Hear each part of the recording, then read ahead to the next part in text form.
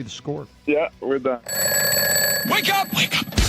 Mike Mulligan, David Haugh. I wouldn't be surprised if both teams make a move by 5 p.m. The Cubs still need a starting pitcher, I think. You could justify that.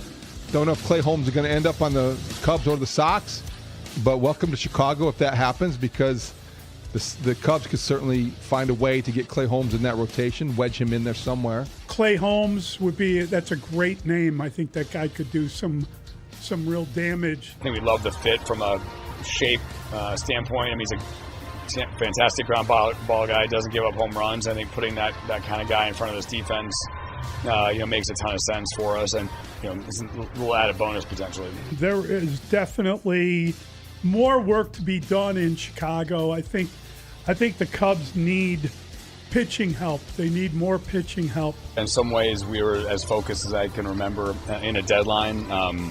It was very clear we needed to add pitching. The position player group has been excellent all year. I think the pitchers have fought through a lot of injuries and I think been really resilient, but we wanted to add reinforcements, and we certainly did that. Start your mornings with Mully and Haugh, 5:30 till 10 a.m. on 104.3 The Score. Come on. Let's go. Mully and Haugh, 104.3 The Score. Wow, what an exciting trade deadline yesterday.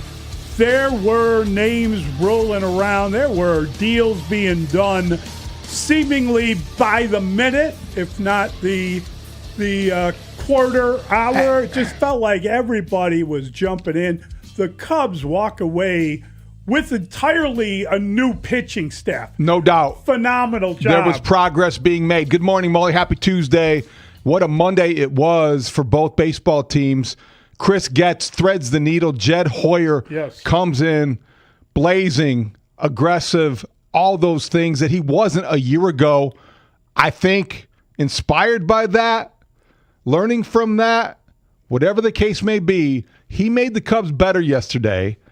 And from the beginning of the day throughout the night, beating the Dodgers, adding to your roster, it's hard to remember a day for the Cubs organization as good as yesterday in a very long time. Well, and let's be honest about it. Like, you get all these 4 pitchers in, you get extra help as well, and you're sitting there and they go down 3 runs, and you're kind of like, oh my God, you got to be kidding me. Still can't be the Dodgers. It made you wonder about everything, and they came right back. Life. They win that game. He contemplated life. They score 10 runs. They win that game 10-5. And by the way, they pick up a game against the Brewers. Yes. That was about as good a trade day outcome as the Cubs could hope for. No question about it, because they reacted the way that you had been urging them to react if you're a Cub fan. And you go out, and what did they need most? Pitching. What did they get the most of? Pitching. And so you look at their defense and their pitching, and you feel very good. And then the thing you're worried about coming out of the weekend series against the Yankees was, this hitting is so up and down. It remains inconsistent, but when it's hitting and functioning like it did last night against the Dodgers, you feel like, okay, this is Jed Hoyer telling the league, telling his players, I believe you can win. I believe you're a championship team.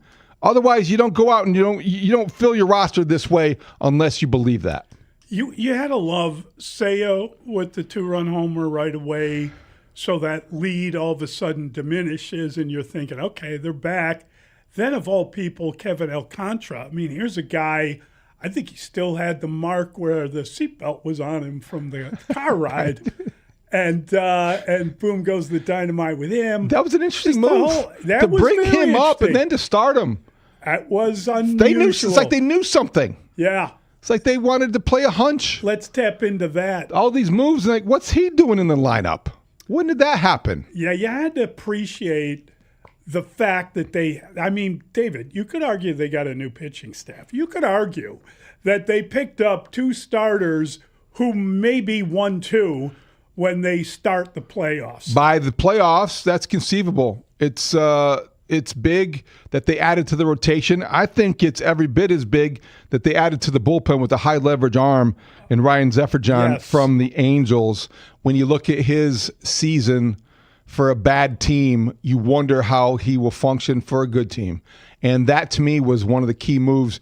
The starting pitchers get a lot of the notoriety and certainly command the attention. Kevin Gausman and Clay Holmes, welcome to town. Man, that guy is a horse if he's healthy. If he's healthy, yep. And it wasn't an arm injury that knocked him out this year. It was a flukish thing. Yeah, he had a broken leg. And you remember, I know Dustin will probably remember this, he already has contributed to the Cubs season.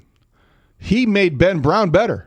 Yes. He helped Ben Brown develop another pitch in the offseason because Ben Brown worked out with Clay Holmes, right? Then he came back, and Ben Brown was one of those guys that big reason for success in the first half. Now they're teammates. I don't know if Ben Brown's going to be able to come back. And then when he does, I don't know where you put him in the rotation because it's loaded. I feel like Clay Holmes is just going to walk up to Ben Brown and crack his neck correctly. That's why they traded for him. The secret remedy guy. He's the secret remedy guy. Pitch. He's half a chiropractor. He's got everything. He's got everything. And now great. The Cubs have him. Was really good. Gausman, Holmes, Braxton Garrett from the Marlins. Don't know how he fits in this year. He could be a bullpen piece, lefty. He has history as a starter. Yes. He's at Iowa. Let him stay there until you need him. Then Zefferjon. And you look at that completes the pitching staff. And there'll be some guys in some different roles. Oh, yeah. I mean, they got a lot of starters now. I think that maybe the biggest, I don't want to call it a loser, but maybe the biggest impact will be with Javier Assad. Mr. Do Everything. He's going to and anything. He's going to have to do something else. Yes, he's going to have to do something else. He likely will fall out of the rotation and into a bullpen role. And you might even see as well when Daniel Cabrera comes back, Colin Ray may actually be used in the way that he was originally intended. Right. As a swing guy, as a bulk guy, as a guy that doesn't necessarily start every fifth day, but still valuable nonetheless because this pitching staff right now has depth, it has experience. It's exciting to think and about. It has all of the reason to believe it can make an impact in October. You feel like, looking at the moves they made, they're going to have enough starting pitching for the playoffs. And we can't say that about a year ago. That's all what it's all about. You're exactly right. A year ago, Jed Hoyer lost his nerve. And at the deadline, when you wanted him to go out and make the big move and part with Owen Casey and part with Moises Ballesteros and part with whatever prospect he needed to part with to get the pitching to impact the rest of the season, I don't think that he wanted to do it. And we understood the reasons why, but something changed dramatically in the philosophy. And I think it may be as simple as him just telling this team he believes in them. And this is evidence of that. I think that there are a lot of interesting moves that were made. The one that really kind of you not scratch your head, but Tyrone Taylor coming in. You look at that guy and his splits against left-handed pitchers in particular, and you wonder, is he coming in to kind of split time maybe with Ian Happ, who has not excelled at that, still pinch hitting, but has not been the entity you would hope for in that role. I suppose that's a possibility. The way I looked at Tyrone Taylor in the addition, and him coming over from the Mets as well, a couple things. I think that without Matt Shaw, and there's really no certainty what you're going to get from him, Tyrone Taylor gives you a right-handed option with designated hitter, with Seiya being the DH and maybe playing the outfield. He can be that right-handed guy, the right-handed complement to Michael Conforto. Michael Conforto is your left-handed veteran bat. Now Tyrone Taylor from the right side gives you that. Also, his history playing for Craig Counsell gives you a reason to understand why he's here. Might be one of those guys where Counsell's looking at it and say, okay, you know what? If you're going to get Clay Holmes, maybe we could throw him in too, because he has had success with Counsell. There's a familiarity there, and we know from the pitching staff what that can mean when Counsell has guys he's comfortable with. So perhaps, but I did not expect them to add an outfielder. Just like I didn't expect that we'll get to the Sox in a moment. That was a surprise move for them. But the Cubs getting Tyrone Taylor just adds to that bench, Mully, in a way that makes you think that they are going all experience going into the postseason and down the stretch, and not really with youth. Youth is not being served so much. It's time for the experienced guys to get them into October and beyond. And speaking of Ian Happ, coming up at 10 a.m., you can tune in to the Rahimi, Harris, and Grote show right here on The Score. They'll be broadcasting down the hall there at the Blue Cross Blue Shield Performance Stage, and they'll be joined by Ian Happ for a special Chalk Talk starting at noon. That's today right here on The Score, and it's brought to you by Wildfire. And I love Wildfire. I love Wildfire. That's going to be a great event. I recently went to Wildfire. Did you? And you got this fish, didn't you? You know I did. I know you did. It was funny because my brother ordered the trio filet medallions, and I said, I'm going to have that. And my wife said, are you sure? And I said, yes. And then the guy asked me what I wanted, and I ordered the fish. I can't get away. You've never been more certain of anything in your life. Macadamia nut Are you sure? halibut might be. Of course I'm sure. I know Who are exactly you? what I'm ordering. And it will be the same thing I always order. That's a great thing. You get a restaurant you like, the food is prepared phenomenal. perfectly. I did. I had like a flash of, oh God, what if like I get hit by a bus or something? I better have the haddock. Totally understandable. I don't think why try something else if you like what you got. I used to have the other dish. I get one-eyed about things, David. But anyway, that's okay. I'm under control. But yeah, Wildfire is sponsoring the event today. Ian Happ will be here. What a day for him to come and revel in the success of yesterday and the excitement of what's to come, because right now you feel a different level of excitement. I think a renewed energy about the Cubs moving forward. These pitchers adding to the mix, this bullpen being reinforced, and this everyday lineup getting, not so much the everyday lineup getting an oomph, but I think a guy like Tyrone Taylor can add some energy and a spark as well. At a time of the season, August dog days, you need them. Yeah, I mean, listen, starting pitching, the reliever, I mean, I don't know anyone. I have no Cub fan friends that didn't love what happened yesterday. Everybody loves an aggressive GM. Everyone's shot out of a cannon. Everybody loves that kind of approach at the deadline, because it says you respect what you've accomplished to this point, but boy, you want to be better, and this is how we're going to try. And listen, it cost you some young talent. Let's not pretend like everything was just handed to them. So. They lost their number one overall prospect from before in Moises Ballesteros. He was once their number one overall He was prospect. once their number one hitter. And, I think he was once batting second. He was in the 3-hole. Yes. Imaginarily forever. It's a pity. And it is a pity because, he was a good player, went off the boil, whatever.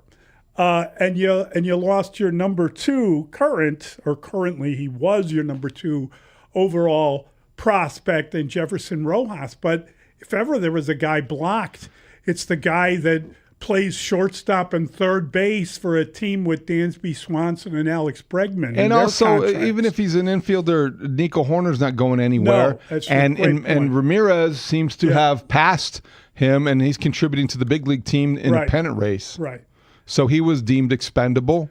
Jonathan Long was their 10th overall prospect. He's gone now. He was a guy that, I don't know. I kind of like that guy. I kind of like the idea of him because you had depth on the way behind Mike. I liked him too, but I also remember my attachment to Matt Mervis, and I like the fact that the Marlins take on Cubs power hitting first base prospects.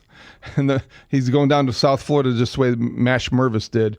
And maybe he'll flourish there, maybe not. But I don't know that he had a shot here because of Michael Busch. But we know that prospects, they're kind of it's a mixed bag. It's 50-50. It's not, nothing is assured.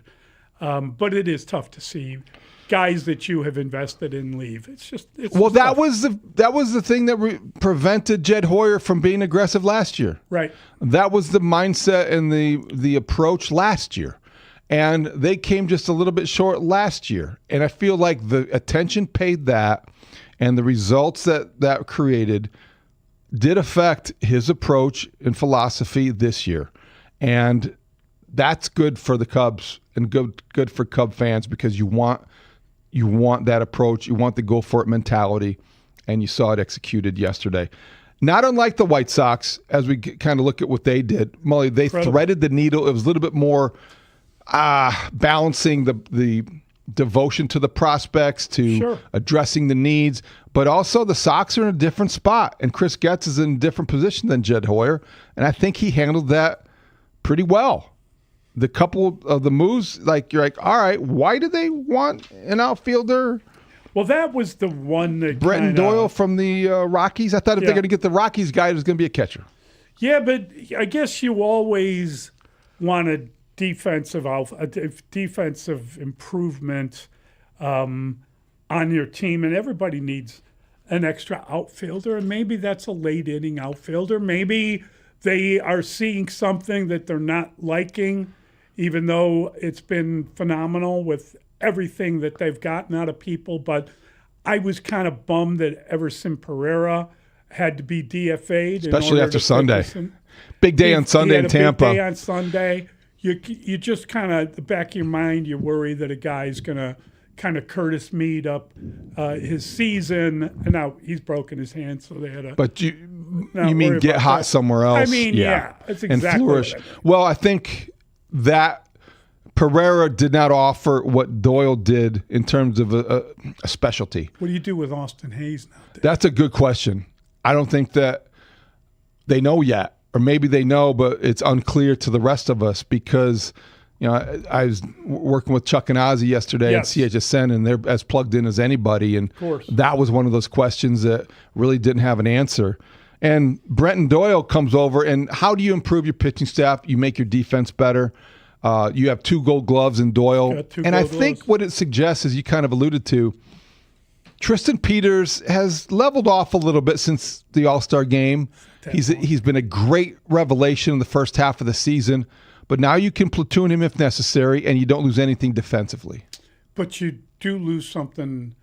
I mean, listen, let's just be frank about it. You're bringing in a guy with a Gold Glove, but he's also, I don't know if he brings his own bat or just picks one up. He doesn't bring the bat. Nope. And I think that the problem there is that here's a guy that couldn't hit in Colorado. I don't know if you're aware of how thin the air is there. Pretty thin. Usually you can you worry about the other thing. Altitude is an issue. Yeah. That somebody has jacked up their stats because they're in Colorado. He had 23 homers in 2024. Colorado. He had 23 homers and 542 at-bats. So he does have some pop in the bat. He had 15 last year. He's leveled off this year. Only 1 home run. Oh, boy. In 117 at-bats.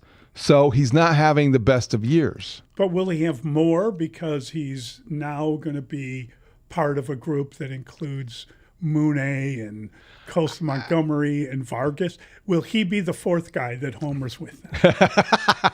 I don't know that he'll do that. But it is funny how a change of scenery can affect guys. You're right. And how just joining a winning atmosphere can spark somebody. And that's the hope with maybe Brenton Doyle. It's the hope with Luis Castillo. And you think Huáscar Brazoban already has had a very good season. You just hope that continues. So that is the haul. And then they add Joey Bart to the mix. To me, Joey Bart is a veteran who at one point in time was highly thought of. At one point, he was, first of all, highly drafted. 2nd overall. He was supposed to be the guy that replaced the guy in San Francisco. Buster Posey. He was supposed to be the heir to that throne. And it didn't work out so much, even though he was so ballyhooed in San Francisco, they named a transit system after him. You're mispronouncing that. Okay, sorry. The Bay Area Rapid Transit? I don't know. But can't you take that to Oakland? Forced? I think he took it to Pittsburgh. So Yeah. he ended up being a little bit well-traveled. They get him from the Braves. That's very funny. And Joey Bart gives you a veteran presence that I think that I was surprised they sent down Edgar Caro. Weren't you? He's got 2 walk-offs. Yeah. I mean, I David, thought Drew Romo was the odd man out. I mean, listen, I think because of I hear what you're saying, but I think because he is a guy that that has options, it probably made more sense. I still think they talk about Teal coming back. These things may take care of themselves. Do they know something about Teal? I don't know. That makes you wonder. But do they want him to keep batting every day? And if they're going to, I would say Drew Romo is already kind of not the everyday catcher, and I think he'll be okay in that role. I wonder about Edgar. I think they want to try to get the best out of him. I don't think they're giving up on Edgar. And I like what you said there, though. Maybe they want him to get every day at bats. Maybe they haven't given up on him yet. Yeah, I hope that's and the case. And maybe they bring him back. But I was a little surprised that was a corresponding move. Well, I mean, there's also a veteran at Charlotte, Eric Haas. Dead last in Major League Baseball in catcher production at the plate. It's historically bad. It's not even close. Yeah. They're not getting much out of that position. No, nothing. So maybe Bart will help stabilize it and provide a defense. It's going to be difficult for him, as Ozzie continues to point out, that joining a team mid-season or late season, getting to know the pitching staff and handling that pitching staff in a way that makes an impact, not as easy as it sounds. Well, so that's the challenge for Joey Bart. Will he improve the red line? It's easy to get to Sox games. I'm Joey Bart for the CTA. I'm not going to get that out of my head now. I'm Joey Bart for the CTA, and let me tell you the best way to get to a Sox game. Well, let's hope that helps the Sox travel further into the postseason. But big day, though, for both teams. Yeah, big no day doubt for both about teams. It helped us kind of be distracted from the bad Bears news of the day. The Bears news turned out to be better than you thought it was earlier in the show when we got out of here. Relative to what we thought at first. Listen, there's nothing positive. It's not a complete disaster. That's the only positive. It's not a complete disaster, but I think it qualifies as a mini disaster. It's a minor disaster. Yes. It's disastrous. He's not missing the season. Pardon? He's not going to miss the season. He might miss the first month. He might miss the first half of the season. We're going for a return. Did you talk to somebody? A return at no. I think we're hoping for a return at the game at Green Bay. That's 10 weeks. I thought that was 5 weeks. The Green Bay, yeah, that's week 5, but it's 10 weeks from the injury. Oh yeah. So but Green Bay, there's almost a month of preseason. Yes, I know. Okay. But he's got a hyperextended knee for a player that is here because of his explosiveness. And speed. It's not good. No, thank you. No one's pretending it's good, but it isn't quite as bad as you feared. Can you give that tiny bit? Sure. But you're not willing to bring him back. You're thinking it's going to take longer. I think it affects the way that you view the Bears defense, especially in the first half of the season against some opponents with some offenses that need the kind of impact plays that Kobe Bryant offered. In the first 4 games, you see the Vikings and the Eagles. And that's not an easy challenge with Kobe Bryant. It's going to be more considerable of a challenge without him. And then week 5, here come the Packers.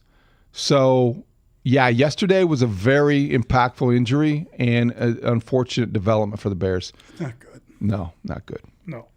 That was sad and that was upsetting, but a lot of trades. A lot of trades. A lot of talk. The Sox were off. The Cubs victorious, and the Bears back on the field. Are they hitting again today? I think they're hitting again today. Today pads, Wednesday shells, Thursday pads. Okay, here we go. Let's get those. Thudded up. get those position battles going, and find out who's going to replace Kobe Bryant.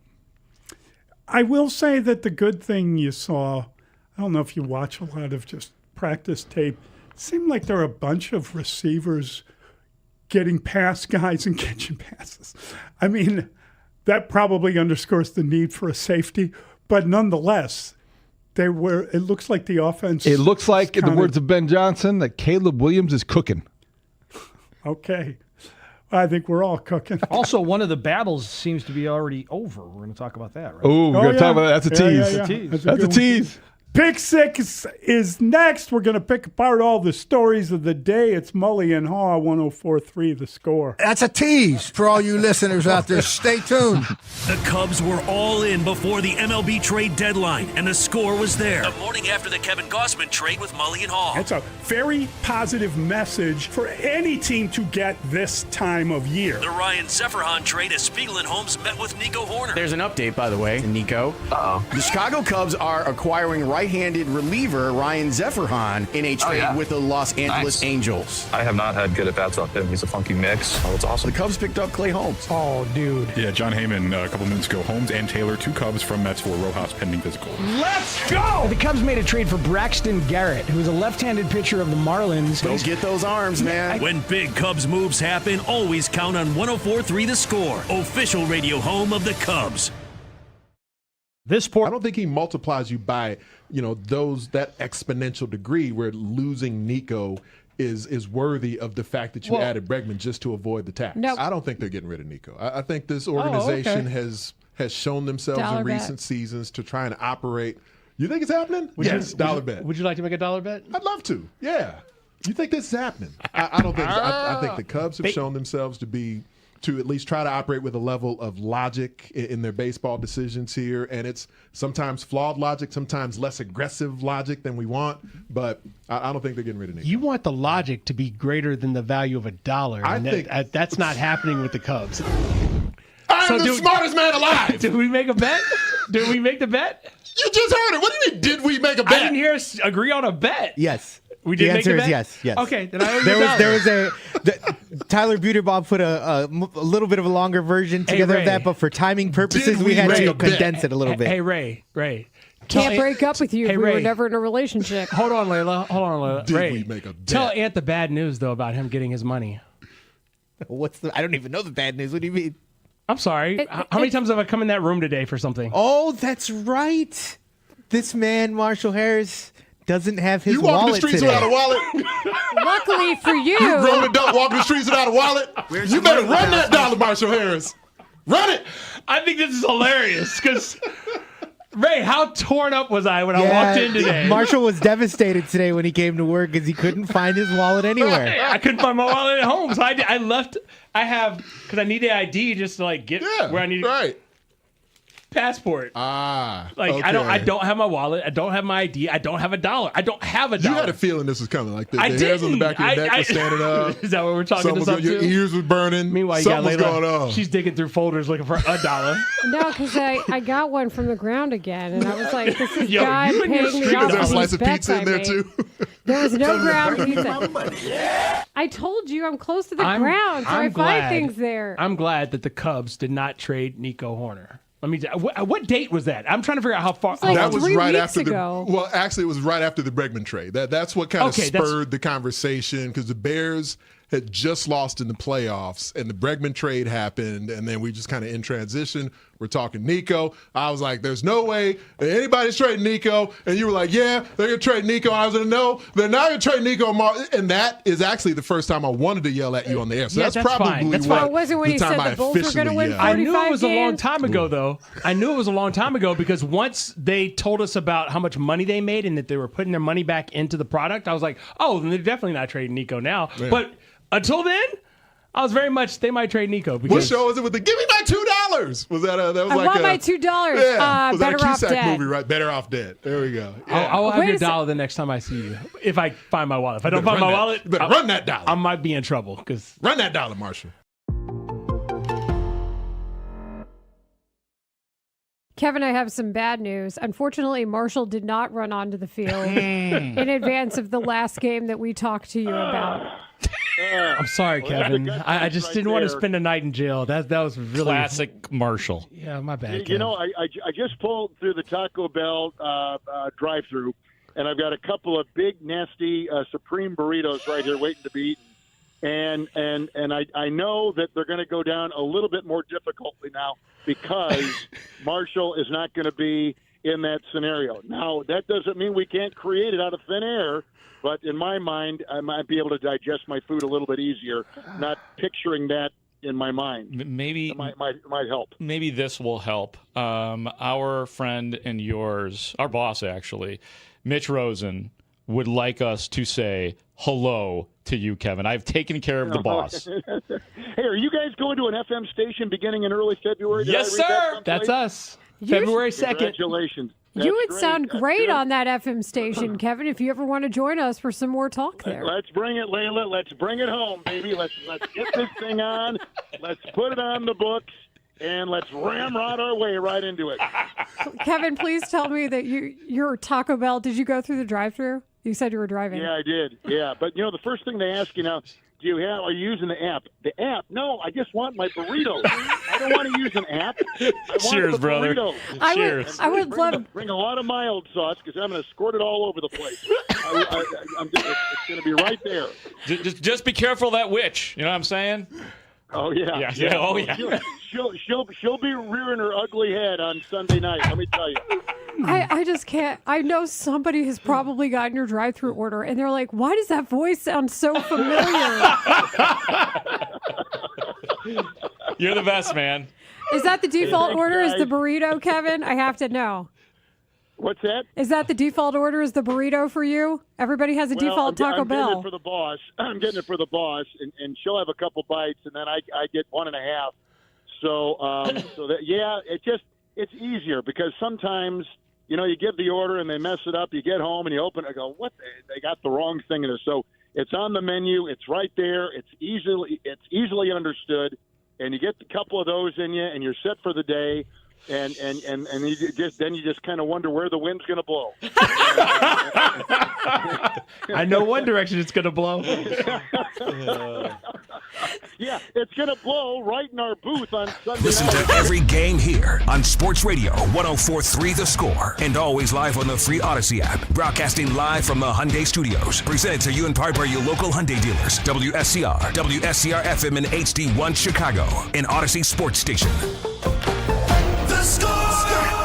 Scoreboard update. Score Update Studio brought to you by AlmostFreeTeeth.com. Confidence should never cost a fortune. 3 two-run homers for the Cubs, who outslugged the Dodgers 10-5 at Wrigley. Seiya Suzuki, Carson Kelly, Kevin Alcantara with the 2-run homers. Michael Busch drove in 3 runs against his former team. Matthew Boyd allowed 5 runs, 4 earned, 9 hits in 6 2/3 innings. He's 7-1.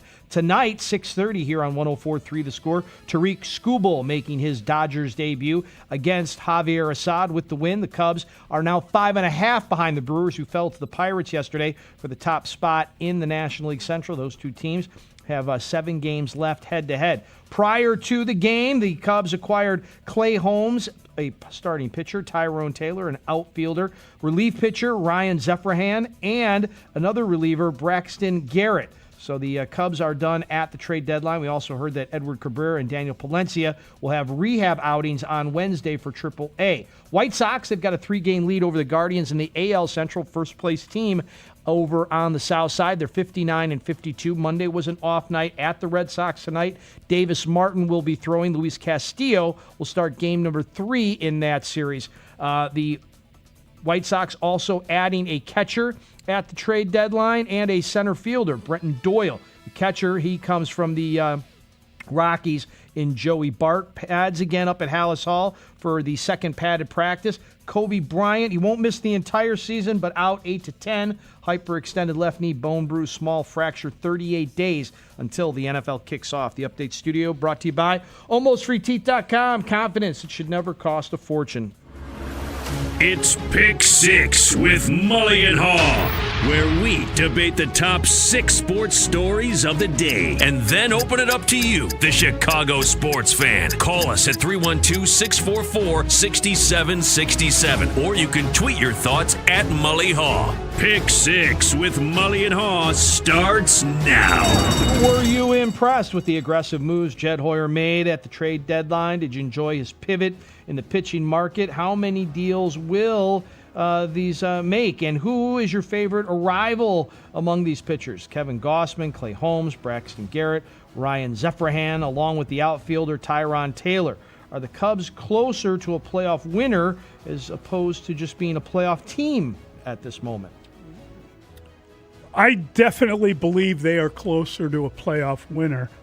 I think that he went into this very aggressively, and he did what had to be done. He went out and he got them a relatively new pitching rotation, and that's something that had to happen. What did they start the year with? 9 pitchers, 9 starting pitchers, and that's what you have to have. How many guys went down? How many guys in the bullpen went down? They've been dealing with this collection of injuries since virtually the first game of the year. And it has been incredibly frustrating, I think, for Cub fans to kind of pretend like everything was okay for that pitching staff. I mean, God bless that group for playing as well as they have to get them to this point. But now they got reinforcements. Now they have gone out and they have improved to a point where you could see them winning in the playoffs. They really have gotten better.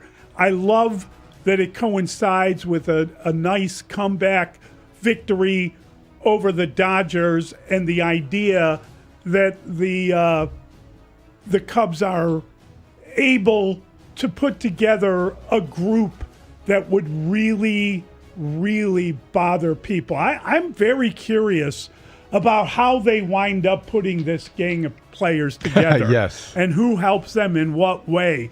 Because, whoever said it was right. When you look at a bullpen, it's a lot of failed starters. Yeah, and I'm not saying failed, but they got a lot of veteran guys that can take on other roles, that know how to come in and get an inning. And I feel like they have enriched their World Series chances greatly with the aggressiveness that they showed. I love the Clay Holmes thing maybe more than anything else, because I really think he's a horse of a pitcher. Gaussman, I'm very curious to see it. How about them getting a fireballer out of the bullpen? I mean, they addressed all issues. They addressed issues, and one of the things that really upset a lot of Cub fans was a while back when you were wondering why certain players weren't being sat or why certain players were batting, and both Craig and Jed talked about that defense is the backbone of this team, and that's what this team is about, defense. And, the offense at that point was absolutely broke, as we used to have some fun in that Theo Epstein cut that we've played from time to time. These pitchers that they got emphasize that point. There's a couple more ground ball pitchers in here to go along with the other ground ball pitcher they got. But Mully, to your point, and we're going to talk about it, another tease in the extra point. Like, how do you line this thing up? It's very interesting. I sat there last night as I'm watching the Cubs and the Dodgers, and it was a fun game. Wind was kind of, the fireworks were on, right? But the whole time as I'm watching the game, that's all I was thinking about. I was thinking about, once you kind of reset and these guys all get here, like, how is this going to look? Because all of a sudden, you were talking about, like, Javier Assad making a start and Colin Ray making a start. Now, all of a sudden, Javier Assad and Colin Ray, David, to your point, these guys are probably both going into the bullpen. Mm-hmm. Unless they do what I might do. You guys have Tommy Hotovy this week, so we're fortunate this is a Tommy Hotovy week. Like, I would go 6 deep, maybe for 2 weeks. I know you're going to say no, but I would go 6 deep for 2 weeks to make sure that everybody is ready to go when it And one last part. Are they closer to a playoff winner as opposed to a playoff team? I think they're closer to a team that's going to host a playoff series. I think that's massively important. I can see you saying that. I can see why you'd say that. And the reason why a lot of people believe that today, Jed Hoyer responded to the challenge. And the challenge was to make this team better and to make this team into the type of team you could see going deep into October, challenging the Dodgers in the NLCS. That was in front of him. That's what, to me, he did. This is a team that was rewarded because of the way that they persevered through all those injuries. Still 15 games over 500, not as good as you want to be, but certainly it looks now they can be as good as you want, as you would want them to be in October and by the end of the season. And to me, I think Jed Hoyer also regained a measure of respect yesterday, because a year ago he had to face the questions and he had to face his own clubhouse after doing very little at a deadline where you prioritized the future over the present. And we made those jokes about 2032 and what Carter Hawkins said and how Jed loves to hug to his prospects and they couldn't part with Owen Casey, et cetera, et cetera, et cetera. Yesterday, they got rid of 3 prospects they worried about now, not later. Prospects. 3 highly ranked prospects. And so he did what he needed to do. The roles will develop and evolve, and we'll talk about exactly what they will be specifically. But I think now Jed Hoyer told his team, I believe in you.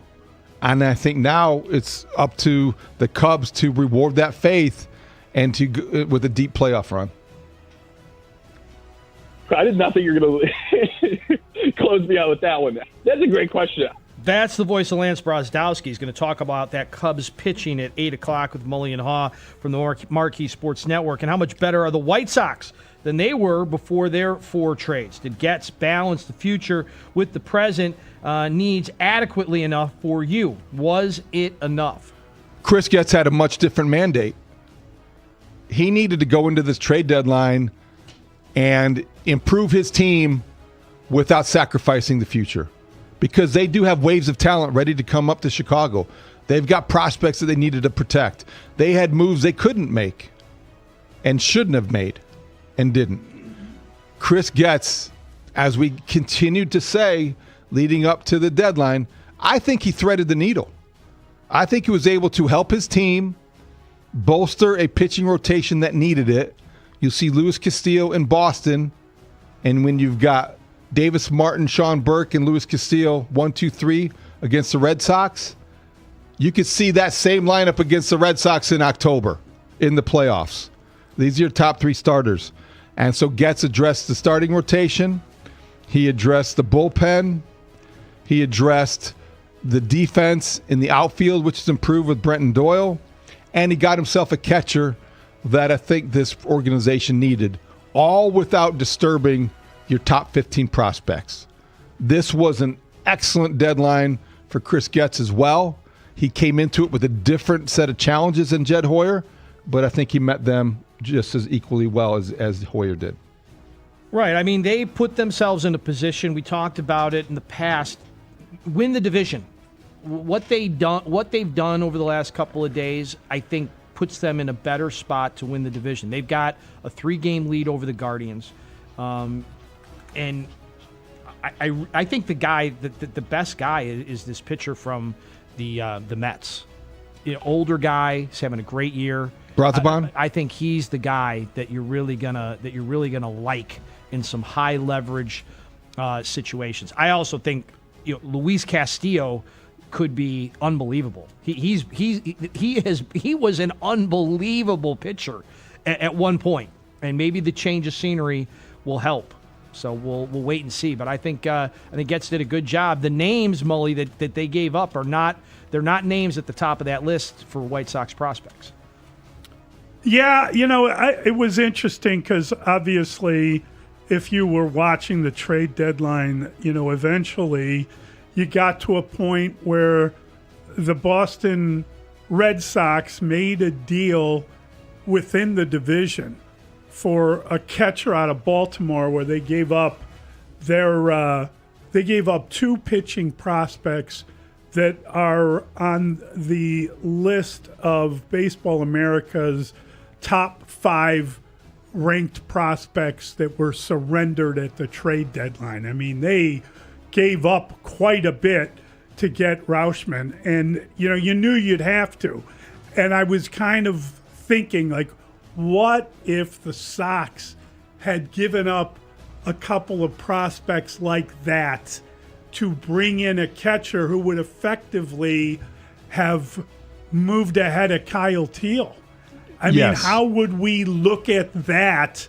I was just, as you're watching different deals go by, I kind of whistled about the Red Sox deal. I was like, wow, cannot believe they went for that kind of a player, and look what they gave up. But then I thought they did try to contact the Sox and get Teal back in the offseason. That was a need for them. So that was definitely and they're in a need. different spot. And they have won.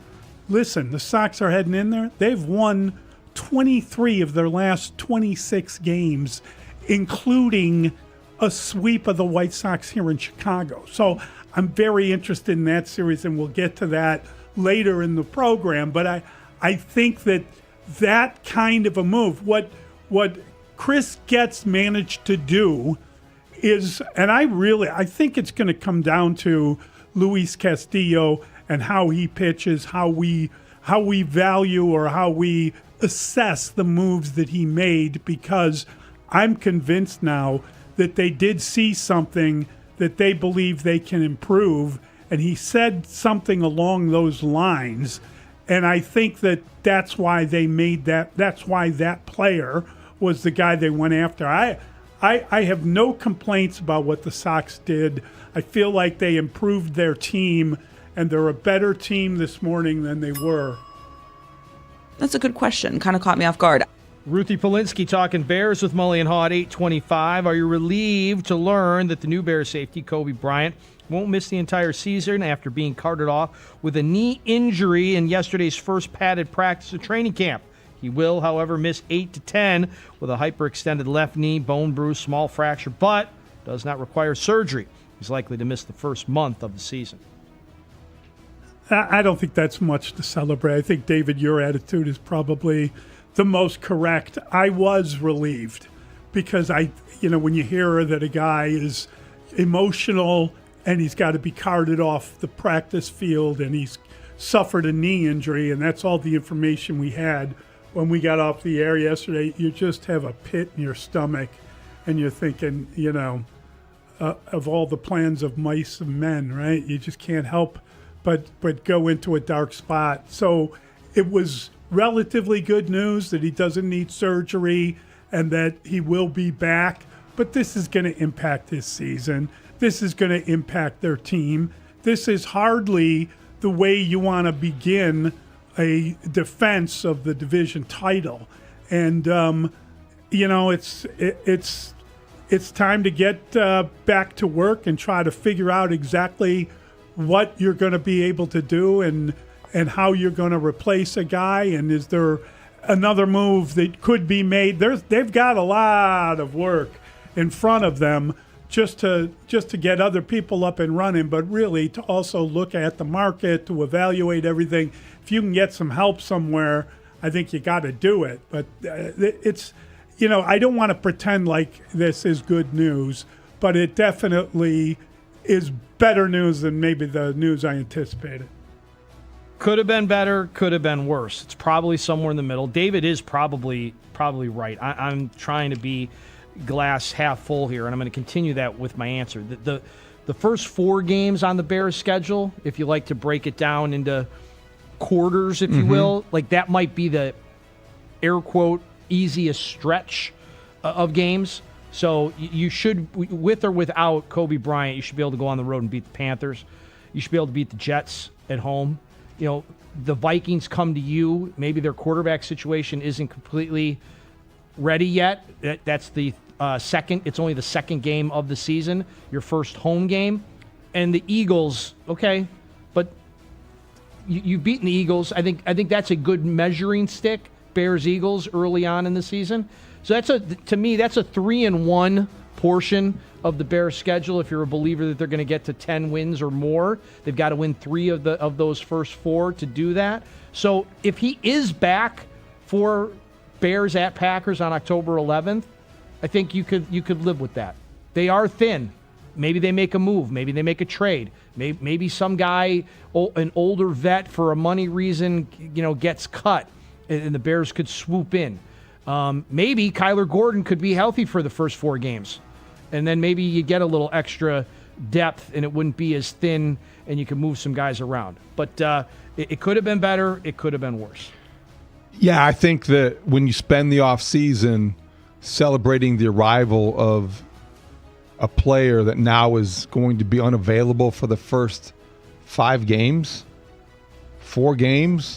I think the Packers game, week 5, maybe how effective is somebody coming off a knee injury going to be in that game? Don't want to be negative, just want to be real. And a guy that is known for his explosiveness and was brought here because of his ability to disrupt, and frankly was chosen over the previous safety tandem because of all those things.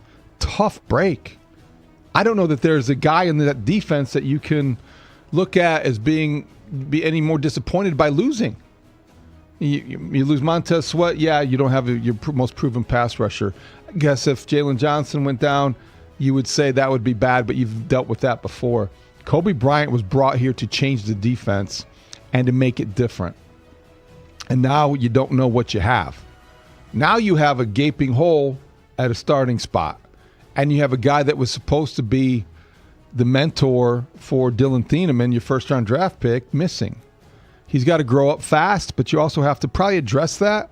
I don't think Elijah Hicks, who's injured, and Cam Lewis, who filled in yesterday, are the answers.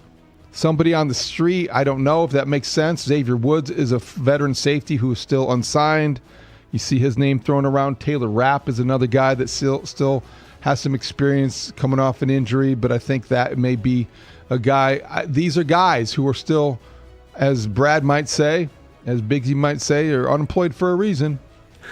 And I don't know what's left in the free safety store, but I do think the Bears have to check the inventory because this is a gaping hole, and as much as we might want to rationalize it, it's not as bad as people thought. He's not out for the season, but this is not good news.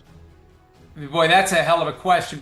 Oh, we got a hell of a questions to ask to Mike Florio, 9 o'clock, Pro Football Talk. Did Ben Johnson sound like a head coach about to oversee a position battle at center between Garrett Bradbury and Logan Jones? He's extremely impressive. He's super smart. He's played high-level football in a couple of places now, and he's brought that here. I think what stands out the most is he's got an elite level of communication.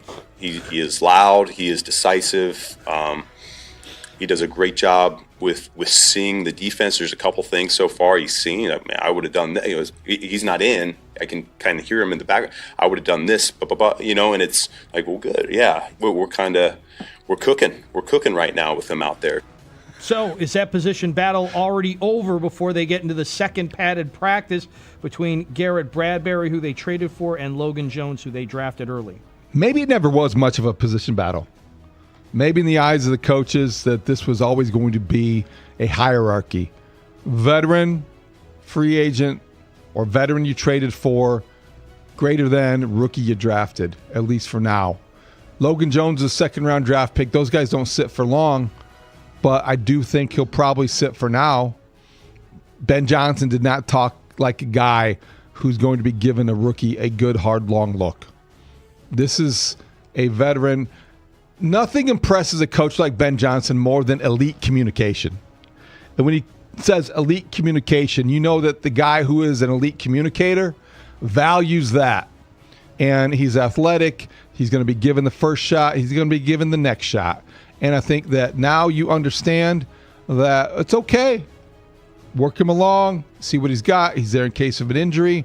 And it's Bradbury's job, I think, to lose. And it doesn't sound like he's anywhere close to losing it. It doesn't. And, I mean, now, are we really doing this question because of the position battle, or are we doing it because somebody sneezed into the mic? I know he had some fun with this yesterday as well. I felt like someone sneezed on me. I was like trying to wipe off. Oh, that's a wet one, too. We're masking up in here. Yeah, holy God. I think I predicted that Logan Jones was going to start a lot of games. He still could start a lot of games. I think this is the right way to handle this. And who knows? This might have also motivated Garrett Bradbury a little bit. We don't know a ton about this guy personally and interview him yet. We haven't seen him around his teammates yet. But you want a center to be a communicator. You want them to, let's go, let's call out the positions. And again, at some point, I do think that QB1's going to have a little say in who he wants to be putting his hands underneath and receiving the ball from. Is this guy's reputation that of a kind of finesse center? Do you know what I'm saying? I believe you're right. And yes. I believe athletic, can get to the next level. And that's very important, and that looks great when you're in training camp, and that can really work. But like putting the pads on and running some drills, it's a little bit different than playing in a game. You're saying if he gets knocked down his keister on 3rd and 1, he's going to have a different. Doesn't matter how elite of a communicator he is. His communication could be. That's a good point. I mean, I'm just saying, maybe this is over. Garrett maybe tells us he's been trampled. It's great when he said it so eloquently. He used the word trampled. Excellent word. I just think. Let's just let it play out a little bit. Let's see some games. Let's see. He's definitely leader in the clubhouse. He's miles away, but we haven't even reached a point yet where there is definitive work that you can rely upon. And I'm not being mean about it or anything else. Sometimes young guys, it takes them a little bit longer. Sometimes centers, it might take them a little longer. But I think if you're a player, then you're going to play and you're going to show the things that you can do. We talked to the Iowa head coach, and we know that he holds this guy in really high esteem. So whether it's this year, next year, whether it's this month, next month, I'm going to give it a little air and wait and see how it looks when the pads are on and you're out playing and something comes up here or there. So I think you're right. I think it looks like everything's going swimmingly and it looks like it's kind of over, but let's wait until you really get into a dogfight to determine who you want in that foxhole, if I could mix any more metaphors. That was elite. All righty. We are ongoing. We are really making some strides here on the Pick Six. We'll be right back with more. Mully and Haugh, 104.3 The Score. This is 104.3 The Score, Chicago's #1 most listened to sports station. We're live from Chicago, talking Chicago sports. Listen live on the free Odyssey app, AUDACY. We are 104.3 The Score. Hey, Score listeners, for all station contest rules, go to thescorechicago.com/rules, and good luck. This portion of the program brought to you by PackyWeb Ford. It's Jack Webb at PackyWeb Ford, the Bronco boss. Seriously.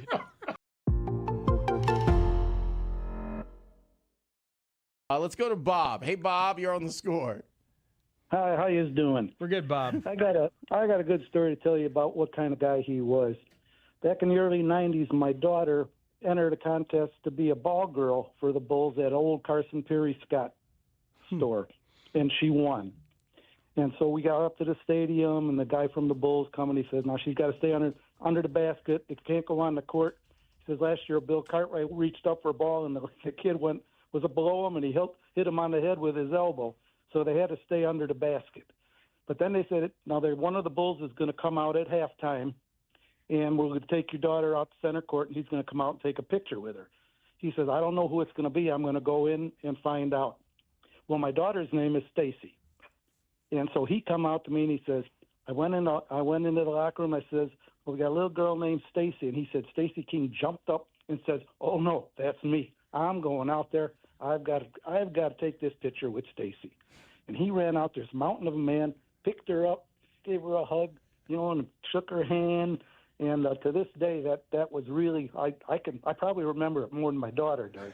But that's the kind of guy he was. He didn't have to do that, but he says, "Oh man, she's a Stacy. I got to do it." Oh, that's tremendous, that's Bob. beautiful. That's beautiful. That's the goods right there. And like that moment of niceness and kindness. My 8-month-old daughter, she was in a body cast. Of course, I thought of that. One of the greatest non things ever. sequiturs. Oh, one of the greatest things ever. Now you got to play the whole thing. This is when Mike in his truck says here you got a Hamp story you want to tell us. Mr. Hampton, it's an honor to talk to you, sir. I met you with my 8-month-old daughter about gotta be 26 years ago at the Old Navy Pier, and she was in a body cast. The only thing free from her were her hands and her legs. And you were talking to me, and she put her arms up deep for you, and you picked her up, and she put her arms around your neck and gave you a kiss on the cheek, and I saw a smile come across that big old tree face of yours, and it looked like you almost dropped a tear. And I just wanted to thank you for that. And to this day, she's 24 years old, and she still has that picture on her wall. And my question to you is, why do the Bears want to keep Jay Cutler in a pocket when, to me, it seems like he's much better when he's on the move? Oh, my God. That is the perfect encapsulation of scoreness. Of scoreness and bearsness. Oh, God. That is so perfect. Yeah, the alien time capsule, just put that in there. Try to explain sports radio and the score. If you'd like to understand why this station has been what it is for 34 years, here you go. This is it. That's an all-timer, man.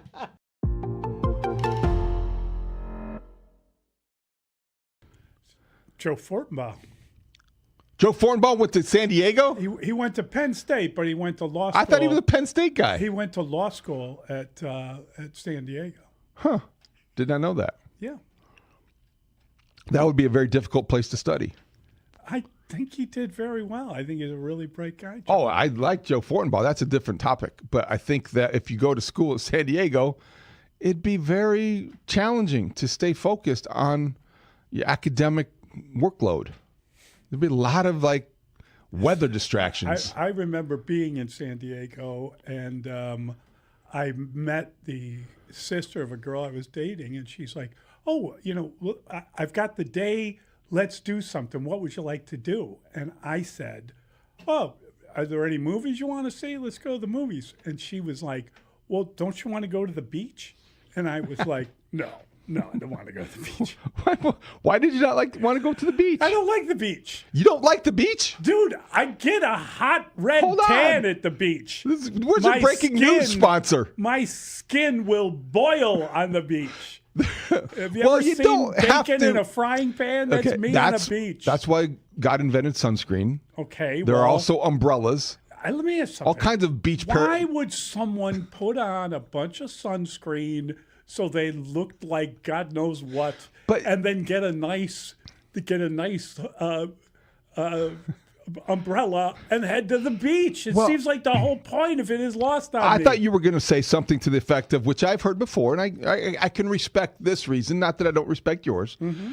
Like the sand, they don't like the sand in their toes. It's like they get sand all over themselves Sand for the doesn't rest of the bother day. me. No, sand doesn't bother you? No, it's the sunburn that bothers me. No, the hot red. It's horrible to be. Have you ever had a bad sunburn? Yes. Okay. Definitely. Everybody. That's part of. That's a yearly ritual. You're going to spend too much time in the sun at some point in time. I agree. That happens quite a bit, but usually you don't. Seek it out. Confidence should never cost a fortune. Welcome back to Pick Six with Mully and Haugh on 104.3 The Score and the Odyssey and iHeartRadio app. I'll ask you guys both this question before I step out here, and that is... Bruce Levine, 7:25 with Mully and Haugh. And after a frenetic trade deadline day, who was the biggest winner? Was there a loser? What player move surprised you the most, wherever it was?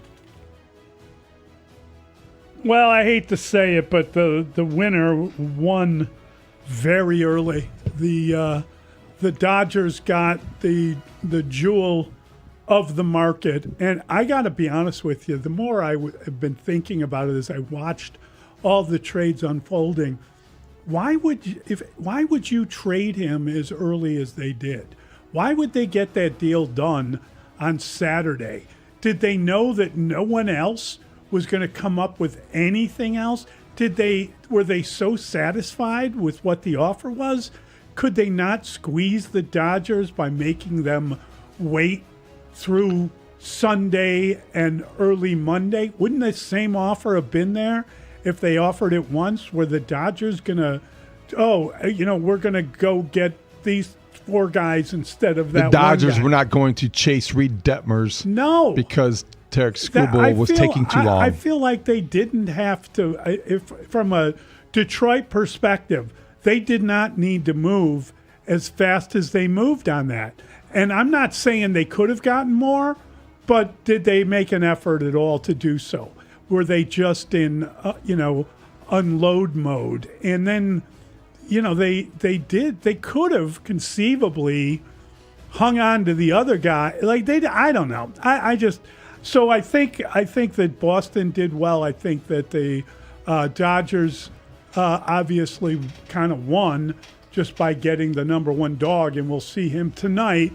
I thought the Cubs did really well. I thought they addressed all their needs. I would put them on the plus side as well. We'll find out who won the trade deadline as play unfolds moving forward. But I think that there were some big dogs that got a lot of big hunting done. And I am going to stop with my hunting metaphor.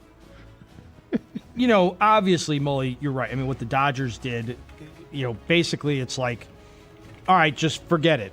Just forget the rest of the regular season. Bring on the playoffs, and let's see. Could the Dodgers sweep their way through and win that piece of metal? Is it going to be that kind of a thing? But let's look at maybe a team that hopefully, because now I'm cheering against the Dodgers and I'm cheering for everybody. I'll even go to I'm going to the Phillies with this one. I really like Luis Ariz. That guy just hits. He puts the ball, the bat on the ball. I like that guy a lot. Is that enough? Can he be a difference? Do you Maybe, like Bryce Harper in the right? outfield? What do they like? It lengthens that lineup. Stretches that lineup. That was a really good pickup. You guys just talked about it. Adley Rutschman to go in the division, right? This guy was highly, highly touted. It hasn't gone right for him in Baltimore. But if he can handle the pressure of Boston, he could be that could be a big time move. And there's that Cubs connection with Craig Breslow making that move. So that's another one. The one I laughed at, though, there's grades all over. Every major website out there's got grades. Some teams got A's, but I was I like to say F-. They didn't quite get it. The Reds, they got an F+. According to Yahoo Sports. Yeah, didn't really. They did nothing. They did nothing to help themselves out. So an F+ for Ryan Porce, Cincinnati Reds. Biggest winners, I think, go to the teams that changed their trajectory as much as anything. And the Dodgers were the Dodgers before Skubal. So, yes, they did win that, and they did get him. But I think they were still going to be the favorites without him. So perhaps they're the winners. I guess that's grudging acknowledgement of what they did. I can still boo Kyle Tucker tonight, though, right? If I go. No. All right. Or Skubal. Hard. Can I boo Skubal? Is that okay? Kyle Tucker was kind of disappointed. But the big winners to me, the Red Sox, they changed their season. They're going for it. Craig Breslow has made some very peculiar moves as the GM there. I think they improved themselves. The Cubs are another winner. The Cubs went out and got 2 starting pitchers and a high-leverage reliever in a time where you didn't know if Jed Hoyer had it in him. And he obviously did. I think they're the winners. At the other end of the spectrum, you got to think the Mets and the Giants have to feel very good about their trade deadline because the Mets got 11 prospects and the Giants got 6 in trading their highly paid players or their highly sought-after veterans. The big losers, thankfully, the Brewers didn't do much. The Yankees didn't do much. They weren't as active. They didn't make the moves that you thought they would make. The The Brewers and the Rays are losers because they didn't get that guy. They didn't get that guy, but you know what? The Rays got a couple guys. They got a catcher and they got Peralta. So the Rays helped themselves, and the Brewers didn't do enough, I believe. But also look in the division with the White Sox. The Twins and the Guardians are coming after them. We'll talk about that later. But it was a fun trade deadline. Next question. Sorry. All right, Connor Bedard is part of the next question. How great was it to hear Connor Bedard, who you just heard there, tell the Overdrive 1050 show from TSN in Toronto that he never contemplated signing an offer sheet in free agency when asked by the Montreal Canadiens, who were trying to sign him to one? Just for me, the risk of, not being a Blackhawk wasn't, worth any amount of money. How great was it to hear that? I loved it because Connor Bedard never considered leaving Chicago. Connor Bedard never wanted to be perceived as leaving Chicago. He cares about his image to the extent that he wants to be known as a team guy, as an organization guy, as a hockey guy, where other people will want to come. And it's already happened. I think Bo Byram is a guy that's glad he's in Chicago, and Patrick Kane certainly is going to enjoy playing with Connor Bedard. This was good. This was a mature Bedard that you heard. He's all of 21, and maybe he's the guy that now you can envision. He sounded like a captain. Give him the C. That's where I was going to go. He sounded like a captain. He really likes to be here, wants to be here. If you're a fan, you're loving hearing that. Yeah, if I own a T-shirt company, the risk of not being a Blackhawk wasn't worth any amount of money. Connor Bedard, don't you want to wear that on your chest? That is a very proud and on the back statement. No, you put be a sentence. No, you don't want to go all that far. Yeah, you're right. Just commit to the Indian is the better T-shirt. It'd be a good T-shirt, the though. brevity of expression is very important. Yeah, but I don't know anybody who doesn't hear that and doesn't feel good about the fact that your best player appreciates everything he has here, and you got a chance to go to an organization like the Canadiens, and who wouldn't run to that great town and play with that proud organization? Well, someone who's a Blackhawk for life. That's the kind of way you look at it. It just sounded there was no amount of money worth risking his status with the Black. Come on. That was fantastic. Fantastic. What a wonderful thing to hear from an athlete in this city. Just fantastic. All right. We've got the extra point next, and of course, Dustin has hinted at it. We're going to line them up for you. We're going to tell you what it looks like on game one of the playoffs. Should we do that? Let's do something Let's do that. Yeah, that'd be fun. It's Mully and Haugh, 104.3 The Score. We are your Bears training camp headquarters. I'm looking forward to having a tough camp again. Mental toughness, it's physical toughness. It's guys come together, wanting to play for one another. And the Score is covering every storyline ahead of this highly anticipated 2026 season. I want to be perfect. I want to be at my best. I want to be the best. This is where Chicago comes to talk sports. 104.3 The Score. Always live on the free Odyssey app. This segment of the show brought to you by Climate Guard Windows. If you need windows, you need Climate Guard. We've been making windows in Chicago for over... They don't, strip down to a Speedo to make sure just get some SPF 50. Especially... and you're ready. That you don't miss one spot when you have an earlobe that is hanging off. Thanks anyway. Okay. Not a beach guy. All right. For that reason, so I just don't... You were never going to miss an assignment due to surfing. Never. You were never going to be late for anywhere because where were you, Mully? No. Why did you miss deadline, Mully? I was surfing. No. I mean, honestly, when I was a younger man and I was covering the Bulls at that period of time, I would basically go to bookstores, and if I had time to kill, I'd go see a movie. I wasn't like a beach guy. Ever. Not for everybody. It certainly is not for everybody. But boy, it was this weekend, I think. This was a big beach weekend. Here? And yeah, just everywhere. Okay. Everywhere. Where it was it's the middle of July. It's above 80. When's the last time you went to the beach? I mean, recently, it's not like a punishment for people, I think, but I understand because you do see people very sensitive to the sun, and you're very, very.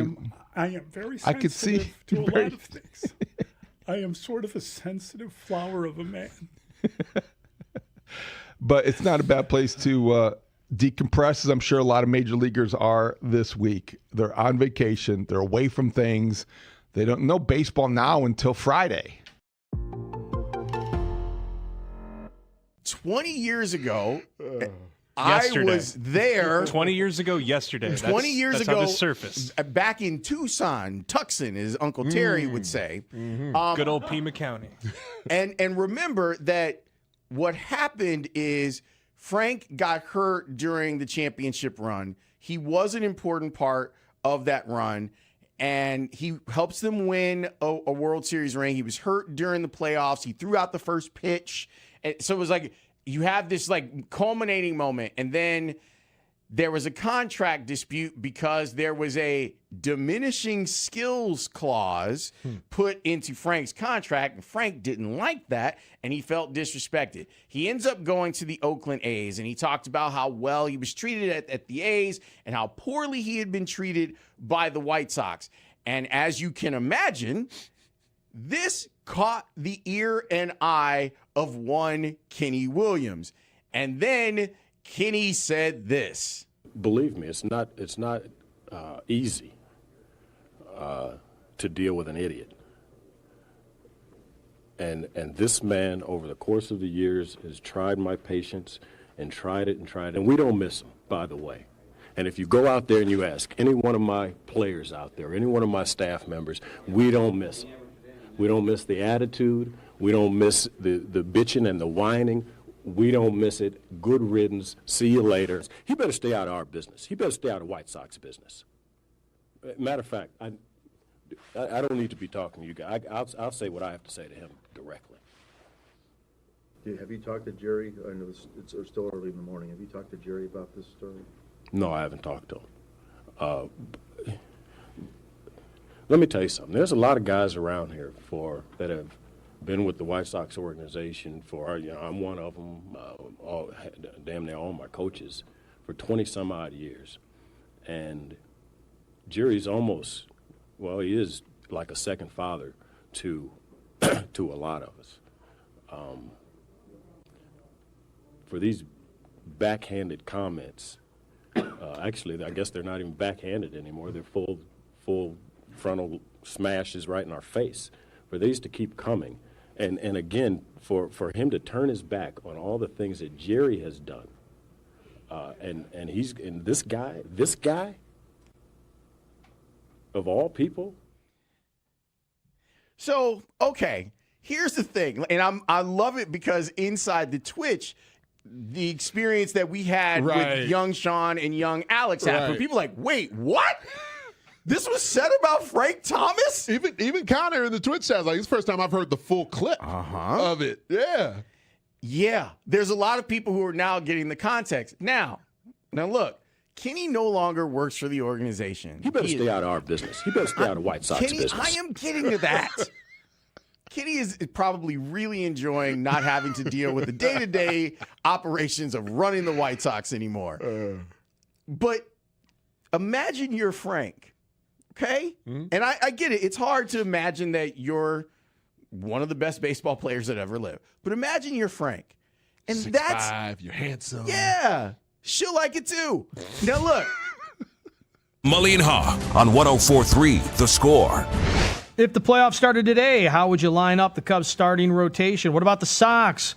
Are they regretful to see any of the players leaving either team? How about the Cubs' former number 1 overall prospect, Moises Ballesteros, number 2 overall prospect, Justin Rojas, number 10, Jonathan Long? Was it good the Sox retained their top 15?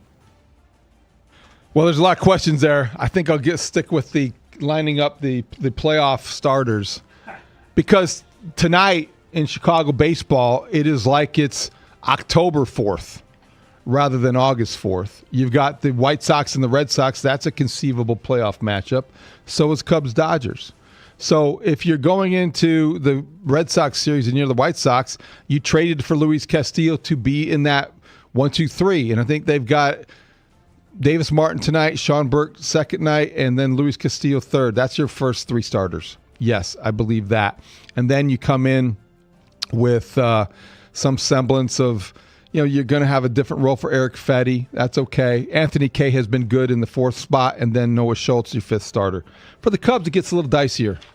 But I'm going with Matthew Boyd, Kevin Gausman, Clay Holmes, Shota, and David Peterson. Edward Cabrera is not back yet. Daniel Palencia is a closer coming back. Those 2 guys may be added in mid-August, and so that would be a welcome addition. And then we'll talk about that. But what this means is Colin Ray and Javier Assad are bullpen pieces, bulk guys. You've got a deep pitching staff now, and you paid for that depth. But I'm going Boyd, Gausman, Holmes.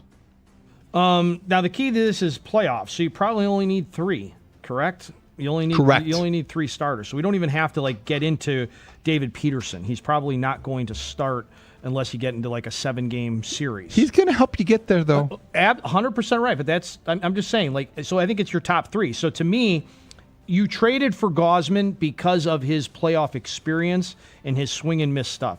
So for me, I'm throwing him out there first, then I'm going lefty, then I'm going Boyd, then I'm going back to Holmes. So it's amazing that your top 2 of your top 3 are guys that have just can't do that to Matt Boyd. You can. You can't abandon him as the ace. It's not abandoning him. I mean, putting him in the middle, not abandoning him at all. Same thing with the Sox. I'm going Davis Martin 1, then I'm going with Luis Castillo, and then I'm going with Sean Burke. Okay. Yeah, I think it's interesting, Dustin, because like you, I was contemplating what the new rotation would look like as I watched Matthew Boyd surrender 3 runs.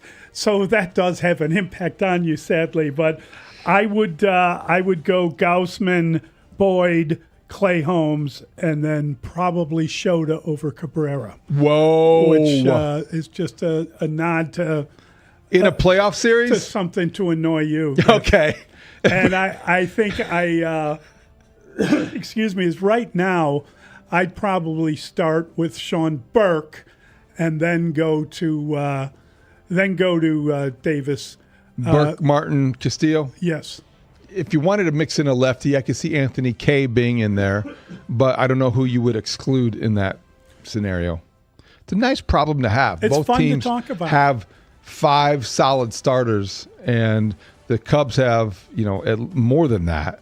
What's your rotation now? That's a fun thing for everyone to David Peterson's not somebody you can just discard and dismiss. He's been better than you thought. I know, but I feel like what you got with Clay Holmes is a better version of him. You got a guy who can be a ground ball pitcher, but at a higher level than him. He's not even cleared yet, though. Clay Holmes. I know.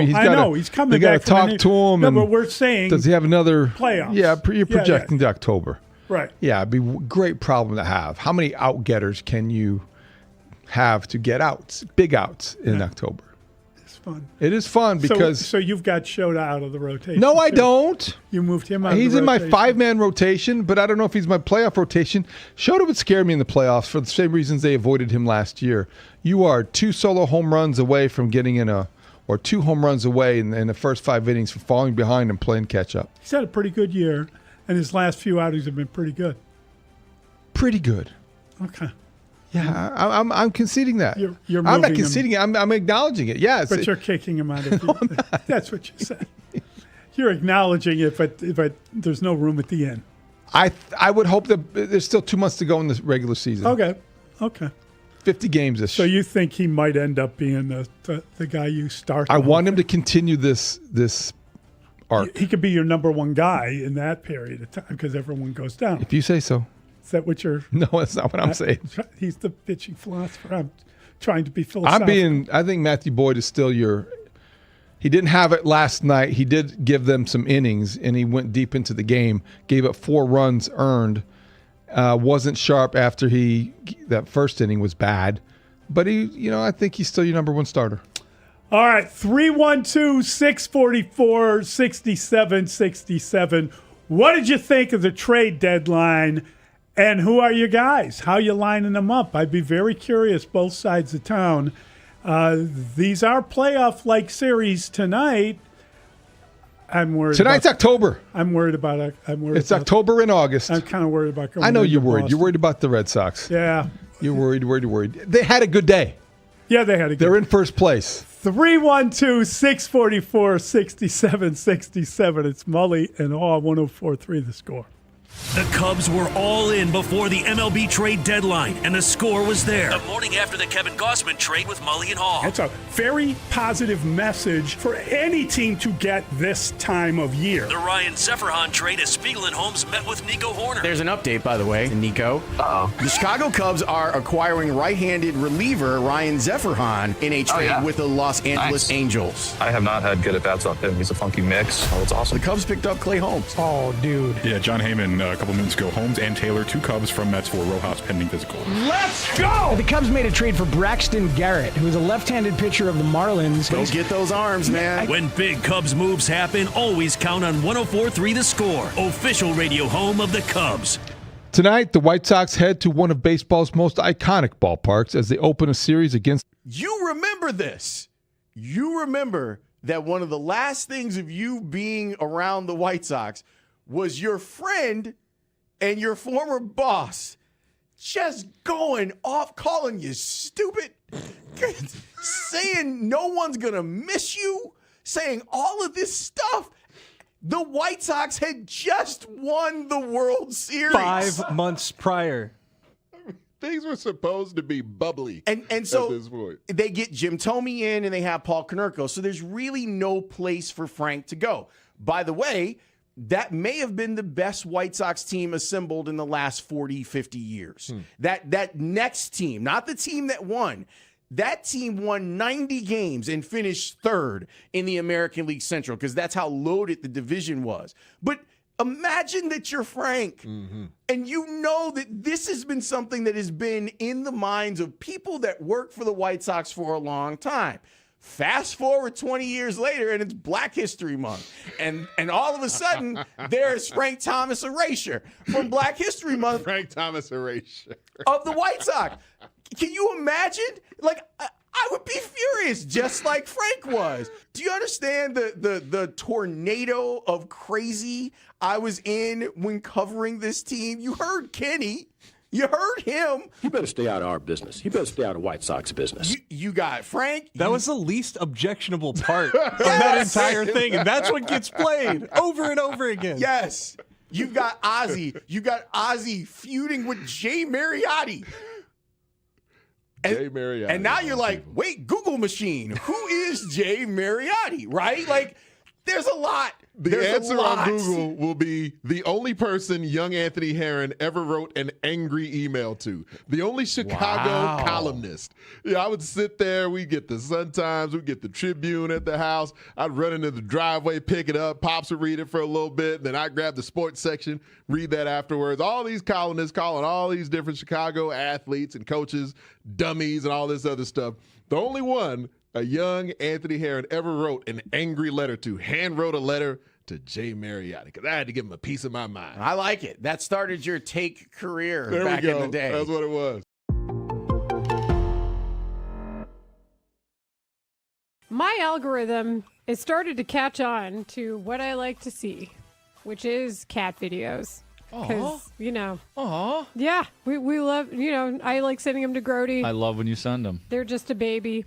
And then I came across this from KARK in Arkansas. New at 10, Nationwide's Wackiest Pet Name Awards are officially in the books. And this year, one of the quirkiest winners comes from right here in Arkansas.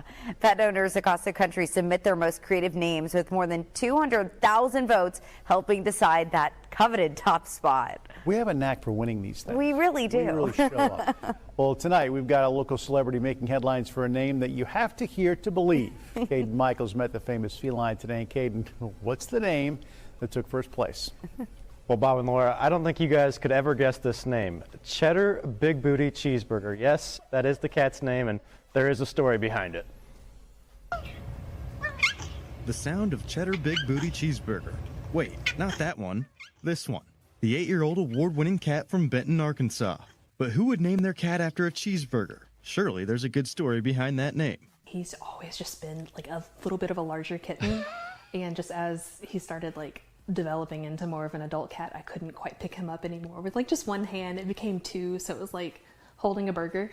So cheddar cheeseburger fit. But what about Big Booty? He started to develop just this little habit of like, I love having my butt scratched. So he would like present his butt, and then it got to a point where like you would do like bongo drums with it. And now all put together, the name winning a national award for wackiest cat name. Getting that email today was a shock. It was pretty wild. I was internally screaming all day, trying to figure out like, oh my gosh, what do I do?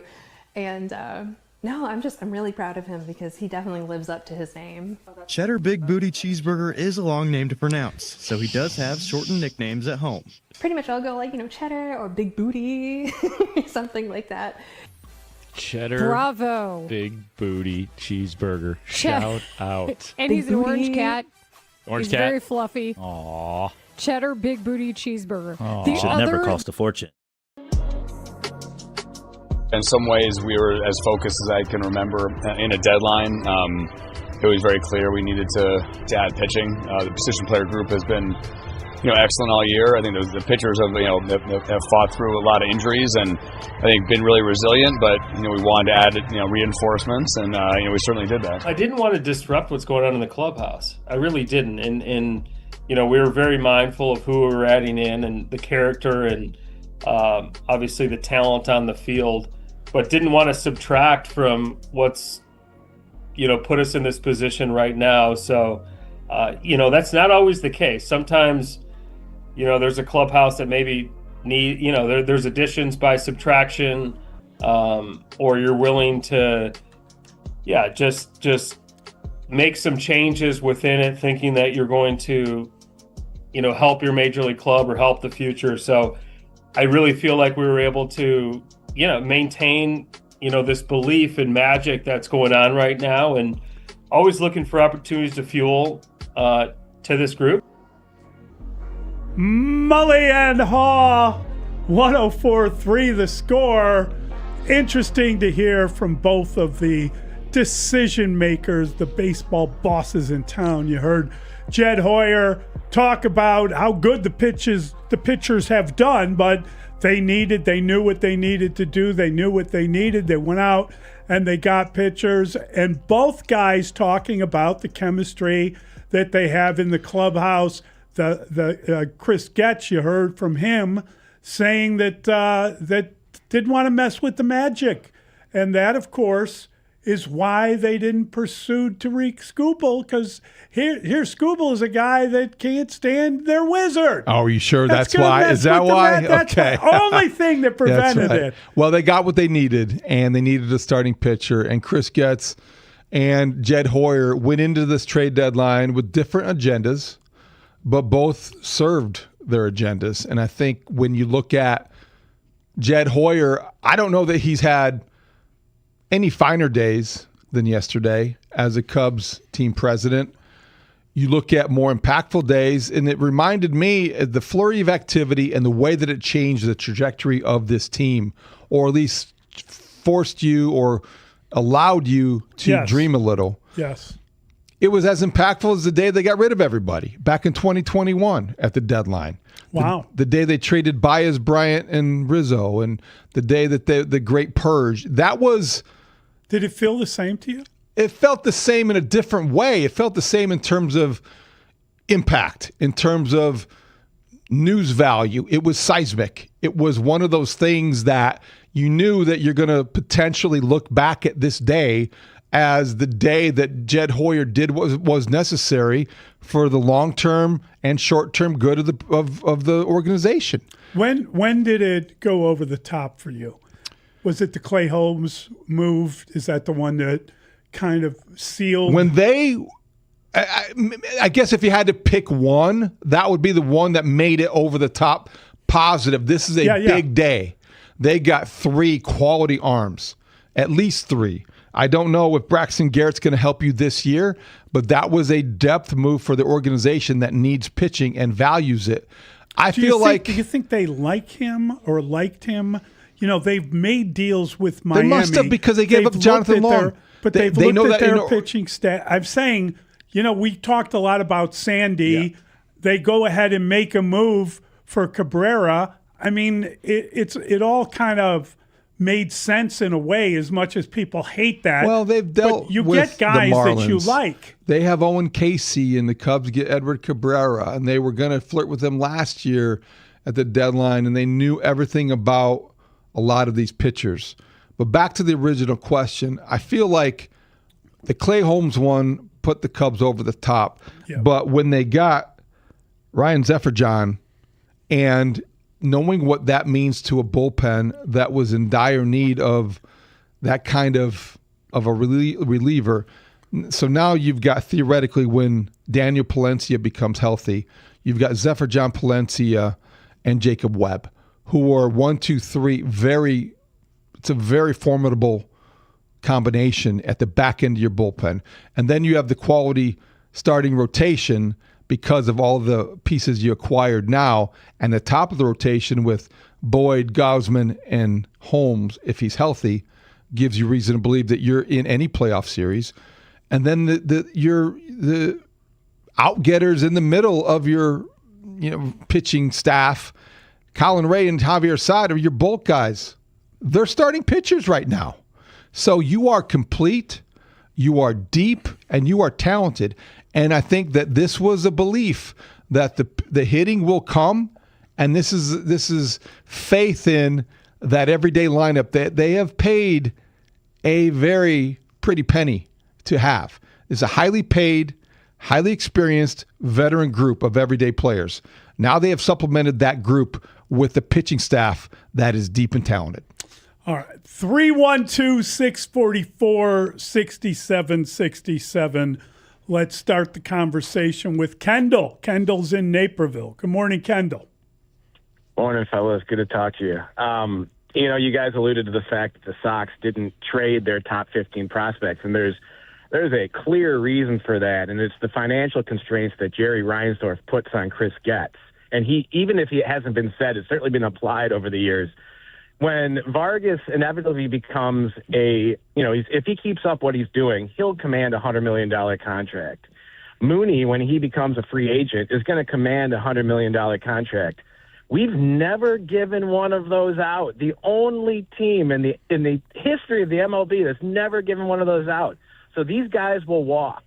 So Getz knows that. So if the Sox want to remain competitive under these financial constraints that he's put under, they're going to have to bring up guys to replace them, and those are going to be the top 15 prospects. And in an ultimate turn of irony, the best team that we've had that I can remember, Reinsdorf is going to lead another work stoppage, just like when I was a kid. Is that your takeaway from yesterday? Honestly, that's your takeaway from yesterday? That is my takeaway. Well, so that's what 40 years of being a Sox fan has ingrained into me. This might be my favorite Sox team of all time, and all I can think about is, man, we won't be able to keep this together because our owner apparently has been anointed with eternal life. Well, I enjoy the season if you can. That's a bizarre takeaway from a trade deadline where you did respond to the knee. He's entitled to that opinion. Well, it's a surprising take. I would say that we'll find. I mean, we will find out whether that remains accurate at next year's trade deadline. If the White Sox are trading Mooney next year because they couldn't get a deal done, being honest about it, David. I know, but he's saying they haven't given out $100 million contract. Midway through his first season. I'm just saying, if indeed a year from now. You're coming off a trade deadline where your ownership just approved the Luis Castillo contract and to take on next year's salary for him in a commitment to winning now and balancing winning later. It's but understandable. His takeaway is that they don't want to trade any of their top prospects because they don't want to spend money. And we know that a lot of these contracts these guys are under are going to they got a lot of time. I think they don't want to This trade top team is prospects young. because they're going to be all-star caliber players, and you don't want to see them flourish I elsewhere. agree with you, but it's an interesting perspective from someone who claims to be a 40-year Sox fan, and I think he is accurate. I believe the A's haven't given out a $100 million contract. Maybe they changed that, but I believe the White Sox and the A's are the only two franchises that have never given out a $100 million contract. If indeed a year from now they're trading Mooney at the deadline rather than give him a contract extension or not having reached one, then you got to acknowledge what the guy is saying, right? If they trade Mooney at the deadline next year, I will definitely acknowledge that what he's saying is the right take to have the morning after the trade deadline, where the Sox did very well. Okay. Let's try Mike in Northbrook. Hey, Mike. Yeah, I'm going to trump this guy. I'm a 70-year fan. I've been following the team since '58. But anyhow, he's forgetting one thing. There's going to be a new factor with the Sox financial situation. That's the Ishbia influence, and that I think is going to. I think the Ishbia family, for everything I'm hearing about them, is not going to be that way, and I think that's encouraging for the future of the team. So, filter that in. I mean, they're going to have a ton of guys because they have so many between 22 and 26 now. But I think the same old type of thing is not going to play out in the future with the infusion of Ishbia getting more and more of the team and having more of a financial influence. That's a great point, Mike. Thanks, Mike. Appreciate the phone call. Yeah. Very interesting. Let's try Marty. He's in Highland Park. Hey, Marty. I got a message for that Sox fan. I follow the Mets as well as the Sox because they're my childhood team, and they have the second highest payroll in all of baseball, and I'm much happier rooting for the Sox this year than for the Mets. But I did want to ask you about Castillo. You guys seem to have passed over all the problems that he has, and we're talking about throwing him in the playoffs and all this. Have we not watched what he's done this year? No, that's a good point. I think, Marty, that's a good point. He's not been effective this year. I do wonder this. I would do a couple things. Number one, you wonder what a change of scenery and the White Sox pitching infrastructure, which has been very good, can do for him. And secondly, he was asked to do something this year that he'd never done in his 10-year Major League career, and that was to come out of the bullpen and piggyback, however you want to describe it. But his first three appearances in relief came this year, and that can throw off a pitcher in ways that are hard to relate to, especially a guy who's been a career starter. Maybe that's excuse making, maybe that's rationalization. I'm not sure, because maybe we do need to look a little closer. But when you get a guy of Luis Castillo's ilk and his pedigree and his playoff experience, you get excited if you have a team and a rotation that needs that. Well, we've looked quite a bit at him, and believe me, a lot of these winners and losers of the trade deadline list have the White Sox as losers because they picked up Luis Castillo, because they believe that the contract is too expensive. The money they're paying for the guy isn't worth it. I've seen them on a lot of these lists. I believe they were listed as a loser on the Athletics list of the winners and losers. Now, having said that, I go back to what I believe personally, which is I don't think one team is smarter than another team and has all the answers, but I do believe that the White Sox wouldn't have made this move unless they felt there was a way to improve him as a pitcher. And I'm confident that Brian Bannister has seen something or done something. And I believe that Chris Getz said something to that effect on Saturday morning after making this deal. Let's take a listen to what Chris Getz had to say about that idea. I mean, if you're tracking the Seattle Mariners and the starters that they have, and Luis was in piggyback roles. He was, coming out of the bullpen and then, being cut short at times. And, I think that really did have, I don't know if he would admit it, but I think anyone, that's been tracking it closely and knowing how, starters are such creatures of habit and are such competitors, especially someone like Luis Castillo, that probably did have an effect on him. To what extent, I don't really know, other than the fact that when they gave him a clean starting role in that rotation, I think it was right around mid-June. Since then, I mean, it's a sub 4. It's a 3. It's in the 3 ERA level. So the production is there. The stuff grades that we have, execution, all of that. Just the adjusted kind of ERA, but also just what we believe is still in there. And sure, I think that there's going to be opportunity to perhaps tweak an arsenal or something with the delivery. And I look at Zach Bove and our pitching crew and Brian Bannister and what we've been able to do with some arms. Jordan Hicks comes to mind. I know, in the offseason, acquiring Jordan Hicks on the surface, perhaps that deal didn't make a whole lot of sense. Why did they do this? And truthfully, we saw that there was still plenty of talent in Jordan Hicks, obviously in that case, getting Sandlin as well, a deal like that, and being able to unlock Jordan Hicks and the impact that he's having right now too. Now, how does that apply here? We think that there's positive adjustments they're going to have, but even at its floor, just being able to provide these innings is going to be significant for the Chicago White Sox. I kind of like that answer, and I think it's important to remember it's what you were saying, and it's exactly the case with Hicks. He's pitching a lot better. Jordan Hicks was one of those guys that when they traded for him, you wondered, oh boy, he's got really gaudy numbers. He's got a spotty track record, and Luis Castillo comes in with a 3-9 record and a ballooned ERA, and you wonder what went wrong. And it sounds like they have identified something they're going to try to address.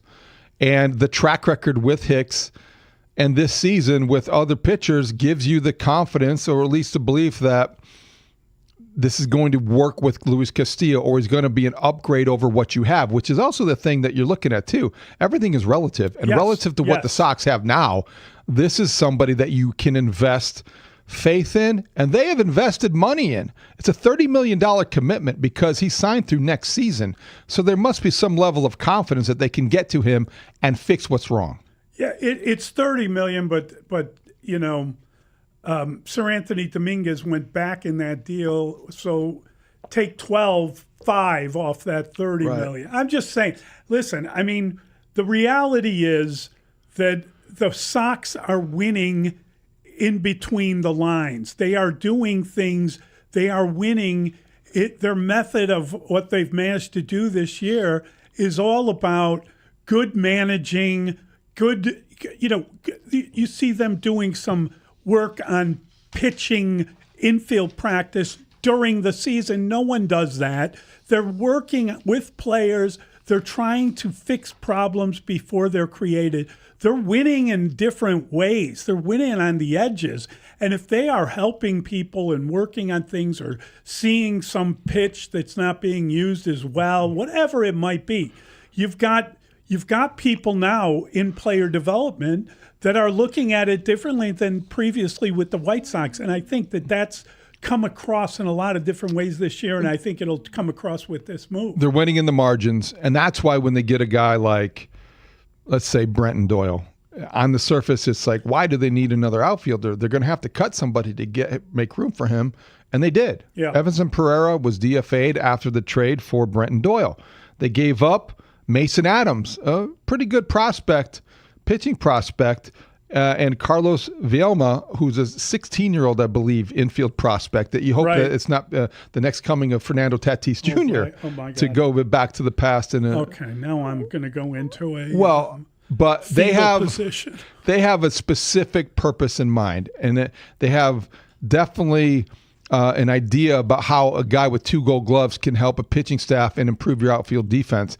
And that's one of the things you're talking about, is winning in the margins, doing the little things, and really becoming a team known for that, with a manager that I think values that and makes sure that those little things are done consistently. Do you think you'll be willing to proclaim him the best defensive outfielder in Chicago? No. No, and let's not get silly here. Let's not get silly. There's still another guy that was kind of who fun, is the MVP favorite. Yeah, I got you. Did you is see he the that? favorite now? Well, I think that last Is night. Shohei playing tonight? Oh, you mean presumptive MVP runner-up Shohei Ohtani? Yes, I think he's playing tonight. He played last night. He led the game off with a hit. I think he scored on the 3-run homer. Yeah, I think so. That's pretty fun.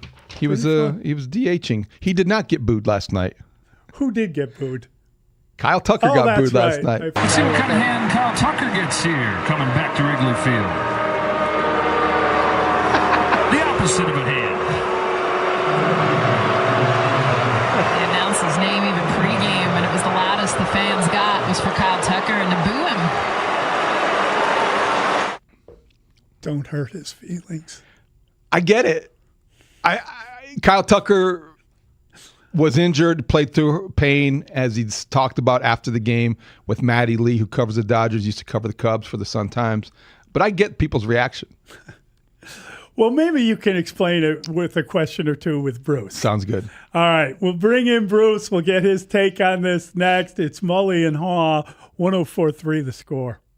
The Spiegel and Holmes Show. Afternoons 2 to 6 on The Score. But I have been tweeting about Clay Holmes. Talked about he's the first guy brought up in targets when we started doing the segment. You got Zephyr John in your bullpen. Clay Holmes is going to be towards the top of that rotation for a postseason run. I am a big advocate for that dude. I think he's a badass. The Spiegel and Holmes Show. Afternoons 2 to 6 on Chicago Sports Radio. 104.3 The Score. And always live on the free Odyssey app. It's David Haugh for Trades and Wealth. Legends aren't made overnight. The best athletes, they train, they prepare, they plan for success. And when they hang up their cleats, their legacy lives on. What about your legacy? Trades and Wealth specializes in retirement strategies and wealth management. Their fiduciary advisors help you craft a financial game plan that matches your risk tolerance and aligns with your goals in life. Don't leave your future to chance. You owe it to yourself to get a second opinion on the money you've worked so hard for. Call Trades and Wealth today, 1-855-TRAJAN1. That's 1-855-TRAJAN1, or visit trajanwealth.com. They've got offices right here in Naperville, Orland Park, and Park Ridge. Call Trades and Wealth today, 1-855-TRAJAN1. That's 1-855-TRAJAN1, or visit trajanwealth.com, because your legacy isn't just about what you earn. It's about what you leave behind. TRAJANwealth.com. Trajan Wealth. Plans. The other winners, dog name, internet browser. Internet browser. I don't know why that says. Come here, browser. Internet browser. And then for exotic pet name, there appears to be an iguana or a Gila monster. And his name is Space Cowboy. Space Cowboy. The Arkansas news reporter. He goes, Bob. What about Big Booty? What about Big Booty? Thanks, Bob. The question of our times, really. Cheddar Big Booty Cheeseburger. Yeah, man. I thought they were going to say You also ate heard cheeseburgers, some. too. You heard some Force news anchor laughing there too. Big gotta have that. You gotta have that fake laughter. I live in a high rise, and I'm sitting in my place. There's at least one other cat on the floor, and I was hearing meowing. What? Showdown. I know. They haven't met yet. No play dates, nothing like that. But I'm hearing meowing, and I'm like, oh boy, poor kitty. Like their parents probably aren't home, and then it's getting louder and louder in the hallway. And then I was like, oh crap, that's Dave. I left Dave in the hallway. I'm like, oh my God.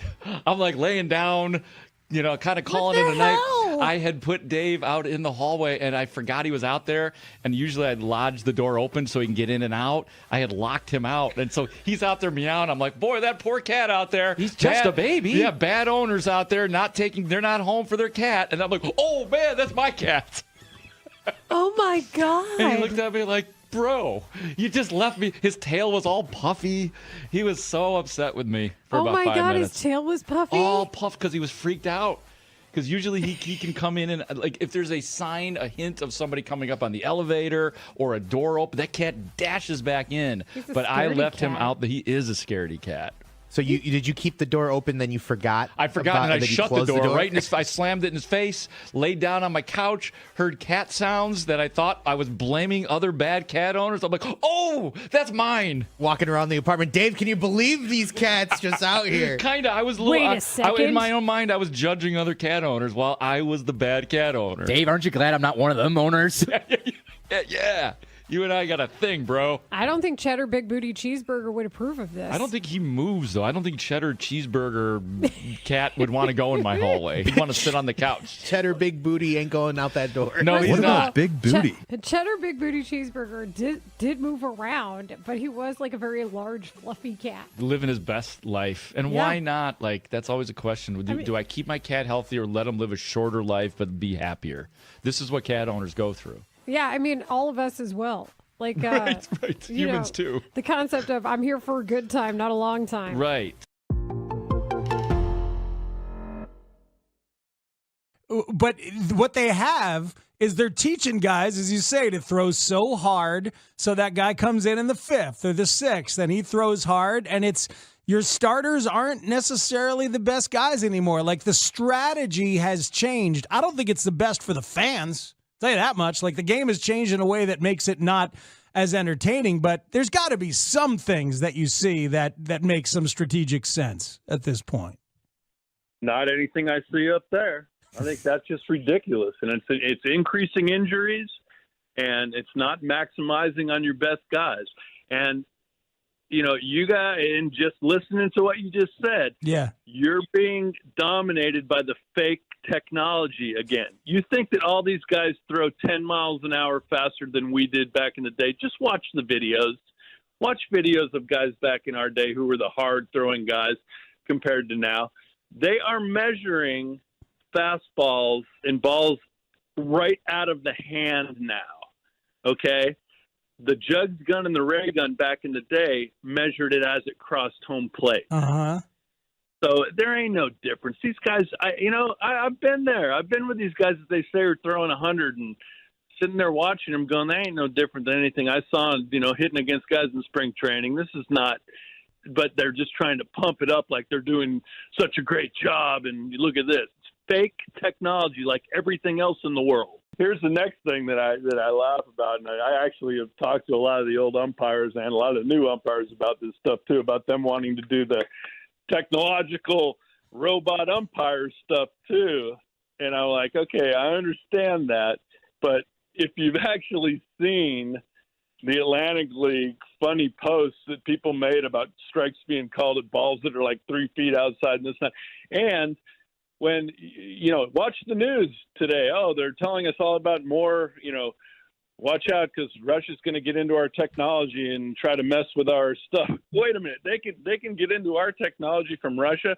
Well, you don't think that the front office can get into the technology that's running the strike zone at the home stadium? Oh, this is fun. I had never thought of that. I had never considered this either, that like another front office would override the robot the umps. umpire. Yeah. That's a good point. And it wouldn't be every pitch. It would be, okay, bases loaded. We got to get this pitch right here. Strike, quick. That's the kind of stuff that I know. The day is the biggest day in baseball outside of, I don't know, whatever you want to say, the World Series trading deadline. You guys are getting ready, preparing for a game today.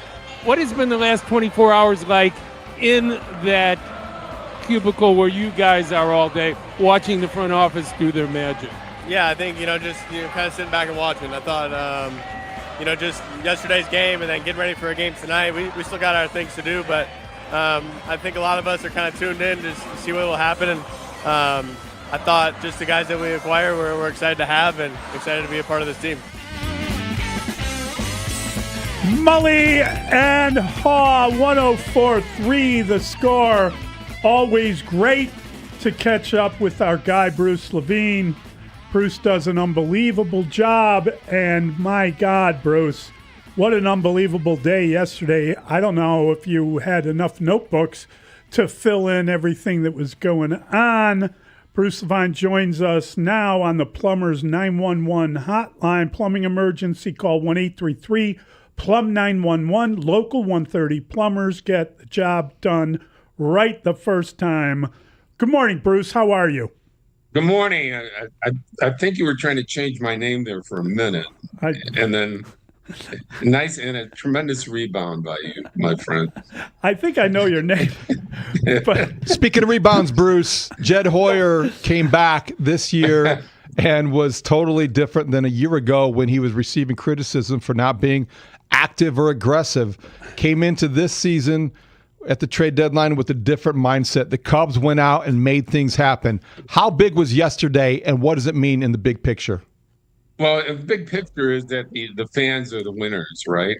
Because they've gone out there and have anointed this team a World Series caliber team. How did they anoint it that? They saw the way that it's played, the way that it's overachieved with a bullpen that nobody knows about or knew about, that have stood up strong and have competed and gotten them the top wild card post for a long time now. And on top of that, the idea that 1 through 9, it's a lineup that's as good as anybody's in baseball. Sure, they can be shut out and they can be shut down, but the reality is that they feel, from Tom Ricketts on down, that this is a World Series caliber team, a team that can go deep into the playoffs. So why won't you support them? I mean, that's their job. They want to win over there. I'm really curious as you look at both teams and what they did. Can you remember a trade deadline that was as active on both sides of town? You know, seeing 4 new pitchers for the Cubs, 5 players, seeing the White Sox make 4 different deals. It's just kind of wild that you'd have that much action in Chicago, both sides of town.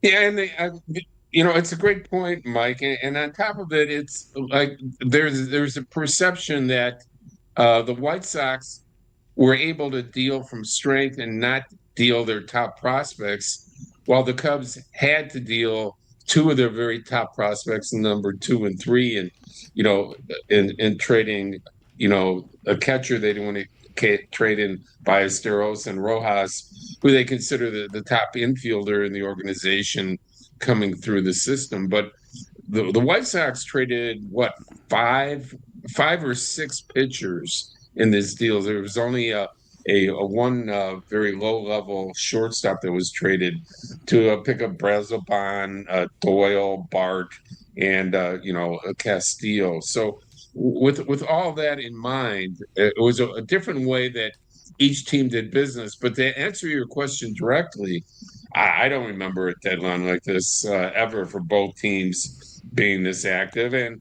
like we pointed out before, in 1906, 2008, and this year, probably the only times in history that both teams were in a position like this at this time of the year to feel like they were going to the World Series. And in one case, they did. All right, Bruce, stay with me on this. Boyd, Gausman, Holmes, Shota, David Peterson. Coming out of the bullpen now would be Ray and Assad. Figure out where Cabrera fits in when he gets healthy. And then you've got, ideally, when Palencia comes back, the trio of Palencia, Webb, and Zephyr John in the bullpen. And there's Thielbar and Thornton kind of with a different role. That's a deep pitching staff. Is there anybody there that I forgot? And do you think those are the roles they envision? Well, I'll take it a step further. I'll step on you and go further. What is your opening day rotation if you're hosting the wild card or you've won your division and you have a bye? Boyd, Gausman, Holmes. Okay. So you're totally ignoring one pitcher, right? Who would I be ignoring? Shota? Yeah. Yeah, I think right now, because I think those other 3 give you a better chance to be competitive. If Shota can prove in the last 50 games of the season something he failed to provide last year in terms of proof, then okay. But right now, that'd be the way I'd line up. Right, and it's a good problem to have, right? You have to worry that Shoto's only your fourth best pitcher, which points out what they did here at the deadline to strengthen the team. But I would say that the wild card here is that Holmes, who had a great beginning of his career as a closer, could end up being a wild card for the Cubs when they go to postseason, if everybody's healthy. So we're projecting total good health for the Cubs pitching staff the rest of the year, and you want that to be, but it's unlikely, right? So what we're looking at right now might change dramatically by September 27th when the season ends, or they're starting to look at their rotation and say, well, what is really available? Who is available? Is Ben Brown at that point a part of what your bullpen or rotation looks like? So lots of positive things to look at here, but I think Holmes gives you a tremendous amount of versatility as you look at him being a Cub for now. Obviously, tonight is an important debut for Tariq Skubal at Wrigley Field against the Cubs with the Dodgers. The Cubs not only made a lot of moves yesterday, but they also rallied from 3 runs down, won that game handedly. I mean, it was 10-5, and it really wasn't that close. Once they got the second home run, you felt pretty good about their chances. What do you think about tonight, and do you consider the Dodgers the winner of the trade deadline just because they got Skubal? Yeah, I mean, they're the winner of the trade deadline because they've already added Cy Young Award winner to what was always considered the deepest and best rotation. Now, how they look at Ohtani from now on is going to be interesting to look at and say, well, is he a pitcher any longer? Do we need Ohtani to be just the hitter that he has been throughout his career? And are his pitching days over? Or does he go to the bullpen in the playoffs? Lots of moving parts for the Dodgers who are getting back their injured pitchers, but you can't say they didn't win the deadline. They got a great pitcher who's at the top of his game. We'll get to watch him at Wrigley tonight. I think he'll get roundly booed, just like Tucker did last night. I still can't figure the Tucker booing from yesterday. Can you guys help me out with that? Yeah, sure. So Kyle Tucker never really looked like he wanted to be at Wrigley Field. That's totally unfair. I get it, Bruce, but that is the perception. He was not somebody that looked like he bought into the Cub experience, and it has little to do with him playing through injury. Great, he did that, and he did his best. We can respect that, but you also have the right to say, you know what? He never looked like he wanted to be here, so when he returns, boo. They gave him all the love in the world, right? In the first half, he was unbelievable. And then they gave him all the love in the world, even when things were going wrong, and he never seemed to embrace it. That was it. And I think you guys have a long-term memory loss here. The big lead that the Cubs got in April and May, where they were able to coast into the playoffs, play basically 500 ball the last couple months, right, was a lot of it had to do with the way that Tucker played and hit. Okay, then injuries, a couple of injuries that he played through certainly cost him. So I'm not saying this guy is Anthony Rizzo or Ernie Banks or any team favorite like that. I just don't understand. I think more than anything, the first thing I thought of was they booed because he got $60 million a year to play somewhere else. That's part of it. Well, but it's unrequited love. I mean, it's a one-way love affair where I don't know anything about anyone's personal life, but that's hurtful. When you embrace and love and consider someone a long-term future and they just reject you because there's a better-looking movie star by the kidney-shaped swimming pool, that can hurt. Wow, I feel like I went through your whole high school experience just now. Kyle Tucker will be just fine. A few boos aren't going to hurt his feelings or bruise his ego. It's okay. I know, but what it does is it shows you a difference in the modern fan, even the modern Wrigley fan, who's considered the most supportive of all out there, through all the years of support and failure. I think the fan that's out there now at the games has a little different perspective, more of an NFL perspective of what is going on. And the expectations are higher, which they should be at every ballpark. No doubt about it. That's why. Last night, the Cubs benefited from a challenge they didn't the day before. Carson Kelly, the catcher, challenging. He was struck out, and then instead he walked. That was great. That was a great example. Yep. And it came a day after Nico Horner didn't do it. That's why it was great. And then, Bruce, the next batter, the guy you talked to postgame, we heard coming in, Michael Bush, game of inches. He just gets a ground ball into right field, scores a couple runs, and then after that, it was a laugher. Right. I think last night just showed what, when we first started talking this morning about why they added to this team is that there's guys in the Cubs lineup up and down, even the guys who aren't having the greatest years like Ian Happ and Swanson, who are going to hurt you and beat you. Okay. They're going to beat you on defense every night. They're going to beat you on the bases every night. And occasionally they're going to hit something that really hurts because you're trying to pitch around somebody else. So that's why when I look at this Cub team, I have a lot of optimism about where they can go in the playoffs. It's the same thing with the White Sox. Nobody's going to want to play the White Sox. We haven't talked about them, and I'm sure we'll talk about them more tomorrow, but nobody's going to want to play the White Sox because they've already added to a team of piranhas that are not afraid to go out there and beat you every single night. Great stuff, Bruce. Thank you, buddy. Mike, I'm sorry about your high school experience. I really Now I'm reliving it.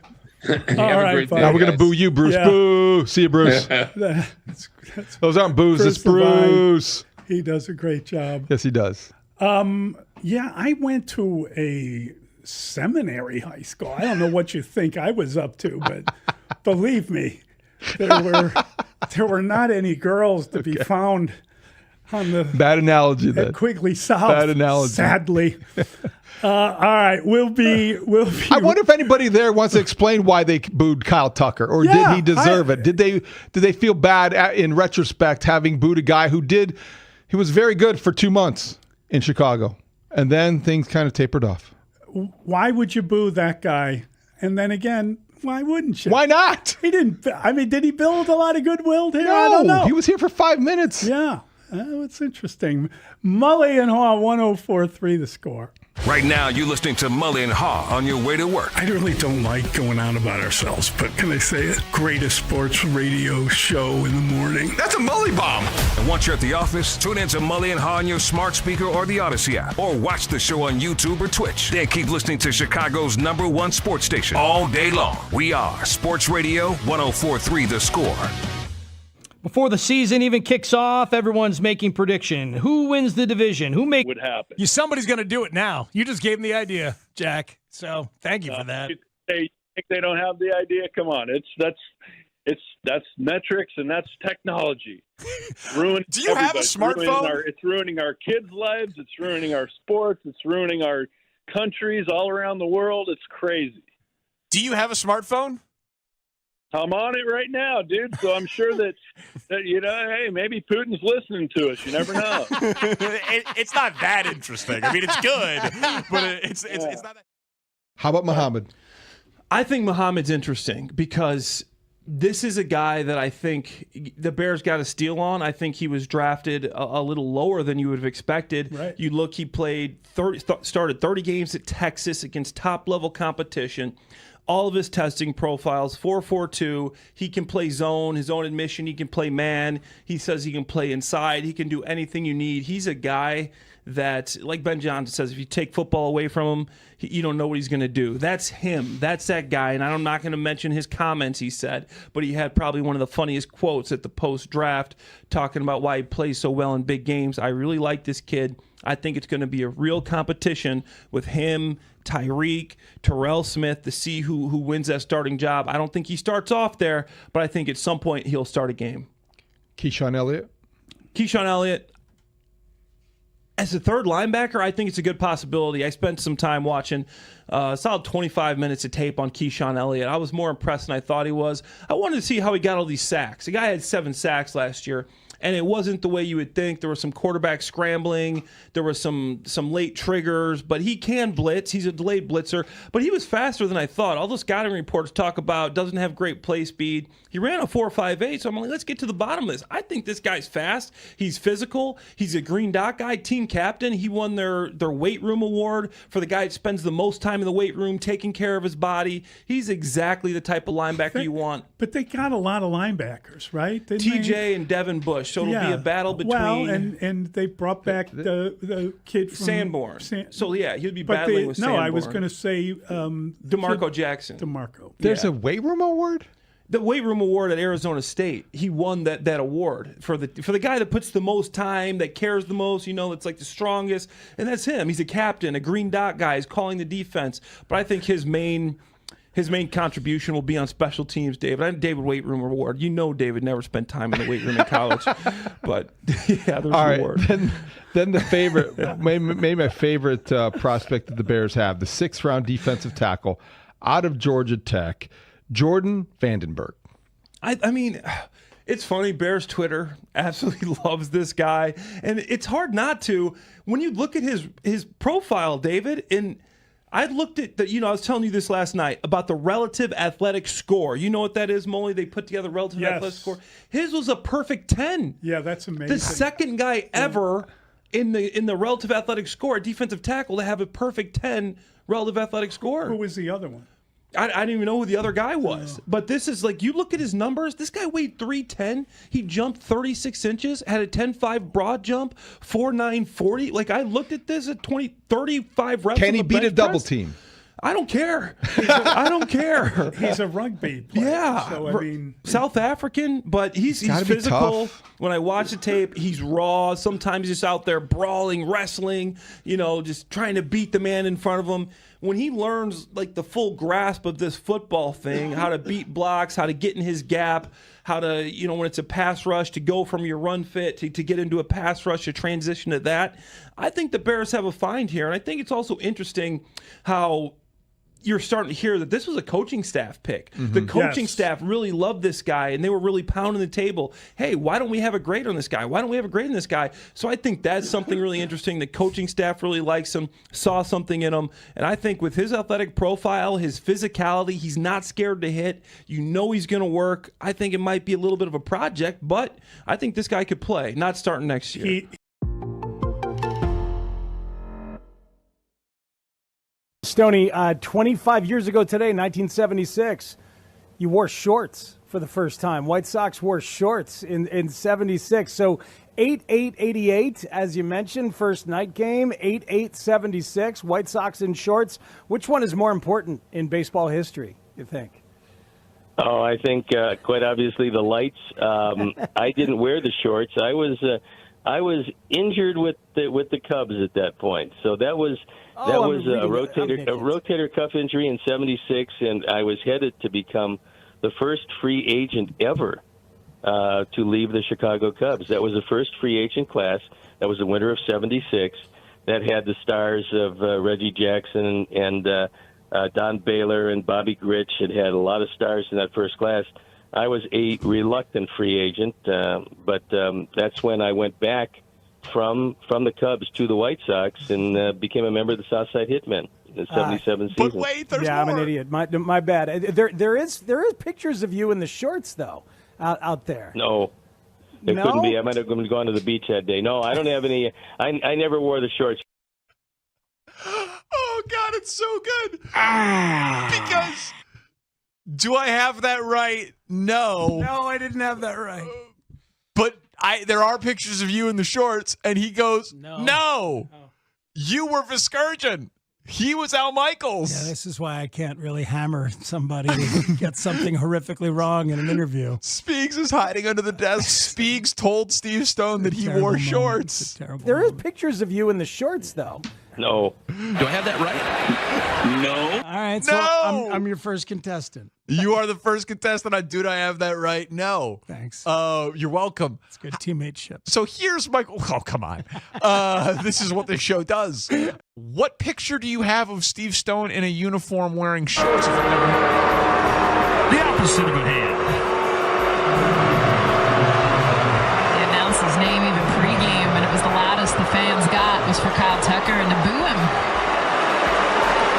Was it like just kind of walking back in here today and then kind of hearing just the receptions you got when you went up to the plate tonight? I mean, I liked playing here last year. There's some really great guys over there, and they have a good team. So it's nice being back and playing here. So yeah, I liked it. Mully and Haugh, 104.3 the score. That was the reception that Kyle Tucker got. He liked it here. Well, he did. And that's thanks to LA Sportsnet. Thank you to He sounded enthusiastic about his time here, didn't he? Oh, he was bubbly. He was downright That was over one of the things. top. He was never a guy that's going to be a rah-rah guy. He's never a guy that's going to be outwardly emotional.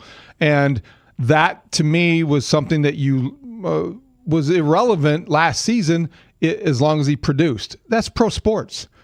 He was great in the first 2.5 months of the season. He played through injury. Mully, after July 1st, Kyle Tucker played in 53 games for the Cubs because of the injuries. 53 games after July 1st. Hit .224 with 5 home runs and 21 runs batted in. Not enough. I still think he was booed because he went somewhere else. I think that Kyle Tucker, let's just be honest The perception that he chose the Dodgers over the Cubs? I think the perception is that he's a mercenary ball player. And he went, they gave up quite a bit to get him. He went there. He played until he could go get himself a better deal. And he got the best deal he could on the open market. Got paid a fortune, and he's happy in his life. He's a symbol. But everyone just says boo to him when he comes back to a place where he stayed for a cup of coffee. He's a symbol of the excess in professional sports, the evil empire that the Dodgers have become to many people. What's wrong with baseball? All of those things. Kyle Tucker sitting there with a $60 million salary and a .247 batting average or whatever he is right now. I think that definitely is one of the reasons why. But he's not booed because everyone misses him. No. No, I don't think so. He's booed because he wasn't really good when Cub fans wanted him to be great. And there are reasons for that. Extenuating circumstances, injuries that maybe he tried to play through. But the bottom line is that you gave up a lot to get him to Chicago. And he wasn't all that he was bargained to be. And he wasn't all that you expected. And then he moved on. That's okay. Fans can boo. It costs a lot of money to go to Wrigley Field these days. And if they want to boo because they bought the ticket, they bought the right to boo. Well, I mean, we've had conversations. Why are you so sensitive about Kyle Tucker? Am I sensitive about it? No, I think the Cub fans are a pretty forgiving bunch, and I think that is sort of magnified by the fact that no one boos Alex Bregman, no one is booing any current Cubs players that might not be having the kind of year you expected from them, and I don't think they'll boo when a guy gets a hit in the alley and everyone's cheering. Everyone's Bregman has, delighted. I think, heard a smattering of boos, as they say, this year. But not nearly. I mean, for a highly paid free agent, think about all the guys that have come to this I understand town. that. It's a good point. It's also because there is this expectation still that despite maybe Alex Bregman having a disappointing start to the season, or to this point, we're more than halfway through the season, that there's still good things ahead. There's still a way to redeem I think yourself. Alex Tucker could end up having a hell of a year. That was a Freudian slip, if you will. They still could accomplish everything that he came here to accomplish in year one. And that was the message yesterday. Jed Hoyer still believes in this team.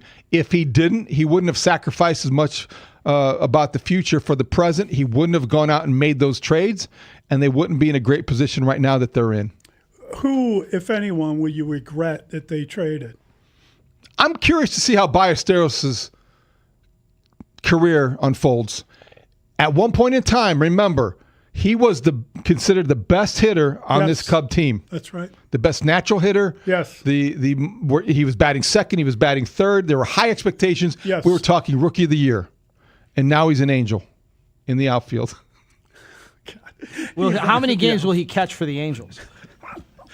If he catches more than 4 games for the Angels, Dustin is doing shots of Malort. Well, I mean, Dustin still hasn't took any of his shots. He hasn't done anything. Single Big shot. talker. We're waiting for Mully though, because he we're was not taking. waiting for No, Mully. you were talking about the White Sox and off. Braves. We got the tape.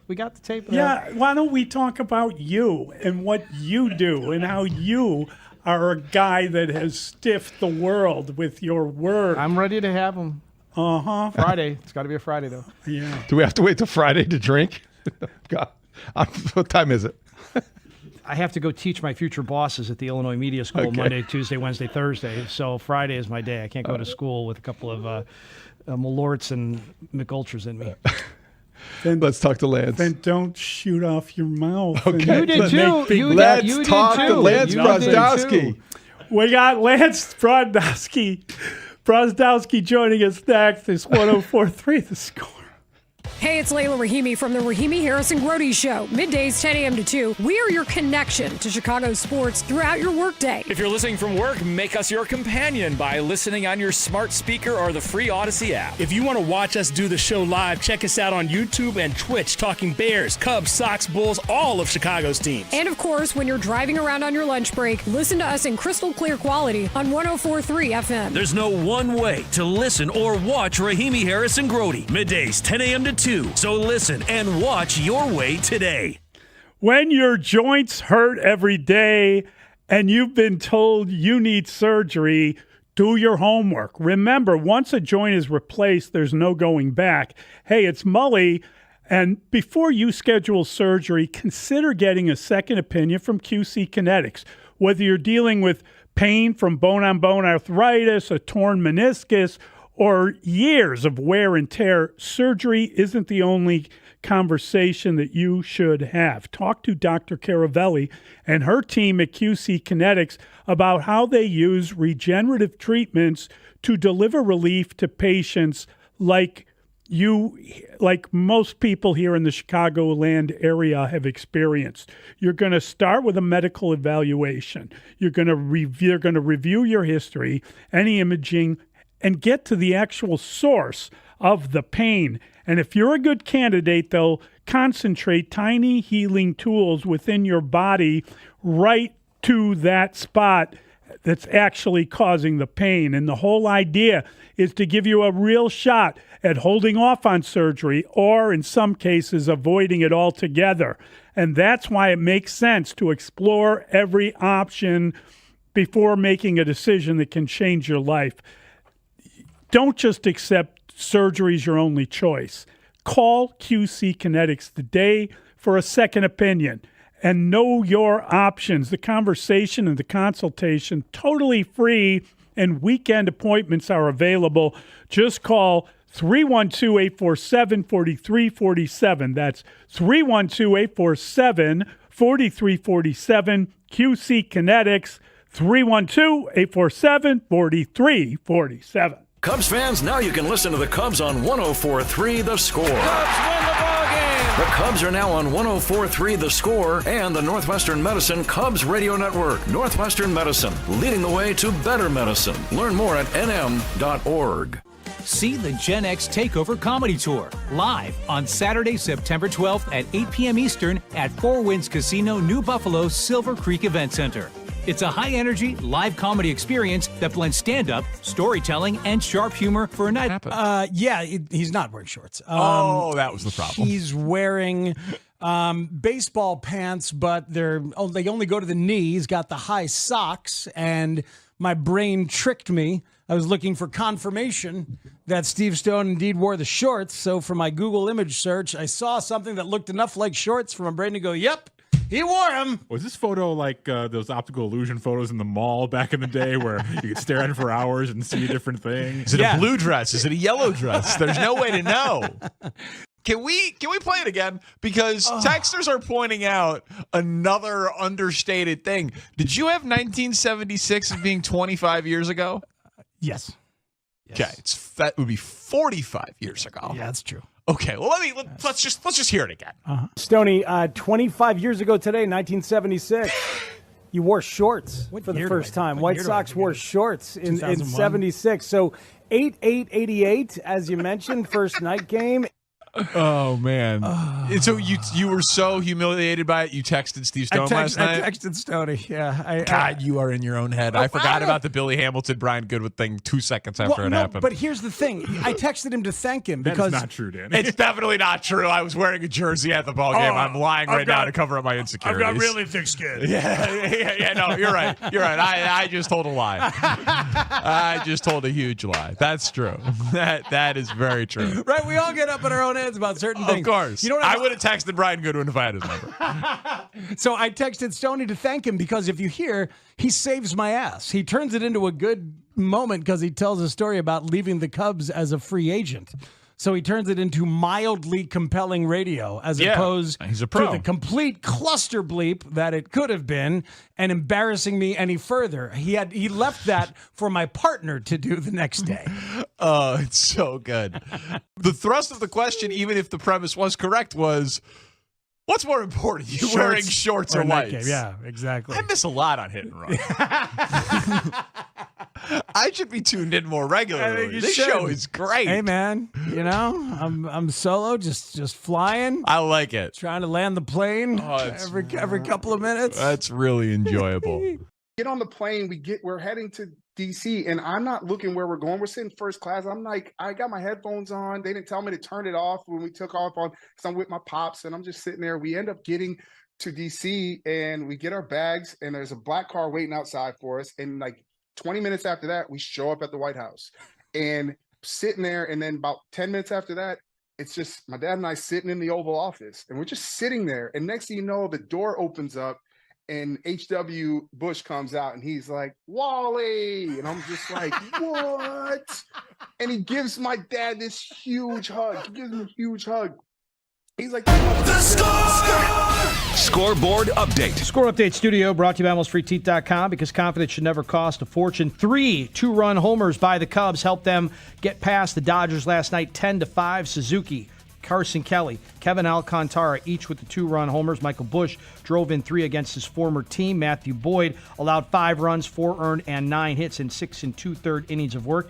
Cubs, Dodgers right here on the score tonight. 6:30 is the pregame. Tariq Skubal making his Dodgers debut against Javier Assad. The Cubs, of course, made some more moves at the trade deadline, brought in some pitchers and an outfielder. We're going to talk to Lance Brozdowski next about that with Mully and Haugh. White Sox up by 3 on the Guardians for the top spot in the AL Central. They're 59-52, had Monday off. Against the Red Sox tonight, Davis Martin will be throwing. Luis Castillo, he'll start on Wednesday. He's the new addition for the first place White Sox. The Bears at Hallis Hall for a second padded practice today. Kobe Bryant won't miss the entire season, but he's out 8 to 10 weeks with a hyperextended left knee, a bone bruise, and a small fracture. 2-time Pro Bowl running back Bijan Robinson and the Falcons, they've reached an agreement on a 3-year extension worth up to $75 million, including 51 of that guaranteed. 38 days until the NFL kicks off. The hour brought to you by Cars for Kids.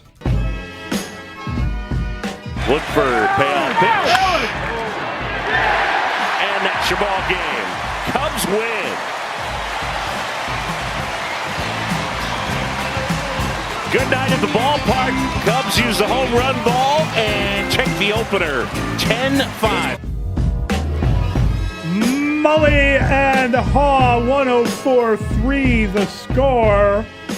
We are delighted to welcome in Lance Brozdowski. He does a great job on the Marquee Sports Network. He can break down any pitcher anytime, and we are delighted to have him as he joins us on the Plumbers 911 hotline. Plumbing emergency, call 1-833-PLUM-911. Local 130 plumbers get the job done right the first time. Lance, good morning. How are you? Hey, guys. What's up? Thanks for having me. Yeah, I'm doing good. Pretty chaotic deadline, which was a lot of fun. Yeah, it was really wild, and the Cubs had 4 new pitchers. It's incredible. It's like, we know at one point they were down an entire rotation. They've had so many injuries in the bullpen, and now it feels like they have an embarrassment of riches. They've really done a great job of reacting to the problems that they've had this year. Yeah, I think so. I'm glad they went for it. I thought after Kevin Gausman was added Sunday that might be the only move, not only move, but the headliner of sorts. But then adding in Clay Holmes is just incredible depth. I mean, they basically remade their entire rotation, you could argue, especially thinking of it from like a playoff set where you have, 3 to 5 games. Who's starting those games? Like, I would be pretty surprised if Gausman and Holmes are not headlining at least 2 of those top 3 games. And they have options now. It's great to see. They made some subtle moves. Zephyr John's an interesting name to grab from the Angels. Multiple years of control beyond this season there is fun for a guy that they're going to try to do their best to cut the walk rate on and develop. And Braxton Garrett's also a really sneaky one. He was a name that I was talking to some other organizations. They were pretty on, and he's really cheap from an arbitration standpoint and what he's owed. I know he's off Tommy John, but they made some sharp moves, and I'm happy with how the roster looks. And I imagine Jed Hoyer's maybe still sleeping. Pretty happy that they made a bunch of moves. Lance, Ryan Zephyr-John is a pitcher that the Cubs gave up a lot to acquire. He's probably was sought after by many other teams, but Moises Ballesteros and Mason McGuire goes to Anaheim, and I think that's a high price, but there are going to be expectations. What does he offer the Cubs in the back end of that bullpen, and why might he be considered a high leverage option? Yeah, fascinating pitcher. I mean, he made some pretty dramatic mix changes year over year. So last year with the Angels, he allowed like a 10% barrel rate, well above league average. It's kind of a tough name to have at the back of your bullpen when 1 in every 10 balls he puts in play have a really good potential to be a home run or extra base hits. This season, he cut that back to 5%, which is below league average. He did it primarily by adding a sinker. He kind of cut back in the short cutter he was throwing. But the bread and butter of his mix is a really hard four-seam fastball, and then he has this really nice sweeper up at 85. It sometimes touches 87. You'll see it. It's like a weird Frisbee-like pitch. A lot of guys in the Cubs organization throw a sweeper, but I think Zephyr Johns in particular just has a bunch of lateral movement, and for how hard it's thrown is a really fascinating pitch. It just combos well with the four-seam fastball.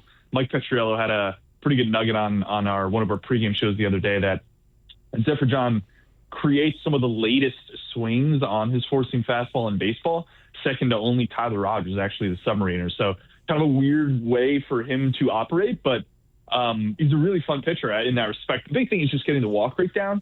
I think if you ask anybody who's maybe more old school on the pitching standpoint of what they'd want in a reliever from a bullpen standpoint, they're just going to say a guy who throws strikes. The more modern thinking is I just want a guy who generates miss. So Zephyr John definitely aligns with the angle of I just want miss as opposed to the walk side of things. He walked, I think this season's walk rate's right around like 14%, which is pretty high for a reliever. And that's kind of the angle that I'm fascinated to see how Tommy Hotovy, Tyler Zombro, some of the other pitching minds in the organization attack. How do you get that down to 11%, 10%? Is it simply just having a better catcher and having better targeting? Is it something mechanically they want to play with? So that's kind of the angle here to watch. And I think off the bat, maybe he's not a guy they throw immediately into the ninth. I think that they're going to stick with Webb. This is just purely my gut. Stick with Webb just with how well he's pitched, and Zephyr John becomes kind of like your righty killer of sorts, but also is not going to have issues versus lefties. And then, Plenty is going to come back. I imagine he slots back into the ninth. But I like this from the standpoint of you can push some of the names that they were using in the 6th and 7th into earlier roles and you could use Zephyr in the 7th. You could use him in the 8th, depending on matchups. Probably even use him on the 9th, too. But I think that's Palencia's inning when he comes back, and then you give Counsell options from using Webb, Milner on his way back, some of these other guys, and Zephyr as well. So I think that's really what this deadline brought to the Cubs is options. You have options from a rotation standpoint. You have options from a bullpen standpoint. And I think Counsell does really well when he has more cards to play with. Holmes is obviously one of the signature guys in this rotation. He's almost better as a ground ball pitcher than Peterson. Obviously, he's coming off of an injury. It's not an arm injury, but it's an injury. Any idea what the timetable is like for him and how you go about that?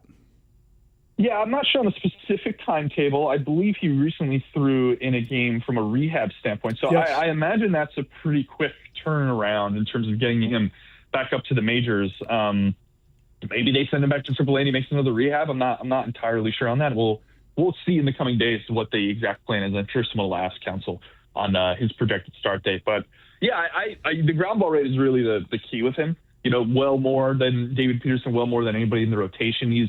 When he's on, he's averaging it's up around 65%, which is well above the major league average. Specifically to lefties too, he generates a ton of ground balls. It's primarily because the sinker. He's a really high release point, so you'll notice when he throws, his arm angle is a little high. But despite that, he's able to get a bunch of drop on the sinker. And I think I was talking to Cliff Floyd yesterday. We did a little breakdown on it, and Cliff was talking about how that just creates a weird look for a hitter, where out of hand you kind of think anything he's throwing is in the zone. But given how much depth he's able to kill on that sinker, it kind of just ends up below the zone or at the bottom of the zone. So that hitter mindset is always swing, swing, swing. But constantly when you make contact, it's on the ground. So this is why the striker rate's not crazy high. He can miss fast. He also has a really nice sweeper as well. It's not in the 85 area like Zephyr. It's more in the low 80s. But yeah, the sinker is really the pitcher. I mean, I think that the Cubs are very conscious. They have a very good defense around them. You saw this with Peterson. Holmes is kind of like the singularity of that, so to speak, where you're taking the guy who can generate 60% ground balls and you're rolling with him. And I imagine that is any time he pitches will be a day. Swanson and Horner have a ton of balls to field. Same with Bregman at third base, whoever's playing third. But yeah, I think Holmes to me right now is the guy that might actually project on an inning to inning basis as the best starter on the team. I mean, anytime he's on the mound, I think each of the last 4 seasons, and I'm bringing in some reliever seasons here. The Mets obviously converted him to a starter last season, but anytime he's on the mound, his ERA is usually in the low 3s. He's not a guy who ends up with anything around a 4 ERA, 4.5 ERA. He's well in the 3.3, 3.5s when he pitches, and it's really just a matter of keeping him on the mound. And I've obviously going to defer to the Cubs and having confidence in that. Talking with Lance Brozdowski from the Marquee Sports Network here on The Score. So Jed Hoyer talked about Kevin Gausman being the white whale that he's been trying to land for years, going back almost a decade, Lance. And you heard Jed talk about what the Cubs are getting, but what version of Kevin Gausman are the Cubs getting, and how much confidence do you have in the fact that he does have something left?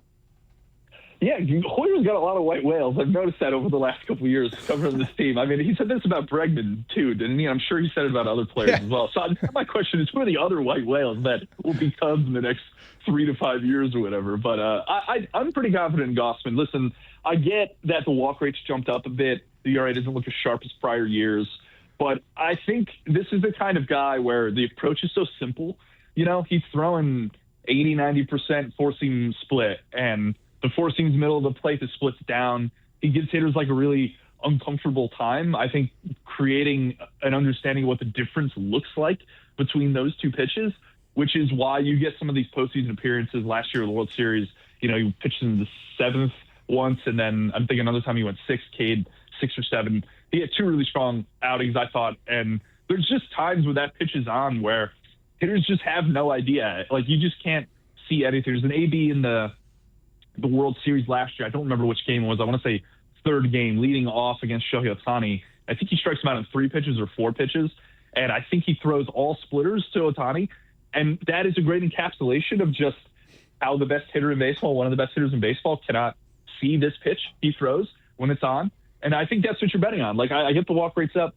He's allowed a little more damage. I would argue some of the damage he's allowed is luck. He's just not straining runners. BABIP was a little bit higher and such. So you're betting on the fact that he's just going to revert and he's going to look as good as he was earlier this season, which was incredibly strong.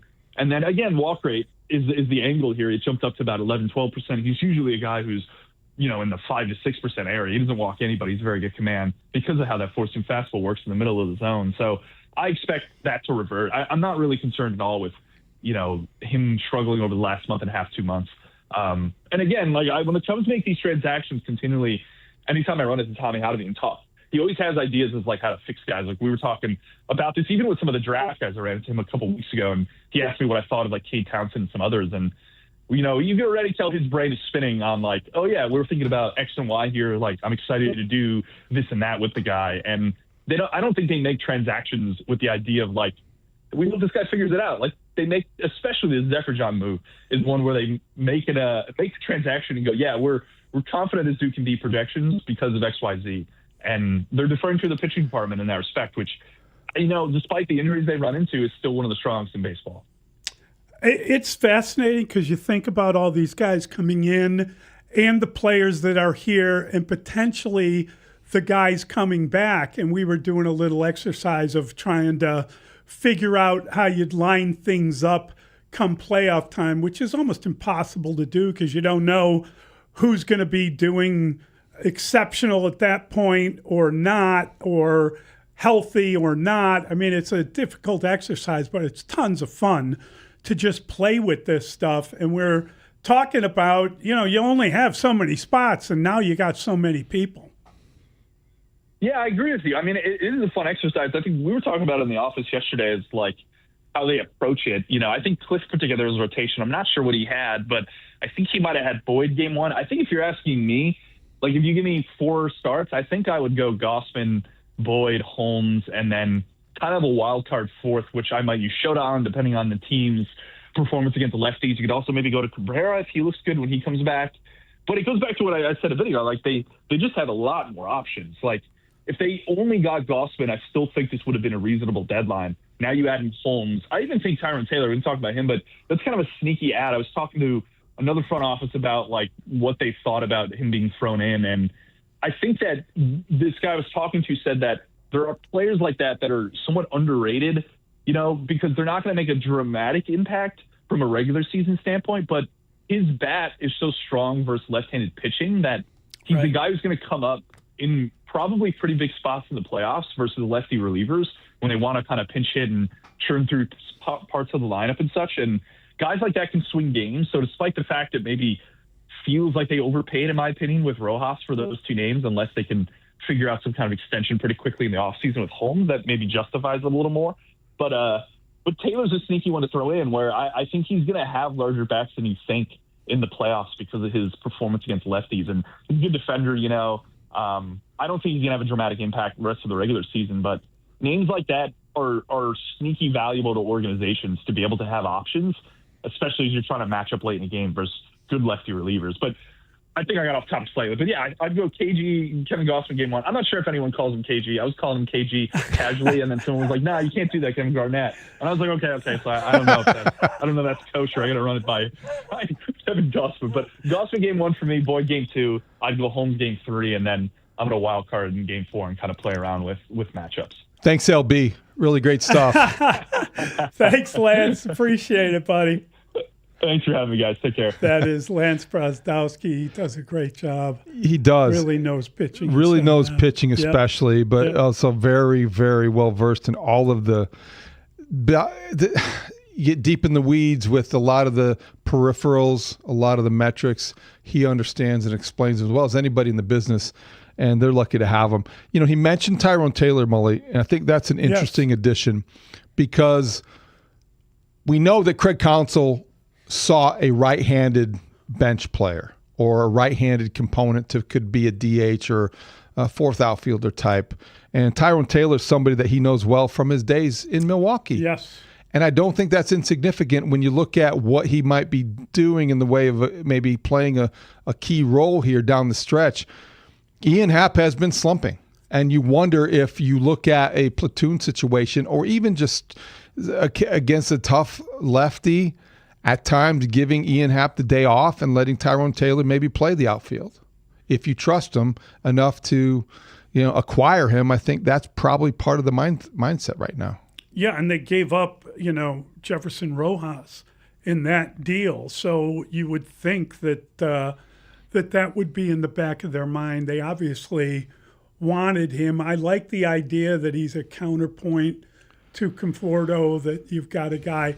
But I said that immediately, like you think that Happ, and I don't know if he'll talk about this, he's on here on the Score at noon, and make sure you stay tuned because it's a big day ahead. There's a big day ahead, no doubt about it. But those guys will be talking to him. I wonder how he feels. Well, does everyone feel pushed when there's change? Does everyone feel like, sit up a little straighter? Well, this is the question. You get there a little earlier, maybe stretch a little longer. There's a couple of ways of looking at it, though. There's one way of looking at it, which is, okay, the troops are here. They're okay. All right, guys. Oh, man. Oh, I can sit back a little bit because I don't have to kill myself. That's one way that people react. That's one way. And then there's the other way, which is like, my time is coming to a close. I better make sure I make the most out of it. They have an option. And here's the option. Tyrone Taylor in 41 games against left-handed pitching this year. 5 home runs in 73 at-bats. 14 runs batted in with an OPS of 900. That's why he's here. So that will get people's attention. No doubt about it. We've got Ruthie Polinsky going to join us next. We're going to talk some Bears. We're going to get to the bottom of this injury. We'll do that next. It's Mully and Haugh, 104.3 The Score. Hey, Sox fans, what's going on the South Side? Find out with former White Sox world champion manager Ozzie Guillen every Wednesday morning at 8:25 a.m. with Mully and Haugh. Plus, Steve Stone throughout the season giving you an insider's perspective on this up-and-coming White Sox team. Only on Chicago's Sports Radio, 104.3 The Score, and live on the free Odyssey app. This portion of the... Let me take you around my house. So we start walking around the White House. He's showing me all the rooms. And then he looks at me. He's like, it's lunchtime. He goes, what do you want to eat for lunch? And I said, man, hot dogs and pancakes. And my dad looked at me with this side eye, like, what are you doing? So they made me hot dogs and pancakes. Then we go outside. He's showing us the renovations that's going on in the White House. And then a little bit after that, we jump on Marine One and we go to a golf course and we're golfing. And it's somewhere in Baltimore. I don't know where it was, somewhere in Maryland. And next thing you know, it starts raining. So I'm driving around this golf cart. I'm like 11, 12 years old. I'm driving around this golf cart and it's raining out, Secret Service everywhere. And the president hits this ball on the side of this elevated green. And he jumps into my cart and he says, young man, take me to my ball. So I'm driving him and I get on the elevate, like on the side of the elevated green, and the cart starts to slip. And the Secret Service jumps out and they grab the golf cart. My dad is trying not to yell at me, but he's giving me that look. And I get over by him. He goes, you are not driving anymore. No more. And the president looks at him and says, Wally, let him drive. So I didn't know who to think. I'm talking about the leader of the free world or my pops, right? And my life was a movie. Crazy, crazy story. Where were you when you heard the big news, Wally? Oh, it's amazing. That's an all-timer. Don't call me Wally. Your dad did not let Mike Murphy call him Wally on the Score. Dude, but HW has more pull gets to do it. Murph. Weren't you going to kind of have to watch a few starts before you determined if he was back as the same guy, or no doubt about it, Mully. You know would be what I mean? Cautious. There would be trepidation. Yes. There'd be all kinds of things. You'd be looking for cues and holding your breath, start to start. And now it's going to be worse. But now it's like, oh God, exhale. Give me some of that Malort that Craig Counsell was drinking. He did a shot of Malort, huh? Yes, he did. Is that? He celebrated his 900th victory with a shot of Malort, according to Taylor McGregor on Twitter. Why would that be a celebratory shot? The Chicago thing. No, but Malort is meant to. It's supposedly like it tastes awful. I've never had a shot of Malort. Well, I know you haven't. And I'm from proudly Chicago. You say. I know. And I never heard of it. It's not for everybody. Until I was well beyond my shot drinking days. So we didn't have Malort when I was in college. So I don't know what to tell you. I don't know the context. I don't know where they got it. I don't know why he in San Diego had a bottle of Malort handy. It might have been all that was handy. It's funny because I was at a wedding and there were gift bags for everyone going to the wedding, and the gift bag included a little bottle of Malort. Yes. And I looked at it and I thought, that stuff's meant to be especially nasty. It's supposed to be a Chicago thing, right? I know you guys. I don't know. Chicago handshake. It's a shot of Malort and so that's probably why. Somebody may have brought it. Okay, so light them up. 312-644-6767. If you were going to celebrate a milestone, what would you do a shot of? Maybe champagne. Something classy. A shot of champagne? No, maybe. What would you do a shot? But you're doing a shot. Not a glass of, you're not like toasting. I would like to take this opportunity to thank my family. It's a really good. No, you're just doing a shot. It's a very good question. Like I know what I would do. If you were having a shot, what would you want a shot of? I know what I would do. Give it to me. Peanut butter whiskey. Yeah. Okay. Now you lost. I mean, a shot of whiskey. I suppose. A peanut butter whiskey. A shot of peanut butter whiskey is excellent right now. The screwball peanut butter whiskey. What about a little? What about a little bit of whiskey in a glass that you could sip it and enjoy it, as opposed to? I would do that, but that's not the question. Shooter, not a sipper. That's not the question. So if I was doing a shot, yes. Didn't a listener buy you a shot when we were out at Jared Payton's place for a Bears remote? I thought didn't they bring over 3 shots for you, Olin, and Pat Manley? Yes. Was it JMO? I think it was shots of Jameson. Yes. That would be a fine choice. So you go with Jameson? I had a shot of Jameson. I'd go peanut butter whiskey screwball. I wouldn't. halftime. I would if I were going to do a shot, I'd probably do a shot of tequila. Okay. Because it's get a little. It's a good answer. Yeah. Get a little lime and a little. I need the training wheels for the tequila. What would you have? Oh, that's the like rocket fuel. Your 900th successful show with the score. Oh boy. I guess successful is the key word. Yeah, still working on it. I mean, my typical shots are either Fireball or a Southern Comfort and lime chilled.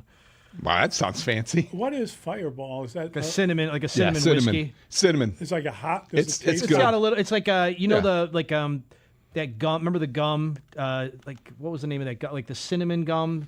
Big Red. Big Red. It's like imagine that. How did you forget Big Red? I don't know. It just didn't come to me. Too many shots of. Brandon? I will go with Hennessy. Love me nice. some Hennessy. It's smooth. I'm here for you, buddy. I'm here for you. Craig Counsell chose Malort, or somebody chose it for him, and he celebrated 900th victory. A little odd choice. I wonder if he said, "Oh, where's the peanut butter whiskey?" I caught you off guard there, didn't I? Peanut butter whiskey. It's really good. Screwball, I think it's called. A screwball, I thought. Yeah, screwball peanut butter whiskey. Yeah.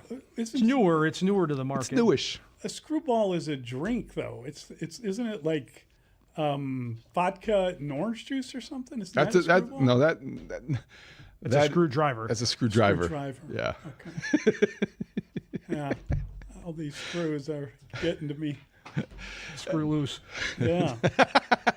Screws falling all the time. The world's an imperfect place. Name the movie. That's a good one. I don't know the movie. Classic line from a classic movie.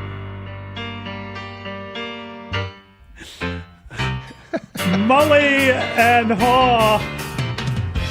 104.3 The Score. Always a delight to talk to Ruthie Polinsky, and she joins us now on the Plumbers 911 hotline. Plumbing emergency, call 1-833-PLUM-911. Local 130 plumbers get the job done right the first time. Ruthie, good morning. How you doing?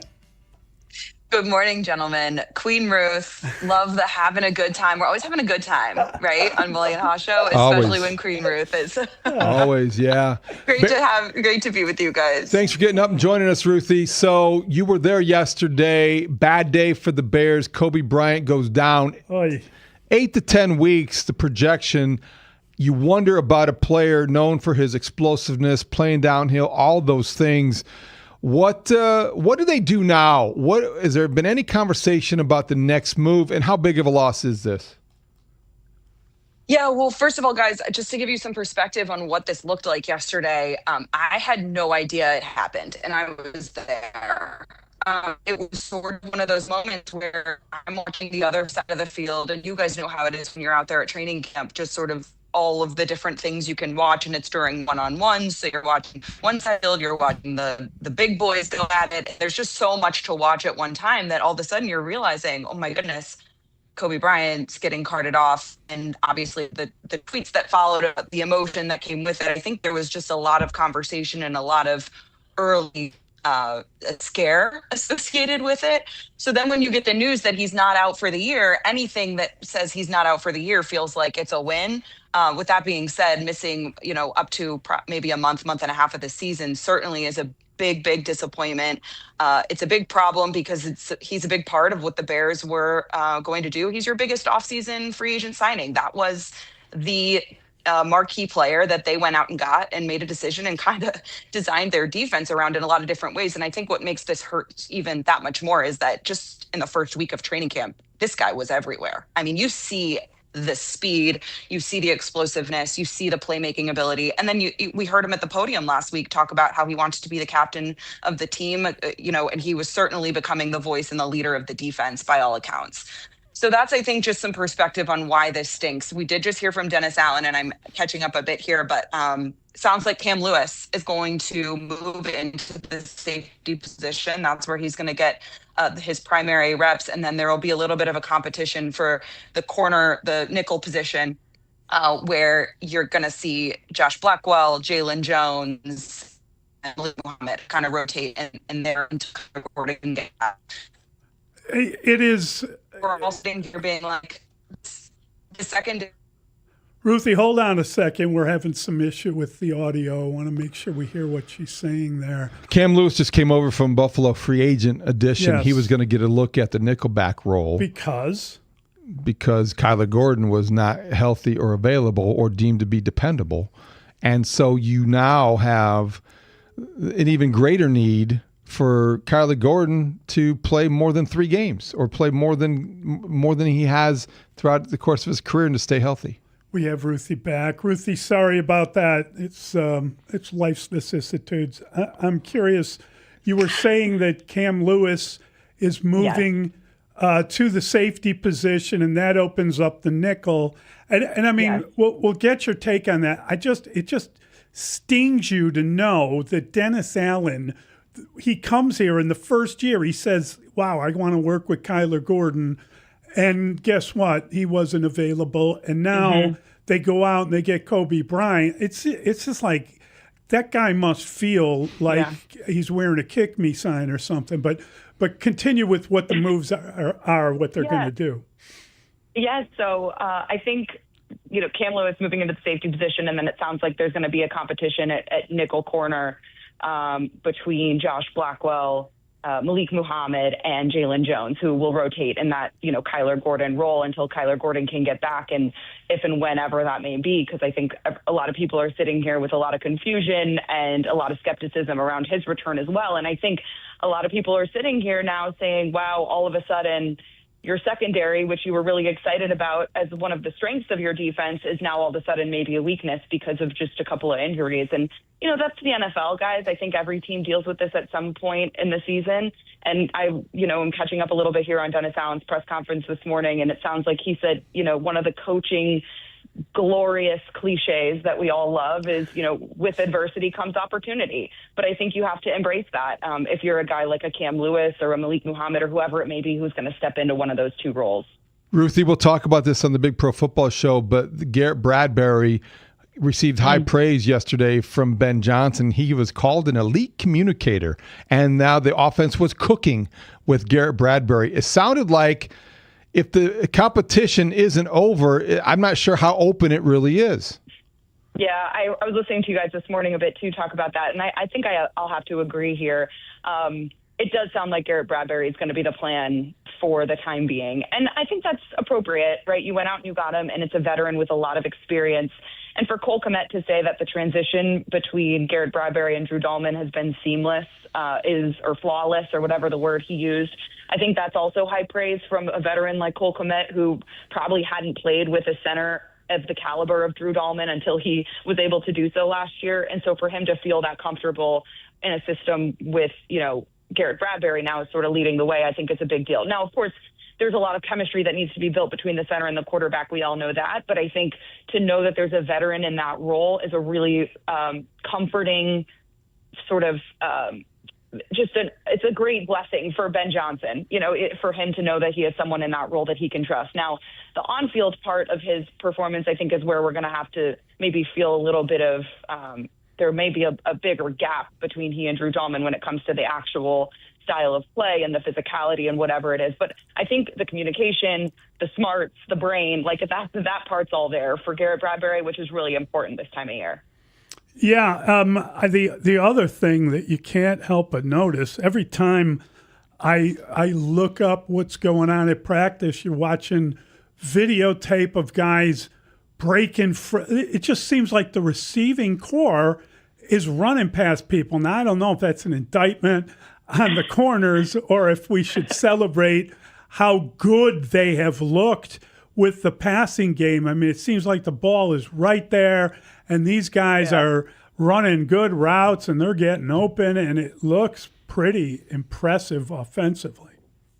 The skill position is impressive, and I think everyone's trying to dial it back a little bit for those of us who have been out there for a couple years, because as I heard Brad Biggs say on your guys' show, maybe it was yesterday, the bar is pretty low for what we've seen from this offense in years past. So I do think, but you're seeing guys like Colston Loveland, Luther Burden make highlight catches in training camp where you just haven't seen that before from a lot of these Bears skill position players. And there's a lot of speed, there's a lot of explosiveness, and the connection with the quarterback is light years ahead of where I think anyone expected it to be right now. To be honest with you guys, I'm surprised by how good the offense is, but I think I'm catching myself sitting there being like, oh boy, at what point do we start to worry about the defense here? But also that's sort of been the conversation in years past, and how far has that gotten you, to this point. So I think there's a lot of excitement about the offense, and there should be, because these guys are really talented guys. Someone that's really just sort of impressive is Xavier Thomas. And I just think he's going to have more of a role in this offense because of this early sort of these flashes that we're seeing from him. And I think he may have more of an impact on this offense than anyone anticipated. I think Rome's looks great. Luther is an absolute stud. Colston Loveland, everyone who knows me knows that I've been a fan for a long, long time. So I think these offensive pieces are really exciting. And as Caleb Williams said on the New Heights podcast, or maybe it was the Kay Adams show, where he said, this is going to be a really exciting brand of football. And I think we all understand what he means now. Ruthie, what did you think of the way that Tyreek Stevenson responded to being asked about his level of focus being challenged publicly again by Ben Johnson? For the second year in a row, we're hearing an assessment of Tyreek Stevenson that has little to do with maybe his skill set and more to do with his concentration level. Yeah. That's a tough one. I think Tyreek Stevenson handled the questions yesterday like a pro, and he was unfazed, and I think he was expecting them, and I think he knew how to answer the questions in a way that came off as, I am aware that this is what I need to work on, and I'm trying. And I think there's just an element of, can he do it? This is just a guy who I think he has the talent on the field to be a great player and to be a starting caliber cornerback in this league. It's just a matter of consistency, as we've heard many coaches tell us over the course of, his career. And I think this year it's going to be we're going to learn a lot about him because the pressure's on. It's a contract year. It's the last year of his rookie deal. And this is somebody who is playing for his family. He's playing for his career. He's playing to continue his NFL career. And there's a lot of pressure that comes with that. So maybe there will be heightened stakes for him that can elevate that level of focus that we continue to hear about. But again, I do think the skill and the talent for a player like Tyreek Stevenson is there to be a really solid cornerback in this league. And you have a guy like Jalen Johnson on the other side of you who can hopefully also help elevate you as a player and a person, and someone in that room that you hope can help, be a leader and show him the way, who wasn't really around much last year, who was injured, in terms of Jalen.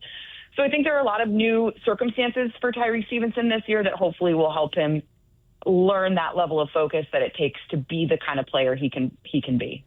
So, Ruthie, you mentioned that the yesterday was the first day in pads, and so you got to see some of the offensive and defensive linemen. You got to get into games. You got to get into deeper in practice to have an opinion on that sort of thing. But what was it generally like in terms of the body shape, the hitting, some of the stuff you saw that as opposed to previous practices? Okay, I'm going to be very blunt and honest with you both here because I adore you both and I can't lie. I thought yesterday was a little lame for the first day of pads. I think there's so much buildup for that first day of pads, and obviously they want to work their way into it. But I was sort of I was kind of hoping for some more physicality from, both the trenches and also the skill position players and the corners. And the secondary. So I don't know. I was a little underwhelmed. I think today there's maybe going to be some more live tackling, was my understanding, and maybe a little bit more physicality. And yesterday was a little bit of a ramp up day. But I'm not going to lie to you. I was a little underwhelmed by the big boys in the trenches and just sort of the physicality we saw. I will say, I know I've been on this horse, guys. One player that continues to stand out to me is Jordan Vandenberg. And this is somebody who, he's going up with, the third team at some points. But I also think this is somebody that we should be keeping our eye on as somebody who can have an impact this year. He's just a big boy, and he's got high effort, high motor. And he's been really fun to sort of watch go, get to this level and still be able to stand out as someone to keep your eye on. Ruthie, quickly before I let you go, we have kind of glossed over the fact that the injury to Kobe Bryant puts a lot of pressure on Dylan Thieneman, and we're assuming that he's going to just step seamlessly into that role. He's still a rookie. Is he able to handle that pressure, do you think? I think so. Hearing people, his teammates talk about him as sort of a quiet player, a sponge who's kind of taking it all in right now. I think he's still getting up to speed. This certainly puts a lot of pressure, David. And I will say this, for anyone who wasn't a fan of the Bears taking a safety in the first round, there's a lot of, take a look at that pick now, because I think you need him. You need a really good player there to sustain these, the month or month and a half that Kobe Bryant is going to have to miss of the regular season. So I am very interested to see how Dylan Thieneman takes on that pressure. I think he has the ability to be the physical presence that everyone expects him to be, that maybe there's just less time for him to get acclimated now is the big question. That's the big pressure on him. And he's got to be able to make plays early and often when you look at who the Bears are going to be going up against in the first couple weeks of the season. So I'm excited to see how he takes on that pressure as someone who's definitely a more quiet player, in the room. Maybe he's now going to have to step up vocally, at least on the field. And we'll have to learn if that's something he can do and embrace. Great stuff, Ruthie. Great catching up with you. Appreciate your time. Thanks, Ruthie. Thanks, guys. See you later. That is Ruthie Polinsky. Queen Ruth. The Queen, yeah. The Queen. She does a great job. Yeah, she did. It's great stuff. All right, we shall return. Mully and Haugh, 104.3 The Score. The Cubs were all in before the MLB trade deadline, and the score was there. The morning after the Kevin Gausman trade with Mully and Haugh. It's a very positive message for any team to get this time of year. The Ryan Zeferhan trade as Spiegel and Holmes met with Nico Horner. There's an update, by the way, to Nico. Uh-oh. The Chicago Cubs are acquiring right-handed reliever Ryan Zeferhan in a trade with the Los Angeles Angels. I have not had good at-bats on him. He's a funky mix. Oh, it's awesome. The Cubs picked up Clay Holmes. Oh, dude. Yeah, John Heyman a couple minutes ago. Holmes and Taylor, two Cubs from Mets for Rojas pending physical. Let's go! The Cubs made a trade for Braxton Garrett, who is a left-handed pitcher of the Marlins. Don't get those arms, man. When big Cubs moves happen, always count on 104.3 The Score, official radio home of the Cubs. Hey, if your garage is cracked and stained, you already know that it's making your entire garage look bad whenever you got an issue with the floor. And a bad epoxy job, oh, goodness gracious, that just makes it look even worse. With one easy call to Comer. Filmed in Chicago. Tell me. Breakfast Club. Oh, Breakfast Club, of course. Yeah. You didn't strike me as a Breakfast Club guy, Dustin. Even though we're part of the 5 a.m. club. I love it every morning when Dustin refers to the 5 a.m. club on the pregame show. And the way the lineup is right now, Ballesteros, I don't know if you caught Craig Counsell yesterday, all of it with the afternoon show with Spiegel and Holmes, but I think Craig Counsell might be with me on the over-under 1.5 more times. He was like, it would have to be a very, very unique situation, or we would have to have an issue with one of the catchers being I heard that. hurt. It didn't sound like they were planning on Mo Ball or getting behind the plate again. Yeah, I'll take 2 shots of Malort on the air if he goes over 2 games as a starting catcher. Okay, 2 shots of Malort on the air. We got that on tape. Yep. So that means if he catches 3 games this year, If he starts in 3 games at catcher, big key to that. You're doing 2 shots of Malort before 10 o'clock. I mean, honestly, this sounds like you're just desperate to get permission to drink on the job. Well, how many times did I talk about Michael Bush? And then all of a sudden, we had a 6-pack of Well, can you tall talk boys about that him some more? David Haugh was like rifling down like it was a fraternity party back at IU or something. I didn't go to IU. I know, but you I might never have went to a frat party at IU. You never went to a frat party at IU? Okay. No, come on. It was for the out-of-state. I was at Ball State. We were the number 1 party school in America. Do they have frats? Yes, they do. I just asked the question. I'm wondering how many frat parties you've been to. Why is Ball State taking strays? Ball State's not taking a stray. Ball State's huge, back in the day, it was a big party school. It was known as a big party school. I think the year that I went there, it came out, and whoever was ranking party schools, we are number 1. We were number 1. Chirp. I was surprised to find out how big of a party school Dayton was. I was surprised. They're big St. Patrick's Day at Dayton. Yeah. How's your daughter handling the big party school that Dayton has become? Pretty good so far. No, pretty good so far. Getting to the end of the year. Finals coming up. Yeah.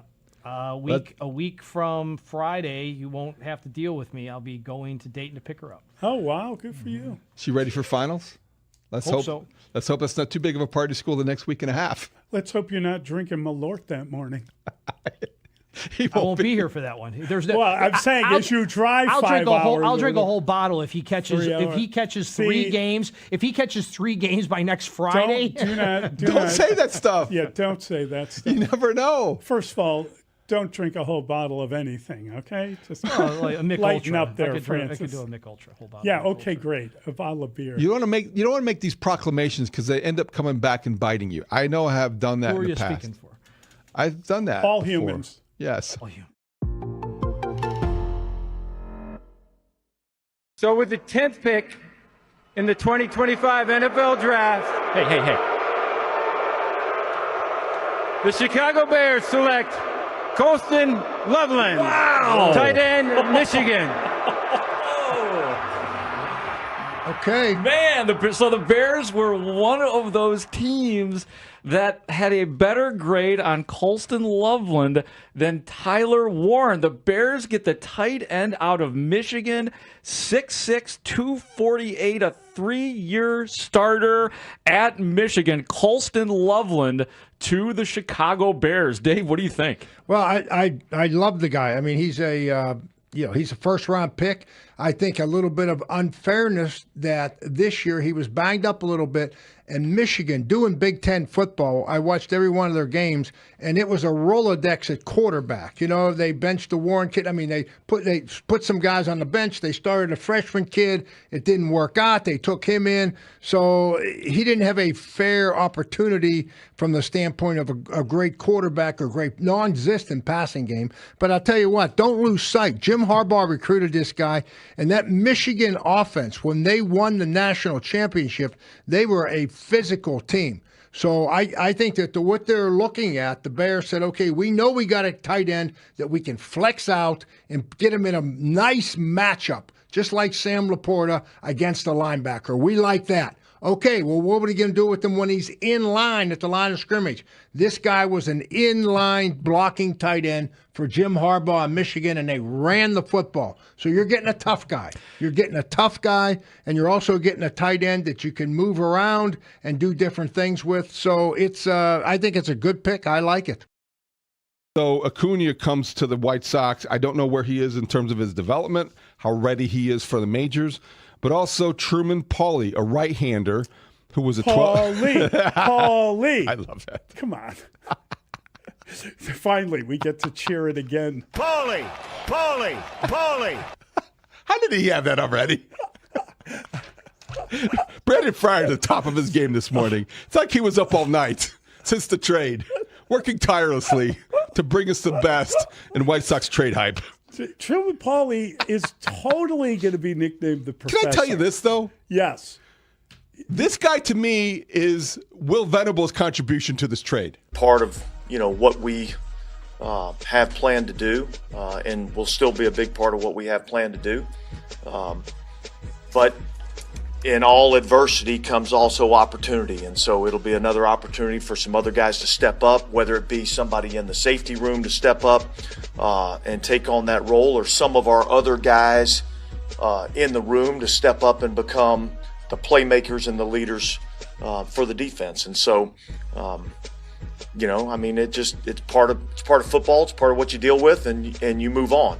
So hopefully he'll be on the quicker end. And we'll get him back sooner rather than later. Mully and Haugh, 104.3 The Score. That is Dennis Allen at his news conference this morning. And the question stands is kind of, how are you going to handle this? I don't know if you look at it, David, like he can be braced by the fact that he's already had to do it in Chicago. Kyler Gordon not being available a year ago, being able to go out and find an option at nickelback on the open market. You would think that when you're coming into this season, you're aware of what happened with Kyler last year, and you're also aware of how you're going to have to sort of Kyler-proof your defense, injury-proof your defense, if you will. They thought they did that by signing Cam Lewis in the offseason, who comes to the Bears from the Bills. Yes. He's only got 14 career starts in 6 NFL seasons, so he's not a regular, but now he's being thrust into that role. It is the NFL. Injuries are a fact of life. You always hear next man up, and that is the mentality. But you can rationalize it away. The loss is going to be real, and you had expectations about this defense built around the presence and the disruptive nature of Kobe Bryant. He's not going to be there for a while. He was their biggest offseason move. He was their biggest offseason move. Yeah. He was their signature addition to that defense. He was going to make it different this year. And he's missing, what, a minimum of Well, that's 4 10 games? weeks from yesterday was, I think, the Packer weekend. So 8 to 10 weeks would put him right around there if everything goes well and according to plan. You're talking about somebody seeing his first football action in some time since the Super Bowl. Yes. Against the Green Bay Packers in a game. That would be the best case scenario, so it sounds. But I still think that we need to be realistic about what to expect from Kobe Bryant coming back from a hyperextended knee, an extended period of time that he's out, and somebody who's known for his explosiveness. So, not good news. It's a hyperextended knee. It is a bone bruise, and there is a small bone fracture in there as well. Yeah, 3 different That's why descriptors. 6 to 8, right? Or I'm 8 sorry, to 8 10. to 10. 2 months to 2.5. All done during a one-on-one drill, pretty innocuous. Yes. Pass defense against Cole Kmet. Came down. He knew immediately, according to people who were there. He grimaced. He threw his helmet, or he showed some disgust, and he was emotional getting carted off the field as if he knew it was going to be an extended period of time away. That's football. You know how it works. Yes. We've been out there and seen, we were recounting the first day or first week of training camp injuries that we have covered and been a part of. It's not new to the sport or even to the Bears. but it's disappointing. And you look at now, what do? More pressure on Kyler Gordon to come back, more pressure on Dylan Thiedemann to grow up, and more pressure on someone who to be named later to step forward. Yeah, and I don't know, is there pressure to make a move, to make a deal, to find someone? There aren't really a ton of guys on the street. Placeholders. At this point. Placeholders on the street. They're not going to be impact players. They're placeholders. You want somebody who's going to stay deep as the deepest and make sure that you don't get beat and make sure that you get lined up and all of those things. But whoever you sign now is going to be somebody that is essentially there to first do no harm, essentially, and then you can't really expect that person to be that impactful joining a defense at this stage of the season. Yeah, it's not too bad. Ideal. It's too bad for everyone. And the hope is that they can overcome this. The best case scenario right now is that Kyler Gordon gets back on the field and finds a way to be impactful. Maybe he can play the nickel, maybe they could be interchangeable, they can play three safeties and mix and match the way they envisioned, and Kyler Gordon's got to get healthy. Kyler Gordon has a calf strain. I don't think he's faking it. I don't know if his calf heals quicker because you've got another injury. I mean, I understand what you're saying, but he seems like one of these kind of tightly wound athletes that just have issues with It's hard to count on. Muscularity issues. He's hard to count on. There's no question about it. It's a tough one. Yep. All right. We'll be back with our guy Mike Florio next. Want to give a shout out to everyone who watched on CHSM. We appreciate the viewership. Mully and Haugh on The Score. Cubs fans, Gold Glove second baseman Nico Hoerner gives you an insider's perspective on the Cubs. Coming up this afternoon at 2:30 with Spiegel and Holmes. Sensational play by Nico Hoerner. Nico Hoerner on The Score is brought to you by Toyota. Visit your Chicagoland Toyota dealer or Toyota.com today. Toyota, let's go places. This segment brought to you by Climate Guard Windows. If you need windows, you need Climate Guard. We've been making windows in Chicago for over 45 years. Purchase with confidence, backed by our price match guarantee. Great financing available. Visit ClimateGuardWindows.com today to schedule a free in-home estimate. $30 million in guaranteed prizes. Cash in this football season in Las Vegas with 3 Circus Sports contests. Entry starting at $1,000, all with no rake. Saying, guys, Chris, I need an Ivy Leaguer. That is exactly what he is. The Princeton man gets the Harvard guy. He's a Harvard guy. Can you guy. imagine those plane rides? He pitched at Harvard. Yes, I know. I'm trying to get that through my head. The spin rate conversation is going to be out of this world. He's kind of anybody that goes to the Ivy League is called the professor. Yes. That is just how it works. This is then when you say that, yes, you think that the White Sox just traded for a future Kyle Hendricks. I mean, I don't know much about Truman Pauly, other than he's got a chantable name. Yes, he does. We know that. Yeah. And he's a well-educated man. I think he left after 3 years, was it? I mean, he didn't get his degree from Harvard. That we know of. But he probably could just mail in and correspondence courses. Yes. These days you can get a lot done via Zoom classes. It's hard to get into Harvard. It is. It's hard to finish Harvard. It's hard. So maybe Congratulations. he, in the offseason, has been working toward that degree. How do you play baseball and go to school at Harvard? Well, it's difficult, but those guys can balance that. They're high achievers. All right. And I think now you've got very pleased with that piece of information. A bright young man. Yes, he will think it through. He will think it through. He's 22 years old, was a 12th round pick by the Mets out of Harvard, where he struck out 91, walked 48 and 70 in third innings. He was a draft eligible sophomore. That's what I mean. What does that mean? He's a long way from the majors. Yeah. So he'll be cracking the books in places like Kannapolis, on the road. And in Birmingham. I am appreciative of a man that has that kind of brain power. I'm not making fun of it. It's just a fact of the man's life. Well, when you lead with the prospect they got is a Harvard product, I don't think we're talking about his fastball or his great breaking stuff. Right. And that's the most interesting thing about him. But Well, Venable gets a smart guy for the clubhouse if he makes the Sox at some point. So he broke camp last year with the Mets. He has 175 major league at-bats, and he's a speedster. And I'm not. Look, I hope he's. 16 a great stolen player. bases. Wow. Yeah, 16 out of 17. 16 stolen bases. Out of 17. Sox got attempts. faster. Well, Little they got speedy a lot guy. faster. But like in Major League Baseball, and I don't know any of this, but is there? I would always imagine that on draft day there's like a line on the wall, and it says, must be this tall to ride.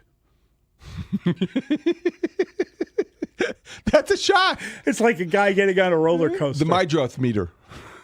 You just have it right there. If you can't be taller than Chase Mydroth. See, that is so mean. It is Luis Angel Acuna. Luis Angel Acuna.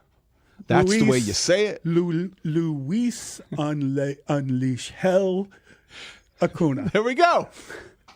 That's a good nickname. Pass it along to Schriffen. Get him going on the nicknames early. Paulie. That's the other guy. That is Paulie. Truman Paulie. Paulie. You go with Paulie. I'm going to go with the Truman Show. Truman Show's good. The Truman Show.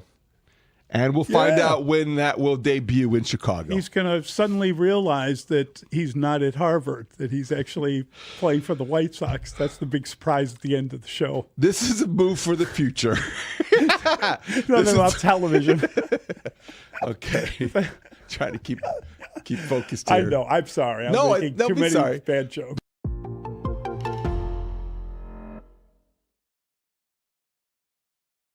When did you get in? Okay. AKA, when did you get into spring training? Pat Hughes, Ron Coomer, take it away. 7th inning. Ron, I've been in Arizona now for a few days. I know you've been out here for a couple of weeks. But you always hear the similar questions when you first arrive. And it becomes kind of comical after a while. You anticipate hearing them, and then you just smile when you do. But it doesn't take long. Do you remember the 4 questions that we have informed our audience that you invariably will hear over and over and over again every single spring? You'll hear 4 questions. Do you remember what the first couple were? Yeah, I remember them. Go ahead. No, I do. I know. This is. Well, the first one, they see you. Yeah. Usually they've forgotten your name. That's A. And then B, when did you get in? Here's a ground ball to short. And the throw to first is going to be in time. It's a 1-2-3 inning. Bottom of the 8th inning gets underway. We were chuckling about the 4 questions that you hear when you arrive at spring training every year. The first one is, when'd you get in?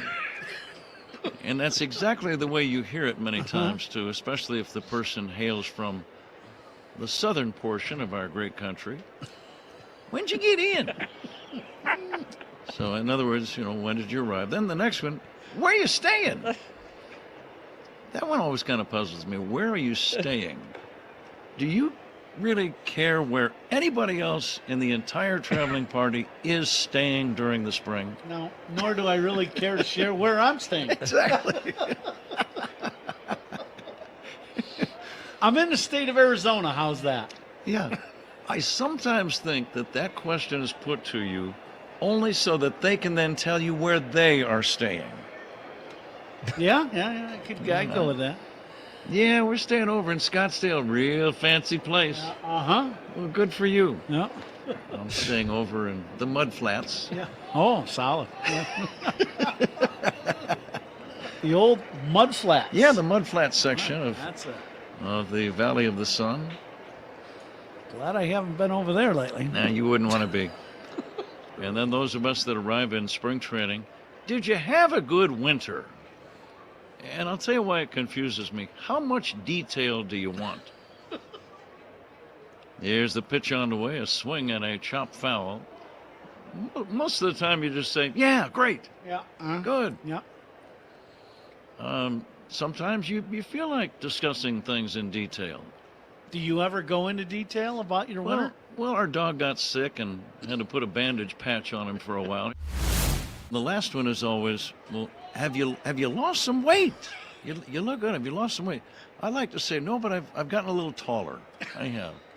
I'm working with a trainer and some real good stretching. And as a result, I'm actually much taller than I was a year ago. Thanks for asking.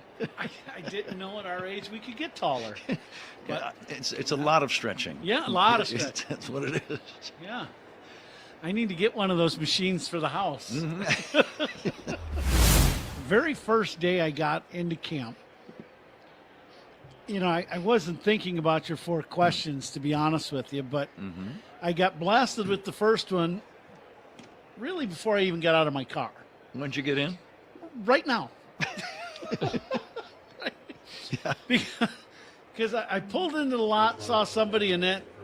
That was the first question. Haugh 104.3, the score. Always a delight to talk to Mike Florio. And he joins us now on the Plumbers 911 hotline. Plumbing emergency. Call 1-833-PLUM-911, local 130 Plumbers. Get the job done right the first time. Michael, good morning. How are you? What's up, guys? Good to be with you as always. Doing well. I'm just trying to figure out what the preseason even means anymore. I guess we've already had an announcement out in Dallas that nobody's going to play. No starters will play for the Cowboys this preseason. I wonder why fans are even paying money for these games. We know that the season kicks off on Thursday with, I think, Carolina, Arizona. Nothing you really want to see, but they're promising no starters in that game, too. Hey, it's on NBC. That's the Carolina Panthers playoff team in 2025. It's either Arizona Cardinals, who I can't think of anything good to say about the Cardinals, but at least it's the Panthers. It's football on TV. Come on, guys. I'm trying to get paid here. Well, we'll watch. We'll definitely watch. I mean, I'm watching. I'm just saying, if you announce there's no starters playing for your preseason, what does that tell you about the importance of a preseason? Well, and look, the cynical side of me, which is far larger than the other side, would say that the league likes the idea of the preseason being less and less relevant and less a reflection of true NFL football because they're trying to trade out preseason games for regular season games. It was 14-6 back when I was a kid. It moved to 16-4 in 1978. It stayed there until 2021 when it went to 17-3. They desperately wanted to go to 18-2. Hell, I think one of these days, and I probably won't be around to see it happen, there'll be no preseason games and 20 regular season games because that's always the argument. We stage 20 games per team per year. Let's just have 20 regular season games and let's not do these stupid preseason games from the league's perspective, which aren't a reflection of high quality NFL football because the teams are putting their starters in bubble wrap. There used to be a formula to the preseason that applied across all 32 teams. You'd see the starters for one drive in the first game, a quarter in the second game, a half in the third game, and then you wouldn't see them at all in the fourth game. Now you have no idea what you're going to get. You have no idea what you're going to get. And more of these teams are keeping their guys safe, keeping their guys on the sideline for the 3 preseason games. Mike, here in Chicago, bad news for the Bears on Monday. Kobe Bryant, their biggest offseason acquisition, goes down with a hyperextended knee and some other complications, out at least 8 to 10 weeks, bringing him back around week 5 if all goes well.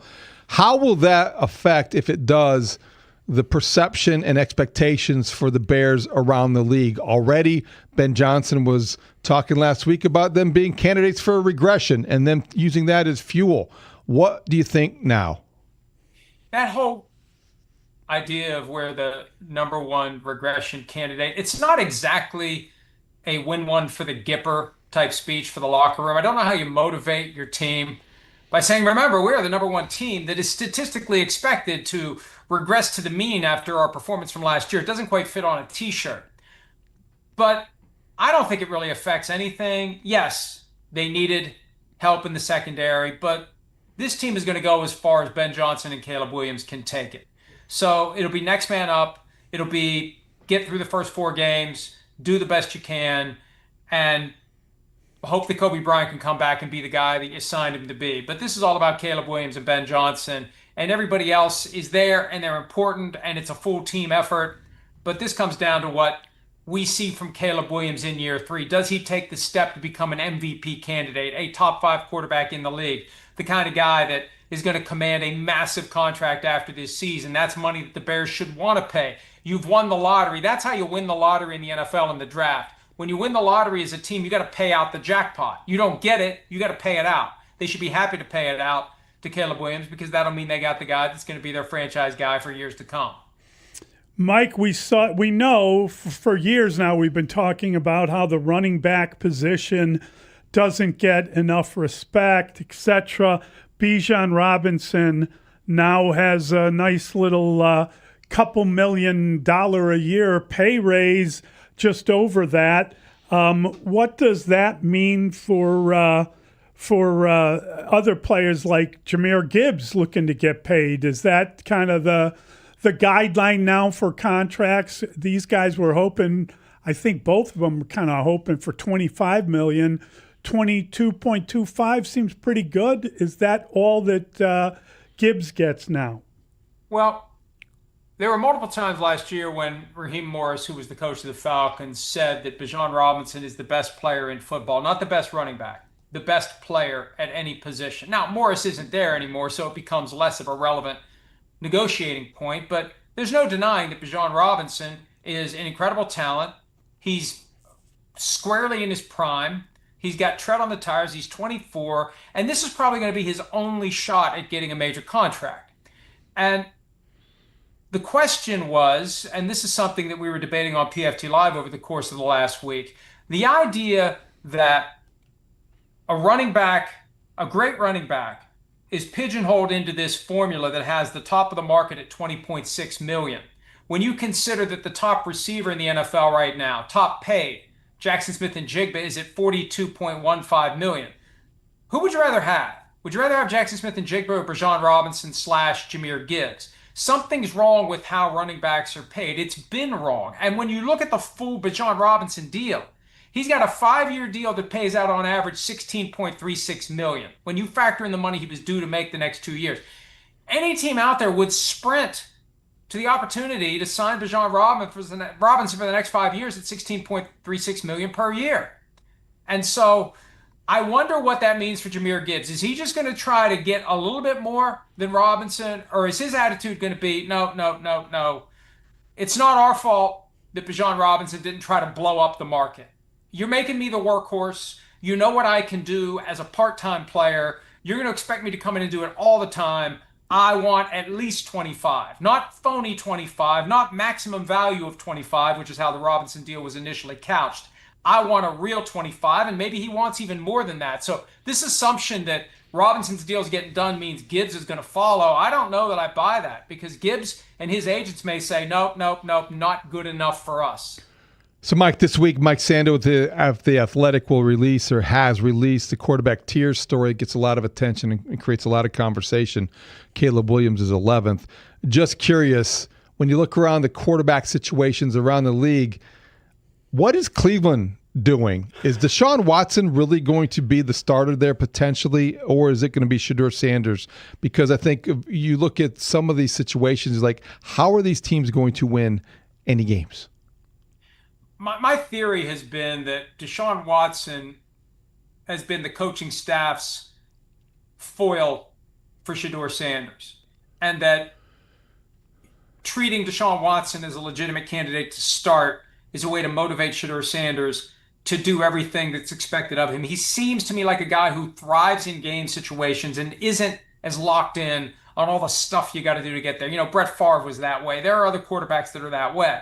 I think that they've tried to get Shedeur more focused, more dedicated, more committed to all the little things you have to do. And through it all, don't lose track of Dylan Gabriel. Todd Monken, the head coach, just said yesterday, he's earning more reps. What's the point of performing well if you don't get a reward for it? He's performing well relative to the other two. You know, and he started 6 games last year after Joe Flacco was benched. We've kind of forgotten about Dylan Gabriel. It could be that that neither Watson nor Sanders emerges and that Gabriel comes up on the outside and steals the thing. Any update at all? Have you heard anything about Aaron Donald? It just seems like it's a question of when. He's doing everything. I also saw that Matthew Stafford came out and said that the quality of the practices has been exceptional because the talent level's so high for the Rams. Aaron Donald's situation reminds me of an old Jerry Seinfeld routine where he, what's the deal? What's the deal with people getting in shape? What are you getting in shape for? Really, people try to get in shape. What are they getting in shape for? Well, Aaron Donald's trying to get in football shape. What's he getting in football shape for if he's not going to play football? And I think that when you consider just the mindset of a football player, when you put your body through all these things to get yourself in a position where you can play, do you think he's going to get to the end of this and say, I'm good? It just feels like he's going to play. Now, would it be better for him to be competing? Would he have a better indication of where he is right now? It's one thing to work out on your own. You feel like the guy you always did. You throw yourself into the mix with all these young players. And it reminds me of what Lawrence Taylor eventually experienced when he said to Bill Parcells, man, these guys are fast. These young guys are fast. And it was like, no, Lawrence, you're slow now. You're not the guy that you used to be. At some point, Aaron Donald's got to see how close he is to the guy he used to be. I think the thing that's attracting him is the prospect of not being in double and triple teamed on every snap now that Myles Garrett's there. That's got to be the thing that potentially undoes the burnout that caused him to retire. Because how long can you take being this guy that's constantly dealing with 2 and 3 offensive linemen trying to keep you from doing your job? So it feels like he's going to do it. At some point, though, you got to get out there and practice against other players and really come to a conclusion as to whether or not you still can after 2 years off and at age 35. Mike, Jerry Jones offered a pretty impassioned defense of Tony Romo's character, and you wonder what difference will that make? Will it have an effect on how CBS treats the situation? There's always something going on behind the scenes. And look, we didn't know what CBS was going to do about Tony Romo, and they issue a one-sentence Michael Jordan style "I'm back" press release that says Tony Romo's on leave until further notice. That says a lot. And there's a lot of people who cover sports media who believe that it's over for CBS and Romo. And if CBS is going to try to get rid of Romo and not pay him the full $72 million that it owes him, and there'll be some negotiation because CBS could say, we're firing you for cause, we don't owe you anything, and maybe they'll meet in the middle or a little bit above that. But this is a test of how much juice Jerry Jones still has. My guess would be Tony Romo didn't want to be put on leave. My guess would be Tony Romo's astute enough to realize once I'm put on leave, I'm never coming back. If he activated the Jerry Jones bat signal last week, it didn't work. So the subtext of all of this, how much power does Jerry Jones still have when it comes to the networks? And given what he said about Tony Romo on Saturday, you would think he's already activated whatever he needs to do to try to get Romo, number one, not put on leave, but number two, now that he's on leave, back in the booth. So it'll be interesting to see how it goes. But it sure feels like now that they've moved on, they've named his replacement, man, it feels like Romo's not going to be back. Mike, just legally, I know you've got a good sense of these stuff. Can he go and talk about all the people that are still employed despite such issues? And there are a few of them. And could he use that as a way to sue to get his job back? Well, this is how it would go. Assuming there's an arbitration clause in his contract, and if there isn't, then CBS needs different lawyers. If CBS says to him, we're activating your morals clause, Andrew Marchand of The Athletic already pointed out the fact that Tony Romo has a morals clause in his contract, which tells me that CBS has pointed out, hey, Tony Romo has a morals clause in his contract. And those things are very vague, they're very broad, and they allow the league, not the league, but the network to basically say anything they want to say is a violation of the morals clause. So there would be an arbitration, and they would be fighting over whether or not a first offense OWI in Wisconsin activates the morals clause. And part of the argument would be, and this is what Tony Romo's lawyers would learn through the discovery process, other CBS employees with morals clauses in their contracts, what have they done that didn't result in them being fired because, it's fairly obvious this is just a pretext for getting away from a guy that they had soured on. That's what everyone thinks.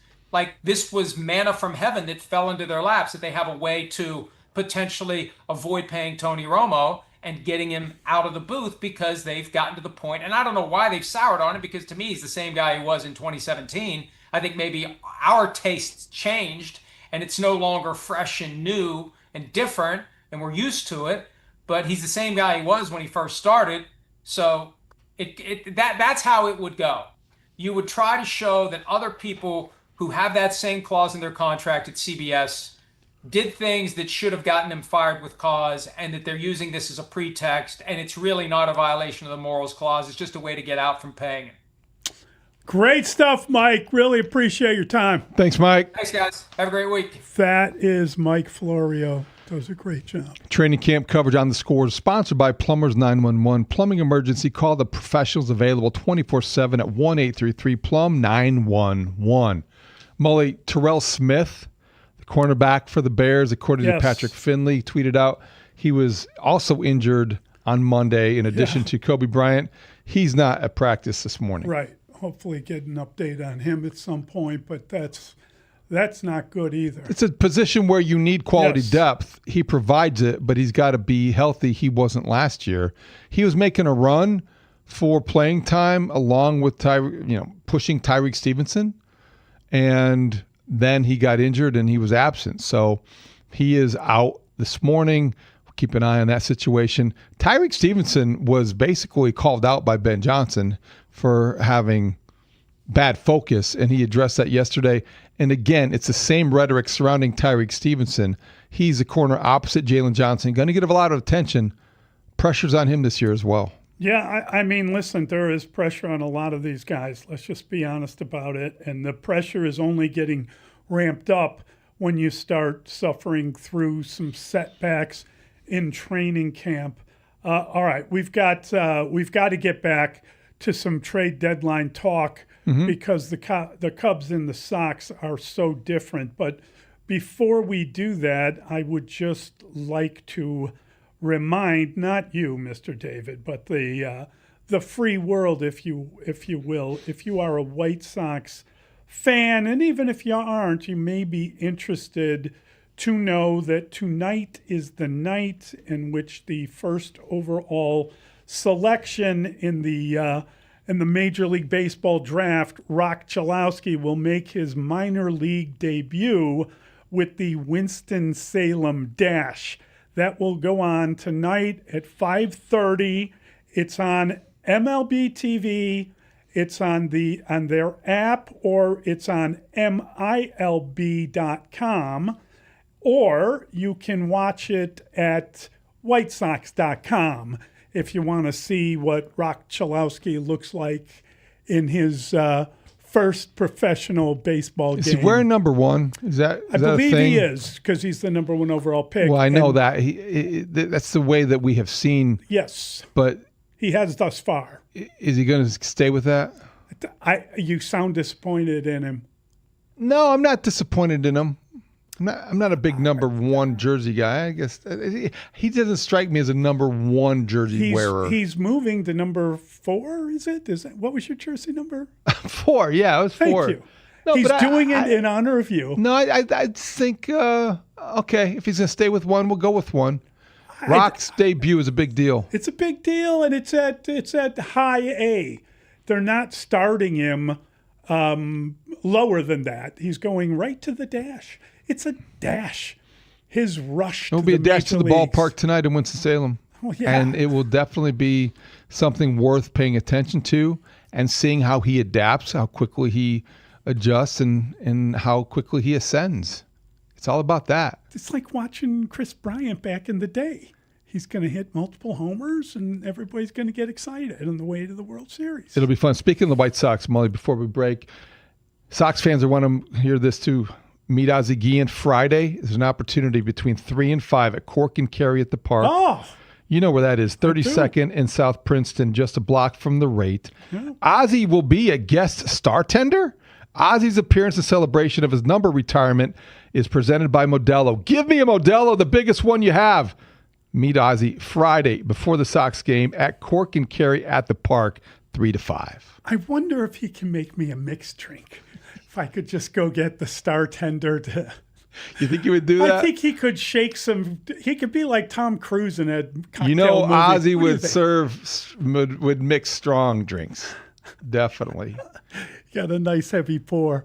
All right, we'll be right back. Mully and Haugh, 104.3 The Score.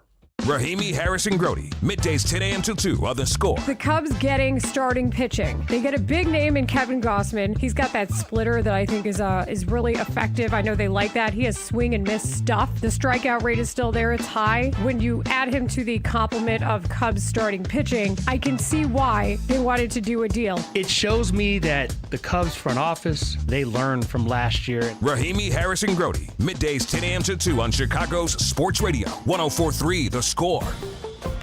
And live on the free Odyssey app. Hey, if your garage floor is cracked and stained, you already know that it's making your... And I'm like, well, I still got stuff in the back if you want to help. Sure. Yeah, right now. Yeah. And next year I'll send you my itinerary, so you'll be waiting for me. He's not wrong about the questions. It's not at all. Right? As somebody who's been to Arizona, those are generally, and they might be different variations of those four questions. That's great. When'd you get in is the best. And did you notice Pat tried to be formal about it the first time? He said, when did you get in? And I'm like, nah, Pat. When did you get in? But then it became, when'd you get in? I don't necessarily ever remember it always being the Southern accent with the when did you get in part. I love that that's what it is because that really makes the whole bit. But I don't necessarily remember in my 3 years of covering spring training full time having an extra amount of Southern accents. The underrated When'd you get in? The underrated question in there was, how was your winter? And it's usually, how was your off season? But that's a big question that people ask when I haven't seen you since the postseason. Yeah, the weight loss thing too is real. I definitely ask about the off season. See? I ask how people's off season. How was your off season? Yeah. Mm-hmm. Where are you staying? That's a safety concern. I don't know if I like that one. Huh? Yeah, don't tell him. I think Coon was on to something. It's like, I really don't want to tell you.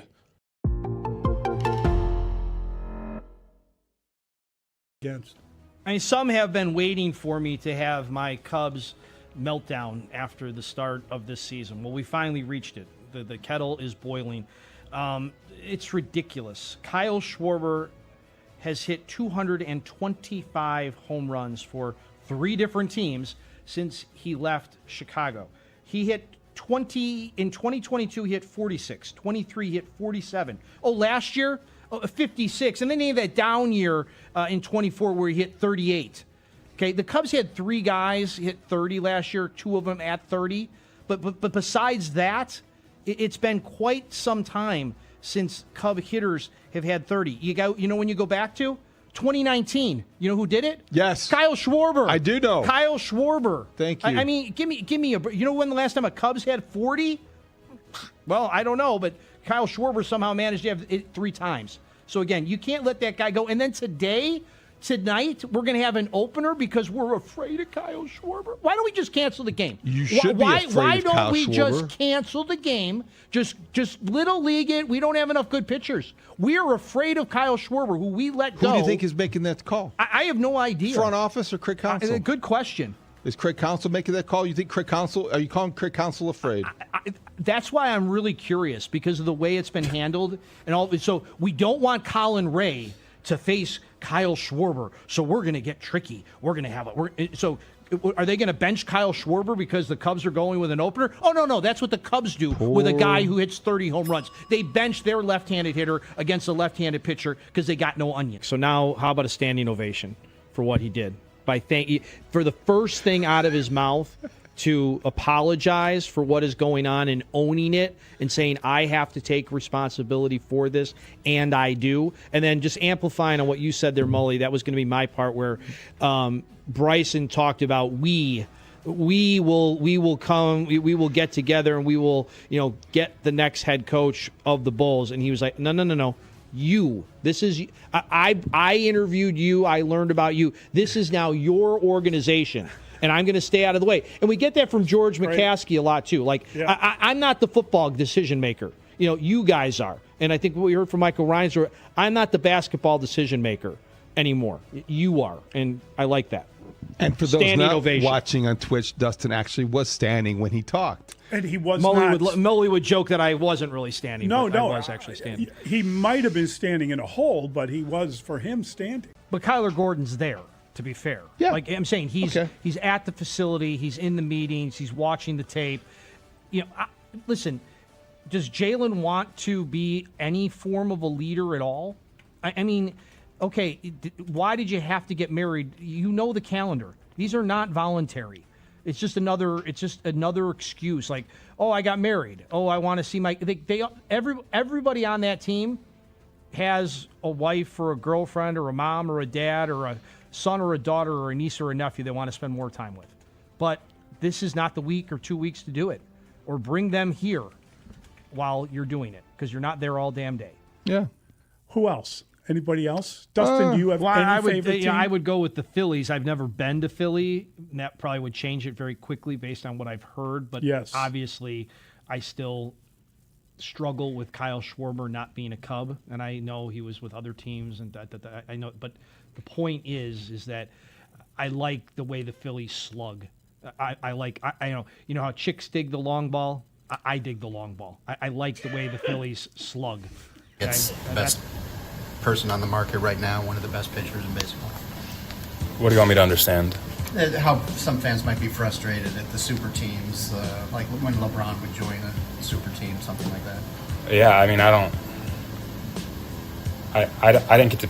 Every team could trade for me. Every team could make that acquisition. And I don't really sympathize with people that blame the Dodgers for anything they've done. They've developed a really good organization. They draft well. They acquire talent really well. They retain talent.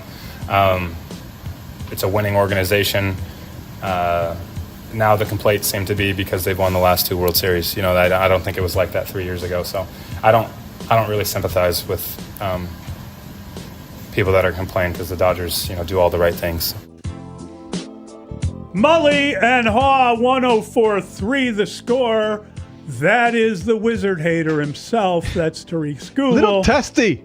Got a little testy. Little testy with Sully. Idea. Oh, yeah. I almost called them Mully and Sully. Yeah, you guys be quite a team. Oh, there you go. Sully asked Tariq Skubal the question, and it was a good one. It's a fair one. We'd be mismatched, though. You might be a little bit. Of us. That's okay. I love Sully. Yeah, Sully did a terrific job, and he asked the question that was fair to ask, and Skubal answered it. Am I wrong in saying that he was a little reticent? Oh, I would not think you were wrong at all. He's there to win a World Series before he gets paid. He's there tonight by anybody who will pay him. That's it. So boo him instead of Tucker tonight. No. Or boo them both. I don't think you boo him because you loved him. You wanted him as part of the crew. That's so last week, Mully. Really? That is so last week. You've turned on him now. Yes, I have. Okay. Any team could have traded for him, but the Cubs did not. Maybe chance leave in the 5th inning at him, something like that. Whatever. Those aren't. They're not saying Scoob. Abandon your playoff game. Tell him that. I hope the Cubs jump all over him. I hope the Cubs knock him out after 3. I hope that they send him to the showers. Do you suspect they will knock him out after 3? I don't think so. I love it. But you never know. New team, new environment. He's never pitched at Wrigley Field before. And he doesn't believe in magic, damn it. He doesn't. He already alienated the South Side. Tonight, it's the North Side's turn. So take that, Skubal. What do you want me to understand? What do you want me to understand? Why you got to get so testy? Sully's just doing his job. That the whole free world is at the beck and call of the Dodgers. How about that? Do you understand that? That now that you've joined the evil empire, you're considered evil? It wasn't like that in Detroit. No. Where friends and relatives showed up. That's right. Detroit was nice and quiet. Nice people. They're good people. Comerica Park, nice and spacious. Hardworking people. Right in lovely downtown Detroit. It's a beautiful ballpark. It's a great car city. But now... You love a good automobile. I do. I think the Cubs are going to start to hit their stride a little bit. Maybe that's wishful thinking. But they had yesterday was one of the best days the organization has had in years. In years. I think when you look at what they did off the field, then it was just complemented by what they did on it. Beating the Dodgers 10-5, going deep, all those things. Big night at Wrigley.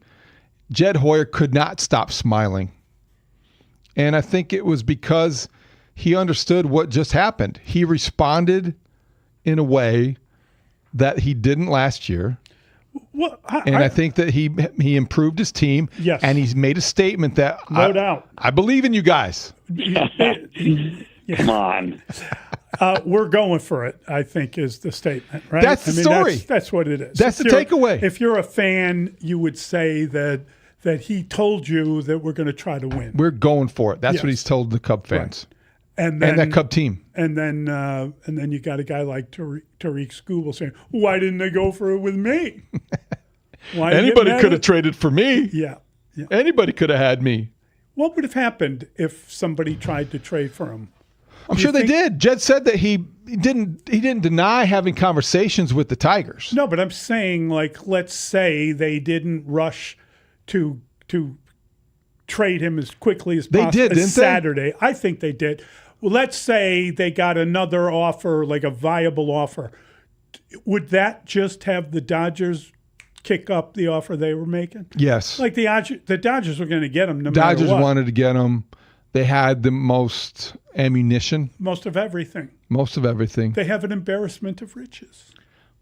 They do, but the Cubs, And they're still stung instead over the 10-5 instead of going all in for one guy, like they would have had to have done to get Skubal to Chicago, instead of going all in with all this prospect pool, they spread the wealth. They went after quantity and quality, but they didn't get maybe the top guy in the market. They didn't have enough to do that, but they used their assets to bring in two pitchers that will fortify a rotation and give them postseason confidence. Kevin Gausman and Clay Holmes. I think Clay Holmes, you could make the argument that after Tarek Skubal, Clay Holmes could be the most impactful pitcher that joined a team yesterday. Provided he's healthy. Always provided he's healthy. That's a good caveat. I'm just Thank saying. you. No, you're right. He's- That's a good. That's a right condition to check me there. Yes. If he's able to forego another rehab start, and you're going to have a conversation with him, which is happening today, we assume and understand that Clay Holmes, if he makes his next start in a Cub uniform in Chicago or for the Cubs, then I think he's the next best acquisition other than Skubal yesterday. So just for the sake of argument, let's say that Jed offered Moises Ballesteros, Jefferson Rojas, and go ahead with the number 10 prospect, Jonathan Long, whatever pitching they gave up, offered that to Detroit and got Skubal. Wouldn't you be furious that many players, that high a number, were included in a rental player? Probably not. You'd be happy about it? I don't know that I would be happy about it. Well, you know me, okay? I'm just saying. And then we're getting another 262 texter. And you're right. Come on, David. Last week you were singing Scooby Dooby Dooble or Scooble Dooby Doo. Yeah. And okay, that's fine. Everyone's got a role to play. And up until the Cubs were out of the Scooble sweepstakes, you wanted them to be in them. And I think that's you push and you understand, you change things. You don't have, because you wanted Skubal last week doesn't mean you have to lament not getting him this week. Skubal. Okay, sorry. Skubal. Yeah. David's Scooby-Dooba-Dooble. He's having another attack. It's sports. It's in the moment. In the moment, Tariq Skubal sounded great last week. Yeah, I mean, my only point is, I just wonder if anyone, not the Cubs, but let's say the Brewers, with all they had, with Tampa and the depth of their system, if they were to have jacked up the price in order to try to win this year, couldn't the Dodgers have just responded and given more to Detroit. Your point is that the Dodgers had a well that was deeper than everyone else's and could have reached into it to pay up. The Dodgers were going to get him. Money or prospect. And that's it was inevitable. And that's the thing that stinks. It was inevitable. Plus, he wants to be there. Well, he wants to be there long term. Right. Because why? Right. Why? Yeah. Well, I think 3 reasons. He's from the West Coast, specifically California. He wants to win, and they can pay him the most money. See, I'm going to go with the last one. I think he wants to get the best contract he can get. I think he's got an agent that's going to get it for him, and I think that if Detroit were going to give him the kind of money that he's looking for, then he would have stayed there. I just wonder if the agent had said, "We want to go west." Like he moving forward, we want to go west. So if you knew that as an organization, you might not be as inclined. Well, I don't know, because I think the agent's just going to say, yeah, he may want to go west, but he also wants to go to free agency if the Yankees had said, okay, we're going to make you the richest pitcher in baseball history, no matter what happens, we'll offer more, maybe he'd want to go east. Mm-hmm. I just think that remains a possibility. That used to be the case. It used to be the Yankees that would get anybody, right. And now it's the Dodgers, and there's no one close. No, there's no one close. So, I mean, it's just that's the embittering aspect of the whole thing. It's really going to make it all the better when he goes 3 1/3 tonight. They're going to chase him in 3 innings. It could. Weirder things have happened. So the Cubs are going to Paul Skeene him. Yeah, as you say, Dustin, he puts on pants one leg at a time, just like everybody else, right? I'm really anticipating that game tonight. It's a great moment. I'm really excited. It's a great moment at Wrigley. That is, you talk about like playoff atmosphere, Mm-hmm. right? That is like potentially like an NL pennant type game happening at Wrigley tonight. Let's bring in Jay. He's on the Odyssey app. Hey, Jay. Hey, good morning, guys. I just wanted to call in and say that it's exciting to be a Chicago baseball fan. Both teams doing well, competing, doing everything that they did yesterday. But unless I'm missing something, the Cubs need to improve their runners in scoring position efficiency. They can't win in the playoffs playing home run or strikeout. That will not work well, unless I'm wrong. You're not wrong. Thanks, Jay. They need to manufacture runs better than they have, and certainly runners in scoring position has been a bugaboo all season long. If they can slug, though, you might take it. I mean, if they can beat teams by hitting 3 and 4 home runs, I mean, you just need to. This offense is, let's face it, inconsistent enough to doubt going into October, and yet dangerous enough to have confidence in that they can beat anybody in any given night, because they have. And it's full of guys who have track records that you could see them getting hot, staying hot, and carrying teams. Listen, they're very streaky, as we've talked 1,000 times. If you somehow get on a hot streak and you've improved your pitching as they seem to have, this could be a really hell of a postseason. That's the idea. If you don't, even with their pitching, then you got some. It's going to be a hell of an offseason. Yeah. Because we'll spend all offseason talking about what they couldn't do and why they are in the situation that they're in. But if you last season were disappointed in Jed Hoyer's inability or unwillingness to part with the prospects to make them better down the stretch, I think that you can't complain now that he did pry those guys away from the system. And Moises Ballesteros, Jonathan Long, Ballesteros, Jefferson Rojas. That's the one that's different than other things, right? I know. In what way?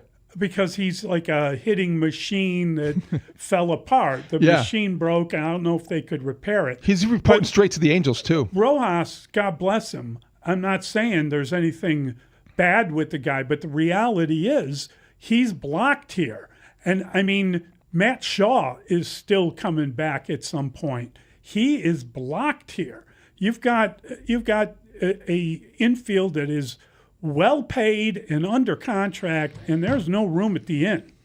There's no room for Jefferson, Rojas in Chicago. That's the reality. Because Swanson and Horner are locked up, and so is Alex Bregman. And you look at the openings, it's just not really any room. No. So you can't lament a guy that you didn't really have anywhere to play. I mean, you can lament it if you think that they made a mistake by having another guy there instead of him. But that's where you're at with that one. That's where you're at, and that's the reality of it. So I believe you got to be excited if you're a Cub fan after yesterday. And, we're having fun with Scooble and looking at him now with kind of a skew, if you will, because of... A skew? Yes, that's what I said. I just think you do, because now he's a guy maybe you wanted, but now he's somewhere. It's like Tucker. It's okay to boo Tucker, and I think people... So let me ask something. Okay. If you were out there and you had no affiliation with anybody and you were allowed to just get your animal on, who would you boo? Tucker or Scooble? Oh, boy. Well, you know what? Tonight it would be Scooble. All the way. Okay, so all the way. Are you booing every pitch? Just tell us how to behave. I'm Mr. booing David. like a base hit. And I'm booing when he gets on the mound and he looks around and he soaks in Wrigley Field like, boo, go back to Detroit. I don't know what I would say.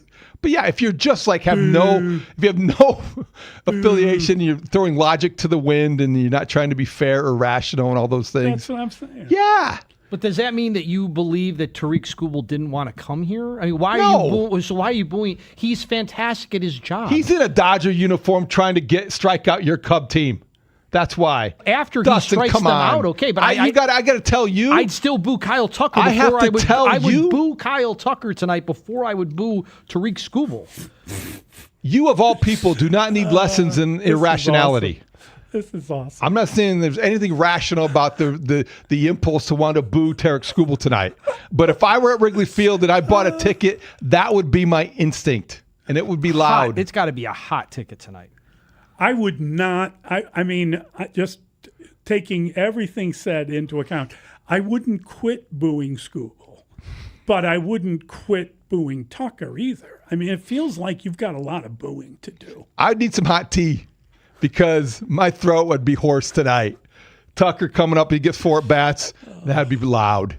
You know he wouldn't get on base either. If I had a special card in my wallet that get me into Major League Baseball ballparks, I would be at that game tonight. I'm considering it. I don't know. I'm considering it. It depends on the time I'm done with TV, but it's tempting. I might ask TV for like a Zoom, and you'll be doing the show from the Wrigley Field. Tucker 0 for 4, Scooble 3 1/3. That's an ideal night tonight. Dustin is telling you to, instead of going to work. Dustin's telling me to skip work. Oh, I said you could be on Zoom. On Zoom. Okay, you could Ruthie Polinsky it. I don't know that you want to be zooming from Wrigley if you're doing a show on CHS.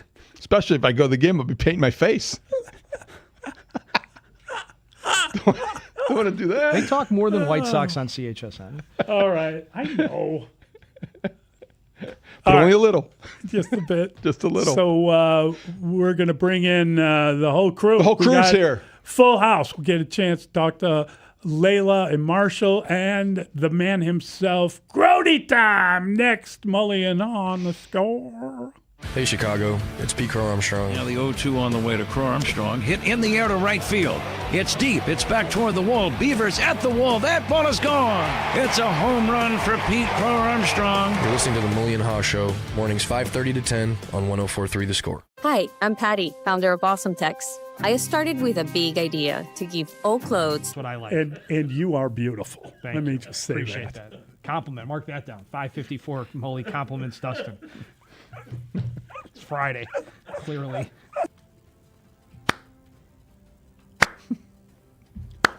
Yay! Jalen decided to go to work. Woohoo! Good for you. Way to go, buddy. Come on. Yeah, I love Ben Johnson. I'm still happy for him. So you'd be killing Jalen Johnson if he didn't show up. Come on, you can do more than a golf clap. You would. You'd be killing him, right? Oh my God. Okay. There's a nice pregnant pause while Dustin refuses to answer another question.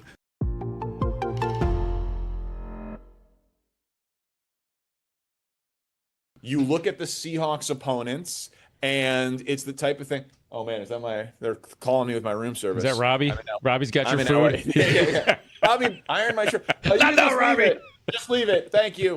Oh my God, they were calling you? That wasn't an excuse. They're at the door. They're at the door. Yeah, He can't get up from his interview to go get the door. With my food.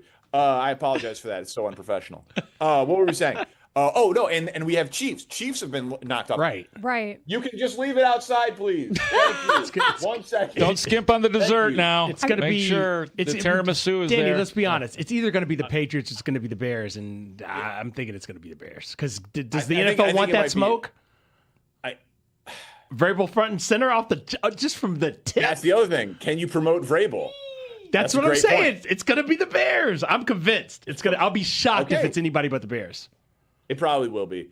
I have a very angry room service person at my door. Can you guys hold on for 30 seconds? Go. You got. We're listening to Danny Parkins go get his room service here on 104.3 The Score. You know, they say people get promoted, and you don't really understand the lifestyle. But then he starts talking about Robbie getting his bagel, and then next thing you know, the guy who's hosting your segment just abandons us for the room service. Robbie, butter my bread. That's right. That's actually hilarious. Why do you think he's listening? Maybe there's like an issue with the room Robbie service. is not in the room next to you. Is Robbie's listening right now? So sorry. Oh, and he's back. I called when I called for room service. I said, if this is going to come up really quickly, I'm going to be on a work call. Can you leave it outside? And I pre-charged it to the menu. They clearly did not relay that message. And so she was just banging on the door, yelling, I need a signature. I need a signature. Oh, did you give her a little cash? You're listening to Danny Parkins complain about the best room service ever on 104.3 The Score. No, again, I think it's bad room service, actually. I'm thrilled that my food got here fast and will be piping hot for me to eat as soon as this call's over. I'm just saying I try to avoid the situation. What is under the lid? What is room service? Yeah, because our food's probably better than yours. So what we're feasting on right now. Definitely. Just a chicken Caesar with a side of fries. Nothing crazy. Love a little good girl chicken dinner. Caesar. Okay, I got you. Yeah, girl dinner. Exactly. I like it. Well, hell yeah, Danny. I got a big meeting coming up in a couple hours, and so I need to have a light lunch. Got to keep the stomach under control before any nerves set in, that sort of thing. So I'm going out big for Mexican food tonight in LA. So light lunch, big dinner is the plan.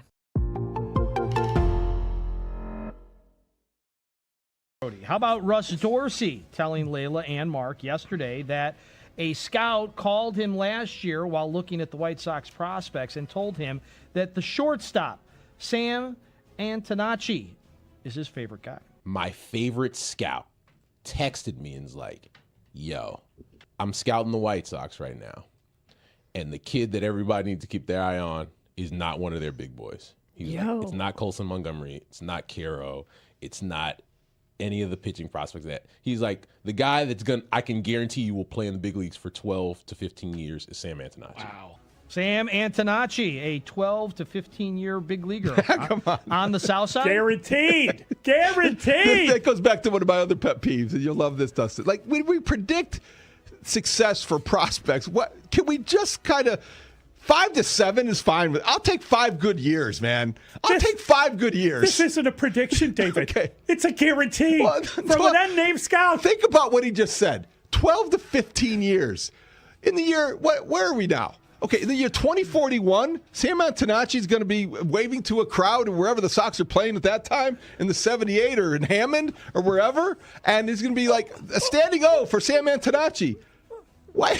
Okay, here's where I want to take a deep breath. Sam Antonacci is exactly who Russ Dorsey described him as. He's one of the best prospects in White Sox camp right now. So he has a chance to contribute this year. I would love to see him. I know you'll hate this. I would love to see him converted to an outfielder so he can play left field and they can find a spot for him. Because if he's got the bat and he's got the speed, I love the fact that we, of course, are broadcasting live from the Scores Hyundai Studios, brought to you by your local Hyundai dealers. Want to thank them for their contribution. Thanks to Jacob Stutz. He gets us twitching away in the morning. And thanks to everyone for calling and texting and emailing. Most of all, thank you for listening on this Tuesday. Thanks to our executive producer. He is Mr. Dustin William Rhodes. What's an unpopular opinion that you have? This is going to be crazy. I love it. Babe Ruth never existed is one that I like. Oh, my God. Wow. Really? He never existed. Wow. What? And thank you, Brandon Fryer, for that great audio. I know I've put the tape out there already that I'm a dang good quarterback in this league, and I'm even better than I ever have been. So. The faith that you have a future as a starter in this league? 100%. I know I'm. I think there are not 32 quarterbacks in this league better than me. I know that for sure. Will Levis. Will Levis. Isn't he the guy that put mayonnaise in his coffee? He's also the third string quarterback for the Titans. Yeah, right now. he's behind Mitch and Cam Ward. So let's see, 3 times 32. Is he one of the 96 best quarterbacks? Why is the third string quarterback talking? It's too much mayonnaise in his coffee. Yeah. Hey, Layla Rahimi's in there. Oh, good morning. We are here. We're just not with you. Oh, it's mean. And Marshall Harris. What up, Mully, David? Personal. You stiffed us. Who else? We've got nothing. Grote time! I know Grote's here. What's going on? Mully and Haugh, we are awaiting what we have been told will be a packed house down here in the Blue Cross Blue Shield Performance Studio for our Chalk Talk with Wildfire. Ian Happ is going to be in the house today. Wow, that's awesome. That's exciting. Yeah. When's he going to be there? Noon? He is going to be here at noon, and the guests, I think some of the select guests get to take pictures with him too, so that's really cool. And we had a fun time traversing the city of Chicago today to fulfill his tour writer, which we stupidly asked him about last week, so we had fun with that. Traversing where? Well, he wanted various waters, and we all scoured the city to find them. Yes. He's got demands. Ian Happ.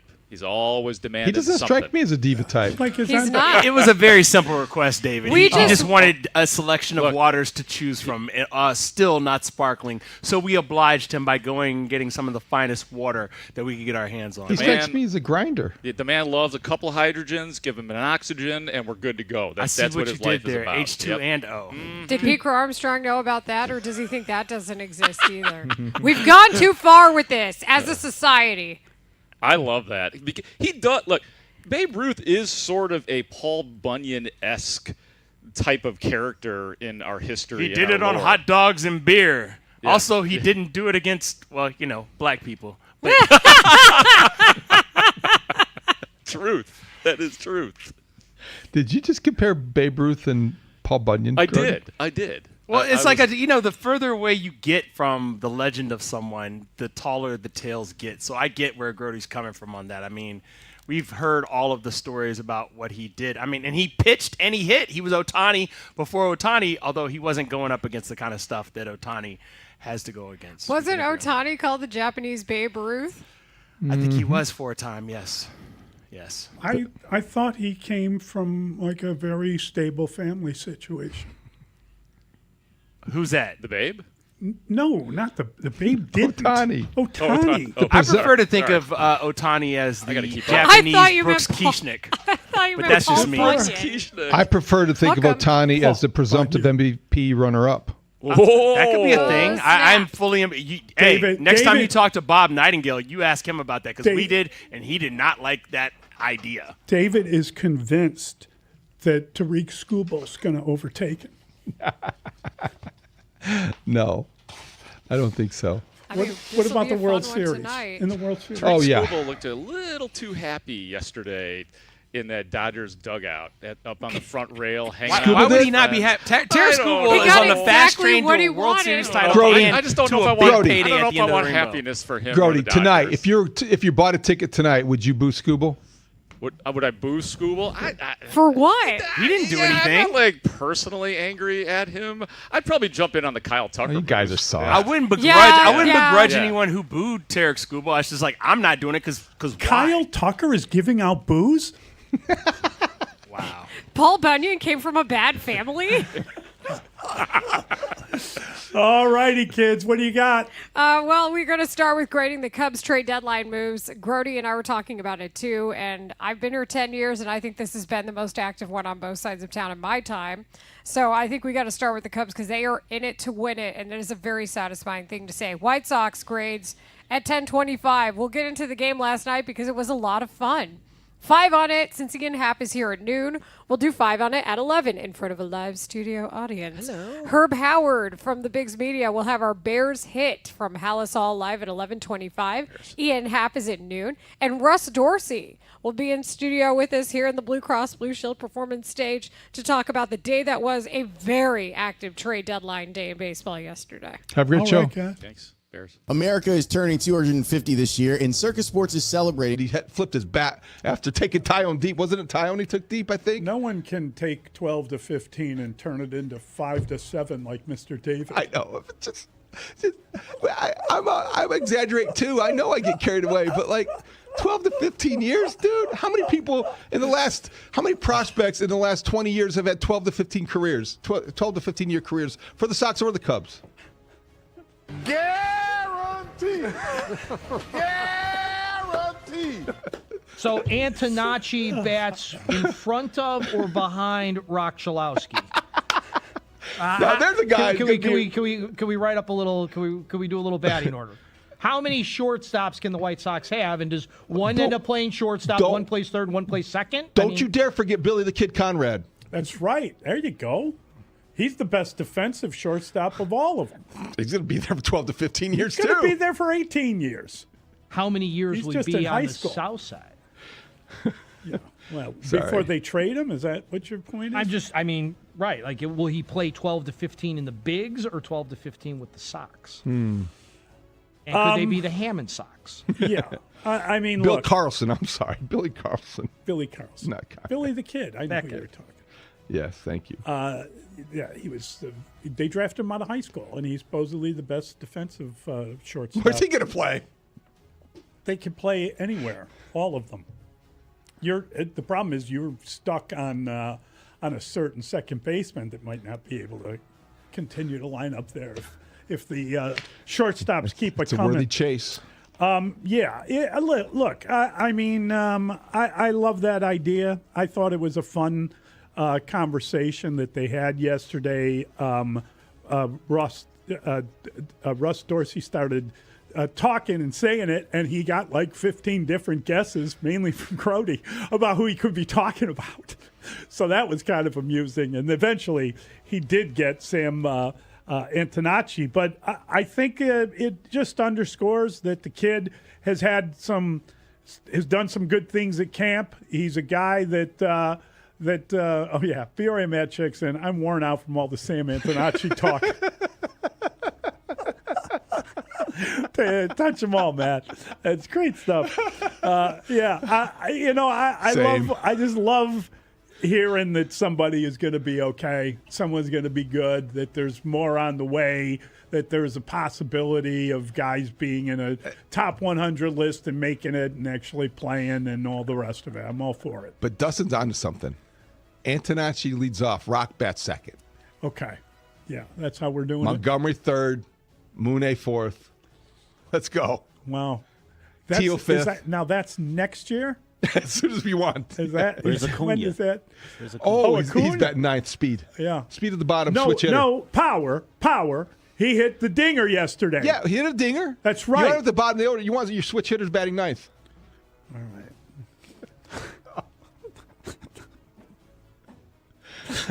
Okay, we got to take a break. This is exhausting all of us. This constant talk about sports. I can't hear it anymore. It's the White Sox.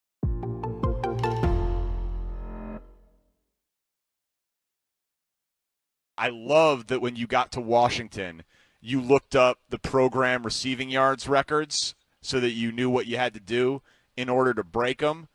Do you know who holds the Bears franchise record for receiving yards? Ooh. Brandon Marshall? It's a good guess. It's a great guess. It is actually someone named Johnny Morris. It's an old record, man. It goes back a long way. Johnny Morris. How many does he got? He's got 5,059 yards. That's it.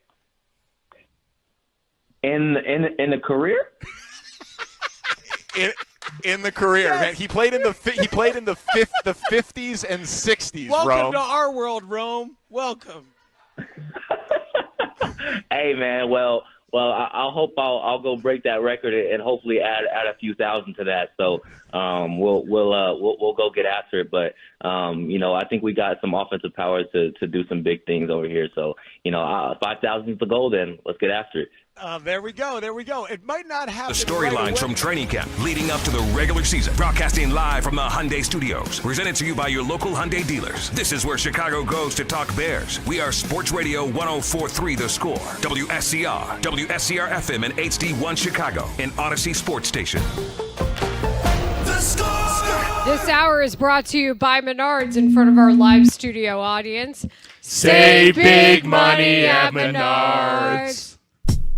The views and opinions of Layla Rahimi, Marshall Harris, and Mark Grote should not be taken too seriously, especially when they give advice. Do not take Marshall's analogies literally, especially when it comes to Russell Dorsey. The sports thoughts of Rahimi, Harris, and Grote may change at any time. It's just sports. Okay, thanks, bye. Rahimi, Harris, and Grote.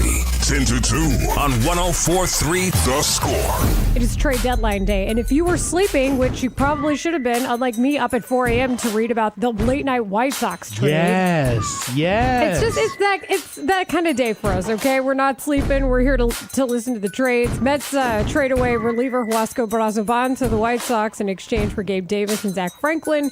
That was reported, but the big one, I think, the biggest deal so far that has been made in this town is the Cubs getting starting pitching. They get a big name in Kevin Gausman. I think this is already a better deadline. And I like this because it shows me that the Cubs front office, Jed Hoyer and company, they learned from last year and understood that the market wasn't what they thought it was going to be.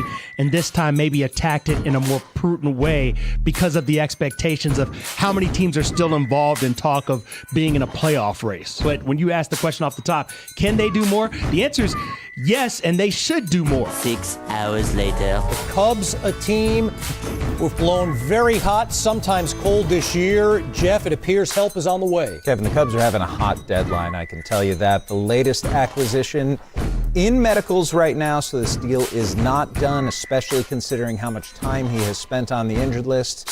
But Clay Holmes, the starter with the New York Mets, is going to Chicago along with outfielder Tyrone Taylor. The Cubs have been looking for another starting pitcher. They got Kevin Gausman yesterday. They wanted to strengthen their rotation with two. You add that to Ryan Zefferjon as well.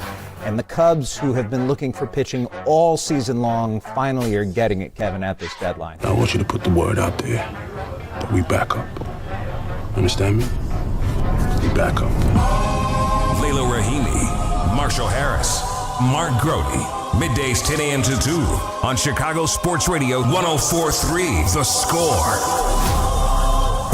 Hello and good morning. We are live from our Blue Cross Blue Shield performance stage. This is Rahimi, Harris, and Grote on the day after the trade deadline. Blue Cross Blue Shield of Illinois through it all. Happy to see so many smiling faces decked out in some Cubs gear. We got a Cole Kmet jersey. We got some Bears.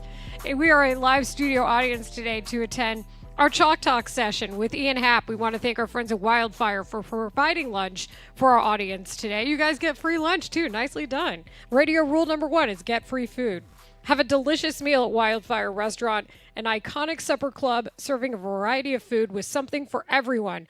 Open for lunch, dinner, carry-out, private parties, and catering with 5 Chicago area locations. For reservations and to order online, visit wildfirerestaurant.com. Since we've got you guys, show of applause. How are you feeling about the Cubs trade deadline the day afterward?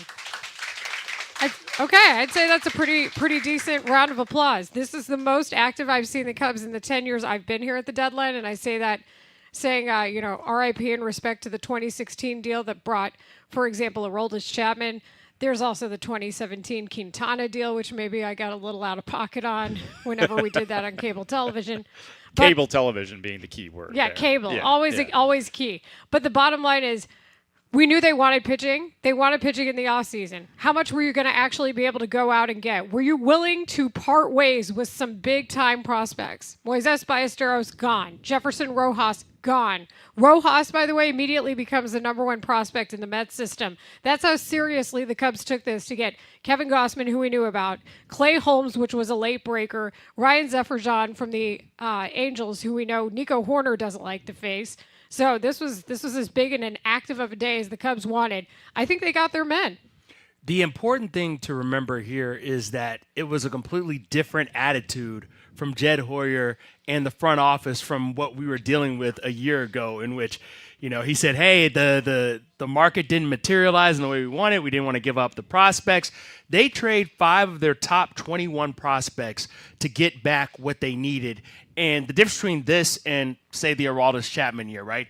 They were looking for the finishing touch. This was almost a rebuild from the start. When you go back and look at all the injuries that they've suffered, that they've somehow managed to get through to the point where they are the top wild card team right now, and they're still only 5.5 games back of the Brewers with a couple of series left to play against them. So it's not unreasonable to think that they can't still make a charge at post-deadline at the top of the division in the Milwaukee Brewers. And what I love about this is, and Jed Hoyer, he had that kind of smile on his face as he talked about the deals afterwards. He's like, we are indeed going for it. We understand that everyone should enjoy baseball in 2026 because we don't know what 2027 holds. And we know that with our pitching, the way that it has been, and maybe they do get Ben Brown back in some role. Maybe they do get Justin Steele back in some role. But now they can go into the playoffs, much like the Dodgers tend to go into the playoffs with extra arms, and they can figure out how they want to use those arms once they get there. I do want to do really quick before we move on with the analysis here, because I loved everything they did. I want to do a wellness check on you. Are you okay? Because I feel like you may be suppressing just a little bit of sadness. And maybe you've been dealing with it. For people who don't know, and if you are a fan of Rahimi Harrison Grote, you probably do know, this man right here has led the charge in the Moises Ballesteros fan club, the Mo Baller fan club from the beginning of the season. You've been through a lot, and maybe you dealt with it when he was sent down and hasn't exactly thrived in the minors. But are you okay? Are you okay? I don't like the patronizing, Pat. Y'all saw that, right? Y'all saw how you just tried to deal with me. You did say he was going to be the best hitter on the team. Yeah, and I think he will have a fine Major League Baseball career. It just won't be with the Cubs. And I think the deal that sent him out makes sense because one of the things we talk about is swing and miss. Swing and miss in the bullpen, and the Cubs' lack of it. To get a guy like Ryan Jefferson, like to get him and to have control of him, club control through 2030. It's pretty good. I think that says this is a guy who I think in his last appearance as an Angel set Cubs fans up for something they can get excited about. He had a 5-out save against the Brewers. 1 2/3, no runs and 4 strikeouts. In which he struck out 4 people for the 5 saves. Here's the number that matters. 13 strikeouts per 9 innings. Cubs don't have anybody on their bullpen or on their starting staff that can do that. This guy fills a very specific need, and he does it for more than just a rental period, more than just through the 2027 season that we don't know if it exists or how long it will be. Let me give you one other number. That was to point out, it's so perfect that he did it against the Brewers, as you correctly pointed out. Since June 1, Ryan Zefferson, which is a great name, by the way, since June 1, 44 strikeouts over 26-plus innings pitched with a 1.35 ERA.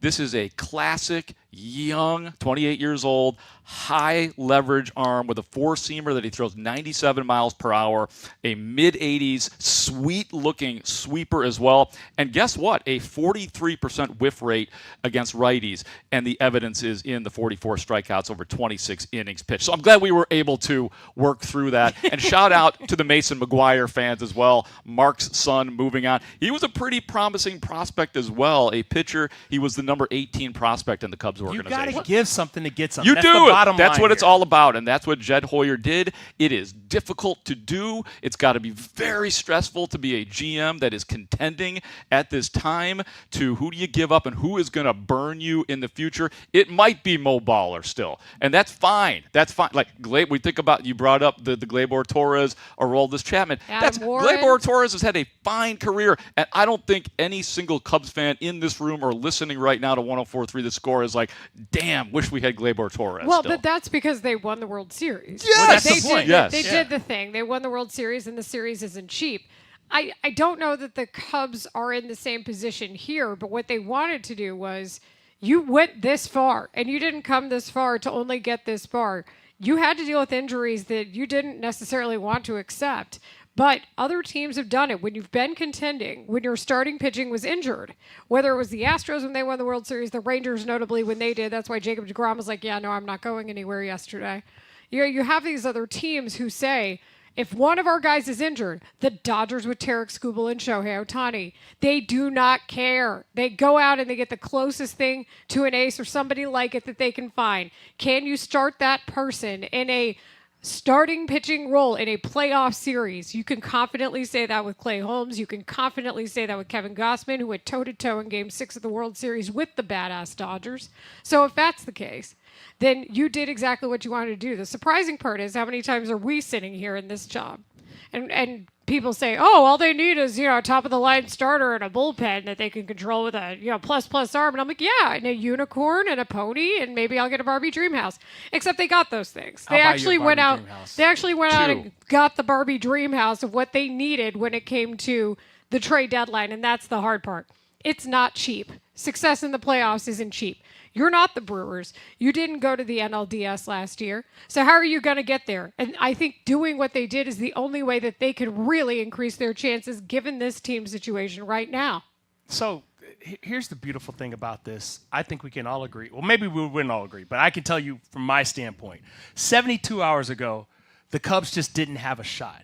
They didn't have a shot. They didn't have a fighting chance because of injuries and because of a rotation that you're like, okay, two of the five guys in our rotation, no disrespect to Colin Ray or Javier Assad, but you can't stack them up against, let's say, the Dodgers rotation. Although last night, maybe one of those guys would have worked because of the offense that the Cubs provided in the 10-5 win. I'll say this. When you look at where the Cubs are now compared to 72 hours ago, now they've got more than a fighting chance because Craig Counsell, who's been so good at pushing the right buttons of who to use when he's had guys to use. He got to the playoffs last year in that ALDS against the Brewers. He was out of guys. He was out of guys that he could, under good conscience use and think they had a fighting chance against, I don't know, Jacob Mizorowski coming out of the bullpen. And now that guy's a starter, and he's going to probably win the National League Cy Young Award. But with Holmes, to your point, Layla, and with going back as far as David Peterson, who's had one bad start and looked pretty good otherwise because he's got a really good defense behind him. Now the Cubs have options that they didn't have before, and if Ben Brown comes back, that's a big if, I know, and if Justin Steele can come out of the bullpen and be somebody, they can throw just as many arms as some of these other teams who are World Series contenders. Isn't it wild when you think back to what this starting rotation was supposed to be at the beginning of the season? Cade Horton, Justin Steele, Cabrera, Cade Horton. It's pretty. It's wild to think Ben that Brown wasn't even a starter in that rotation. Brown became a starter, and just for the hell of it, he went and got injured. Just because that is what has happened to Cubs starting pitchers this year. You have a completely new starting staff, except for the guy that did pitch on opening day, and that would be Matthew Boyd, and he has had 2 injury stints this year as well. The constant has been Shota. The fact that they've been able to overcome that to get to the point where they were able to add on is a testament to Jed Hoyer and is a testament to the manager, Craig Counsell, and probably a lot of other people in between that I'm leaving out. But it's really pretty incredible, and it's pretty – I like that we can actually give credit to these guys as opposed to being skeptical and cynical like we so many times are. While we have some time, I did get a little bit of Kenny always gets his man vibes when I heard the effusive praise, and frankly, if it were one of us talking about somebody a little borderline concerning, the love that Jed Hoyer had for Kevin Gossman yesterday. They wanted this guy badly. So here he is on Marquee Sports Network with Boog and JD in the booth talking about Gossman and more. I was joking with Kevin Gossman earlier. He was like the white whale for us when he was with the Orioles. Theo and I were obsessed with him. We tried to get him over and over. And then he ended up going to the Braves and the Reds, and we didn't sign him on a short deal. He went to the Giants, and great job by them. We were so mad. We've been on this guy forever, and then he got away from us. And so I was joking with him. He said, "Yeah, I knew you guys were always after me." And then obviously Clay Holmes, really good sinker. One of the best sinkers in the game. Obviously dominant closer. Really good conversion to the rotation, and I think with our defense, he fits well. He keeps the ball in the ballpark really well. So yeah, those two guys, they both, pressure situations. They both, done it for a long time, and I think that is important. And then Zephyr John's got a great arm. We have a lot of control of him, and hopefully he's just coming into his own. And obviously, I hope some of these guys are going to come back healthy too. That's the other thing with this, with this deadline. It was important to add reinforcements. We don't know with those guys, what their health situation is going to be, but we have a number of guys that are, either they're on rehabs or starting rehabs, and we felt like that, that'd be the ideal situation if those guys can come back healthy as well. But this season, given how it's gone, we weren't going to take any chances. If anybody else says that, like I saw your face, Mark, when he was talking about being obsessed with Gossman for years. It's a heavy word, man. I mean, I get it. Like the part about Gossman that simply to oversimplify, 14 postseason appearances, including 12 starts, and we know that he started last year, obviously, in the ALCS and games in the World Series. And I know that his ERA ballooned over 4 this year, but that it's usually around 370, 380. That's the type of pitcher he is. That's the kind of guy you want for what hopefully will be a fruitful postseason run. The best thing you can say about a guy like Gossman, and really going up and down the line, David Peterson being a prime example, is he's got an upgrade when it comes to the defense that will be behind him, because the Cubs have arguably the best defense in the majors. I mean, the metrics bear that out. So I think the confidence level of all these pitchers, whether you're a starter or a reliever, goes up knowing that you've got that Cubs defense behind you. I love the idea that you've got a couple of 2-time All-Stars, and sneaky here, sneaky.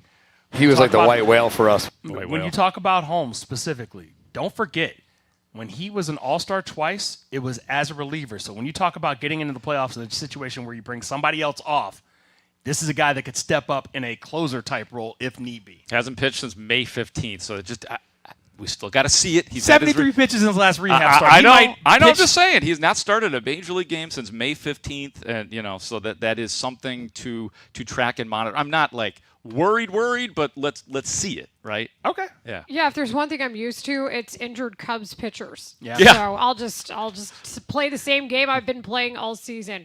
This is Rahimi Harrison Grote, live from the Blue Cross Blue Shield Performance Stage, Blue Cross Blue Shield of Illinois. Through it all, we broadcast live from our Score Hyundai Studios, brought to you by your local Hyundai dealers. When we have breaking news on the Score, it is sponsored by IDOT.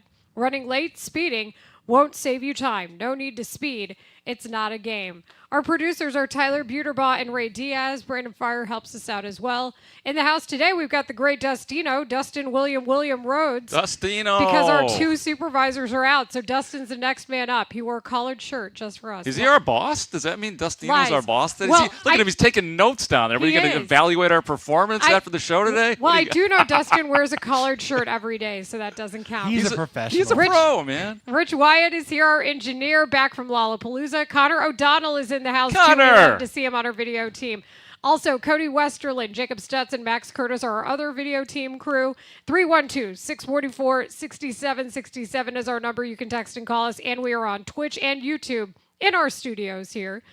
Twitch.tv/TheScoreChicago. Good morning to our mob. We are happy you're up and chatting. Our YouTube stream has a chat as well. So coming up next, let's get into the White Sox trades, because like we said, it was a very active deadline on both sides of towns, and both teams were going for it, and that is a place I have not been in. So Let's do the uncharted territory thing next. Despite a lot of things, I'm on my game this morning. We are Chicago's #1 and most listened to sports station. We're live from Chicago, talking Chicago sports. Listen on your radio, your laptop, mobile device through the Odyssey app, AUDACY, or tell your smart speaker to play 104.3 The Score. We're live and we're local. 104.3 The Score. Hey, Score listeners, for all station contest rules, go to thescorechicago.com/rules, and good luck. Hey, DJ Moore pretty good. Keenan Allen pretty good. So we'll see how many balls there are and how many targets for all you guys. What can you learn from DJ Moore, you think, as a wide receiver? Because we loved watching him last year. I think I can learn a lot from him. I can't even put, a category or a box on all the things that I can learn from him, because I think it's kind of limitless, how much I can, sponge, take up.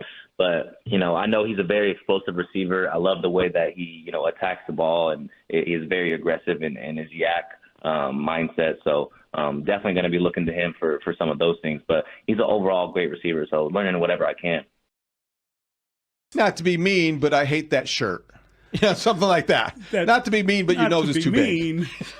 Something like that. I don't think I've ever gone that. Okay. Not to be mean. Mully. But whenever you say that, I'm always expecting, here comes the hammer. Here comes but that guy doesn't belong in the major leagues. Yeah, right. That's the kind of thing. You know who does belong is Mark Grote. Grote time! Can't believe it! I love Zuzu's pedals. Big fan of Zuzu's pedals. Always have loved them. What's up? That's a recording of me imitating Baby T. And Baby T playing it. No, Fryer played it. Morning, Mark. Morning, Layla. Morning, Moon. Morning, Sunshine. Morning, Prudential Building. Morning, Car. Layla Rahimi in the building. In the house, in the studio. Wait, should I do the imitation of you imitating me? Do that. Whatever, the Bears suck. Whatever. Nobody has conquered the Layla impersonation yet. No, we just do. We just do a higher pitch. When I heard that you were working on one, Yeah. I was like, I bet it's going to sound a little like Mickey or Minnie Mouse, and then it did. Yeah. Well, I didn't want that. So Technically, that's why both. No, why not? I mean, it's just an okay impersonation. So that's I stand by Man, it, if but you it's don't, just okay. if you don't get a Grote Yeah. impersonation, Yeah. are you even here? No.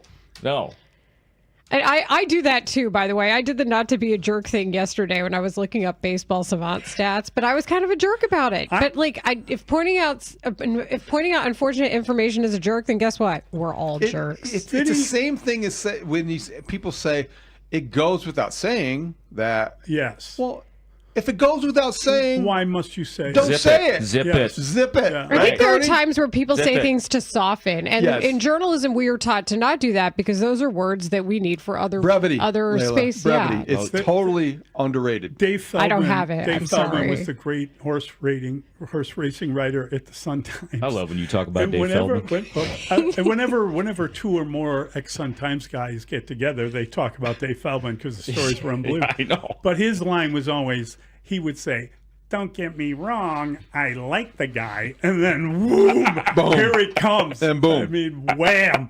I love that one. Oh my God! You are wearing a Detroit Lions T-shirt Yes, today. thank Get you. out of here. Thank Are you. people moronic? Thank you. I thought it was a anyone- Chicago Lions I shirt. love- Has anyone been to Chicago? Mully's civic pride and Chicago card was compromised for a moment. And Mully's like, "No, it's the Art Institute, you fool!" I take pride in my lion. I know you should. That's a lion joke. Also, does White Lion Detroit Pride. does Yes. Detroit get all the That's Lions? a band, by the way. Pride of Lions. Do you remember Did the they? band? I don't know. They don't get all the sorry. Lions. Not to be rude, but you're crazy. No offense. No offense is another one. No offense. No But I offense. hate your family. Roy, I got to ask you, and I know that you have talked about this on stage. I've seen you talk about it in interviews, but for the Score audience, can you please share the story of your dad and Don Cornelius? Oh, you did some homework. So my dad moved to Chicago when he was 5 and eventually worked his way up and ended up back in the city working at WVON in the 60s. And he gets pulled over one day for running through a stop sign, and the cop gives him a ticket, and my pops goes, "Yo, you have a really nice voice.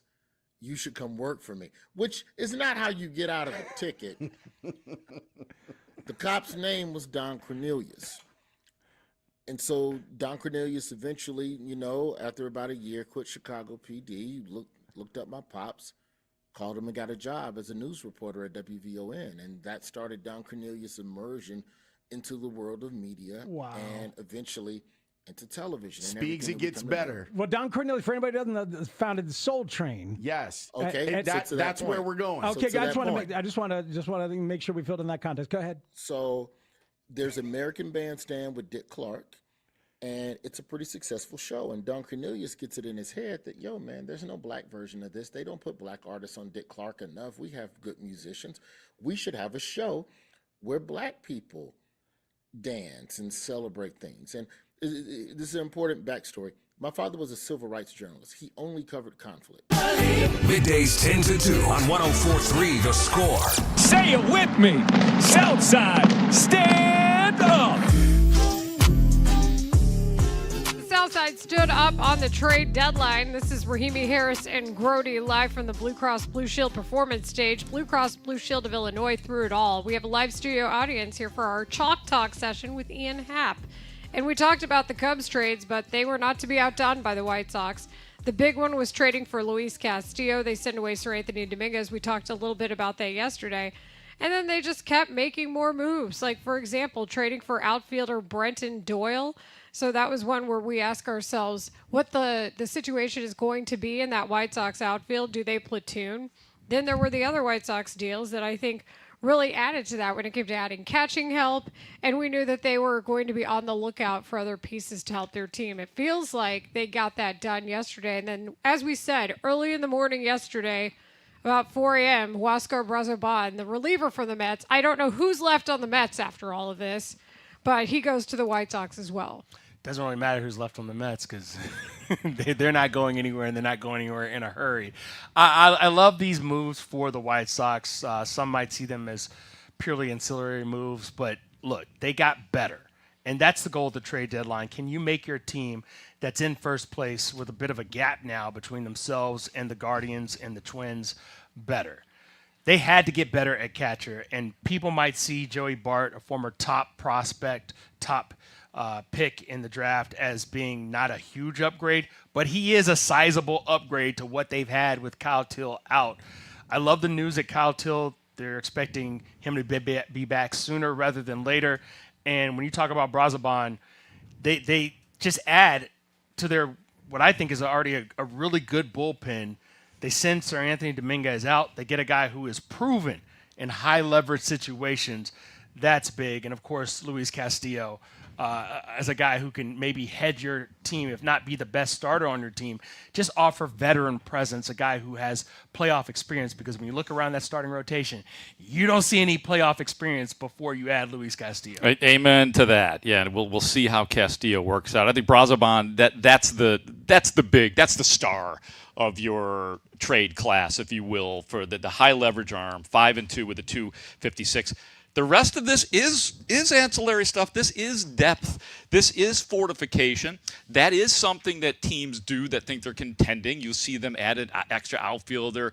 For years, the Cubs, every year, including their third base coach, you add that speed guy if you want. You could put the defensive replacement in. So none of this really inspires to be like, oh, yeah, the Sox are really going for it. They kind of told you that they were going to be conservative when they came out publicly and said that they were not interested in trading away a top 10 pick.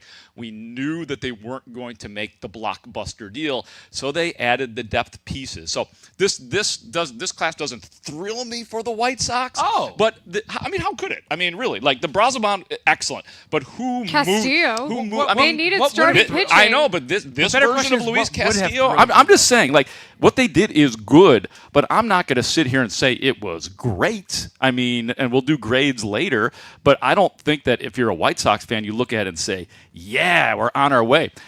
I think you said it right. They got better, but it's not particularly inspiring. I think when I say they got better, but it wasn't like a blockbuster move. Right. That's it. No. But But what I want to point out is I think they were already pretty doggone good, especially in the area in which most playoff teams need to improve, which is back of the bullpen. With what they have, whether it's Grant Taylor, whether it's Jordan Hicks and his triple digit to match up with what Grant Taylor does, Brian Hudson as a lefty specialist, even guys like Chris Murphy who come in. I always measure people like, who do you put into the game in the fifth inning when your starter's done and you're down 3-1? I think that's where the margins are for a team trying to do what the White Sox are trying to do, which is win the division. And I think they're in a better place today than they were yesterday. I think their bullpen's better than I agree with that. The Cubs bullpen. I think from a starter situation, I'm a lot more comfortable with their starting rotation knowing that Castillo exists now. Let's listen to Chris Getz. He talked about each player acquisition yesterday. Going into this trade deadline, you don't exactly know who you're going to be able to acquire, but to be able to get an experienced starter like Luis Castillo, a really strong defender with what we feel like is untapped offensive potential in Brenton Doyle and Joey Bart, adding depth to our catching group and someone that is experienced and is only going to help. And then, of course, Brozoban, that is who is someone that's going to help our bullpen. So feel really good with what we were able to accomplish. And, I feel like we're well positioned for the remainder of the year, and we'll see what happens.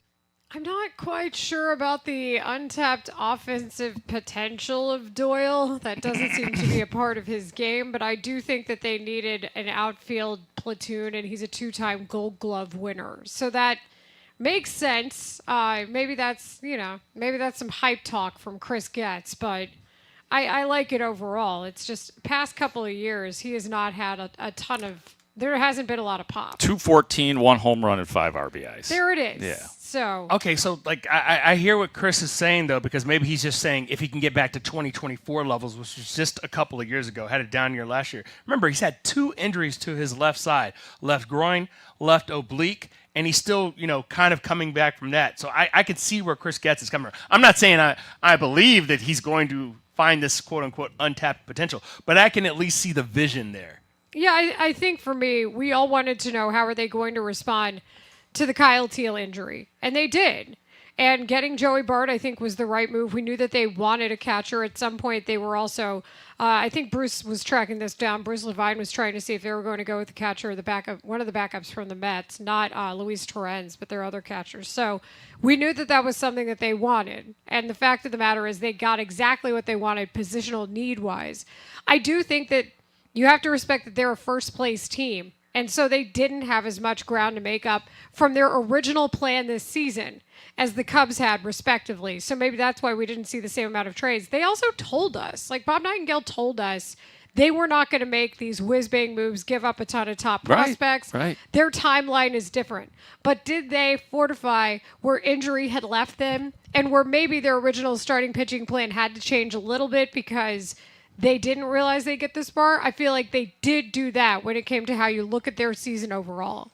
Yeah, I mean, to have added Luis Castillo, I mean, that's obviously a big game. You would have preferred to have had the Luis Castillo from 7 years ago. Sure. He's 3-9 with a 5.06 ERA, 86 strikeouts, a 139 WHIP. Let's see what the White Sox infrastructure could do for those guys. I also think about, while we're talking about the White Sox bullpen, which you are right, like it is starting to look pretty sharp.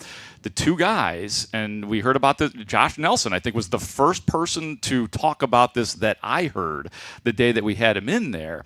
And they have 2 fancy prospects that they did not give up during this trade deadline, and that would be Hagen Smith and Tanner McDougal, right. Both of whom have been working out as bullpen guys. So that could make it even better. You could also see a scenario where either of those guys could be openers or maybe even get a couple of innings throughout a game like intended. So I love, that's the other part. Like it's for the Cubs and Sox, there are guys that they have in their systems that still could help them this season and maybe even in the postseason. And that's always one of the more exciting parts of it. Chris Getz also talked about the mindset when he tried to figure out his trade deadline. We went into the deadline and last couple of days and including today, very open-minded we were. But, we did want to preserve our top prospects, in which we felt like we were able to accomplish and make measurable steps forward with the talent on our major league club. So, we've got a lot of players that were asked for from our prospect group. I understand that. It's not that we were dismissive and unwilling. It just didn't make sense with some of the asks. It's very clear that, a Caleb Bonham or a Billy Carlson, very attractive pieces. But then with us wanting to maintain the group that we've been able to grow on the minor league side, that's only going to help us in the future. We felt like we were able to accomplish not only adding wins to our major league club, but also maintaining prospect depth. I love that because he drops the names that we've heard so many times when we talk about, hey, if they want to go out and get controllable starting pitching, they may have to deal one of these guys, but he's intent on keeping that really embarrassment of prospect riches to themselves until they need to make the move, like be in a situation like we said, because the Cubs are in a very different situation than the White Sox are. For the White Sox, it's like get to the playoffs and see what happens, because the American League is kind of a mess, although you guys know I believe the Boston Red Sox are a problem right now, and the White Sox are going to see that problem firsthand for the next 3 days. Why? Because they're 23-3 lately. Because that's what it is. It's like, they won 15 in a row, but they're also 8-3 since they won 15-0. They've won 8 straight. They just swept the Dodgers. 8 straight series they've won. And by the way, they traded for Adley Rutschman. Yeah, pretty good. It is. That's a team that is taking advantage of a window that they see slowly opening even wider and wider, and they're forcing it wide open by the moves they made at the deadline, although they gave up way, in my opinion, too much for Adley Rutschman. I don't know, man. That's a 1-1 and a starting catcher. He was considered the cornerstone of the Orioles' modern franchise. If I'm Pete Alonso, I'm looking around like Will Smith in the empty living room. He was the darling of baseball for a while, Adley Rutschman, when Baltimore was good, and then they sort of have obviously fallen off. But I think for the White Sox, like I'm thinking about, I know we're all in the now, and the White Sox could do damage in the postseason. The pressure on the White Sox will be next year because of what they're doing now. They have been conservative at this trade deadline. Next year, there's going to be a certain expectation, and I love that. Counterpoint, there won't be pressure next year. Why? Because they won't be playing baseball. You're that guy. It's always got to be that guy. I'm not gonna put that in the hands of people. I don't even like using the term work stoppage, because really what it would be is the owners locking out the players for the record, for the actual record.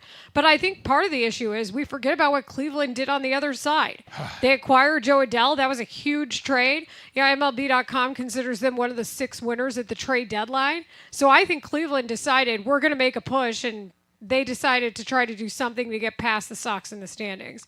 That's really where I'm keeping an eye out now, is post-trade deadline in the AL Central. Yeah, the Sox did enough to tread water, respectively, and they're treading really nicely. but Cleveland made a push. So how are they going to figure that out? They get Foster Griffin. I think they did a lot to add to try to make that happen for them.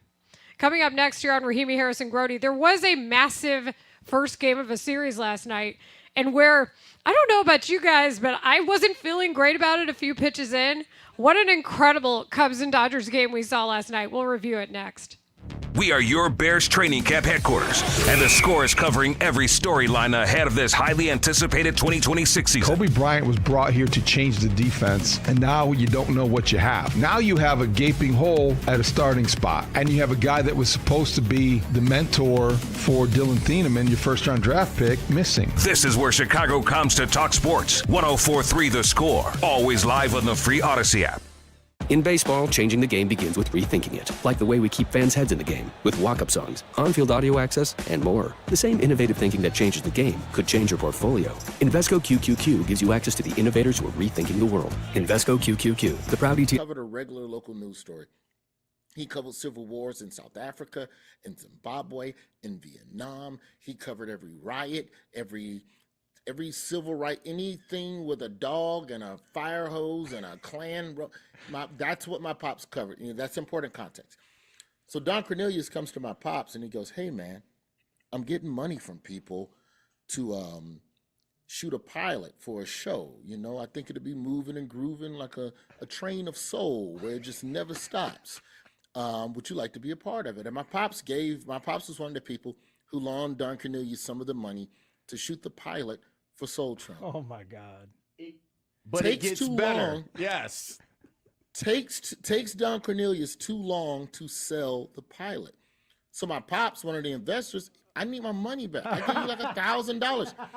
To which Don Cornelius says, hey, Roy, dig this.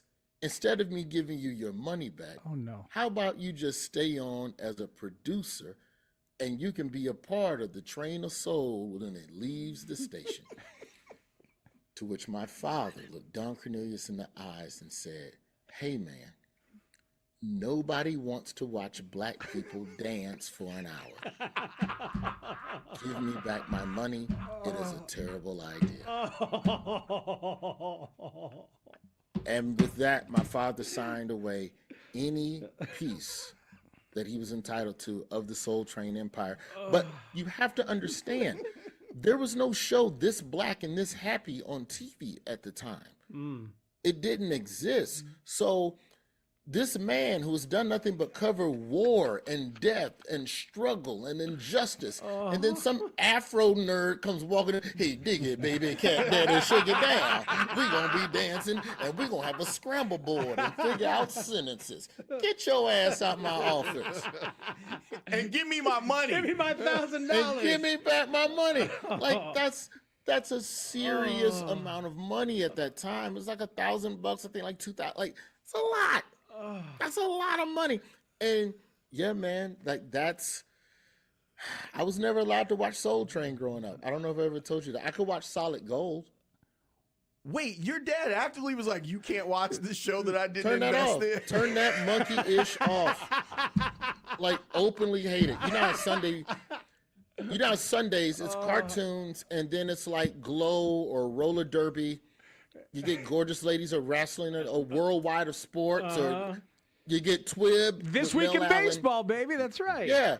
And then Soul Train will come on before college football. And my pops would be like, turn that monkey-ish off. Just a hater. And I love it. That's how you should be. I want you to fail.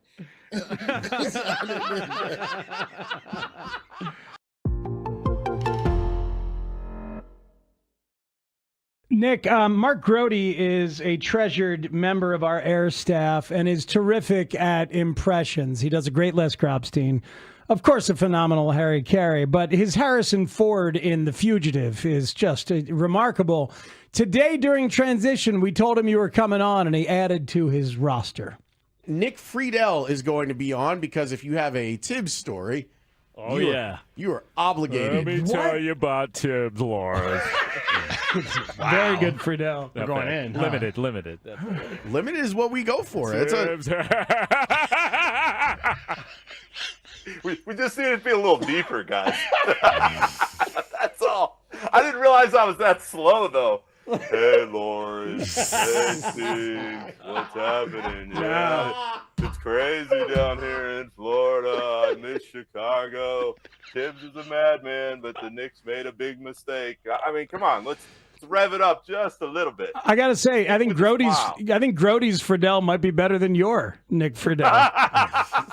Tell you about Tibbs, Lawrence. Very good, Friedel. We're going in. Limited. Limited is what we go for. Tibbs.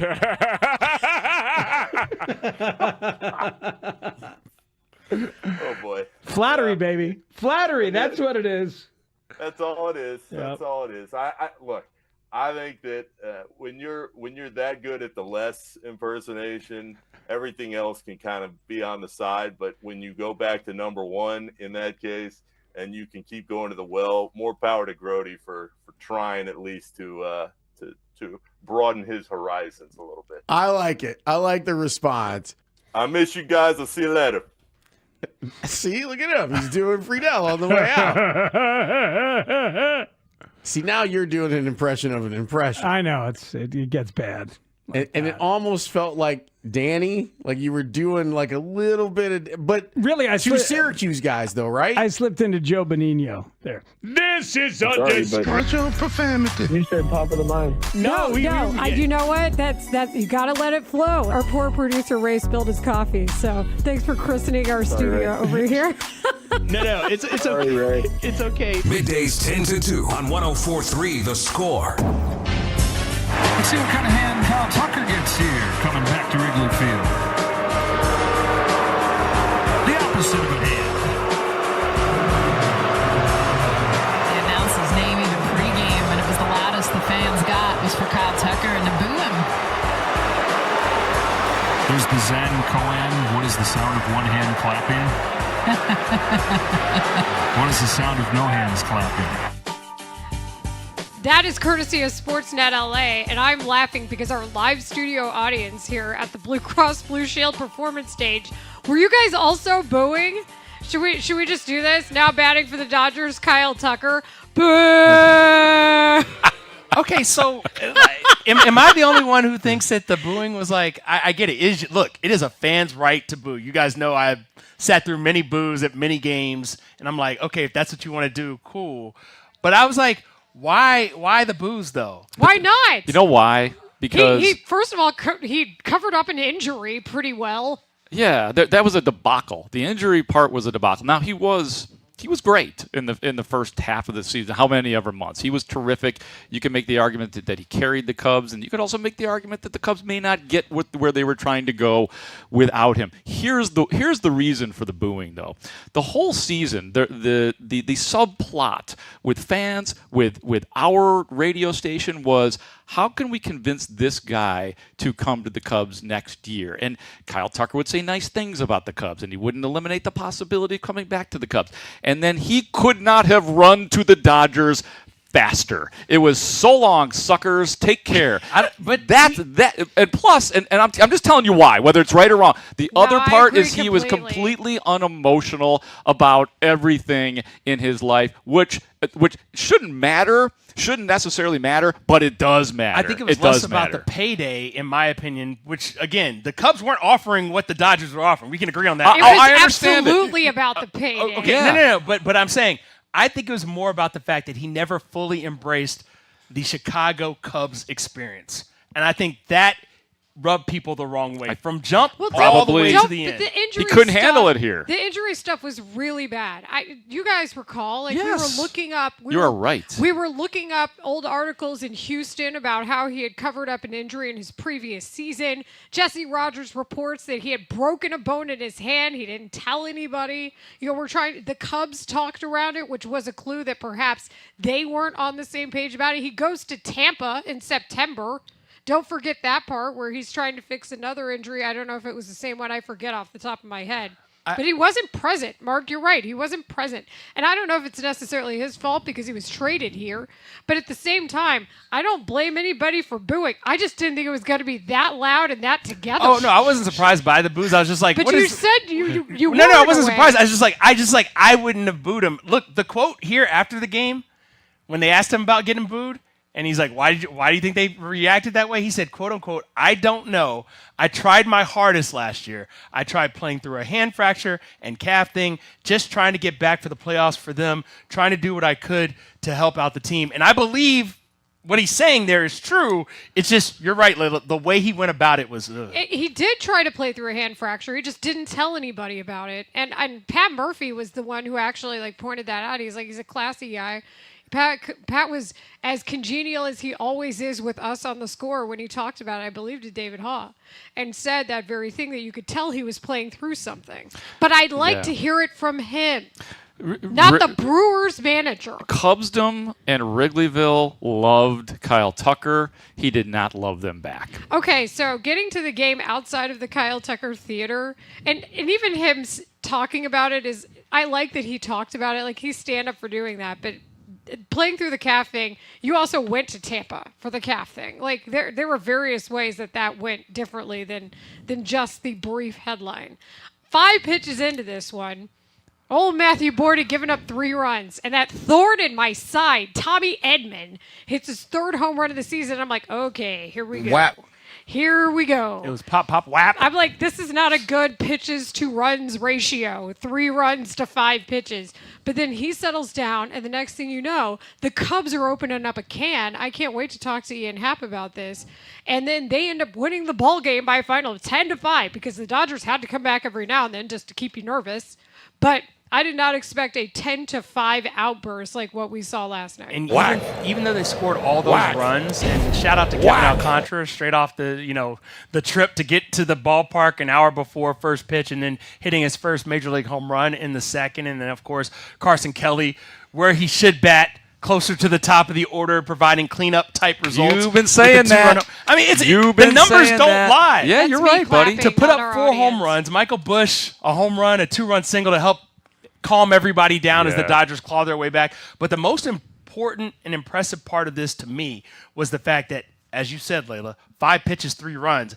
And then outside of a Teoscar Hernandez home run. That was beautiful, by the way. 6 2/3. The Teoscar Hernandez home run, I'm sorry. That was beautiful. Laser? I mean, that was a Barry Bonds-esque blast onto Waveland Avenue. I mean, it was hurtful, but boy, sometimes you just got to appreciate. Sometimes I wish I called games, baseball specifically, just so I could say something like, he's for the streets. Oh. I love the T, too, to his dugout. And I'm like, the T is for Teoscar. He's not taking a timeout here. And that was big if true. By the way, that the low key, the biggest inning of this game to me for the Cubs was not one in which a home run was hit. The 6th inning, the Cubs 6th, it was after the Teoscar Hernandez home run they made. It was 7-5 in the 6th. Cubs load the bases with 1 out. Alex Bregman strikes out. Carson Kelly, your guy, strikes out. But wait a minute. Tap the helmet here. Let's go to the review. Instead of a strikeout to end the inning, it turns out to be a bases loaded walk. 8-5 Cubs. That leaves the door open for Busch, who hits a 2-run single. 10-5. So instead of leaving that inning feeling empty with the game being 7-5, it's 10-5. If it's 7-5, all bets are off for the rest of that game. The Dodgers probably come back at some point in time. Okay, and by the way, I forgot what inning it was in because I was just excited to watch it. But Seiya Suzuki with a heck of a game because, number 1, he had the home run. That was huge for him. And then number 2, throws out Kyle Tucker. Yes. So he's like, hey, remember that time you didn't let me play in right field? 6th inning. It was the top of the 6th inning. He's like, nope, here you go. Boop. The best part of that is the way that Kyle Tucker just kind of was like, yeah, you got me. It was, there was ran no right protest. off the field. He tagged and he was gone. He was back in his dugout. Same as Dansby Swanson, by the way, when he was got thrown out trying to steal. He's like, bye-bye, take care. No need to review all that. You don't need to take a look back, Craig. We're good. Dansby, like, I'm looking at the replay, Dansby's body language where he, like, happily hops up and points, and I'm like, okay. Craig, don't worry about reviewing it. Don't even look back. Don't even look behind you. I'm out. I'm leaving the field. Yeah, that was some poetic justice there. I think a little bit. I don't know, man. That was something because who's responsible for Seiya not playing in the outfield? Which I'm going to say for the record, I thought was the right thing to do at the time. But still nice to see Seiya be like, oh yeah, friend. Whoop. Don't put Tyrone Tyler in for me. Don't do that. I don't think so. No, I think Tyrone Tyler's playing specifically for the guy that's going to be sitting right there. For Happ. Yeah, could be some platooning Happ's been at times. Struggling a little bit from just in general. But I like the depth that exists now for the Cubs. And to come out, I don't know if they were fueled, energized by all the things that happened at the trade deadline, but certainly to drop a 10 spot on the Dodgers in Game 1 when Scoople's on deck, that is a bit of a statement in and of itself. Because, as Layla likes to point out, it's really hard to win series when you lose Game 1, because now you got to win back-to-back games. But now they've won one game. They've got 2 more chances to win the series. And tonight should be interesting because Javier Assad against Tarek Skubal. I didn't draw it up that way. I didn't draw it up that way, but here we go. Yeah, and he's 4-1 with a 1.45 ERA in his last 6 starts. And you feel a lot better about this game than you would have if the Cubs had, I don't know, dropped a 0 or a 1 spot like they did in their previous series in 2 of the games. To drop 10, you feel like you have a fighting chance against Tarek Skubal tonight. I'd like to think so. The White Sox played him nicely earlier this year. The Mike Vassell game, remember Vassell v. Skubal earlier this year? That was beautiful. The classic showdown. The one we were all waiting for. We knew it was coming at some point in time. I did not Mike know it was Vassell. coming because Mike Vassel's not pitching this season. But here we are talking about Mike Vassell and Tarek Skubal going toe-to-toe. Where one was actually pitching and the other was not. Coming up next here on Rahimi, Harris, and Grote in front of our live studio audience, as we're here for the Ian Happ Chalk Talk show at the Blue Cross Blue Shield Performance Stage. Blue Cross Blue Shield of Illinois through it all. Since Ian is joining us at noon, we wanted to do a special edition of 5 on It at 11 o'clock this morning, so that's next. The Cubs are now on 104.3 The Score and the Northwestern Medicine Cubs Radio Network. It's got a chance! Cubs win the ballgame! Northwestern Medicine, leading the way to better medicine. Learn more at nm.org. Base. And I imagine at some point those two Crossed over paths. I think Nick's a little older. Yeah, but Danny. But at the places that they worked, I think they probably crossed paths. Like maybe when Danny was interning, Nick was working. We'll figure the math out on all of it. Thank you, Joe. Yeah. Have you ever heard Grote's Baby T impersonation? This is very inside, and I don't care, but it makes us laugh on this side. You guys Wait. Yes. Wait, is Tyler Farringoul impression? No. Yes. Really? What? It's Yeah. All I'm right. shocked he hasn't heard this. Let's do this. Hey, Grote, what's up?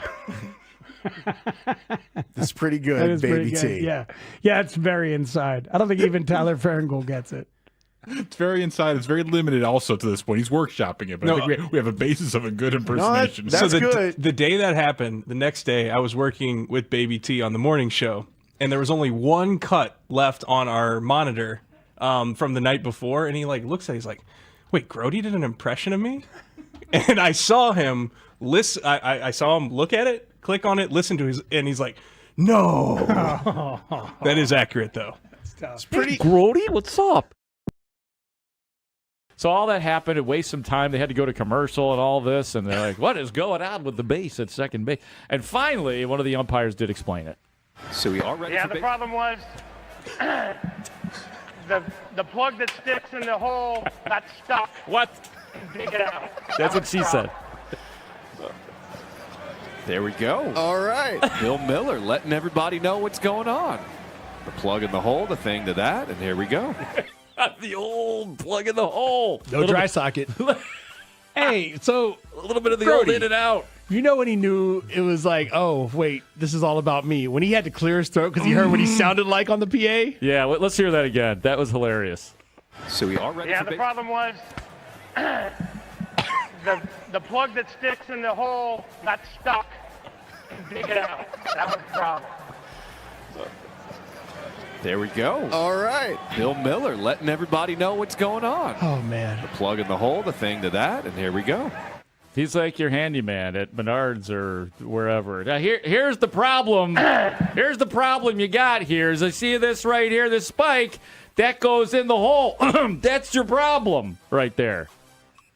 So they needed a whole commercial break to get that thing back in the hole in the proper way. Do you remember Little League Baseball, at least when I played baseball, like of course they didn't have the professional bases with the big spike in it. They would have like two thinner spikes, and the bag was super loose.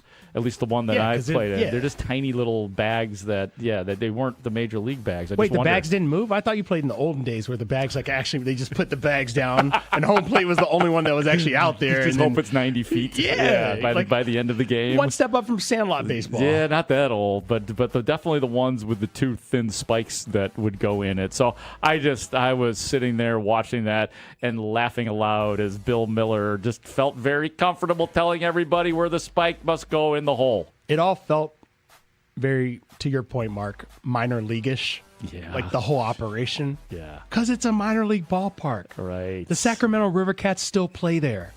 You know? The plug that sticks in the hole got stuck. The plug that sticks in the hole got stuck. I want to have Bill Miller on. Bill, tell us more about this. Well, it just got stuck. You saw what happened. The hole in the plug got stuck. Did that require an explanation, though? Because it wasn't like something happened on the field. That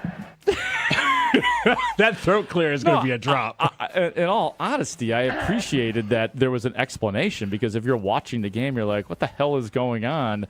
It was nice. It was nice to get like a very specific answer from Bill Miller right there. Yeah, I agree. Like, any delay in the action. I like the transparency, even if it's going to be as entertaining as that, I guess Bill Miller should be doing them all. It'd be nice if he it literally explained everything in reverse. What happened was you got your leg down here and the glove went on top of the leg and you weren't able to get under it, so the guy's out. I need one strange incident every game that guy is a part of.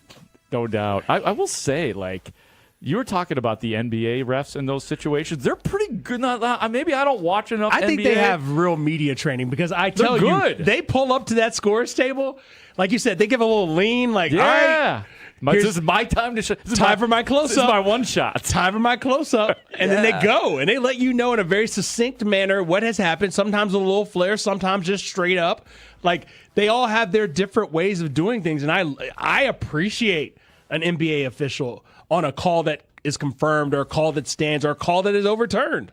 Yeah, I mean, they really get that zeroed in shot, that's more NBA referees, NBA officials are more like a TV show host than any of the other officials. Yes, you're getting zeroed in on, but you got this wide shot. Like for the NBA guys, it's like they're looking right at you when they're explaining those rulings. You guys saw the Walt Weiss tackle, right? And the whole melee. I was wondering, I don't know if an umpire came on much like an NBA official would after and explain these are the players who are called out. Usually it's just they just point and go. And there's no 104.3 The Score, and always live on the free Odyssey app. Broadcasting live from the Hyundai Studios. Presented to you in part by your local Hyundai dealers. WSCR, WSCR FM and HD1 Chicago, an Odyssey sports station. The Score!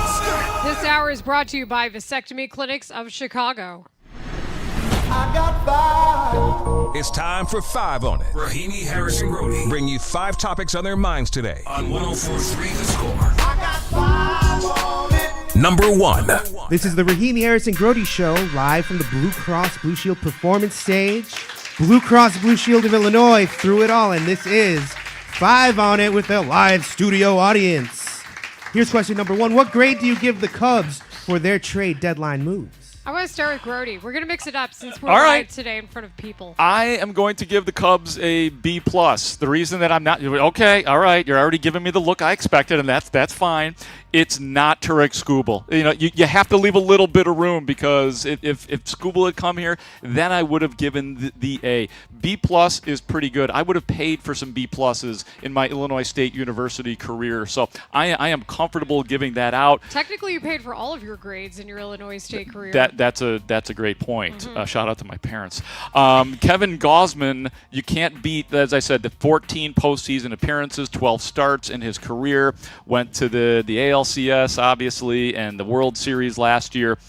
Clay Holmes of the 2.39 ERA in the 9 starts earlier this year. Maybe that's another reason for the downgrade, that guy hasn't pitched since May 15th. But I'm pretty damn excited about Clay Holmes. And then maybe most excited about Ryan Zefferjon and the fact that you have a high-leverage arm under control at the age of 28. He has been red hot lately, as Marshall pointed out earlier. His most recent relief appearance was one of his best relief appearances over in inning and 2/3 against the Milwaukee Brewers, where he had 4 strikeouts and the save against the Crew, Tyrone Taylor, Braxton Garrett.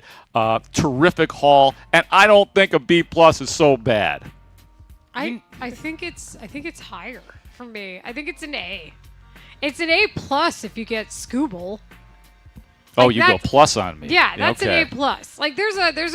There are numbers within the range for me. It's not just a letter grade. And he knows that because he said B+. Yeah. So I think A+ is Skubal, but I didn't think they had the prospects to get Skubal, so he wasn't even existing for me in this scenario. Did you do the most with what you had? Yeah, I think you did. And I know Clay Holmes is a bit of a wild card, but at the same time, we know multiple teams were in on him. And I don't know if that's the Mets doing good selling, but if there's one thing I've liked to see in the past, especially the recent past, it's the Cubs doing business with the Mets. David Peterson, Pete Crow Armstrong, David Banner has done an excellent job with understanding Mets scouting. They seem to have a solid relationship. Right now, it feels a little one-sided. You get Jefferson Rojas back, so I get that. That becomes your top prospect immediately, which I mentioned previously. But they got bullpen help. They got positional help. They got everything they needed starting-wise. To me, If Holmes is healthy, you're talking about Gausman and Holmes starting in a 3-man playoff rotation. Game, set, match. A. It's an A-. I think Grote, to your point, yes, they could have gotten Tarek Skubal, and that's why it's an A- and not an A or an A+. They didn't get Tarek Skubal. But from a reasonable standpoint, to give up 5 of your top 21 prospects and get the number of people that they got back in this, because I really want people to understand this. The deadline isn't just about what happens on the final day of the deadline. It's about a whole lot more. And when you look back at how we got here and the fact that if I told you at the start of the season, by the way, this is what the Cubs will trade for this season. They will get David Peterson, Aaron Savali, Kevin Gausman, Ryan Zefferjon, Braxton Garrett, Clay Holmes, and Tyrone Taylor. That's a lot of stuff. And some B+ work right there. No. It's A- work because you've just remade your entire starting rotation. They got 3 starting pitchers at the trade deadline. Who does that? We're not that far off, by the way. B+, A-. Isn't that the next octave? I mean, I'm sorry. We're not that far off. I went A. If you see, you and I are a little farther off, if you see but we're B+ not that far versus off. A-, there's something to be said about getting an A. Anything. Is it like when we were talking about the way 5.5 games back looks in the division compared to 6 games? Do you not feel a lot better today? I do. 5.5 back as opposed to the 6.5 back. 5.5 is back. The Brewers lost yesterday, everybody. Yeah. So that's the grade I'm giving them.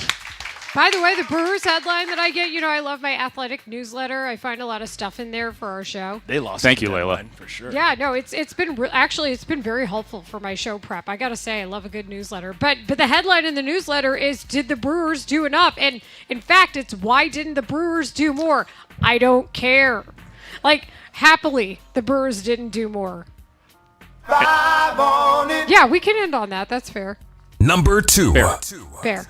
Fair. Is that the final word before we move on? There is. Are we sure? That was a show on Fox on Sunday nights. What, Fair Bear? The final word, not Fair Bear. Fair Bear needs to be a I show. might start a show called Fair Bear. What's the difference between Seems like that a and knockoff Care of the Bears? Care Bears. Ooh, yeah, a little bit. Care Bear count. Nobody Who's the wins. most fair Nobody bear? wins in Fair Bear because it's fair. There's no controversy there. Everything's on the level. You just keep threatening to turn the car around. Fair Bear. Question number 2. Who needs to have a big game in order to give the Cubs a shot at beating Tarek Skubal and the Dodgers tonight at Wrigley Field? Tonight? Big game, you say? Big game. Big game pitcher. Let's start with a guy who leads off and will get more plate appearances than anybody else, Pete Crow Armstrong. I have plenty of faith, and we saw it last night. Oh, the Cubs? Left-handed starting pitching? No problem. We'll just hit 4 home runs off Justin Robleski. Look, if PCA can find his way on base multiple times and set up, say, a Suzuki and the like, and I expect a similar type of lineup with maybe Carson Kelly batting fourth if he catches tonight, I think they can get to him. And when I say get to him, you don't have to score a bunch of runs to get to a starter. Just get him out of there before he gets through 6 innings. That's the goal here with Tarek Skubal. Get him out of here. No. Go on, you can work. Part of what was impressive about what happened last night is they were just, when they loaded the bases, they're just grinding out at bats. Mm-hmm. And you get to middle relief of the Dodgers because they had to be used a little bit. You have to feel good about their chances. But if you don't get to the middle relief of the Dodgers, that's when it becomes an open and shut case most nights.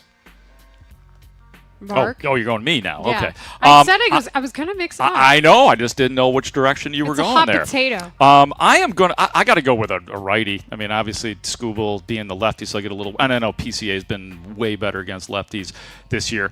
I am going to go with, and he has cooled off since the Cardinals series. You know the direction that I'm going. Alex Bregman, who really didn't get in on the big party last night. He was 1 for 5 last night. Again, been slumping again a little bit since St. Louis. But I like that swing against that pitcher tonight. So I am going with Alex Bregman. And maybe it's a little bit of wish casting. It's a little bit of he's due again, and it's getting real, and it's the Dodgers, and should be a little bit more inspired. So I think that Alex Bregman will be properly motivated, and I do like that matchup tonight. It came down to 2 different people for me, and I think I decided between either Seiya Suzuki or Nico Horner. Because if Nico has a good game, then that gives you an indication of how the Cubs offense is doing as a whole against Tarek Skubal. The more at-bats he can get, that would be a good indication. He got 3 at-bats out of the 6th spot last night. So if he's having a good game, if he somehow is hitting in with runners in scoring position, do we see a little bit better at-bats out of Nico? If so, I think that's a good indication, even if he has ducks on the pond, that you're going to see a good output against Tarek Skubal. The question becomes, I think, just how much is he excited? Like we said, we saw him in the Dodgers dugout, excited to be there. What level is he going to be on tonight? Yeah, he could be. Are you going with the might be a little bit overly amped? It would make sense. I think this is going to be for him a playoff atmosphere type of game. I mean, think about it. You wanted to get out of Detroit. You had to bring your 2 Cy Youngs to the arbitration hearing, for goodness sake. Like, hey, just as a reminder, here's why I'm good. Like, here's why I deserve more money than what you want to give me, which is insulting. I get that that's the game, but you didn't have to play it like that. He's also never pitched at Wrigley. He's got something to prove. He's never pitched at Wrigley. This is as big of a start for him. Think about it from that scenario. And he's been in playoff games. I'm not saying that. But at the same time, this, I think, is going to be a very meaningful start for him. So what level of Tarek Skubal are you going to get tonight? That's the better question. 5 on it. Number 3. This is 5 on it on 104.3 The Score with Layla Rahimi, Marshall Harris, and Mark Grote. And we're broadcasting in front of a live studio audience. What's up, everybody? At the Blue Cross Blue Shield Performance Stage. Here's question number 3. What grade do you give the White Sox for their trade deadline moves? I think given what they wanted to do, I do think it's at least a B+, because they wanted to get starting pitching help. They did. They moved Sir Anthony Dominguez, which may have been more effective than any other trade deadline move because of his contract structure. He had an option for 2028. So, okay, you get more innings out of Luis Castillo. What they're going to look like, that's a big question mark, but they needed starting pitching help, period. We already see the move where Eric Fetty moves to the bullpen. So, because of that, they got the biggest positional need addressed in how they saw fit. And then they add to their outfield platoon depth. I don't know about the untapped potential of Brendan Doyle offensively. I would be happy to see that. And then they get the catching help in Bart. So, again, did you address positional need because of injury and the like? And they did those things. So, yeah, at least a B+. I'm going to go ahead and give them a B straight up.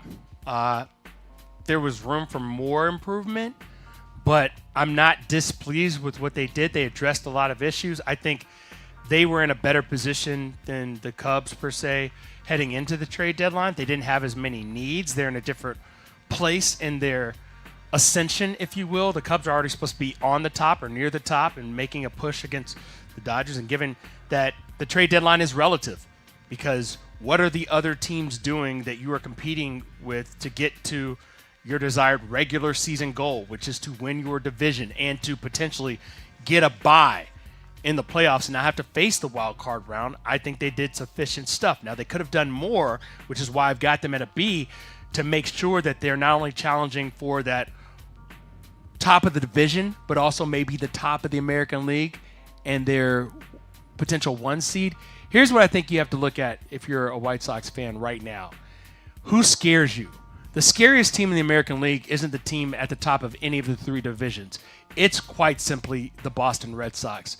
And you have to almost hope that the Boston Red Sox do not surge all the way to the top of the American League East, which is, it has the potential to happen with the moves that they made, the addition of Adley Rutschman, and just being the hottest team in baseball per play. But I'll give them a B because they did what they needed to do. It's a B- at best for me because there's just nobody here that pops off the page. I don't know how we can go from being excited that the White Sox were linked with Clay Holmes and then talk about a guy, Luis Castillo, is just barely hanging on in their rotation with an ERA north of 5. And I know that, maybe the old change of scenery gets him better.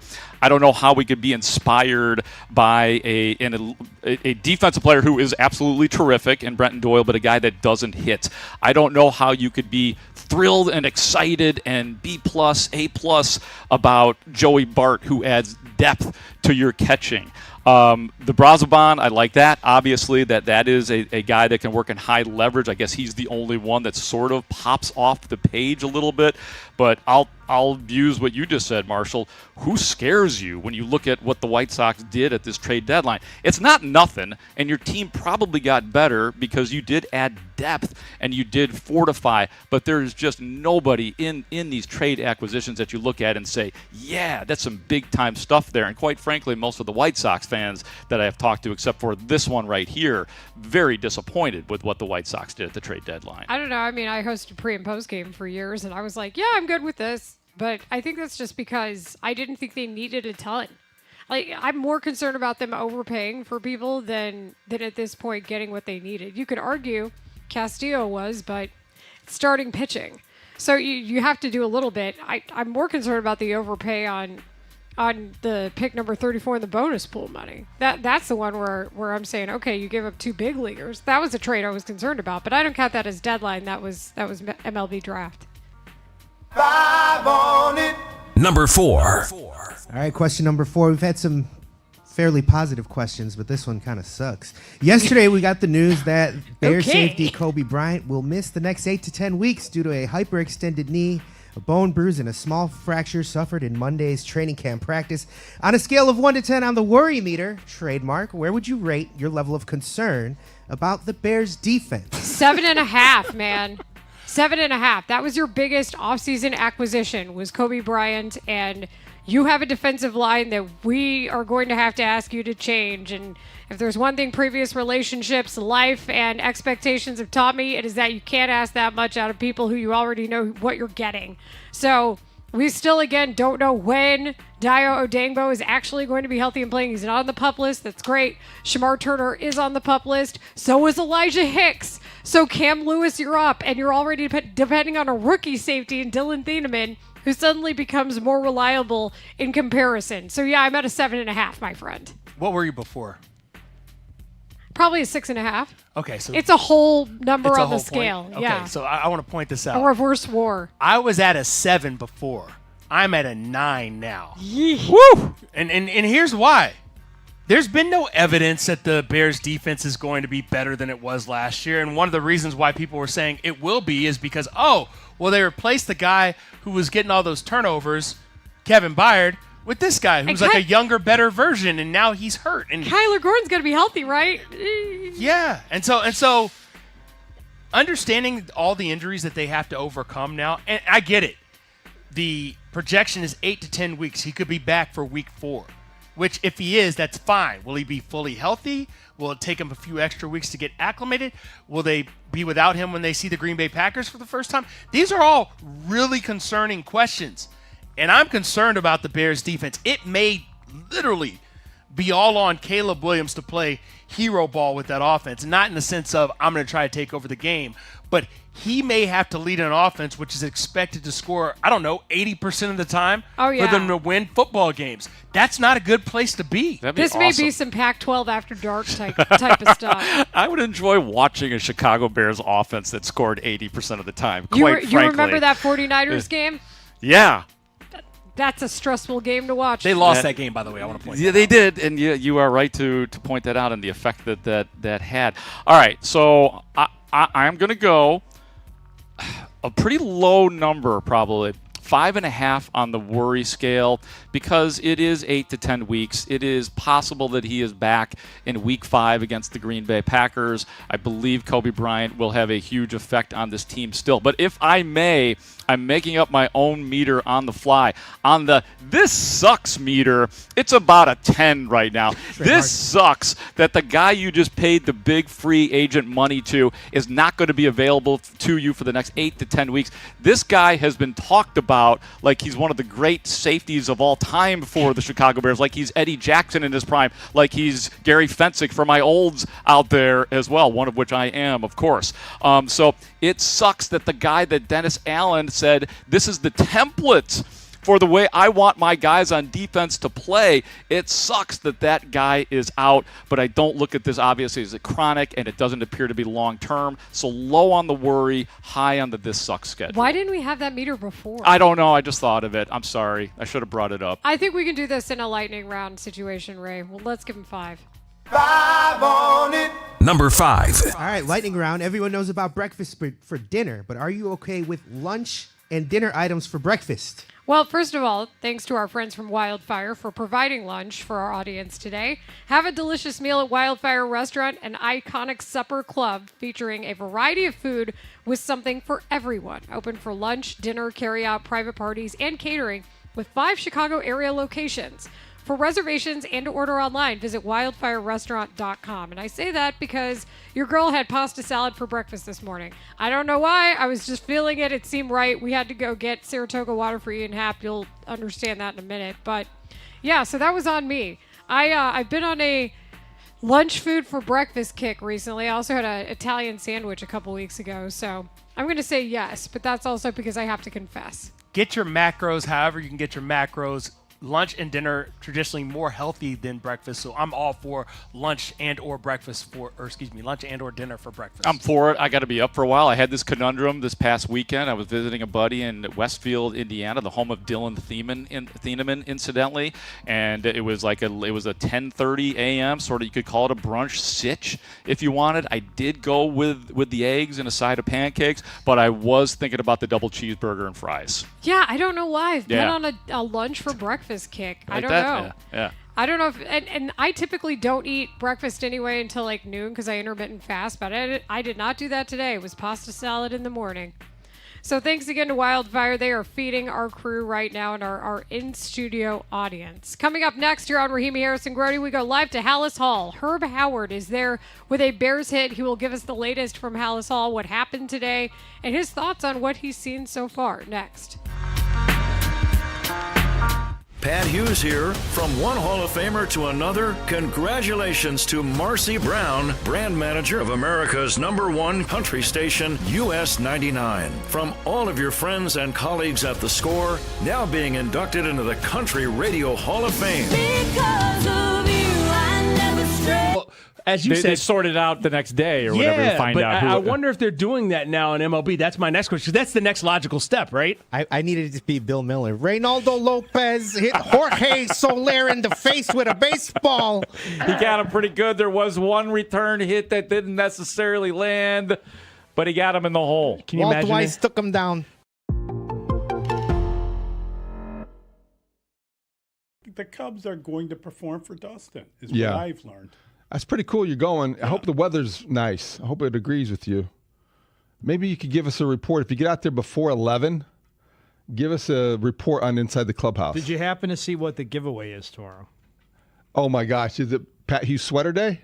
Almost. It should be Dustin Rhodes Vest Day. Is it? It is a Cubs puffer vest. Is that why you're going? Well, part of it. I mean, if anybody needs to have that Cubs giveaway, it's I wear a vest if it's 20 below out or if it's 79 degrees. I wear a vest. We call you Puffer Rhodes. Dork thinks he's going to drown. That was his selling point. I saw him look at that vest like all week. All week, he probably got tickets right after the promotions came out in the calendar in January at Cub Fest. Yeah, that Cub convention. What you saw is just fantasy. Yeah. He's getting ready for the vest. That's all. Appreciation of his purchase. Is that what he was talking to Crane about at Cub convention? I don't know. Lining up the puffer vest, the promotional items. That's good. So So the first 10,000. You better get there. Yeah, you gotta. Yeah. Ballet better go quick. That over would be the awesome. Forest Dance. I'm sorry, Mr. Rhodes. You're 10,001. Oh, wah, wah, wah. We just ran out. Would that be something? Here's a Alex Bregman bobblehead. I would ask Bruce, but I know I'm going to beat Bruce there because he's going to be working with you tomorrow, right? Yeah, Bruce is 9-11. We got guys. Now, we're set up. Will he do it from here or will he do it from Wrigley? No. Come on, technology. He's doing it from Wrigley. Okay. So he'll beat me to Wrigley then. He'll beat you to Wrigley. He'll be there 8:30 in the morning. Nice. Yeah, he's ready. When do they start giving out the does that count as one of the first? If he's there at 8:30, he'll be one of the first 10,000. He should now be one. But he's not. He's going in the media. He's not. He's not at the. That's true. He's going in the media entrance, and they frown upon that stuff. They don't even give you towels anymore when you walk through, like at the Bears games or whatever. If you go through the media entrance, no rally towels. No rally towels. Nothing. No give outs. I couldn't walk out of there with a vest. You got to pay for that. You got to pay for that stuff. Well, that's exciting. Then you're going to get a vest. Kate Horton's going to deliver, and the Cubs will be 500 again. Fingers crossed on the vest. Fingers crossed. Really? You think it's going to be that close? You're really going to be delayed that much to get the vest? Yes. Well, my daughter. It's just my daughter and I. It's a dad-daughter day, and she's got to do ballet. So we got ballet finishes, and we're going to come right down. It's not a competition. No. It's just class, but you can't miss class. Okay. What time does class get over? I want to say 10:30. Oh, you're going to be cutting it close, right? Yeah. You're going to be cutting it close. Yeah. Maybe. And Av Noon, the famous ballet instructor, likes to keep them a little bit late. The tension in that car driving downtown is going to be just thick enough to cut with a knife. And for Lent, I gave up road rage. So when I get in a pickle, when I get in a pickle, I say a Hail Mary or an Our Father. He gave up a road rage. How do you have road rage when you're driving 35 miles an hour in a 50 Because zone? people are giving me a look as they pass me and cut me off. And everyone in a car right now just heard you say that and say, no, that's cute. How do you give up road rage? Come on. How do you get road rage when you drive as slow as you're driving? I don't understand. Well, road rage isn't necessarily speed of driving. It's the decisions that are made that put you in a spot like I can just imagine Dustin flipping off somebody who happens to not give him the right of way on when he's turning left. Yeah, but he could never catch up to him. Have you driven next to me before? Oh, that would be fun.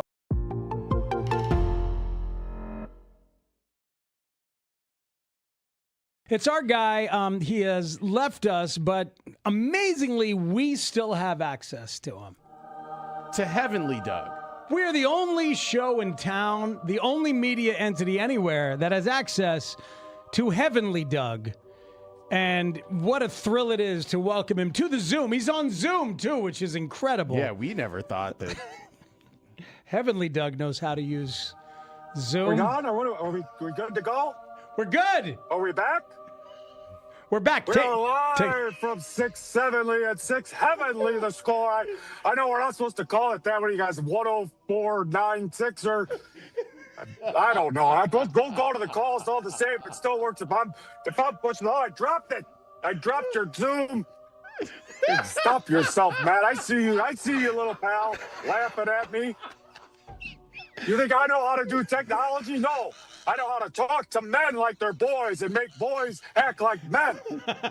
Well, go ahead. And I'm happy to do it. Do that. Go ahead and Reporter for the Bigs, Herb Howard, is joining us. Herb Howard is here from the Bigs. Herb joins us in studio right now, and Marshall, he smells great. And that, to me, that is bonus points. Herb immediately showed he was going to be somebody asking meaningful questions. He's going to ask a question that everyone else in the room is going to want to know the answer to. What then happens that they can't get out and get snapped before? It's a great question. Tell him I shower, Grote. Tell him. Okay, well, yeah. All right, get a toke of this guy. He smells great. I'm telling you. Well, thank you so much, Herb, for joining us. This has been a lot of fun. It's always fun with you guys. You are absolutely amazing. I listen to you guys when you don't invite me, so it's really, really cool.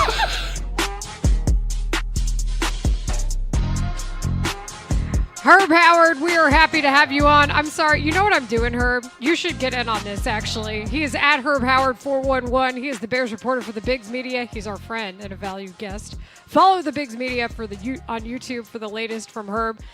I'm showing Mark and Marshall this tweet from Kobe Bryant, who understandably is emotionally after what happened. But at 6:06 this morning, he says, I see all the blank talking too, LOL. Say no more. Bro, you're injured. Please do not hurt yourself further. We just want you to get better. Please do not do something that you might regret later. Did you see that this morning? I did. I think he's wired that way. Just kind of getting to know him in the short time that he's been here. He's kind of just wired that way as a fiery competitor. He's got that chip on his shoulder. He plays that way. It was very unfortunate that he went down yesterday. He's going to be out for a couple months. But, I think he had kind of already established himself as one of the leaders on this team. He talked about it being a goal of his to be a captain. So I think that's just how he is.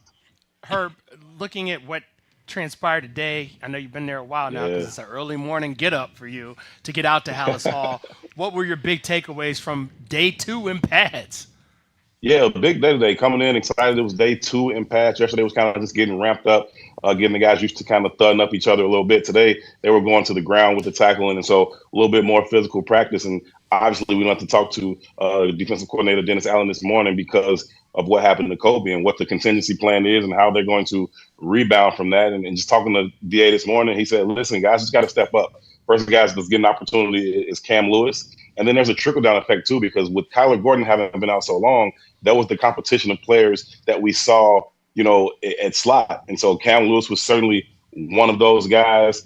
You got Josh Blackwell in the mix, Jalen Jones, and Malik Muhammad as well. And so a bit of a trickle-down effect that's happening all over the secondary with that defense. But asking, DA what the plan was, he's like, we just got to step up. That's just nothing else they can do at this point. Yeah, no doubt about it. We'll get back to some of the Dennis Allen in a second. How did tell us about Caleb Williams and his day out there from what you saw? Bit of an up and down day. You saw some flashes of his brilliance, as you're always going to see, and then you saw a little bit of some inaccuracies. And so the last couple of days have been up and down for him. They certainly last week started out hot. The offense was dominating every single day. The defense the past couple of days kind of strapped it up and started to kind of fight back a little bit. So it's been a little bit of give and take today. You definitely saw some highs from Caleb, but you saw some of those inaccuracies where he's just missing guys just a little bit, or you're not getting those runners balls, or not on the same page with some of his receivers. So I still think they're working through some of those things, certainly not in the same way or degree that they were working through those things last season at this time. They're far, far ahead of that. But it's not a fully finished, well-functioning machine just yet. It's heading in that direction, but you can still see some of the growing pains out there. And also the defense, they're coming along and they're starting to get used to each other. A lot of different parts on this defense, but you can see the team's speed. Dennis Allen talked all offseason about wanting to get faster. And you saw guys like Tremaine Edmonds not be brought back, Jaquan Brisker not be brought back because they wanted to improve the speed. One of the guys they brought in to improve that team's speed was linebacker Devin Bush. At DA's press conference, I had a chance to ask him about Devin Bush's speed because the speed is rare, but he is not the tallest or lengthiest guy. And what that means for DA in terms of coverage or how he calls the defense, he says it's not going to change much. Devin Bush brings the speed that you wanted to bring in here. He doesn't have the height or the length that you had at that position last year. How does that alter how you call the defense and how you attack offenses? Yeah, I don't think that's going to alter that, a whole lot. I mean, obviously, size, length, those are things that we value, and yet, speed and athleticism is something that we value also. So I don't know that really changes. What we do is, as far as calling the defense, I do think that he's going to bring some coverage versatility that I'm excited about. That is interesting to hear, Herb, when you talk about Dennis Allen and Devin Bush, because I do feel like Dennis Allen has a prototypical type of player size-wise. And it seemed like with Bush, his 2 pick sixes last year, I'm sure were very enticing. Like it sounds like there was a different level of criteria when it came to what he wanted out of him. No, I agree with you, but you can feel Devin Bush's speed. You can see it. He gets from in between the hash marks to the sideline as quick as any middle linebacker I've ever seen. He's downhill in a hurry, and he's arriving with violent intentions. He's got good leverage. He plays with good pad level, and so he's a very, very physical guy, very confident guy. And it was a big day for him. I was asking DA that question because Devin Bush is such a stark contrast to what Tremaine Edmonds was in terms of being that tall, lengthy guy in the middle of the field. Devin Bush is pure speed, but he's not that big. A couple of days ago, we saw Colston Loveland take him down the field on the seam. Caleb put the ball up high, and Colston just went over him and made the catch. And I'm like, well, that's going to be an issue for him, because he is the size that he is. But how does he use his speed in terms of, trying to overcome the lack of height? And so I didn't know it was going to be such a big day for Devin Bush. It came down to the end of practice. The Bears were in a 2-minute drill trying to get a score before the end of half situation. 3 seconds left on the clock, and Caleb Williams throws a tight window throw to Luther Burden, in the middle of about 3 defenders, and Devin Bush put a big hit on Luther Burden. Luther Burden stayed down on the ground for a while, was able to get up with some assistance, took his helmet off and kind of limped off the field. We had a lot of questions about that to Devin Bush in his press conference. It was a last-minute play, take a shot at the end zone. Our responsibility is to not let him in the end zone. Offense responsibility, get the ball in the end zone. So just a competitive play and finished our practice on a 2-minute drill. Just going back to that last play against Luther, that hit, did you get any feedback out there, like immediate, positive or negative? No, not really. I mean, it's practice. I was going for the ball, so it wasn't nothing malicious or anything like that. I thought it was a good football play, right after the play.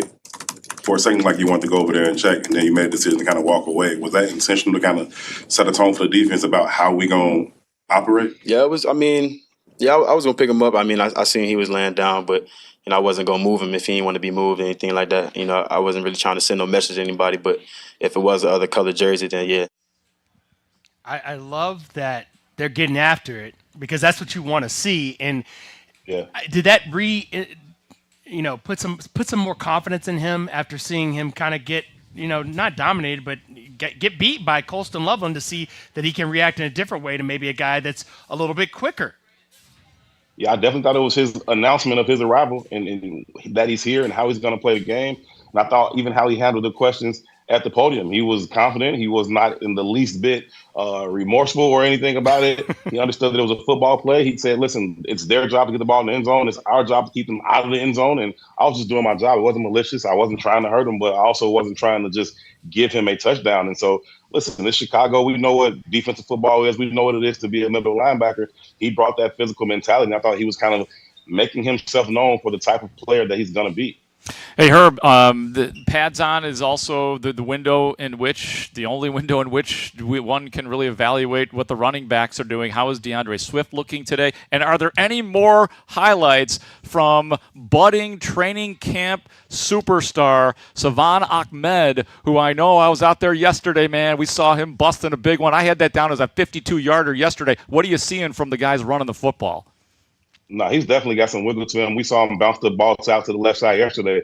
But DeAndre Swift, he looks like himself, man. He's got that burst. He's got that explosion. He had a similar play today around the left side where he tried to hit it in between, and then he just bounced it out to the left sideline, got around Tyreek Stevenson, which it immediately reminded me of how the coaches have been talking about Tyreek and his lack of focus. Every corner knows you got outside contain. You cannot let that thing bounce outside of you. He wasn't being blocked. He just took a bad angle. Dre stuck his foot in the ground, got around him, and took it up the sideline. And so Dre looks very, very healthy. He's got that bounce to him. The running backs look good right now. We talked to Jonah Jackson yesterday. He talked about, offensive linemen love to be running, love to be coming off the ball, moving forward, moving guys around.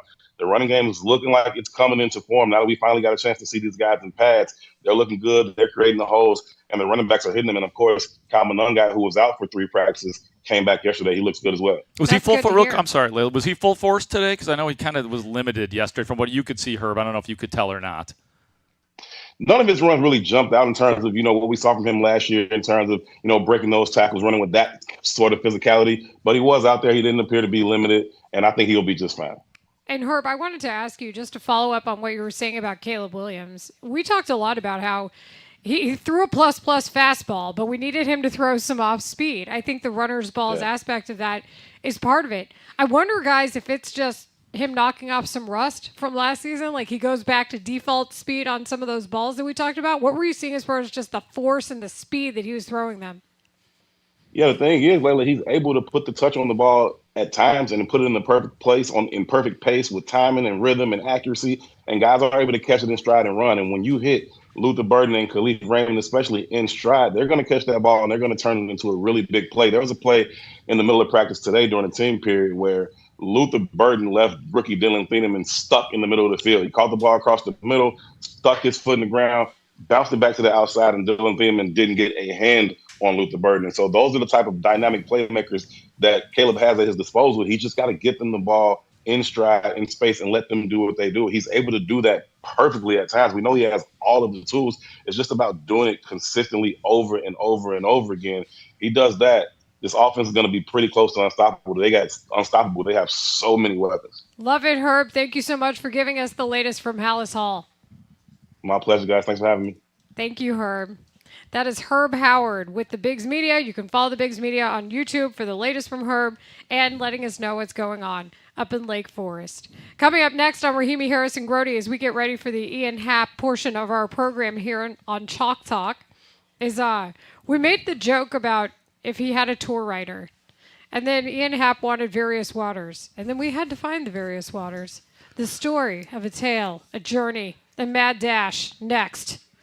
Baseball coverage on the Score is presented by Xfinity. Score the most reliable Wi-Fi. One price, 5 years, guaranteed. Xfinity. Imagine that. What's up, everybody? Nick Costos here helping you beat the books with Westwood One's. Whatever you want. I'll tell you, okay, all right. I got in a hell of a fight 2 nights ago with Brett Favre's dad and Paul Horning up here because they want to tell me that they still got something over on the Bears. I'm going to tell you right now, you got none, zero, nada, nothing, okay? Are there post-game shows in heaven? Doug, you deserve I'm running them right up here. Majestic third star to the left and straight on till morning. Brought to you by Black Poles Gentlemen's Club, or Black Cats, or Pole Jacks. Something like that. I figured. Hey, if you want to take some calls, go ahead. You go right for it. It's your show. Let's go to Eric in Wakanda. Eric, are you on? No. Sorry. Sorry about that. Hey, that's fine. We'll go to Steven in Milwaukee. Let's see if somebody with half a brain cell moved north of the border. I'm going to tell you something else, too, about these Chicago Bears. I'm going to tell you the same thing I told Jerry Angelo, okay? You can call yourself anything you want, but you can't call yourself likable. That's what other people call you. You got to earn that. Why did Jerry... I'm confused. Oh, Did he no. hang up? Yeah, I guess Steven in Milwaukee hung up. Yeah, Let's go to Donna on the 355 extension. Donna, I'm going to answer your question before you answer it. I'm going to tell you this. I still don't know why we signed Mano Money Luna, Manamaniolo, whatever his name was. That guy was a waste of money and cash. Give me that and a half a sack of garbage, and I'll buy some soup that we can all drink out of a can. Doug, you spent a lot of years in Rensselaer, Indiana, doing camp. How would you feel if the Bears went to Indiana? Oh, it's a good question. Don't care where the Bears go. First of all, half the people living in Portage say they live in this city anyway, and they can't afford to even do the coat check at Gibson's, but they more than welcome want to claim the city.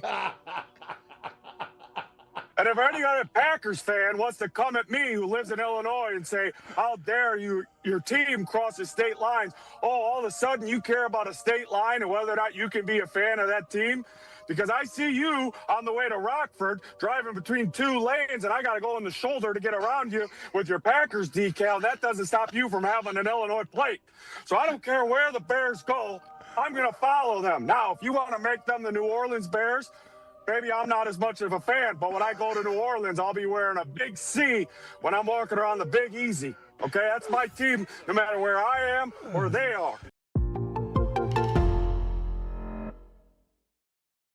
And then I believe it's a like a sim game or something like He's that. 6'6"? Yeah. Oh my gosh. But they don't like him, Dustin. Is that not what you've said? Both pinkies or both baby toes for 6'6". I do that too. I got to be. I still want to make the NBA. So. I got to tell you, man, you don't want to be 6'6". What? You No, do not. Mully, you're absolutely wrong. I'm giving you advice there that you should listen to.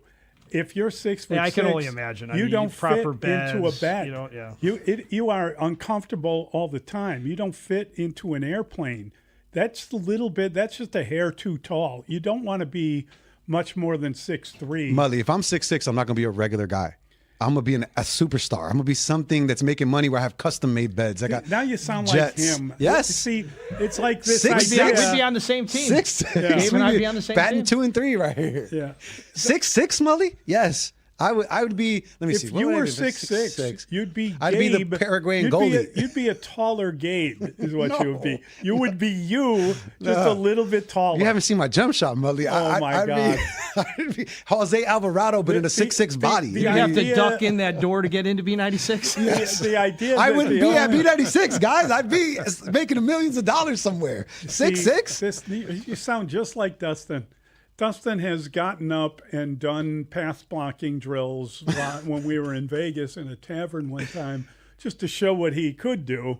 He told me, which is a nice thing to say, I suppose, that if he had my size, he'd have played in the NFL. I believe it. Okay, so I'm a loser, according to both of you. No, you you chose writing. You chose journalism. No, you chose to play soccer. You played in college. I mean, you did your sport at a very high level. The first time I met Olin Kreutz, I told him, I said, I'd have replaced Hilgenberg and you'd have replaced me, and he almost wet his pants. Yeah, I don't think I can almost guarantee you he didn't believe that. That's a guy I wouldn't say it to. He bent over, absolutely laughing. I'm sure. And Olin is a bad dude, Right.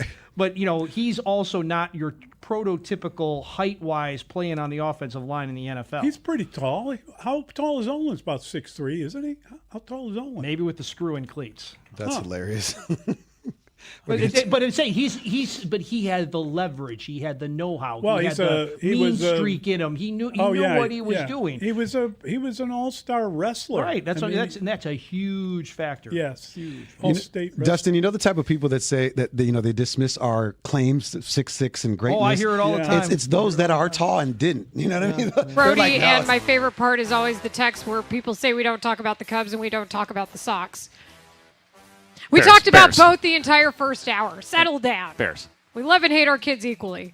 So, yeah, we graded the Cubs trades. We graded the Sox trades.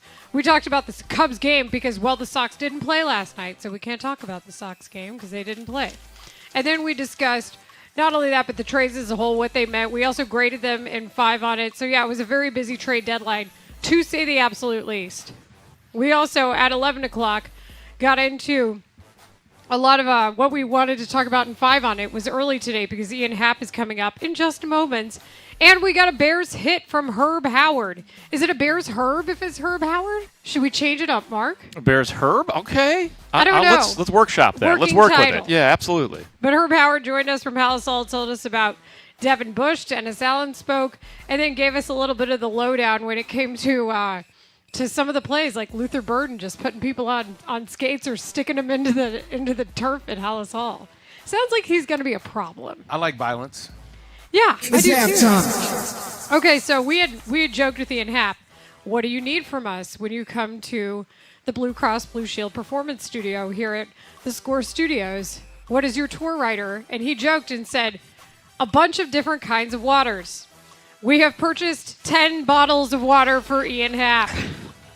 I don't know that he will be allowed to drink these all when he's here with us, but if there's one thing we have done, it is make sure he stays hydrated. We have a VIP bathroom right there if he takes down all his water. Yeah. Is it still working? Because we're under construction and yeah. I don't know anymore. Oh, I don't think it is. There was a bathroom back there. Well, there was. I don't know anymore. It's it the was like star a room. tiny green room of sorts. I think Wilco is back there Ray, right now. Does that Yeah. door work? Wilco. Yeah, they're just listen hanging out here. back there. My guy I Glenn will say Kochi. this. I am excited to find out which of these waters he prefers, Ian Happ. So we made the joke about Saratoga because it became social media famous with the guy who was dunking his face in like Saratoga water. These are $3.19 a bottle, friends.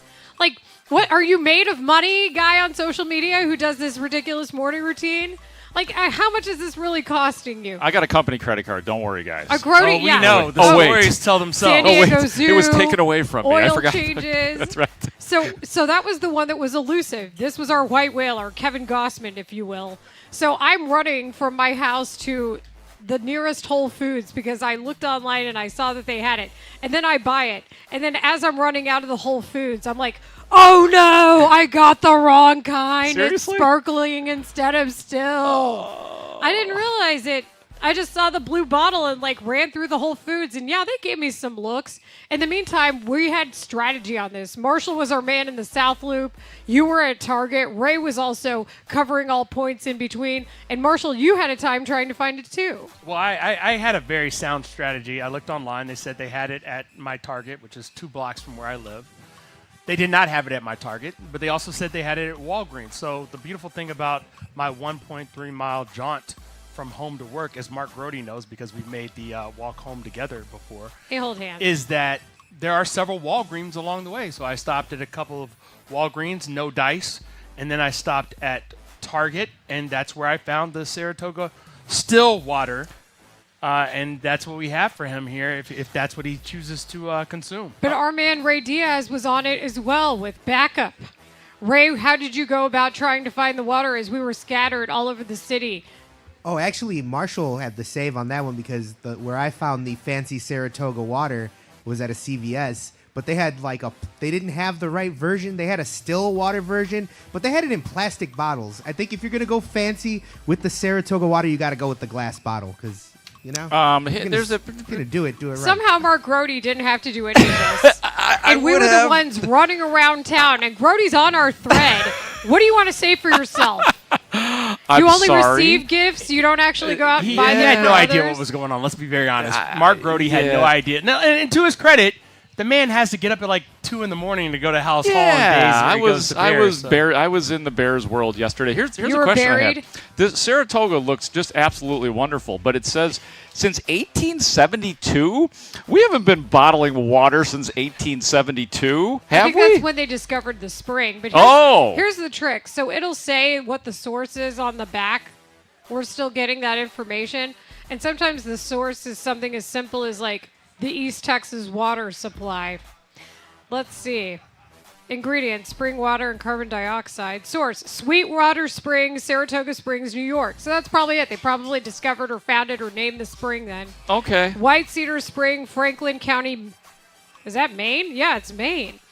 And Nature's Way Spring in Foster Township, Pennsylvania. So this is 3 different waters right here. That's pretty nice. Good job. Thank you, guys. I appreciate the work that you did for this show. I apologize for not participating in the work for this show. Let me ask you guys a question. Other than, say, really good internet, what would you guys require in a pampering scenario? If you are the star like Ian Happ is, and he made these demands, quite frankly, harsh demands, what would you require at your star appointment? Krispy Kreme donuts. But they have to have been purchased within the last 15 minutes. Fresh donuts. And the hot sign must be on at time of purchase. I need the fresh off the conveyor belt donuts. I think for me it's really good internet. Okay. That's it? That's what I need to do my job. Okay. My job. Wait. Yes. I think we have a Jalen Johnson situation on our hands. We do? Ryan Zefferhan. Or is it Jan? Or is it John? Or is it Jeffer Jan? We need to know. Silent Z. I would require just constant pampering. I'd like to be surrounded. Yeah, fan. So maybe a light massage. What you get every day anyway. Maybe just a little quaffing with the hair. Get myself. So Will Ferrell on Wedding Crashers, basically. Yeah, maybe an outfit change or two during breaks. Ma I think. with the meatloaf. Yeah. Yes. Just requirements like that. I would like to be tended to. Also, I have confirmation that it is Ryan Zefferjohn, and here's why I know. He's from Topeka, Kansas. It's going to be Zephyr. Plus, that's Chicago. Zephyr John. So Rahimi over here was interesting. I wonder what is the name origin? Because I'm I thought of Azerbaijan, which is a country that borders Iran. It's actually German descent, according to the internets. And Zephyr, which, the New Orleans Zephyrs used to be a minor league team, a westward wind. He doesn't need to know we looked up all of this. It's also a Red Hot I think it Chili would be very song. Embarrassing to talk about in front of a person. And then what do we do after that? We're like, hey, did you know we bought 10 bottles of water for Ian Happ? And that's where the conversation dies. I hear you throw a plus fastball, though. It's okay. We're fulfilling the writer. I don't think there's anything out of the ordinary for that. A star comes to your studio, you got to have it laid out for your star. Okay, also, I just thought about something else. In Did we addition vacuum to the Krispy Kreme stage? donuts, I would like homemade Rice Krispie treats, and I do mean homemade. You do love Rice Krispie treats. If you would like to bribe Marshall Harris, don't tell him I told you this, but it's Rice Krispie treats. But they got to be fresh. Real, not no, they don't. I've gotten them from Jewel Osco many times. Not the mass-produced. I want. But the Jewel Osco bakery, they put them in a little container. They bake them there. You don't even you take him. You eat him right out of the oven, literally, right? Don't you spoon it? Because you know how you have to get it together in the pot. Technically, you do pan. Yeah, it's in a a pan pot, and you put it in the pan before it makes it to the pan. I'm eating just chunks of Rice Krispie treats. I have never made them. I had them made for me. Of I'm course. sure you haven't, and I'm sure you have, because you're Mark Grote. Wait a second. So now we got to figure this out. Team, friends, audience. Which one is he going to go for? Oh. Is it going to be the Fiji? Is it going to be the Smart Water? Is it My going to money- be the Evian? It's all about the packaging. The Essentia? My money is on this one right The here. Saratoga? The true, clear, purified water. The Because simplest it's in of the front waters. of it's going to be in front of him. No, I just think it's he's a guy like me. If I don't see Poland Springs out here, but if the Poland Springs was here, I would go for. He's the Poland Pennsylvania. I think he knows about Poland Spring. Yeah, that's what I'm saying. That's what he would go for. He We might will- be mad that we don't have the Poland Springs. We can't get it. You can't get it here. Oh, well, there's that. Why am I so obsessed with finding all of the waters now? How about we bring in the guest of honor next, Ian Happ, live from the Blue Cross Blue Shield performance stage. Yeah. Blue Cross Blue Shield of Illinois through it all. He joins us next. Mully and Haugh, the most trusted morning show in Chicago sports. 5:30 till 10 a.m. Lining up the playoff starters. For the Cubs, I'm going with Matthew Boyd, Kevin Gausman, Clay Holmes, Shota, and David Peterson. What this means is Colin Ray and Javier Assad are bullpen pieces, bulk guys. You've got a deep pitching staff now, and you paid for that depth. But I'm going Boyd, Gausman, Holmes. Mully and Haugh, mornings 5:30 till 10 a.m. on Sports Radio 104.3 The Score. Not as easy as you think, guys. I know, but for you to think that the only thing that stopped your NBA career, like, dude, you could have been 7'6", and I'm not sure you'd make the NBA. I don't know.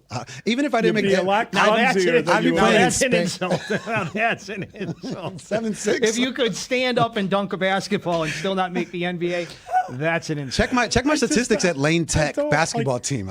You'd see if you add 6 inches onto it. I think I've been all right. I Bruce Weber. I'll tell you a just story. Bruce Weber. I went to I graduated from UIC, but my first year I went to SIU. Bruce Weber was the coach at SIU, who went to Illinois and Kansas State. He was the coach down there, and I thought I was exceptional at basketball. So I went to the open tryouts for SIU. Win the knockout competition, killing on 5-on-5. But there were these two twins that were like 6'5". Dunked on me, dunking on everybody. Bruce Weber comes after. Do you find the expression "two twins" a bit redundant? Oh yeah, you're right. Twins that were 6'5". Thank you, Mully. Twins that were 6'5", dunking on everybody. Bruce Weber comes up to me at the end, because obviously I didn't make the team, and he's like, so there weren't two sets of twins. No. Okay. One set of twins, but there was. Yes, you get it. Bruce Weber puts his arm around me. He goes, "If you were 6'5", you would have made this team." See? Bruce Weber, get him on the phone. Maybe he might remember that story. Mully, I'm getting defensive. How did you get dunked on though? Like was it Noah Essengate type dunk? Like no, not that bad. It was we were doing 3-on-2 fast break drills, and so I thought and then I didn't make the team. So I wonder how many times Bruce told that to a player. Son, if you were only 7 feet tall. Hey, I'll take it. Because Gabe took that and he ran with it the now, whole way. And I'm telling the story 20 years later. He's in the NBA. He's mentally in the NBA, and he's giving up digits to get there. Pinky toe. I wish it would have happened. Wow. It's all right. Sorry, Mully. Can't we just accept that we are as God made us and not try to just wish our with life all that away? money, I could buy new pinky toes. I could get them back. Yeah, right. See Deion Sanders, right? Gonna put it back on there. That's all right. See, but you know Deion what? Sanders? Fortunately, we're he got new toes. He had to have them removed because of.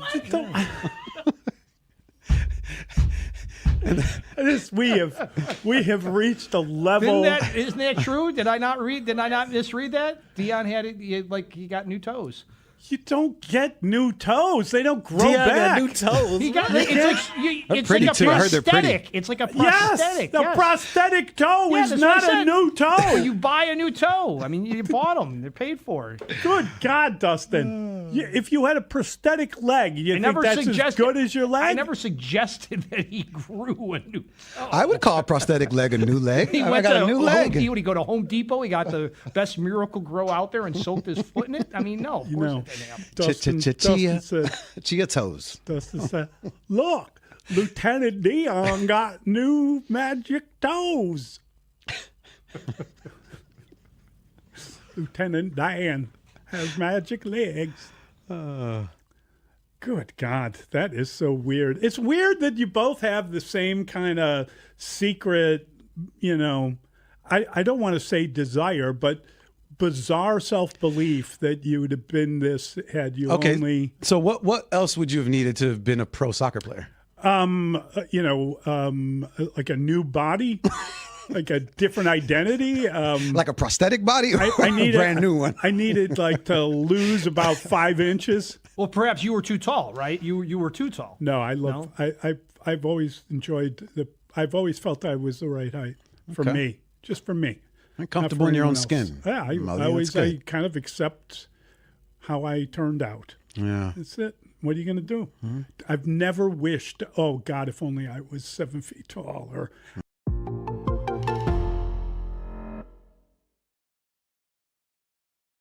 One of the reasons we were inspired to request to have you on and wanted to make it happen was because one of your biggest fans in Chicago is in our studio, our producer, Robbie Triano. So I cede the floor now to Robbie to ask you a question. Josh, what's up, King? Welcome to the show. So not to pat myself on the back or anything, but I don't think there's anyone here in the city of Chicago that kind of praises you more than me, damn near glazes. So here's the question. As a long hair hooper like you, how the hell do you keep your hair like that during a game? Because you're playing a lot of minutes, and like I understand you probably use some product. How much are you using, and what does your hair budget look like? Because it seems immense. I don't know what the budget is because my sister actually buys the product for me, but I do. Yeah, every time I get in a shower, I dry my hair, put product in it. So during a game, when I start to sweat as the game gets further and further into it, my hair gets, obviously more and more wet, and it's hard to keep out of my eyes. But that's kind of when I know I need to cut it, when it starts bothering me to that point. But, I put product in it. But, yeah, no, when I start sweating, it does get in my eyes. So I'm actually getting a haircut tonight, funnily enough, you asked that. Well, you're getting a haircut? Whoa, breaking news here on the Score. Yeah. Are you serious? It's a trim. You won't be able to tell, but, yeah, it'll keep it out of my eyes. What do you think of Robbie's question, scale of 1 to 10? He just asked you 2 really good questions. What do you think?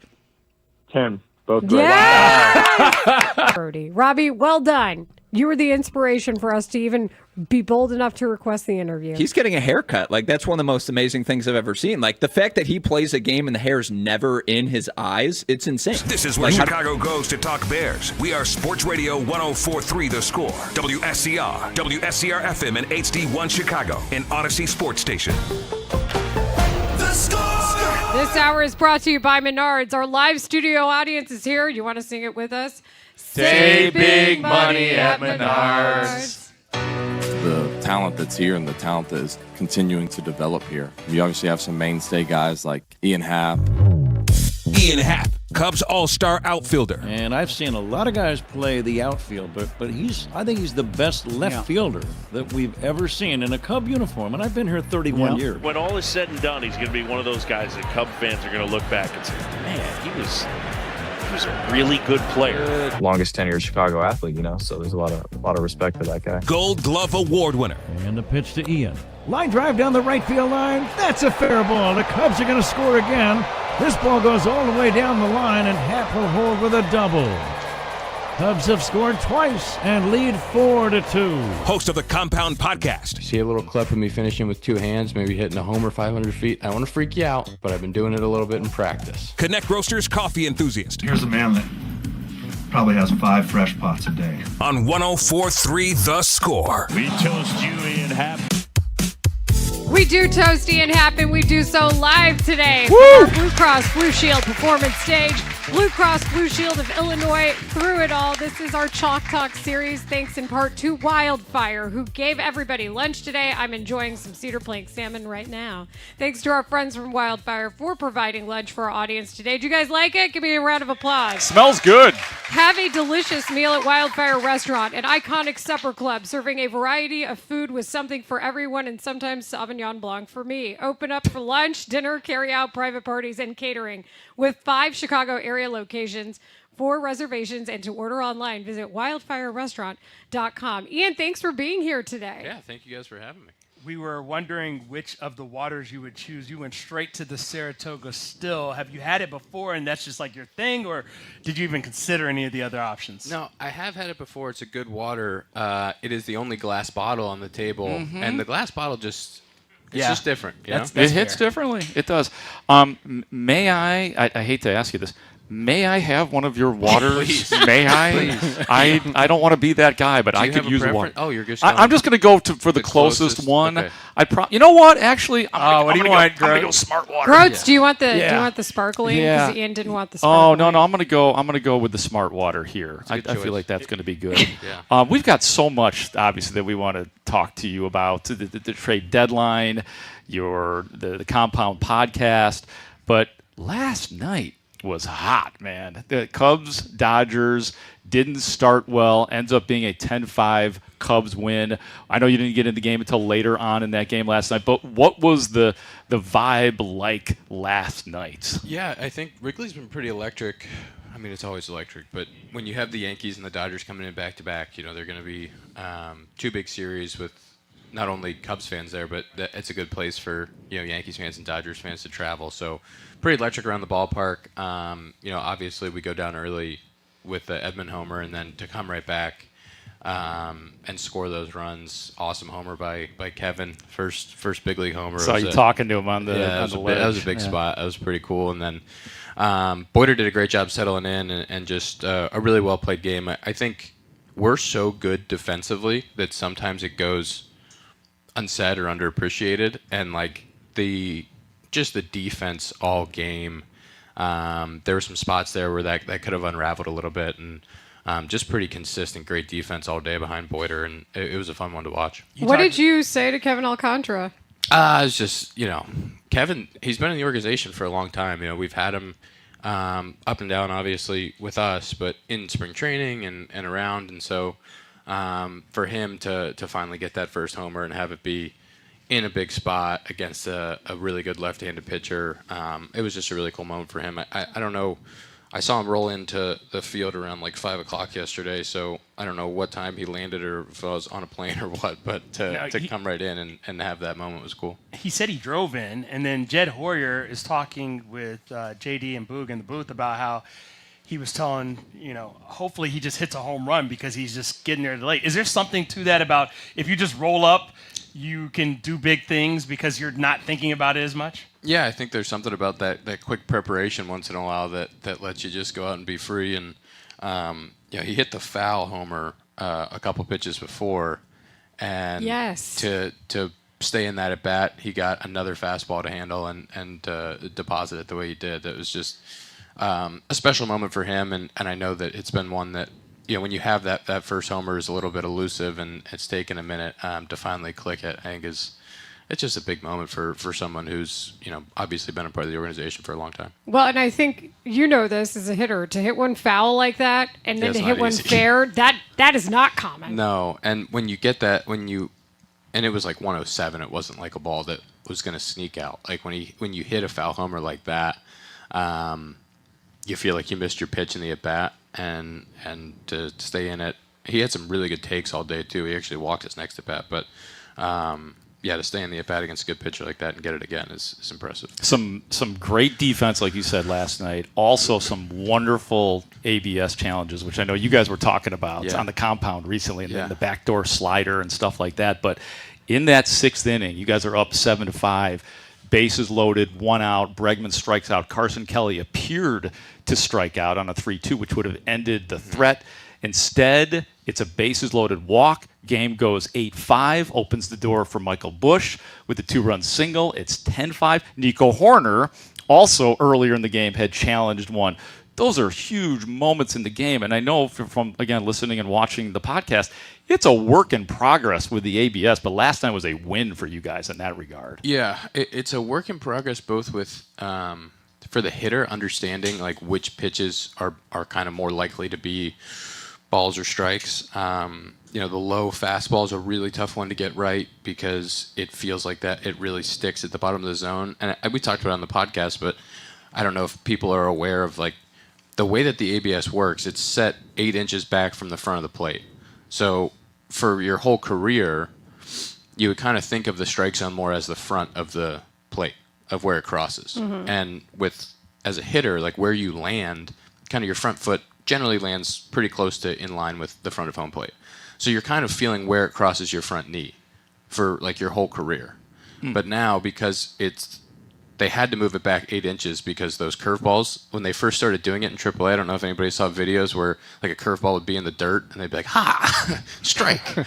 So they had to move it back because the curveballs that were clipping the bottom were ending up too low. So now, because it's set 8 inches back, like that fastball at the bottom kind of rides and catches the bottom. The curveball at the top has more time to break in.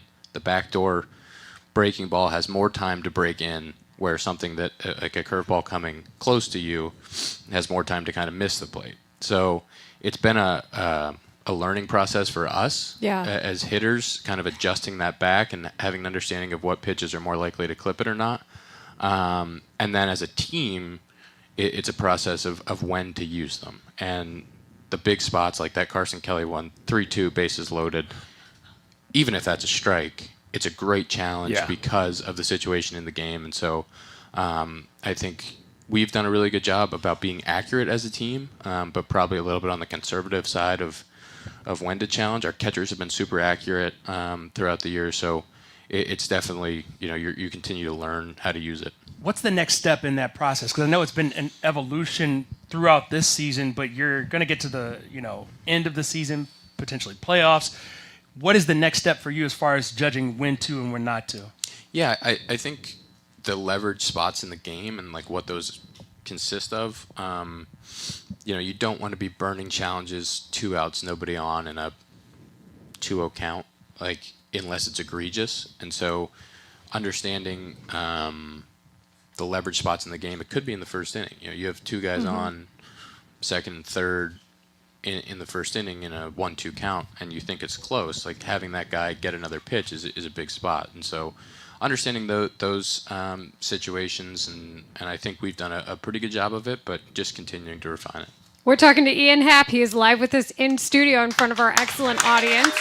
Cubs Gold Glove outfielder Ian Happ co-hosts the Compound Podcast, which is now a part of Odyssey Sports. New episodes drop each Wednesday with the latest discussion on the Cubs and baseball. Download and listen on the Odyssey app or wherever you get your podcasts. I want to get back a little bit to the emotion of last night, too, because I know that's something that you talk about as a longtime veteran on a team. There's this vote of confidence you get when the team is going to say, all right, we're buyers. 2023, that was one that hinged on, and we've talked about it, the month that led up to it in July, where I think the St. Louis series really iced it as you guys being buyers.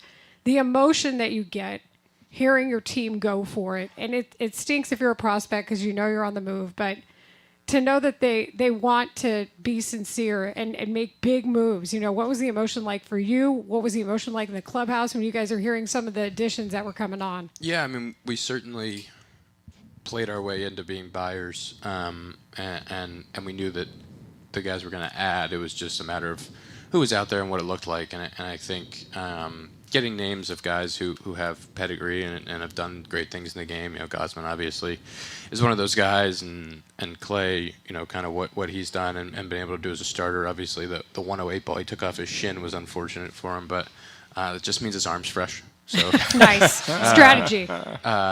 Yeah, so adding guys like that and adding pieces, it's always exciting, and it's a mixed emotion because you're going to have some guys that you care about and you value that are not going to get a chance to continue with the group, and like I think for Moises, like great kid, unbelievable person, was unreal. The attitude that he had early in the season as a young player, not getting everyday at bats. But I think it's going to be a great opportunity for him. So even though we'll miss him and it's tough when you have a guy who feels like a homegrown guy that's not going to be able to continue with the team, I think it's going to be a great situation for him. So you're excited for those guys that actually get to go and have an opportunity to play somewhere and really blossom. When you see the volume of people that the front office went out and got, is that at all surprising, or does that just tell you how much maybe faith they either have in you or how much they realize how much the injuries have hurt? Yeah, I think it's twofold. I think one, it's that we do have a ton of injuries and we had a ton on the pitching side. And you're never sure. It would have been easy to say, okay, we're going to get these 4 guys back. And we will at some point, right? But you never know how those are going to develop. And so I think it puts us in a great spot. kind of the other part of that is kind of where our group is. We have a bunch of guys who are on the last years of their deal, and it is the time for our group together to go and make a push. Well, and you can relate to it too. I think you guys talked about this on the podcast the other day too. Back in, was it 2022, when your name was popping up at the trade deadline? A lot of us thought, oh, that's it. Ian Happ is a goner now. Do you think back to that when the trade deadline comes around, and do you feel a sense of relief now that you are an empowered player? Let's face it, with the no trade clause. How much does that still resonate, that emotion that you had? And if you could describe what it felt like, because there's some guys that might be feeling that right now. Yeah, I mean, it was certainly in 22 we were bad, and we were going to sell, and we had done it in 21 and 22. We were going to have guys that got moved, and you don't think of yourself as part of that discussion until it starts to happen. And I'd gone to the All-Star game that year, and kind of was that 2 or 3 weeks before the deadline, and started having guys come up to me and be like, "Hey, we would love to," and that was kind of the first time where I was like, I might actually be out there. And then over the next couple weeks, it got more real. But yeah, there's a ton of mixed emotions because of the time I'd spent with the organization, the people there, and my love for the city. And I remember we had an off day the day before the deadline, and Nico and I went to see Avengers movie or Thor movie. We went to a movie theater and we saw a movie. Good call on your part. Marshall loves that stuff. He went to see Spider-Man the other day. And we were in St. Louis, and we're sitting in the movie theater, and I literally had my phone in my lap. Oh. And I was just waiting for like a text message or a call from Jed or my agent to be like, "You're gone." Oh man. And so it was like every 5 minutes I would just be like, "Not yet, not yet." And it was a super emotional day leading up, and for Wilson and I, and just it was an amazing moment when Rossi came into the clubhouse and said that we were staying and that we were going to continue to be Cubs, and lucky to now have the to be in the position to have a no trade clause and to know where you're going to be. Just it's for yourself and for your family is it's a really comforting thing. Well, and I've heard players say that you don't trust anybody at the trade deadline, because I've asked them before. I'm like, who can you trust? Your agent? And they're like, not necessarily, because they're also part of deals that are done, or they're at least responsible for giving news.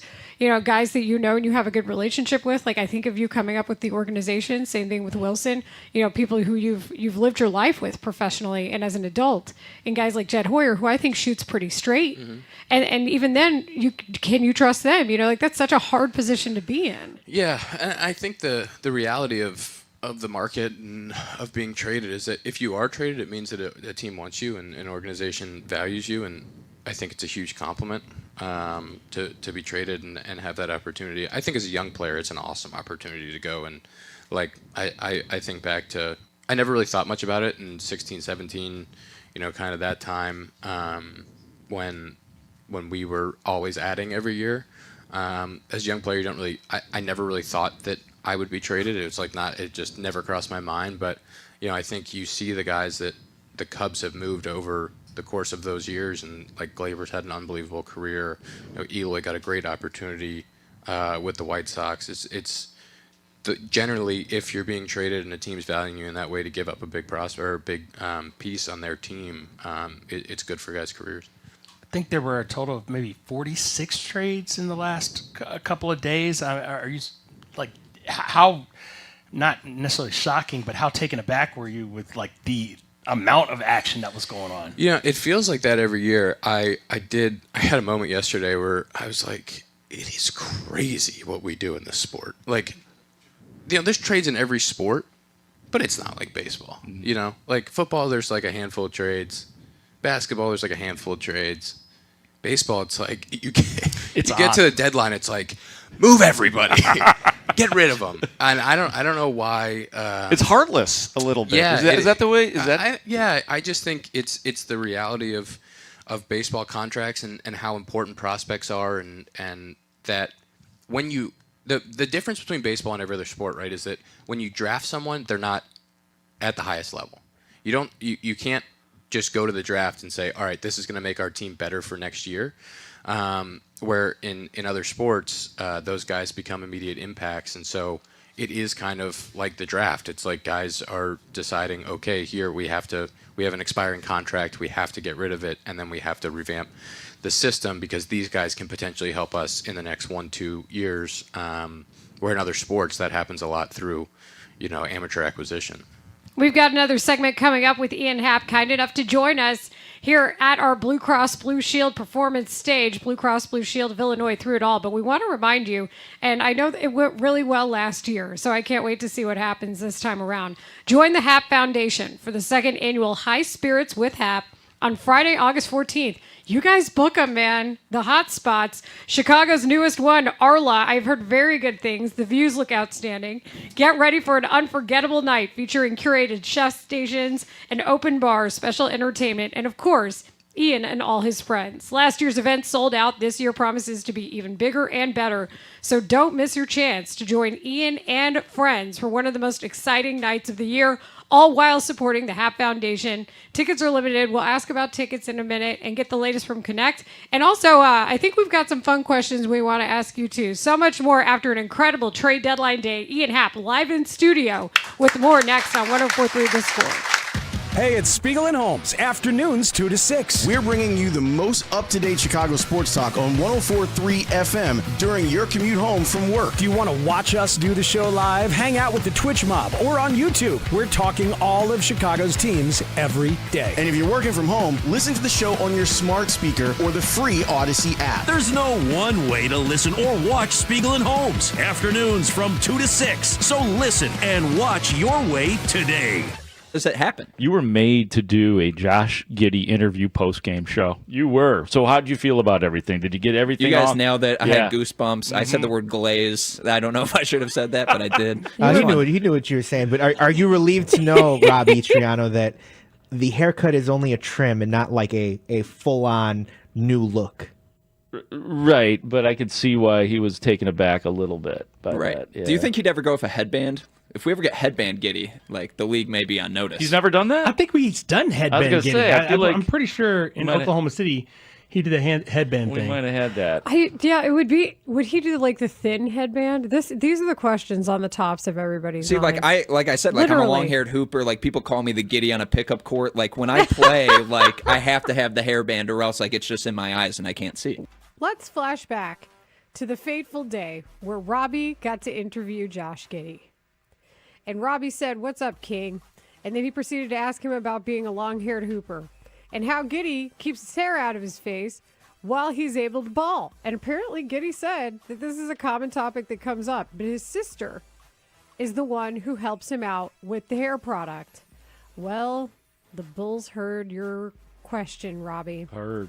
And they have something for you. This is courtesy of Josh Giddey, his sister, and the Bulls. What is this? Whoa. What do we have here? What do oh ye my have? God. What do ye have for us today? No way. I got the hair product. Let's go. I'm running out too, so hell yeah. Is there a note? Is there a note? There's a Read note the note here. and hold it up for the camera. There's right a here, note. Robbie. There's a note. Uh-oh. Oh my God, here's a note. No way. Oh boy. Robbie, for keeping the flow fresh this season, Josh Giddey and the Bulls. Hell yeah. Oh, Josh they Giddey, gave that's you a why you're card? absolutely the Hold on, best. I'm going to go down there and see Robbie right now. He might be overwhelmed. I'll be right back. You're going to gonna go faint. check on him? Throw that headset, Hawk. Go get out there.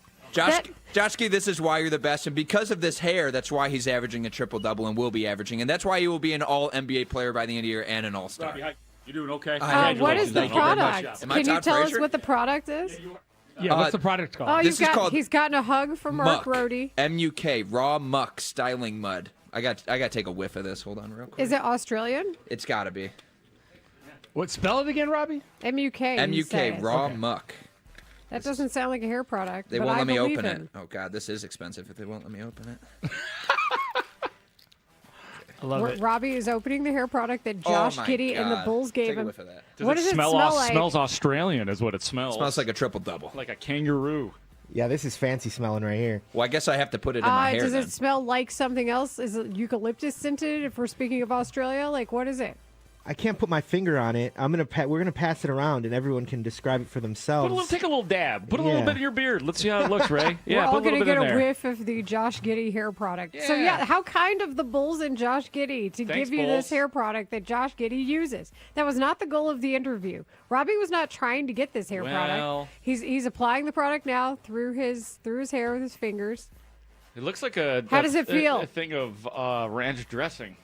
Now, this thing is thick, and I understand now why his hair is so firm, because, oh my God, this stuff is really thick. It's like a citrusy smell. It smells unbelievable. I'm going to pass this to Marshall to see. Thank you to the Chicago Bulls. Thank you, Josh Giddey. You gained a fan for life.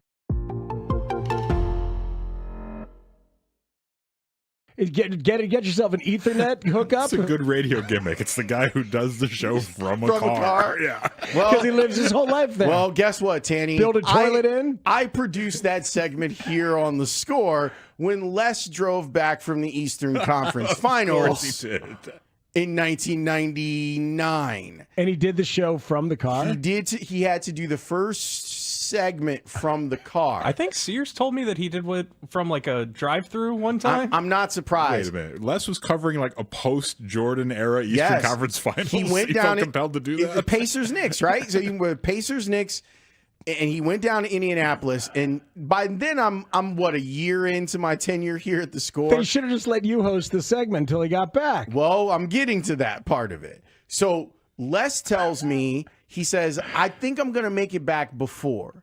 And so I'm like, what? Because that was when the show started at 1. Remember, Tommy Williams was on. Yes. So Zampillo was producing I that. love you, big partner. Exactly. So he says, I'm going to have to start the show on the phone. And I'm like, that's not a thing. Terrible idea. That is not a thing. So he's like, can you load up that last break between Tommy going off the air and us starting? I'm like, I can ask Tommy.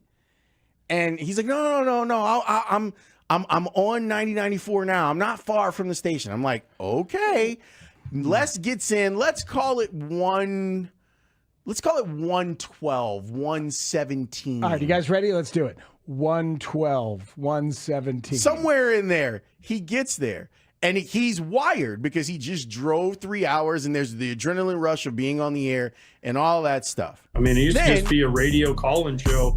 Now I got to put clothes on to do this thing. I can't peak too early. I got to kind of try to control my peaking. So, it's a little early to already put a shirt and a hat on. Middays 10 to 2 on 104.3 The Score. And the next pitch on the way. Drilled to left, deep in the corner, going back as Happ. That ball is over his head and off the wall. The throw goes to second base. Very good throw and out at second base. An incredible throw by Ian Happ from the left field corner to Nico Horner. That is one of the best throws you will see by anyone at any time. That's amazing. Sit down, Ivan Herrera. You do not take second base. You do not stretch that single into a double. You go back to your dugout. That, of course, Pat Hughes, Ron Coomer on the call. We are live with Ian Happ, who deserves a round of applause for that play. This is the Rahimi Harrison Grote Show with Ian Happ, live from the Blue Cross Blue Shield Performance Stage. Blue Cross Blue Shield of Illinois through it all, and we want to thank Wildfire for bringing us Chalk Talk today. Thank you to our friends from Wildfire for providing lunch for our wonderful studio audience today. They seem happy. They seem well fed. Thanks, Have a everybody. delicious meal at Wildfire Restaurant, an iconic supper club serving a variety of food with something for everyone. Open for lunch, dinner, carry-out, private parties, and catering with 5 Chicago area locations. For reservations and to order online, visit wildfirerestaurant.com. We talked about it earlier, Ian, but the Seiya Suzuki outfield assist to get Kyle Tucker at second and Dansby just right there. What was it like observing that play, knowing that you've had a few really, really solid outfield assists the past couple days? Yeah, that was a really good one because where the ball hit in the corner of the wall, it's like that kind of semicircle corner, so you have no idea which way it's going to kick. Or if it's going to stick in the wall in the ivy, or if it's going to kick dead right on you. Say it was in the perfect spot, and he's got a great arm, but he made a super accurate throw, and Dansby with the tag. It was just a pretty play to watch. It looked like Kyle Tucker was actually banking on the fact that he doesn't know which way it's going to go to try to take second on that play. Yeah, he's played out there. He knows that wall is pretty, and it doesn't. In the middle of summer, it's pretty rare that it kicks hard off the ivy. You know, if you get it off the bullpen door or another spot, maybe, but off the ivy, it's pretty rare it kicks back that hard, and so Just a great play by Sayed to be in the right spot. What did you guys think about the Kyle Tucker booing? Wrigley Field was pretty relentless last night. Yeah, they were. They were, and it was. They don't know the whether to cheer or boo what I just said. It was every at bat. But I think that's the fans' passion, and they made themselves heard.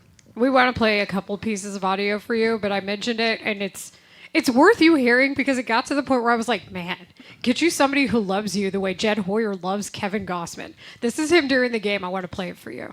I was joking with Kevin Gossman earlier. He was like the white whale for us when he was with the Orioles. Theo and I were obsessed with him. We tried to get him over and over. And then he ended up going to the Braves and the Reds, and we didn't sign him on a short deal. He went to the Giants, and great job by them. We were so mad. We've been on this guy forever, and then he got away from us. And so I was joking with him. He said, "Yeah, I knew you guys were always after me." And then obviously Clay Holmes, really good sinker, one of the best sinkers in the game. Obviously dominant closer, really good conversion to the rotation, and I think with our defense, he fits well. He keeps the ball in the ballpark really well. Those two guys, they both, pressure situations. They both, done it for a long time, and I think that is important. And then, Zephyr John's got a great arm. We have, a lot of control of him, and hopefully he's just coming into his own. And obviously, I hope some of these guys are going to come back healthy too. That's the other thing with this, with this deadline. It was important to add reinforcements. We don't know with those guys, what their health situation is going to be, but we have a number of guys that are, either they're on rehabs or starting rehabs, and we felt like that, that'd be the ideal situation if those guys can come back healthy as well. But this season, given how it's gone, we weren't going to take any chances. Okay, so white whale, obsessed with him, after him for years. He was like the white whale for us. This is the pursuit of a baseball player, just so we're all clear. Jed was gushing, huh? I mean, gushing and blushing, all of it. Yeah. I mean, Gossman's been really good. They saw it early. That's it's really funny when Jed or any front office guy they can really get obsessed with a player. Yeah. And it's just like they love him, and that's. I got to talk to Jed about that today. Did I play this with the idea that you may give Yeah. him some guff about it? Yes, Yeah. yes, I did. Yeah, I'll ask for the stories over the last 10 years of the different times they were trying to go after him. Tell me about this white whale you were obsessed with. Yeah. When did your obsession start?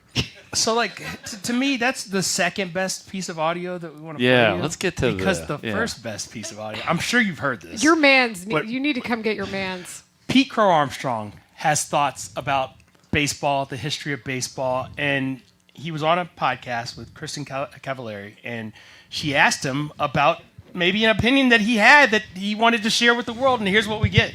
What's an unpopular opinion that you have? This is going to be crazy. I love it. Babe Ruth never existed is one that I like. Oh my god! Wow. Really? He never existed. I heard some pitcher with the Mariners. What's his name? Salcedo. You remember him? Salcedo, yeah, lefty. I Yeah. think he did some podcast on Zoom when he was like going down the rabbit hole with somebody about how Babe Ruth never existed. And I was like, dude, that's awesome. Like, Wow. So you're going to double down right now? well, it's like we always talk about how like the game's evolving and like people might as well have been like underhanding the ball to that guy, and he's regarded still as one of the best players ever, and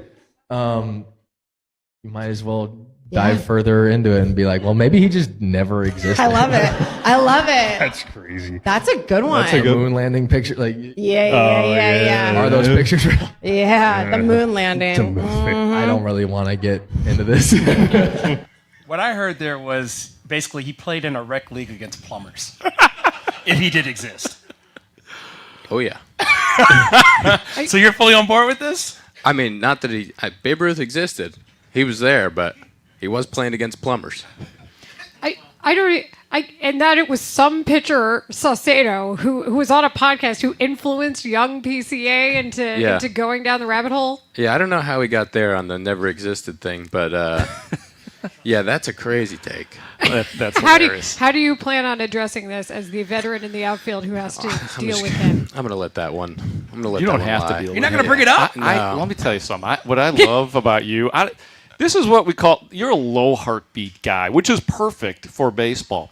The juxtaposition between you and Pete Crow Armstrong, that's a comedy team right there. Yeah. You two, like, he throws out a guy at the plate like you did. He's jumping around and dancing, and we're pimping home runs like he did in St. Louis, which was absolutely sick, by the way. But you two should do a comedy show, I think. We could not be more different on the baseball field. Just absolutely couldn't be more different. It is, but it's that his energy and the way he plays is one of the reasons that he's great. Is he has that fire and that passion, and he needs to let it show. I think that's been pretty apparent over his young career, is that when he is kind of showing off and doing his thing is when he's at his best. Do you, though, as again, the calm guy who doesn't do that stuff, like, for instance, the home run in St. Louis, I know he lost the game. The way he dropped that bat, looked at the dugout, did the thing. Now, are you just like, do you shake your head and smile, or are you just like, go Pete, go get it? Yeah. I mean, those moments when he can really let it out like that, I think, he's an entertainer. It's why people love him, and it's why people love to root for him, and he's been so easily embraced and loved by this city, is because he has this like infectious personality on the field that I think people really resonate with. So the one thing that you guys do now have in common that you didn't have in common is your understanding and knowledge of the strike zone. His walk rate and the just exponential growth year over year is unbelievable to me. Yeah. Clearly, you've seen how it's developed over the course of roughly a calendar year. What do you make of it? Generally when you see something like a change that a player makes, it's a process, and it's he's developing this a skill. It wasn't like that. It was like this. It was like one day. It was like he just went from not walking to walking, and it just happened like. Literally, it was a day in, June that I think he got a little bit closer to the plate against lefties, and maybe it was like that small tweak. But it was like he went from a dude who he's a great player and he's going to swing and miss a little bit and he's going to chase some stuff out of the zone to like he's going to walk twice a game for the rest of the season. You're like, what? How did this? Where'd you figure this one out? So you're just as amazed as I was. Somebody got to him. Yeah, I was like, the difference between the quality of at bat is just like, holy, like it is. Every time he goes up there, it's a deep count. He's fouling off pitches. He's spitting on just really good left-handed sliders just off the plate, fastballs just off the plate. It's like I didn't see it coming. Like I thought he would always be a great player. I thought he would always be a dude that walks 5 or 6% of the time and hits 30-plus pumps, and the average was going to dictate his on base. And then it just like one day, because it's not an easy skill to develop. It's like generally the guys that come into the league and walk 8 to 10% can end up at 10 to 12 to 14. Like that's generally if you can walk early in your career, you can get a little bit better at it. You can understand when the pitches that you foul off, and maybe you cover one pitch a little bit better to get deeper in counts, and that's generally how it works. Guys that come in with 3 to 5% walk rates don't generally jump to 15. It's not what you see, and he's been able to do that. And I think it is a little bit of an approach change and kind of where he's looking, but it happens so fast. Like if you would have told me like, hey, Pete gets from a 5 to an 8 this year walk rate, I would be like, okay, yeah, that's unbelievable, and that'll completely change his game. And then maybe over the course of the next 5 years, it goes from 8 to 12 as he slugs more and becomes more respected, and guys are pitching him out of the zone constantly because they're afraid of the slug. But it literally went from 3 to 15 like this. And I was like, whoa. And it's made him elite. And that's the difference. The difference between the player is that when you are on base that much with what he does on the base paths, that's the 900 OPS, and that's the like totally elite MVP caliber player. It's pretty impressive. Before we get to just making sure we know what's going on with Connect and talking about your event again, I do want to ask you this because you brought it up, and Mark Grote, our Bears reporter, is also here. Bears. Yeah, Ian Happ, who suffered through the 6-3 Seahawks game 2 years ago, did ask about Kobe Bryant. You got any training camp discussion you want to get off real quick? I'm going to be honest with you guys. I was sitting back there listening, and I heard your Bears segment. Kobe Bryant, fellow Bearcat. That was a tough one. Ooh, it was a tough one. So I was so excited for him to come to Chicago. Yeah. As a fellow Bearcat, but he'll be back. He'll be back towards the end of the year, right? Beginning. Beginning. Well, it's 8 Look to around 10. week 4 to week 6-ish. Okay. We're gonna get plenty of. He'll be He'll be great. He'll be fine. And you know what? Because he's a Bearcat, tough guy. Tough guy. On the short end of the window, right? Yeah. We're all Bears. They leave their stadium open to the public, okay? The people are allowed to hang out at the stadium in Cincinnati. I always thought that was so cool. Yeah. I think it was last year during a remote we did that I hand out the Bears. I do my Bears scale, 0 to 10. I'm pretty sure I gave you, I want to say it was 8.5 Bears, and that number probably will continue to go up as you move up the all-time Cubs home run list and RBIs list as well. One of the things I love about you is your love of Chicago, and I could tell when it's genuine or not, because everybody's going to say, if they play here, I love Chicago. I believe that you love Chicago. What is, you were just handed a bear. This is a big moment for you. What is... From Staley. Do you, from Staley, the actual original bear, the Decatur Staleys. We'll talk about that later, another time. Please. But do you have a favorite, other than going to Bears games, a favorite Chicago activity that you like to take in when you have the opportunity? And I know that those opportunities are few and far in between being on the baseball tour. But what do you love about Chicago, I guess is my question. Oh, so many things. I think the most, for me, like just being here in the summer, I think the most special thing is when you can get out on the lake. It's just like you can't. There's no other city that has the ocean that we have out there. You know, it's incredible. I get to drive up Lakeshore every day on the way to work, and when you can actually get out there and see the city and kind of take it all in, man, that's a really special thing. And you know, it's a special city all the time. When we come back in the winter and you get to see it around the holidays, it's amazing. And I've really enjoyed being able to do some Bears games and some Blackhawks games and kind of take in the city that way. But it's become home for me, and it is, you can't beat it. Nice. It's cold brew season. What's going on with Connect? I know you guys have broken into the North Shore. You've infiltrated. This is good stuff. We have, We're at Hometown on the North Shore. We got the cold brew in there. The canned cold brew is exceptional. The new stuff that we just dropped. So I would definitely go check that out. And I haven't pitched it in a while, but the Home Run Club. Bags of coffee to your door every month, and you get dinger dollars for every time the Cubs hit a homer at Wrigley, and you can reinvest that in some more coffee or some Connect merch. So go check it out, connectgrocers.com. And one more time, in case you missed it, join the Hap Foundation for the second annual High Spirits with Hap, Friday, August 14th at Chicago's newest hotspot, Arla. You guys have great taste. It looks amazing there. Get ready for an unforgettable night featuring curated chef stations, an open bar, special entertainment, and of course, Ian and his friends. Last year's event sold out. This year promises to be even bigger and better. Don't miss your chance to join Ian and friends for one of the most exciting nights of the year, all while supporting the Hap Foundation. And if tickets, I know they're limited, so if people want to get tickets, how can they get them? You can either go check out the Hap Foundation, our website, and there's a link there, or any of my socials or the Hap Foundation socials will be posting about where you can get tickets and links, so everybody can go check it out. But it's going to be a really fun night. We're super excited and hope to raise a bunch of money to help out youth in Chicago. And we appreciate everybody's support and how just over the first couple of years how much people have cared and jumped in to help us out. So it's been awesome. Well, Ian, thank you so much. Thanks to everybody for joining us. Thanks, Ian. Thanks, we got to get Ian to what should be a playoff type of atmosphere game tonight over at Wrigley. So, Ian, thanks again. I know you're going to be kind enough to take some pictures with some people. Thanks to everybody for coming out for this. Thank you to Blue Cross Blue Shield for helping out with our performance stage. Blue Cross Blue Shield of Illinois through it all. And then once again, thanks to Wildfire for this excellent food. An iconic supper club serving a variety of food with something for everyone. Open for lunch, dinner, carry-out, private parties, and catering. 5 Chicago area locations.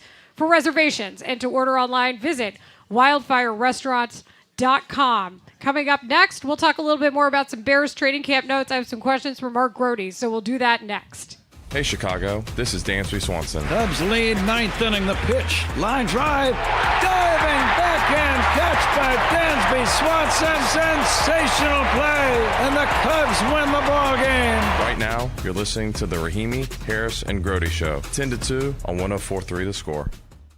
Let me ask you something. Is your money doing everything it can for you? I don't know.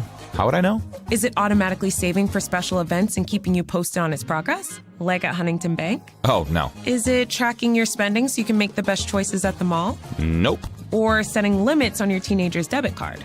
Patrick Ewing was traveling all night long. Like mad about the Knicks. He definitely did that. And then at about 3:30, the crash happened. Oh, no. And for those of you on Twitch, I'm going to show you what happened, okay? And I'm going to try to explain it. Les is sitting there doing the segment, takes his glasses up. Oh, the head just falls directly into the microphone. Now, he falls asleep while talking to a caller. Oh, man. So the caller ends and there's no host. No, that was my first moment on the air. Really? Your first moment ever on the score? I jumped on the air. Good job. And asked the caller about what he said. And I was like, Les, what do you think about that? And he's like, well, what do you think about it? Lawrence, what do you think about it? Oh, wow. And then I gave my thoughts on it. And then he woke up and he was like, and that was that. And he was back in. And he got the shock that lasted him the rest of the show. And then he told me I can open my mic whenever I want. Oh. That is the origin story of me on the air at the score. Folks, and from there to the Blackmobile. Right. So you owe everything to Les. 100%. Now, someone who I owe nothing to, I also have a similar story. This is not as good of a story, but it did happen. Ranji, this happened before a Sox pregame one time, where we were sending him out to God knows where, and all of a sudden it was like 2 minutes before the pregame opening billboard, which is like has to be precise timed. And he calls, he's like, "Hey, buddy, I'm not gonna make it." And he was lost on top of it. So it's like, and this was before GPS was readily available on cell phones. So it's like looking at MapQuest. Well, did you turn in 0.3 miles? where are you? So he did the first segment of pregame on the phone. Oh, wow. Les was, I got to say, buddy, for a guy who was driving 90 miles an hour and holding a brick phone, it's 1999, y'all. And holding a brick phone. It was a pretty good segment. Did a pretty good job. What are you guys calling me for? What are you calling me for? Because you got Sox, you got the Cubs, you got the Blackhawks, and you got the Bulls, and you're calling me. We love you, Coach. Oh, you know everybody, and then we know you, which makes us feel like we know everybody. It's the best. I don't know. I will get around Mario Lemieux and some of those Penguin guys. Oh, I promise you that. When I get back to Pittsburgh, I used to play in Mario's golf tournament, back in the day. He had a great charity golf tournament when I was coaching. And so I will reconnect with some of those old Penguins, This is why we call you. This is exactly why we call you. This is what we do. Hey, by the way, so have you noticed that we don't have Alex? Have you noticed that? We've got Lawrence. We've got Tanny. Where's Alex? He's in Europe, Coach. Oh, God. Really? That disappoints me. He's been gone for 2 weeks. Why does that disappoint you, Coach? He's on vacation. He wanted to get ready for football. So he's like, I'm going to go take a vacation. I'm going to go to Europe. And then I'm going to be ready for football when I get back. Alex should be out in Wyoming somewhere on a dude ranch or something. You know what I mean? Riding horses. What's he doing in Europe? I mean, come on. He did say he was going to try to go to Monte Carlo, Coach. It's fancy. Yeah. I gotta see that. There you go. I gotta see that. Maybe there's a dude ranch in Europe. We'll find. We never know. Yeah. He needs to. Yeah. Alex needs to get down to the south side down there with Mitch. That's where people live. Please. Coach. Yeah, exactly. You're the best. Thank you so much for taking the call. We'll see you soon. All right, guys. Didn't mean to bother you. Bye-bye. Never a bother. I love that man. Believe me, I'll be seeing Mario Lemieux. You believe me? Yarmer Yager? How about, I used to live a couple houses down. Anybody. Oh, yeah. the tight end, his coach at Stanford, I recruited him. He played. What? I was talking to Kirk Ferentz the other day. I mean, it's just one after another. And now we've got the infinity stones of where's everyone on the show. We are complete now. I did that for you. Yeah, well, yeah. Set thank you very up. much. He even gave it to us twice. Yes. Because we didn't get it clean the first I time. know. I was worried. I That's stepped right. on it the first time, and he came back with it. We've got. Where's Lawrence? We've got. Hey, where is Spiggs? We've got. Where's Tanny? And now. Where's Allie? Turnaround. That turnaround is outstanding. Well, it's the only thing. I mean, what, It's the only thing he's been waiting for all day. Literally all day. He said during the meeting, like, it'd be great if we could get Wanted to ask where Alex is. All right, this is basically me making sure I'm covering all of my Bears bases. Bears. Bases. We are Rahimi, Harris, and Grote live from our Blue Cross Blue Shield performance stage. Blue Cross and Blue Shield through it all. I want to thank Ian Happ again. Just a wonderful crowd we had here today. They're all taking pictures, saying hi to Ian before he has to head out. And in the meantime, I'm going to use this time to make sure that I've got all my bases covered. Mark, outside of your Bears hit yesterday with us, what else do you want people to know about what you observed about Bears training camp yesterday? I know you followed up about Kyle Monungai with Herb Howard, but I wanted to take this time because you're here and I need to know. Well, I mean, from things yesterday, it was good to see the tight ends, both the tight end, Cole Kmet, I say both the tight ends, I'm talking about Cole Kmet, Colston Loveland getting involved big time, Roma Dunze catching a pass over the middle. Actually, one thing I want to bring up is that I don't know if we brought this up with Herb Howard, but Tyrique Stevenson, who is, we talked about him yesterday, constantly under the microscope for seemingly the same stuff every single year of his career. Like I always say, even in his rookie year, he was somehow entangled in a competition with a fifth-round Terrell Smith, Smitty at the time. One of the positive things, Tyrique Stevenson interception today in 7-on-7. A positive thing that Tyrique has been doing this year during the offseason program is kind of nosing around with the offensive players, with the offensive coaches and saying, hey, what can I do better? What are some of the tells? What are some things that can make me a better player? Love that. And it was interesting to hear, I got a little bit of audio here for you guys I don't think you guys have heard yet, that Tyrique Stevenson was asked to evaluate the offense, and specifically, I love the way he begins this answer. He was asked about, whoa, look at all that speed in the Bears receivers room, tight ends room. What is that like, Tyrique? It's been a long one because each receiver is fast with their own different game. Like Rome is fast and could take the top off. Luther is fast and could shut it down. Then you got Leaf could do both. So it's like, just coming out there and practicing hard. I would say they just give you different parts of the game that just makes us better as DBs to go out there and cover anybody. Going back to Luther, doing ones today, you had to play he was right there in perfect coverage, great position. He still came down with the ball. What did you see on that one, and how frustrating is it when you are in such position that he still make the catch? At the end of the day, I chalk it up to I've been in this league for a long time now, so it's like perfect throw beats perfect coverage every time. So, just with that, the best thing I can do is just try to perfect my craft from the line of scrimmage to where I can throw him off the red line or something. But at the end of the day, they get paid just like we do to go out there and make them tough catches. But it definitely makes me know that I got to come back and improve on something. Just find a little thing, like maybe can I widen him just a little bit more so he can't stack or something like that. So to that point, what have you seen from Caleb that it just seems like he's been so consistent throughout camp that has taken his game to this next level early on? I say he's more confident with his throws now. Like he can make. We all know he can make any throw, and I feel like he's just leaning more into like I can make any throw and throwing the ball where it needs to be for his receivers.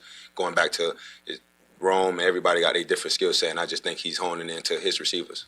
He's seen a lot, Tyrique Stevenson has, since he's an official NFL veteran who's been with the Bears. This is his 4th year with the Bears. The man has seen stuff. So what did you guys think about that evaluation he was giving to the Bears offense? Okay, so I like the idea that if he's not If he's not getting something the way that it's been told to him, then get it in a different way. So for him to talk to offensive coaches, I think that's a great idea. If they're seeing something and they can explain it in a different language, I think that that's a really good use of your tools that are in front of you. And in the meantime, he doesn't sound like he's having fun covering the speed of the Bears receivers. Is it that initial sound effect that he made at the beginning of the question? Yeah, I love Ben that. Johnson, by the way, I think they've all kind of taken it on. You know how Ben Johnson sounds like he's preventing himself from saying a different word, a wordy dirt, if you will, where he says shoot all the time. Yeah. Shoot is his word. You're right about that. We all have them, but I feel like that has caught on to his players a little bit. For Tyreek Stevenson to be now going into year 4 and there to be all these questions surrounding whether or not he can put together, a complete season, I think it's the perfect way to measure up is to go up against what some people would tell you, Steve Smith being one of them, I think he knows a thing or two about receivers, is the best receiving room in football when you're talking about the Bears. And so if Stevenson can measure up against these guys, he will be ready for the regular season. What better way to test your quote-unquote focus than to have to go through a training camp and a preseason and a regular season in which nothing you see on the field is going to be worse from a continuity standpoint, depending on who you're guarding.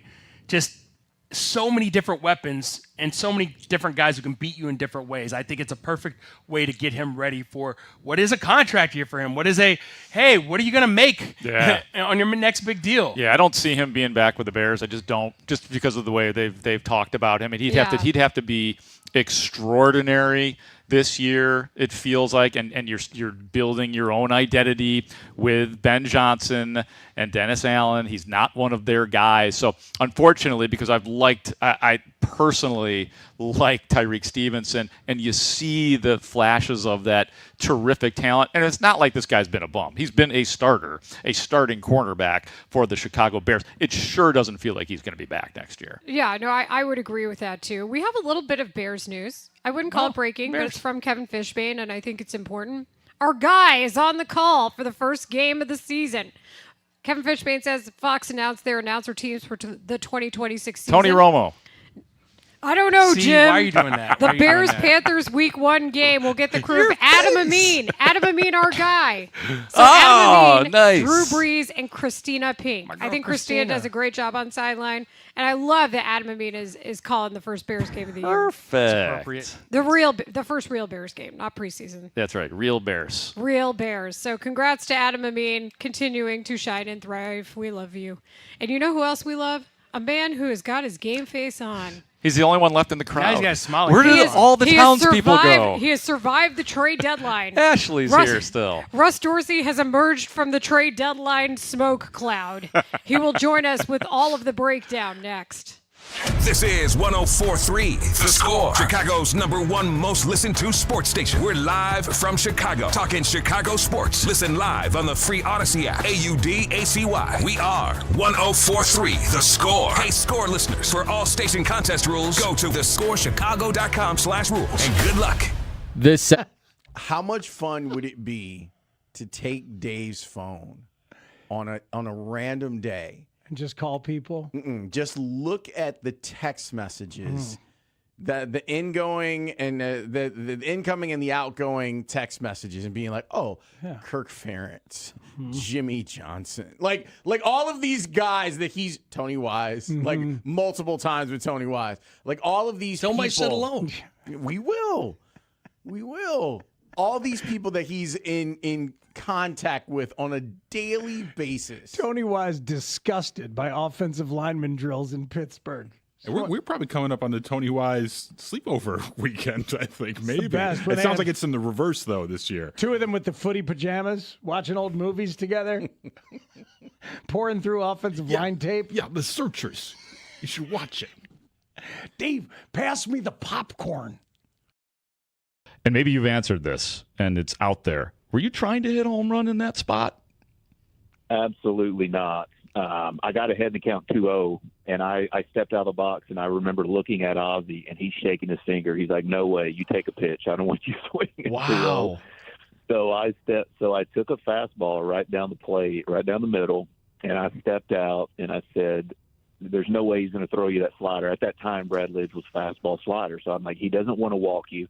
So let's look dead red here, look fastball. And I was just looking to put a good swing on it. I was not thinking home run by any means. I was just trying to find the barrel. But it was a good pitch to hit. I put a good swing on it. And, luckily I got all of it. That's incredible. Yeah, I don't know that we'd ever talked about that, whether or not the intent was there. The result we discuss a lot, Pods. No, there were very few times I went up to the plate thinking about hitting a home run, Layla. And even when the ball came off my bat, I knew that I had gotten all of it, but I was still at that time thinking extra bases. Let's get to 2 or possibly 3, depending on how that ball was going to carry him off the wall. But I got all of it, so I was a bit curious. But it was 45 degrees. It was cold. The ball wasn't carrying, so I was probably thinking 2 or 3 bases rather than thinking about that ball leaving the ballpark. We'll get to the present, I promise. But now that we're stuck on this, like these questions, do you remember the sound of the crowd? Well, that's a really good question, Mark. I was about to round first base, and in my peripheral, I saw Tim Raines throw his arm up. So I then looked out to right center field. I saw the ball leave the park. And from that point forward, I remember, because I have newspaper articles and pictures of it, I remember letting out a very primal just scream from the bottom of my gut. And from that point forward, it was just a blur. I don't recall hearing the crowd. I've obviously seen the footage a million times, and I just remember meeting the crew at home plate and getting mobbed, and it was pretty much what I remember, just mayhem from that point all the way till we got into Houston that night. So, no, so to answer your question, I don't exactly remember the crowd. I just remember this out-of-body experience and something that, outside of the birth of my children in competition that I've never felt before and, have not felt since. You've had a lot of pinch me moments in your career, in your life. Certainly you've talked about them and addressed them a lot along the way in your own journey. But when the White Sox were the team that selected Landon, what was the impact of that organization taking him?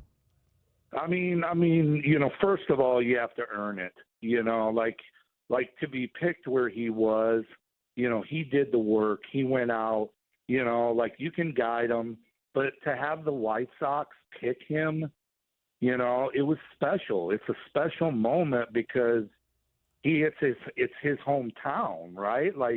I remember growing up in Peoria. And I didn't know a lot about the draft, but I remember watching the Cubs on WGN and being a fan. Landon gets to live right now every kid's dream of, your hometown team that you've loved. And it is special. I'm in Charlotte right now for our draft camp, and to watch these kids, but then to look out, and your son is in a White Sox uniform. Yeah, it's hard to comprehend. I'm telling you, I've had some great moments. I have to, there's been a few times I got to go off to the side, and I'm getting a little emotional. It's pretty great.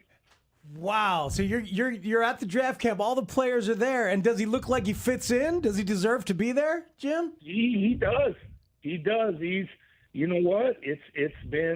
He's been taking ground balls, up the middle with Rock, and it is a really cool thing that's going on. And we've got some players, our scouting staff, they've done a wonderful job, boots on the ground. That's another part of my job. 104.3 The Score, and always live on the free Odyssey app. Broadcasting live from the Hyundai Studios. Presented to you in part by your local Hyundai dealers. WSCR, WSCR FM and HD1 Chicago, an Odyssey sports station. The Score! This hour is brought to you by Jewel Osco. Russell Dorsey, national MLB insider for Yahoo Sports. Oh, he's fine. He doesn't need the attention. Russell will be fine. You're probably right. We're going to have a conversation about mediums when he gets in here. I tell you that. Host of the Relay with Russ Dorsey podcast. Crow Armstrong is the hottest player in baseball and has been for the better part of a month and a half. Like since May, he has been a man on a mission. Insider and analyst for MLB Network and Friday Night Baseball on Apple TV. They have guys in that lineup that they expected way more out of. Not a little bit, like a lot more. And so until those guys start swinging the bat, we're just going to be looking at each other like, 1 run and 5-6 hits, yeah? Russell Dorsey. What's up, Russ? On 104.3 The Score. Ladies and gentlemen, we can confirm Russ Dorsey, our friend Russell Dorsey, at Russ_Dorsey1 on Twitter, the MLB insider for Yahoo Sports, MLB Network, Friday Night Baseball on Apple TV, host of the Relay with Russ Dorsey podcast, available wherever you get your podcasts and also on YouTube, has survived the trade deadline. I have survived. You have seen... Barely. A lot of coffee and very little sleep. Okay, so tell me what you were telling me right before you came on, because this indeed was a wildly active trade deadline. Yeah, it's different than, I would say, the month before the deadline. I'd come on with you guys and say, I just don't know what the market's going to look like. And you're starting to think, talking to people, it's going to be a rather boring and disappointing trade deadline. But once the Tigers had made the decision that they were going to sell, and you knew Tarek Skubal was on the market and teams were going to make a pitch to try to land him, them being the Los Angeles Dodgers, how it ended up, you knew that teams had to pivot, go to their plan B, go to backup plans. And as always, as you get to the deadline and you have teams that look at where they are and they say, okay, we're not in it this year. Are there things that we can do to augment our roster for 2027 and beyond? And that ended up happening even in a year also, as we've talked about, where you had teams that weren't going to compete in 2026, but planned to compete in 2027. So you look at a team like the Toronto Blue Jays that say, you know what? We were in the World Series in 2025. We had a bad season in 2026. Guys get hurt. Guys have underperformed. But in 2027, we still have a lot of those pieces that help lead us to the World Series. So we're going to go and use our chips to go get a guy like Jose Soriano under club control and add him into a rotation that already has Dylan Cease, Trey Savage, Cody Ponce coming back from a torn ACL next year, and they're looking to be competitive again. But a very active, steady trade deadline, especially in that last 60 to 90 minutes. We gave out our grades for the Cubs and the White Sox and their deadlines. I'm curious as to what your grades are for those two teams.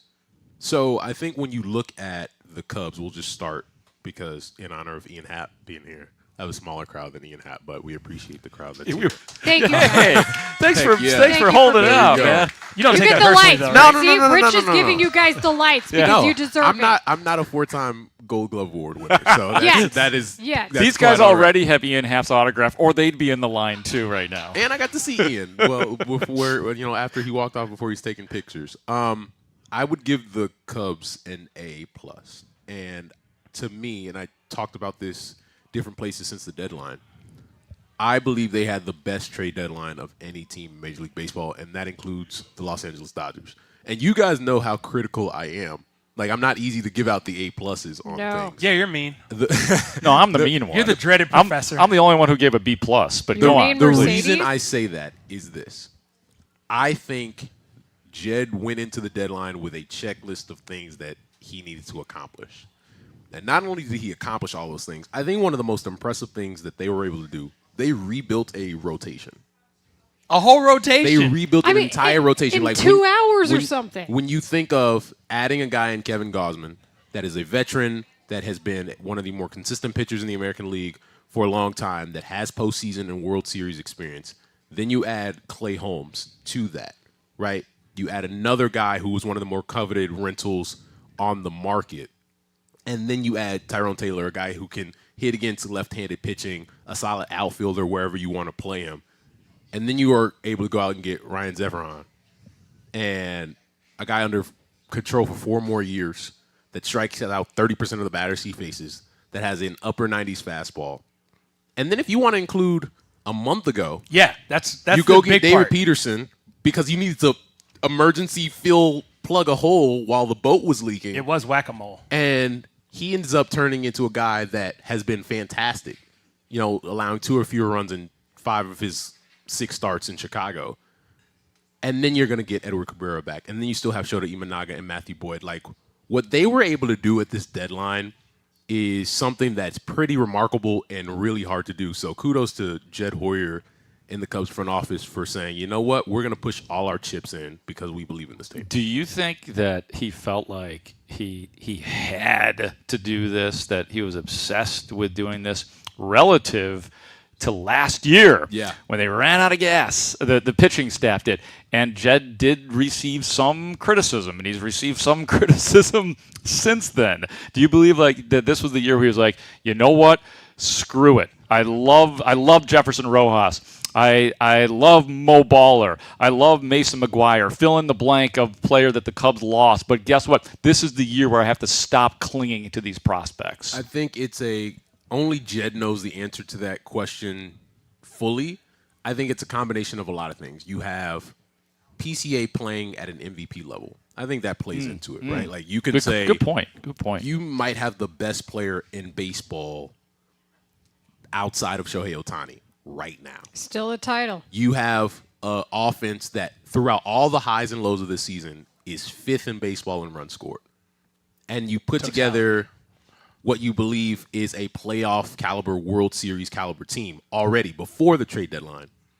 And I also think it's a little bit of last year of you didn't do as much as the deadline. Right. You go into the postseason, and the thing that you didn't address comes back to haunt you.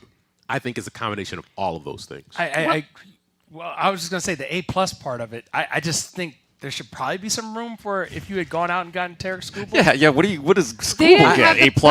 I said no because they didn't have the prospects. They did? Like we all knew they did. Skubal required that. Did he require that prospects. much? I don't know that he did. Do I believe there are other teams that could have offered a stronger package than the Cubs? I do. Brewers. But I also believe that for what they were able to do, I don't see how you can, because I don't see how people could be upset with what they. Is it a matter of you couldn't have addressed as much as you addressed if you went out and got Skubal? Is it maybe that simple? I think maybe it's that because you have to use different packages. What Detroit would want compared to what you need to acquire. Maybe you don't get Ryan Zefferjon and they need Ryan Zefferjon. They do. They give up need even more Ballesteros. relief than that, in my opinion. Also, the Braxton Garrett move. A lot of people think that was a move not even for this season. That was a move for perhaps next season. What do you think about that? Yeah, I think starting pitching depth, we talk about it all the time. You're going to have guys who are free agents, right? Clay Holmes, who has the player option, can opt out. Matthew Boyd, if I'm not mistaken, is going to be a free agent at the end of the season, as well as Shota Imanaga. So you need to have plans, and having a guy who made 30 starts 2 seasons ago has had some injury concerns, but you have depth and wiggle room to do some other things. I remember I also didn't answer the White Sox part of your question earlier. Oh, no, it's fine. I thought you branched off nicely. The grade I would give the White Sox is a B-. Same. Because I think they addressed the needs that they needed to address. They got a backup catcher in Joey Bart. I love Oscar Brazoban from the New York Mets. That's a guy, upper 90s fastball, keeps the ball on the ground. If we all know Chicago and how that ballpark plays in the summertime and in the postseason where the White Sox expect to be, teams hit the ball out of the ballpark. You got to keep the ball on the ground. So I really like that, and it's a guy with club control as well. And then you bring in Luis Castillo.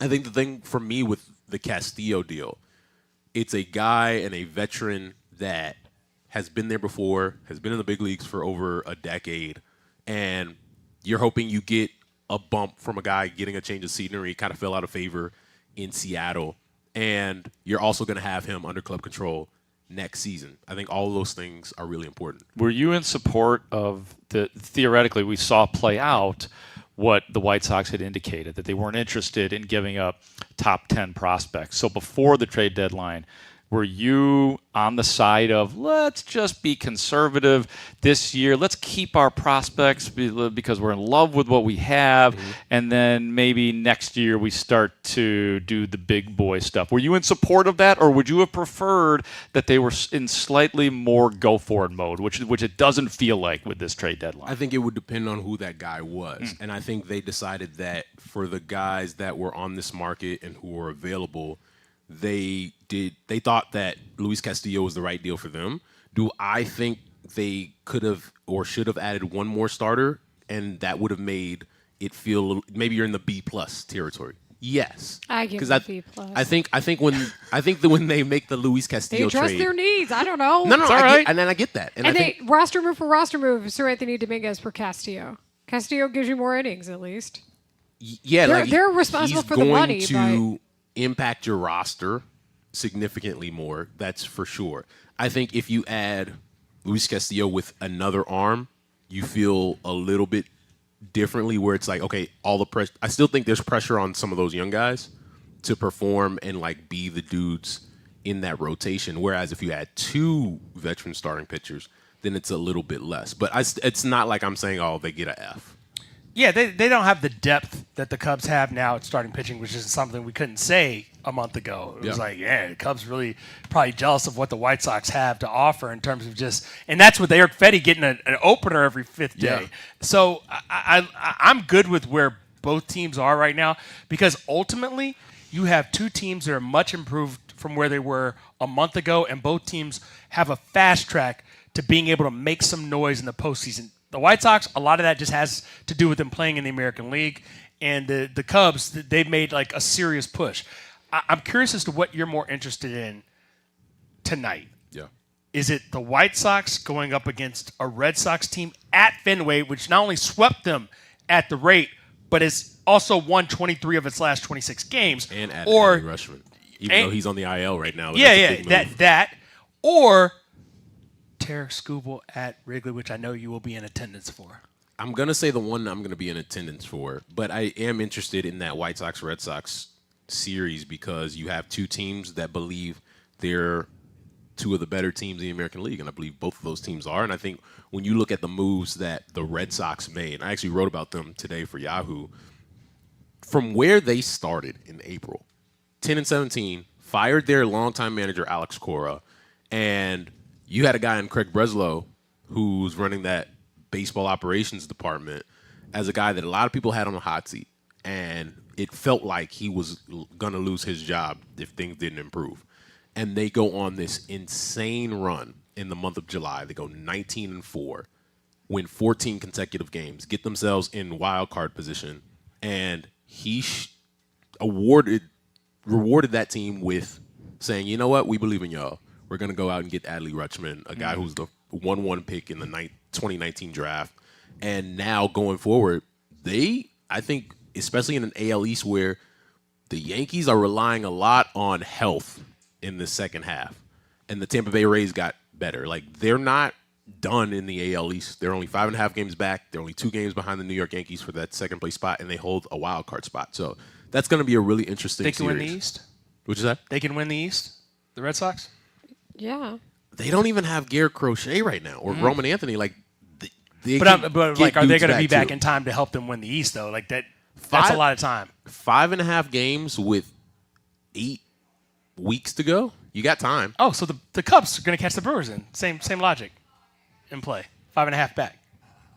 I see what you did there. that was very deliberate. I like that you thought it through and then realized what he was doing. It's like, I was seriously going to answer, and then I see what you did right here. Good, man. Good. Do I think the Brewers get caught by the Chicago Cubs? I believe in it more this year than I did last year. Do you think the Brewers did enough? Say it. That's the question. Oh, man. Because they're getting criticized. Because I know that they were in the Skubal conversation. And I think I can understand why for them in their specific situation, they said, you know what, we can't do what people probably want us to do in adding this player to the package because I think if let's talk it through. Let's say in a deal for Tarek Skubal, they trade Logan Henderson, one of their young arms, who's one of the best young arms in baseball, who's currently in their rotation.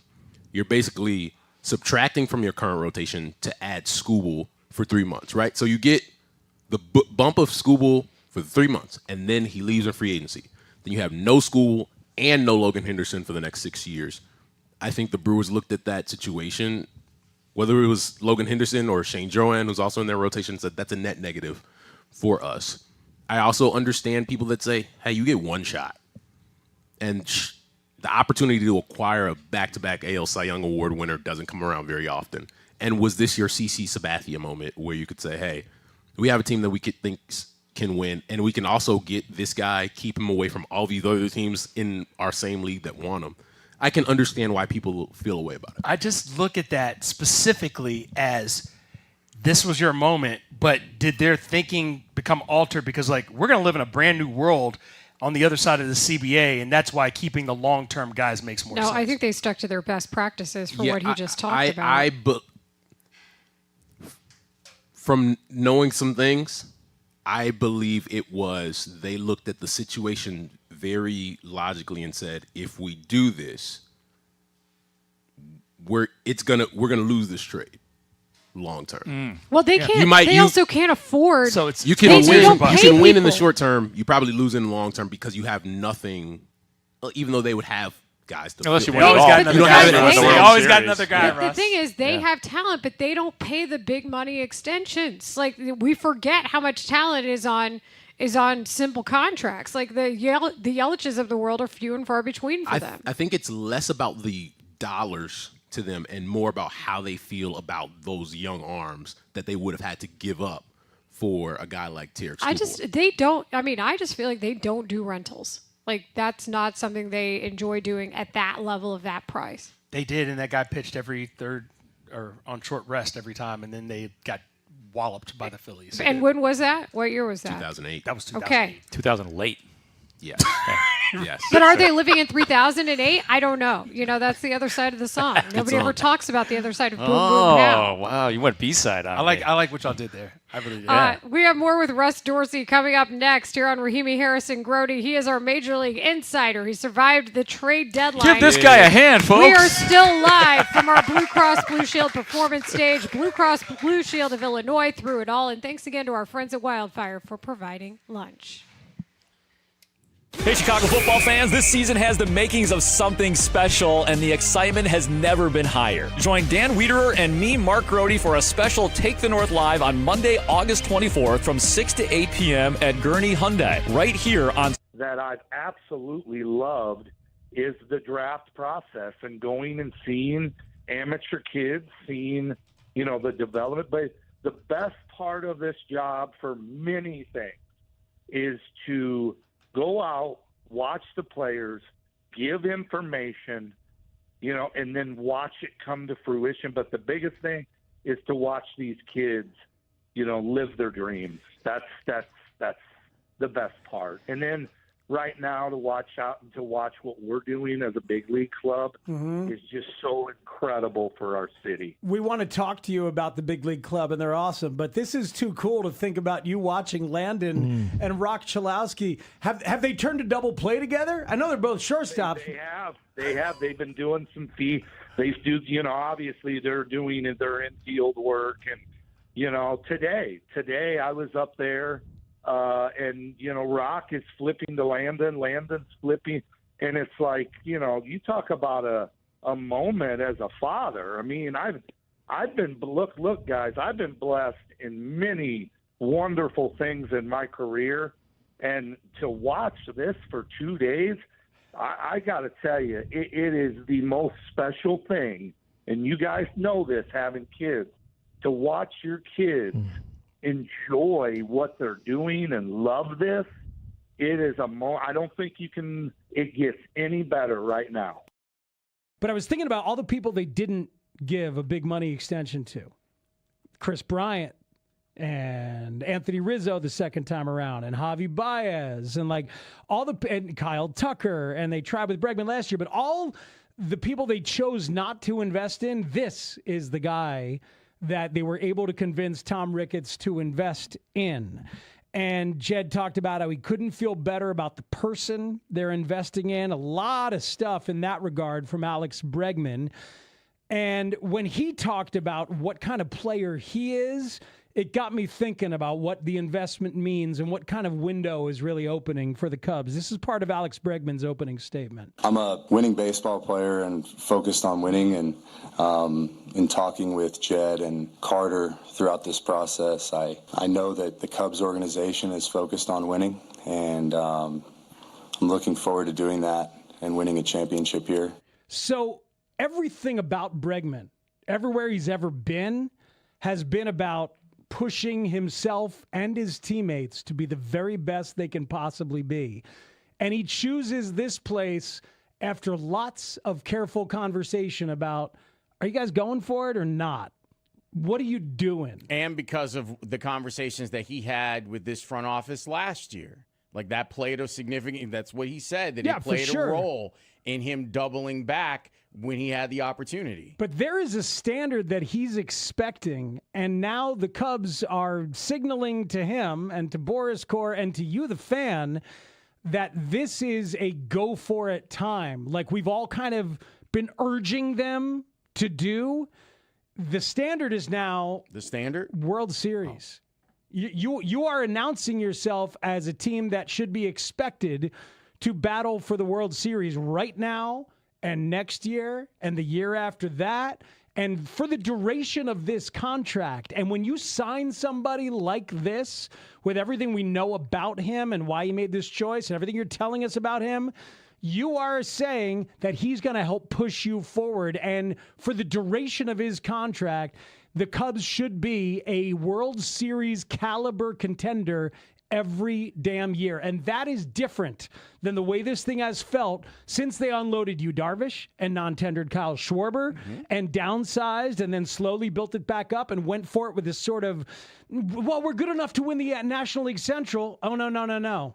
Now you're telling us, and you're supposed to be good enough to win the whole damn thing every year of this 5-year contract. Let's go. I agree with 90% of what you're saying, but I'm going to need the Cubs to back you up because they still have to replace the offensive production of Kyle Tucker. And just bringing in Alex Bregman doesn't do that. They still need more from that right field position. Whoever, it doesn't have to be bringing Kyle Tucker back, although that would be fine.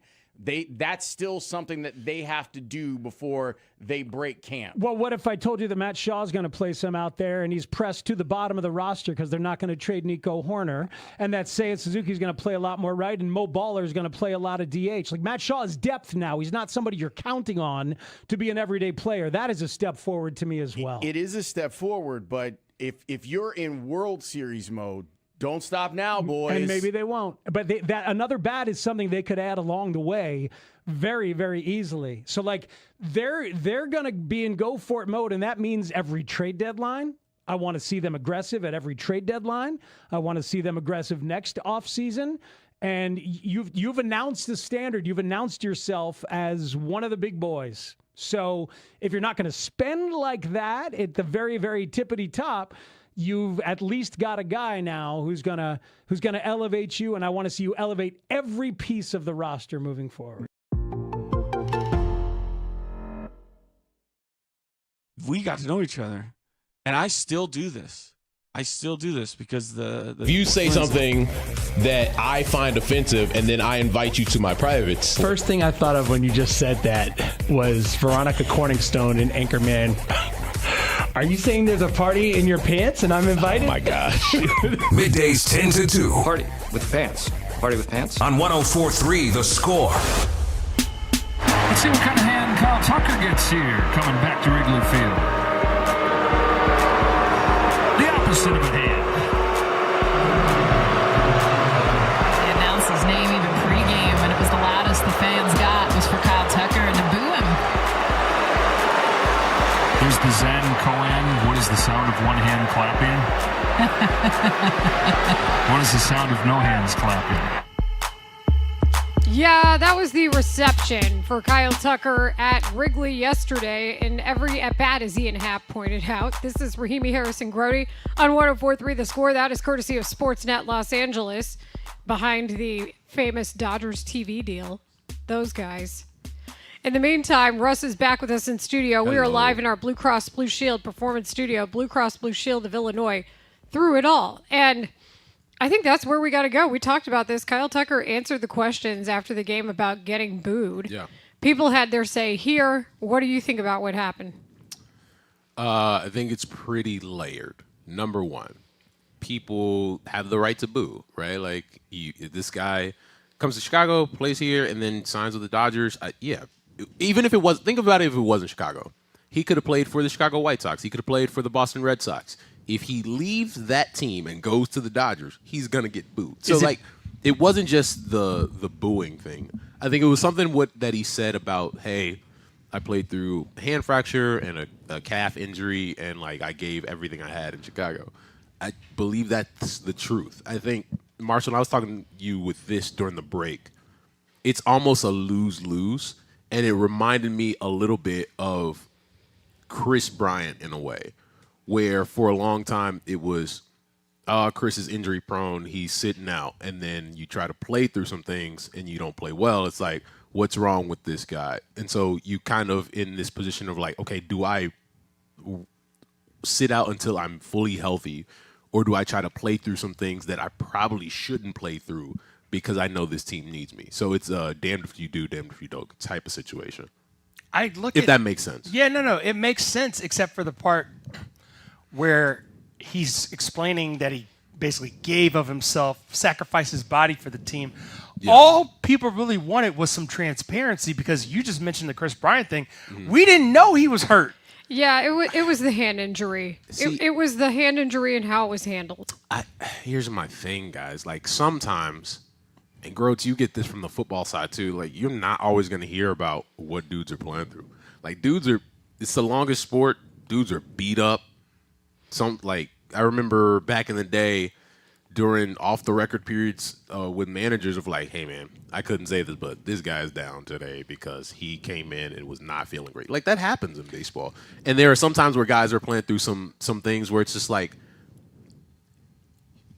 you're not always going to get the 100% transparency about something a guy's playing through. Grote, because they don't want to use it as an excuse. To his point, football, you put yourself at risk if people know about your injuries. Baseball, that's not what was going on here with the hand. His bat, yeah. I mean, football, you have to report them. And yes, you're right. Guys will do their damnedest to not try to. But his production was so different that we knew something was wrong. I also think it's a factor of like, hey, if you go into free agency and you want to do your best, does it help you if this guy's hurt again, or he has one issue, then he has another issue? So it's like, I understand all the different things that Tuck is thinking in that situation.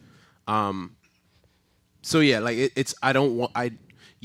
sometimes the guys, and I know it's happened since he's left, of like, he didn't want to be a Chicago Cub. It's just like, how do we know that? Well, how does anybody know that that's not Kyle Tucker? Well, and I think sometimes it's unfair. Well, and honestly, like, I agree that the injury thing and the ambiguity and the dishonesty that went on between team and player played a part ultimately in the frustration of Cubs fans. But I actually think it's to oversimplify. Actually, I don't think I'm oversimplifying. I think it is pretty simple, and it's even petty.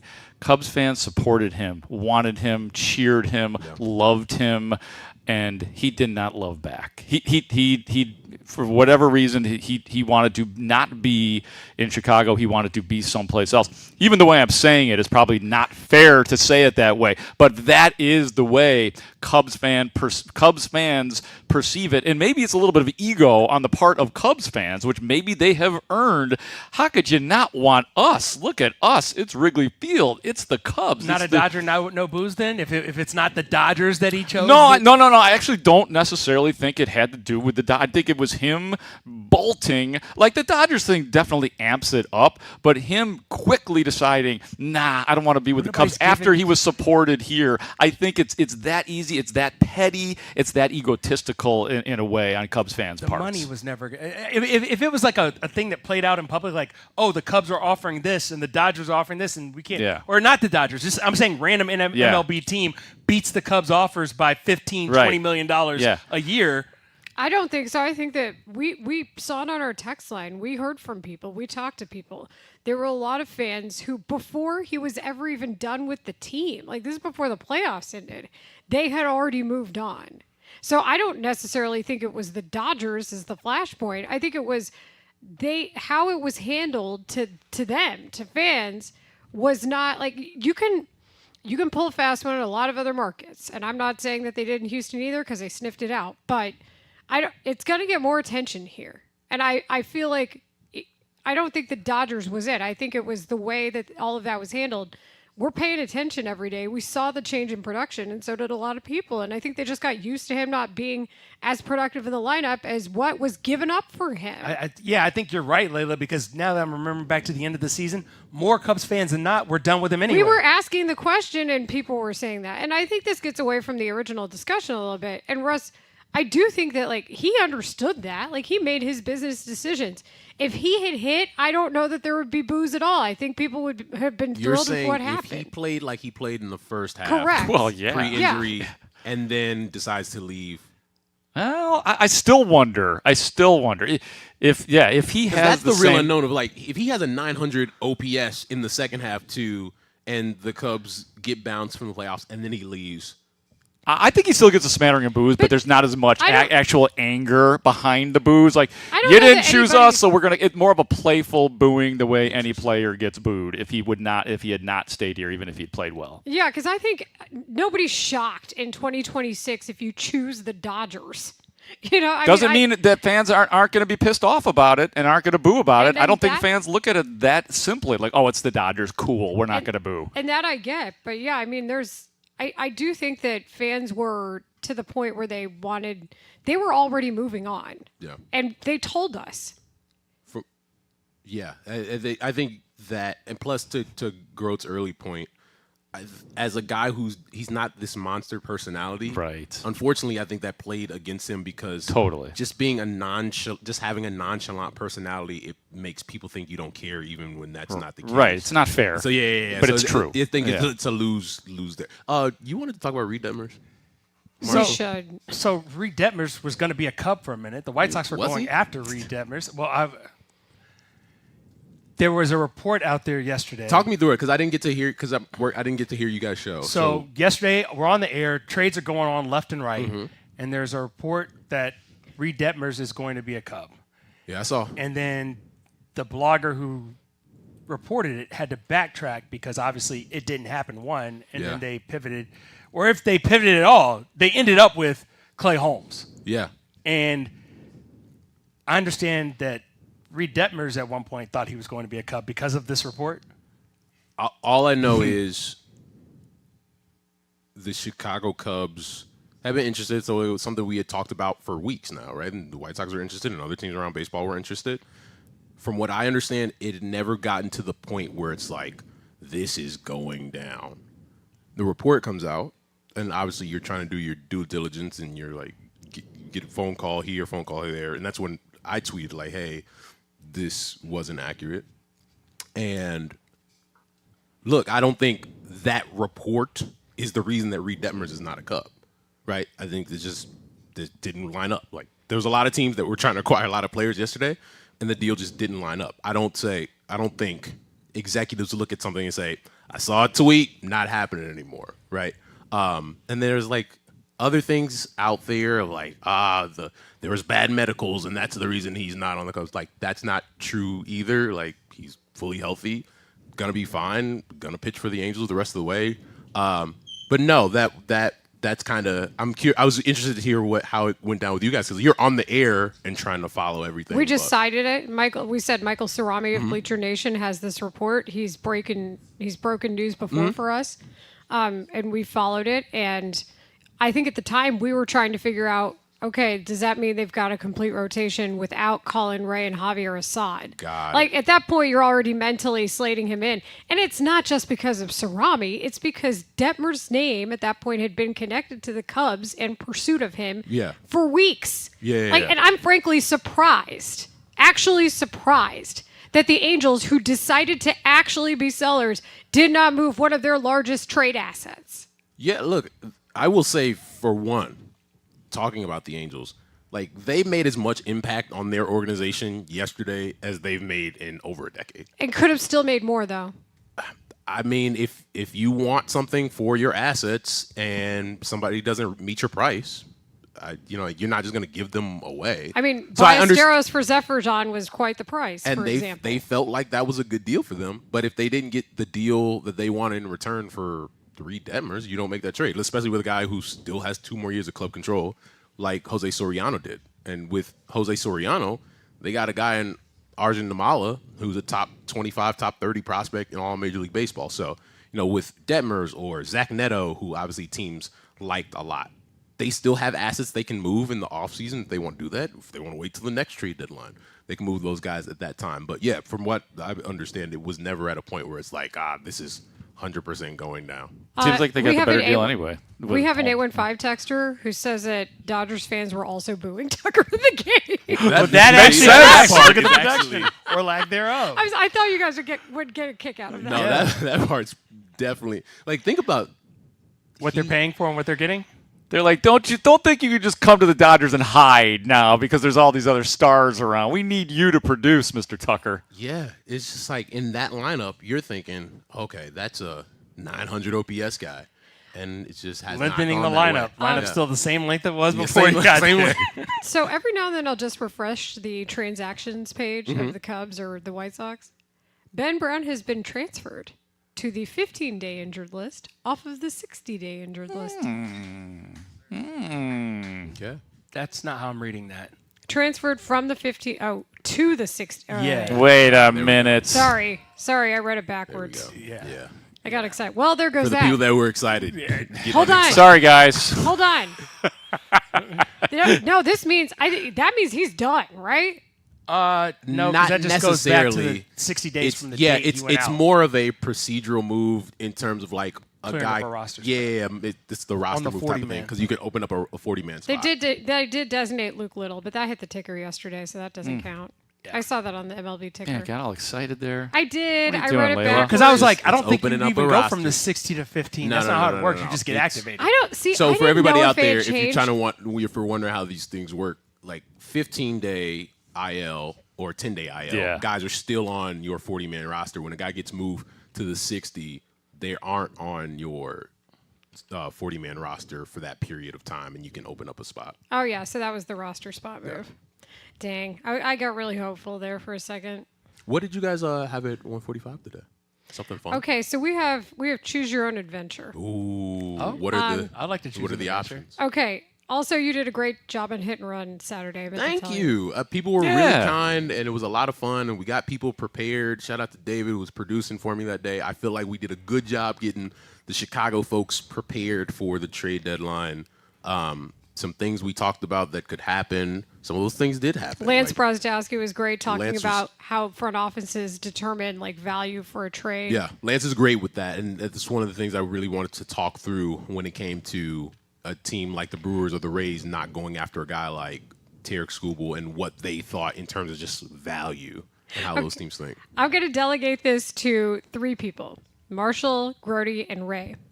Should we play for Russ what we played earlier today for Ian Happ, or should we play the thing that we thought we were going to play yesterday at 1:45 before news broke? Fake news broke. I don't know what that was. Ray, Marshall? So the other audio in question is a national anthem gone very, very wrong, or we have a PCA conspiracy theory.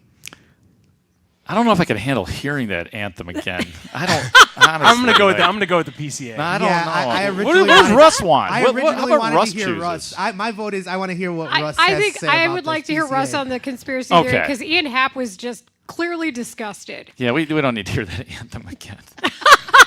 I mean, it's just atrocious. I saw the. I'll make up for it now. I did see the PCA clip and want to hear it again with other people. Okay, I that's saw it good. by myself. In the meantime, Sound with friends. In the meantime, did we just get the national anthem? Who did that? Was that Grote? But That was the clip from. Bombs bursting in right. That's the problem. Let's It's not take a Grote. break. It's Let's take a not break. Grote. Let's That was, I don't even know who it is. Martha Reeves, Martha Motown Reeves. legend. Unfortunate. Okay. Yeah. We'll do the PCA conspiracy theory with Russ next. Ugh. Training camp coverage on The Score is presented by Plumbers 911. Plumbers 911. Plumbing emergency? Call the professionals. Available 24/7 at 1-833-PLUM-911.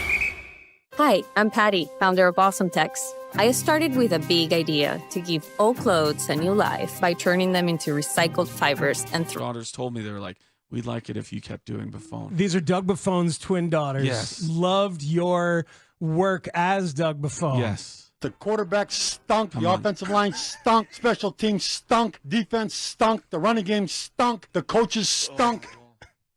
We are live from 6 Heavenly at 6 Heavenly, The Score. Let's go to Donna. Donna on the 355. What do you got to say for yourself? First, let me talk, and then I'm going to hang up and hear your answer. That was garbage out there today. What they did, they couldn't kick a can down a grocery store aisle if it was open until they did it. I've seen parking lot games better than that. Okay, I watched two guys standing outside of a Jules, right? That got clotheslined by Richard Dent in 1996, and those guys got up and played harder than what I saw today. Okay, I'm sick of it. Oh God, I could do it forever. Everybody's talking about who they're going to pick number one. First of all, how do you have 7 rounds? You end up with 4 picks. Well, there's 3 guys named Doug in the draft right now.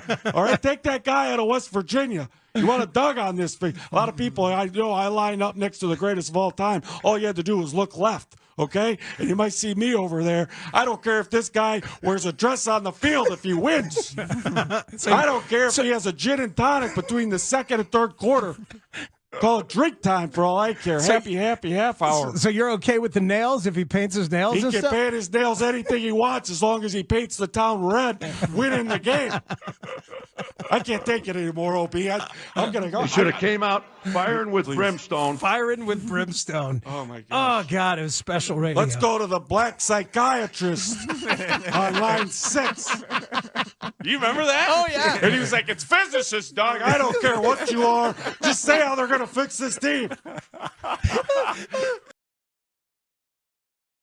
They got the Raptors at home. They got the Pistons at home. They got the Knicks at home. They got the They got a bunch of games coming up at home. They are on a long homestand coming up. I mean, do they beat Charlotte on Feb 24 or the Trailblazers on Feb 26?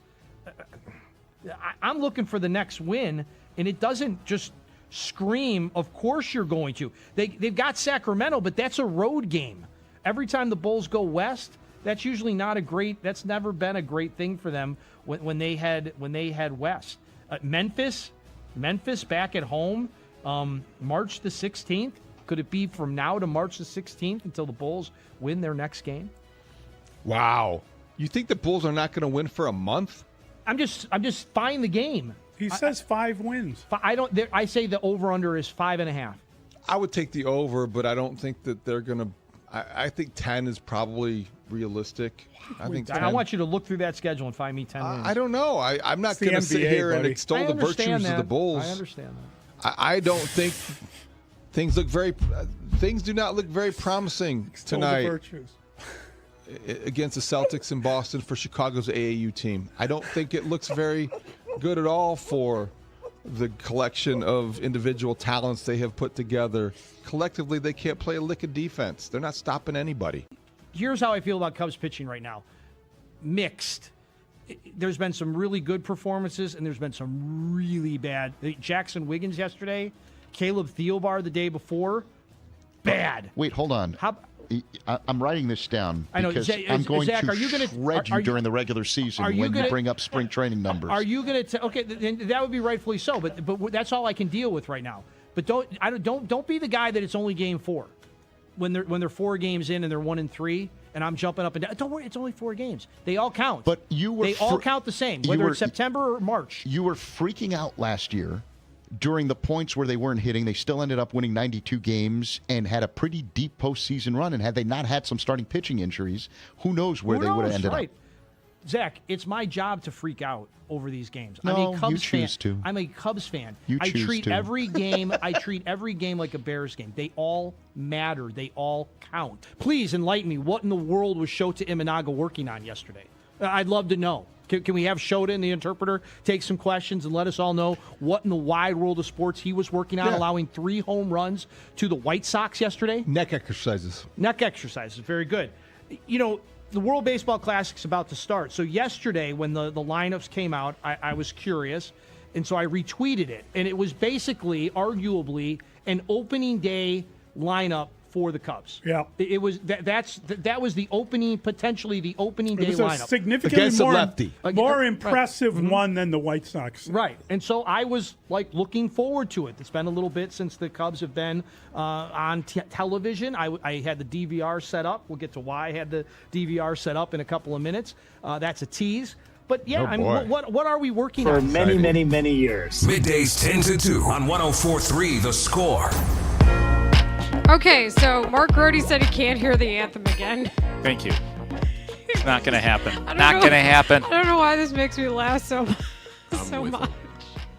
In the meantime, let's revisit what we played for Ian Happ earlier, where I said you need to come get your mans because his boy in center field is just out here with Wildin'. Yes, Wildin' with the and takes. I wasn't sure because that could be used in so many different definitions. Yeah. But does this qualify? That's qualifies as wildin'. All For right. sure. All right. Kristen Cavallari's podcast, which has created a ton of, apparently I'm the only one who's seen all the clips because they're all hanging out on TikTok. It's Carson Kelly, PCA, and Kristen Cavallari, which sounds like What an a unlikely trio. group. What a trio. And it's called Let's Be Honest with Kristen Cavallari. I guess there's a Little lot of too honesty. It's not tell him I said blank you with Jake Cutler. Okay, let's listen. Let's Shout out to listen Mike to Marks. the podcast. Shout out to What's Mike an Marks. unpopular opinion that you have? This is going to be crazy. I love it. Babe Ruth never existed is one that I like. Oh my God. Really? He never existed. I heard some pitcher with the Mariners. What's his name? Salcedo. You remember him? Salcedo, yeah, lefty. I Yeah. think he did some podcast on Zoom when he was like going down the rabbit hole with somebody about how Babe Ruth never existed. And I was like, dude, that's awesome. Like, Wow. So you're going to double down right now? well, it's like we always talk about how like the game's evolving and like people might as well have been like underhanding the ball to that guy, and he's regarded still as one of the best players ever, and you might as well dive further into it and be like, well, maybe he just never existed. I love it. I love it. That's crazy. That's a good one. That's a moon landing picture. Like, Yeah. are those pictures real? Yeah, the moon landing. I don't really want to get into this.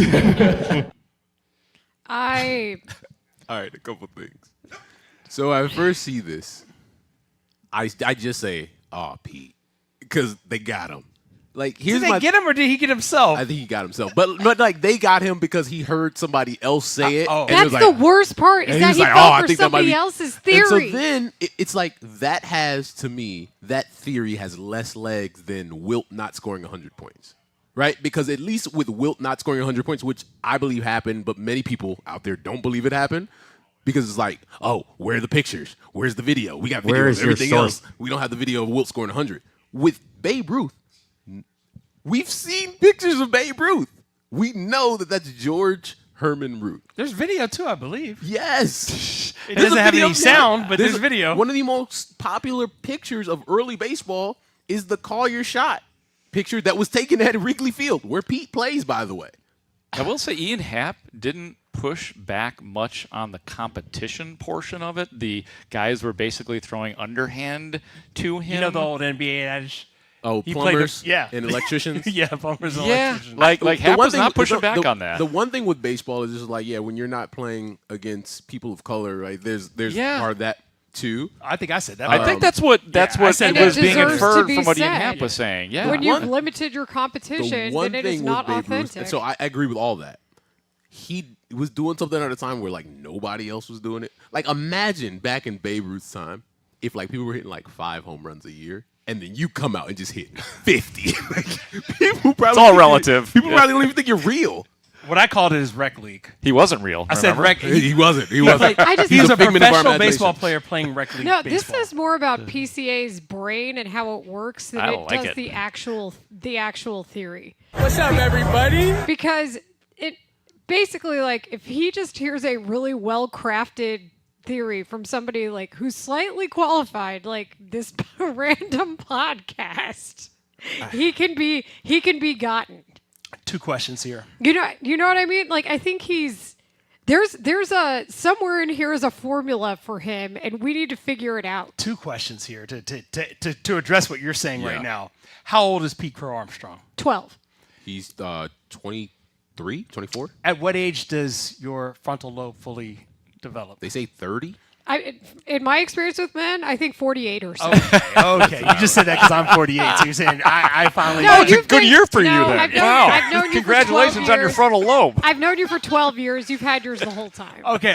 As an average, 48. When we talk about being red-pilled and the manosphere and all these types of new age things that happen with all the podcasts and the clips on social media. You're talking about the strategy. That The it strategy, takes, yes, yeah. to what you were saying.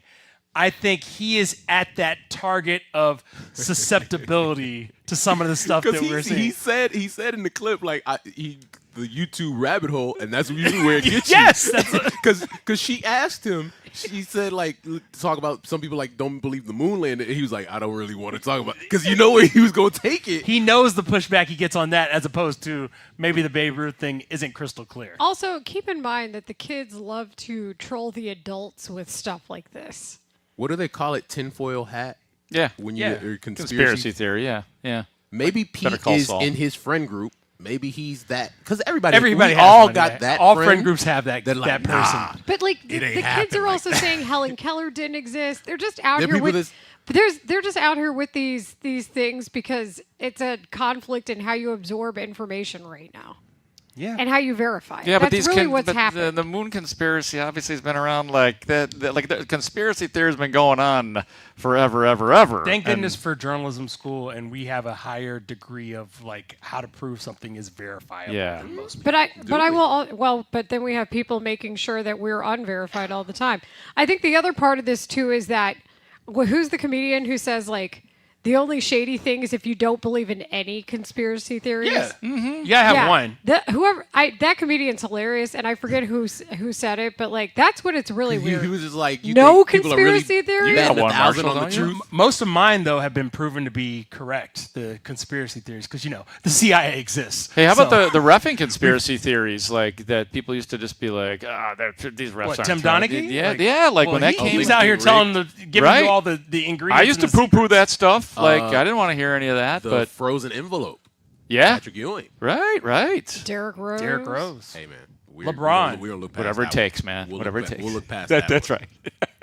right. I appreciate that you guys had Ian here to hear that in real time and like be able to respond. That's awesome. His reaction Ian was more reactive about Jed Hoyer oohing and eyeing over Gossman. Kevin Gosman. Kevin Gosman, good pitcher, man. Whitewell. I need Did somebody they to get the care white for me well as a little much late? as he He's cares the one for that got Gossman. away. White well a little late. That's the problem when you start chasing a white well. Years go by and he's not quite the white well that you remember. Like when the White Sox loved Juan Pierre for a long time. You ever had a crush on a girl, Russ? And then like I was telling Layla that. This Like, is we a were talking very about good White Well. idea. Tell everybody your idea. It's like you always have that person that like, whenever they're single, I'll make sure I'm single too. 10 years later. Yeah. And so it's kind of like that. Doesn't and hit for the Jed, same. it was I just like, wish I knew you wanted it's me. a nice Kevin Gosman you got over there. Like that? And then at a time, No, don't do it, Layla. It lines up. when That you sounds have- terrible. When you need starting pitching, and Kevin Gosman's out there, and they're selling. It's like the Venn diagram of what you need and what they need line up. Do you know He was like the people white who- whale for us. It was really, he was anybody in their right mind who understands either dating or player acquisition would be like Jed. That you'd have better. He like, didn't. Jed didn't A let his danger friends, to the club Jed and a didn't danger let to his himself friends and his tell him. reputation. Jed, you had heart eyes. You were the heart eyes emoji. Jed didn't let his friends tell him that it was too late.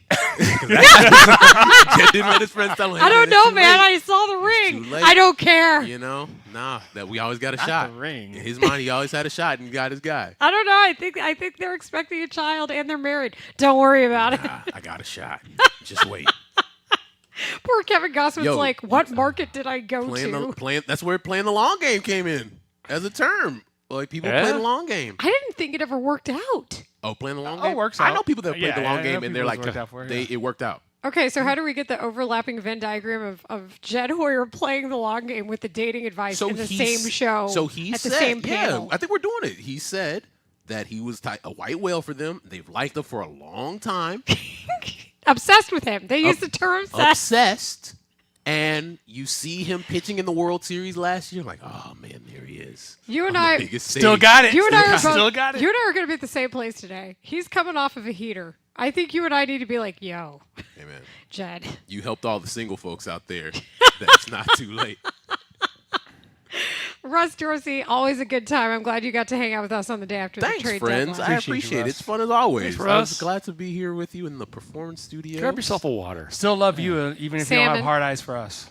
The Relay with Russ Dorsey podcast, available wherever you get your podcasts. Spiegel and Holmes, I'm sorry. We've been having too much fun with this. I know you will too. Join us next. We are your Bears training camp headquarters. I'm looking forward to having a tough camp again. Mental toughness, it's physical toughness. It's guys come together, wanting to play for one another. And the Score is covering every storyline ahead of this highly anticipated 2026 season. I want to be perfect. I want to be at my best. I want to be the best. This is where Chicago comes to talk sports. 104.3 The Score. Always live on the free Odyssey app. Thousands of sports bettors entered. Only a handful survived. What are we working on here? Okay, sorry, David. I'll stop. No, I'm glad. See, he took while you were gone, Mully. He took over your role. No, just What did I? How am I I'm getting sorry. dragged into it? Continue. I'm sorry. No, I'm curious. What exactly was Shota working on? And as you told me, neck exercises. Well done. Good. Go. Is he going to the WBC? No. No. Too bad. I don't believe so. I can't believe I'm going to say this, but on Saturday, March the 28th, we are going to have the earliest must-win statement game by the Cubs. David's guy, Cade Horton, is going to throw. I already have to adjust my prediction from yesterday already on day 2 at 6:07 in the morning. Put away the broom. So no sweep.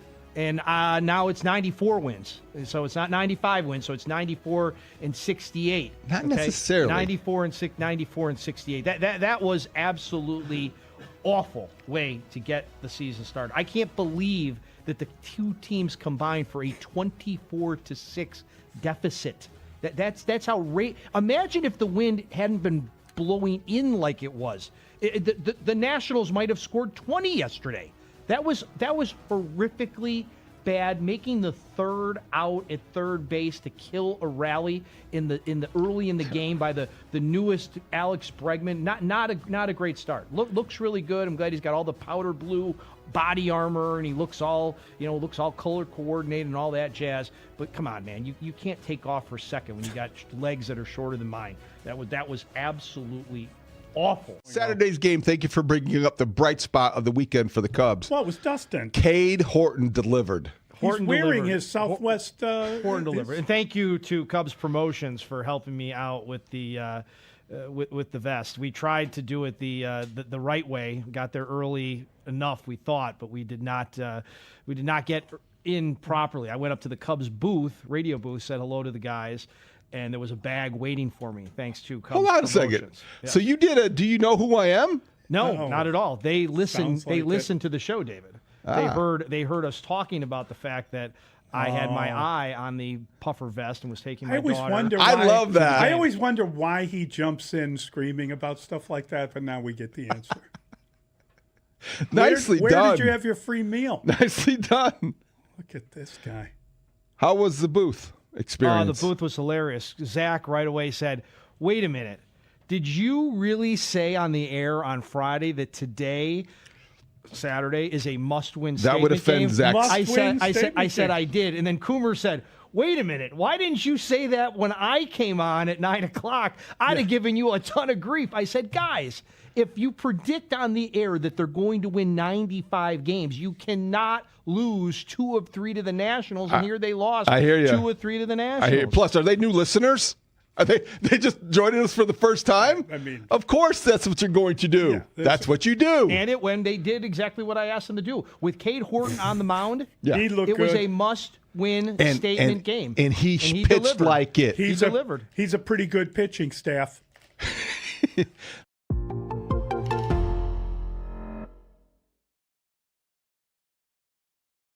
At what point do we have to bring in Malort so Dustin can chug it? Or I brought it up, and I was accused of never making a wager. Dustin is showing. No, you that changed he's the got bets. this You said heart- I have to drink a half a bottle of Malort. No, it's 2 I shots. said I Two think shots. he said he was guzzling half a I bottle. think the 2 shots is fine, but it isn't something you're necessarily going to make that a memorable. I think I have a better. If Moises Ballesteros said catches one more game, I think that Dustin's going to have to come in the next day and do the show tarps off. Oh, God. I love that one. I like that. Anthony Rizzo. I'll look better than his friend with my shirt off, I'll tell you that. Boys on the carbs off, Riz. How about that? I got to tell you, it was kind of wild to see him in the crowd just having a drink. Mm-hmm. But there was one point where they were showing him and he was taking a photo with some lady. She seemed delighted to be there. And some dude may have hit him or something. And he turned around and looked, and it was just a fan hey, and he didn't look thrilled that the guy had you know what I mean?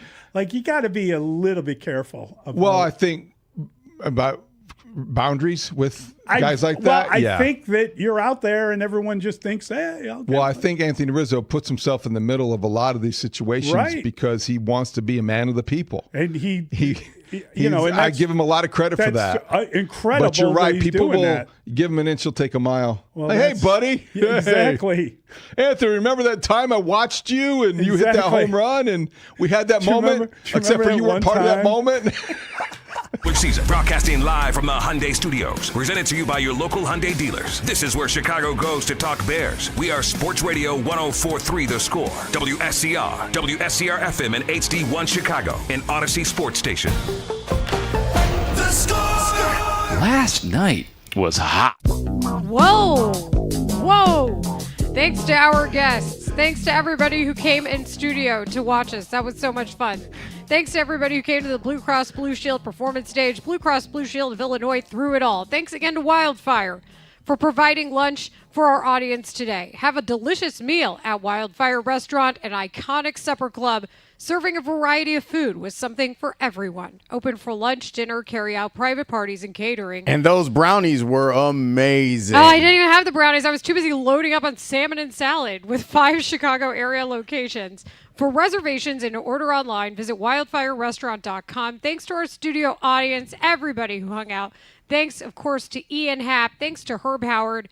And thanks to Russ Dorsey. Thanks to Ray Diaz, Rich Wyatt for engineering. Connor O'Donnell got to hang out with us at the office today. Love to see him. Cody Westerland, Max Curtis, and Jacob Stutz. Thanks to you, Lawrence, and you, Matt, for putting up with us having some fun there at the end with the Jed Hoyer obsession sound about Kevin Gossman.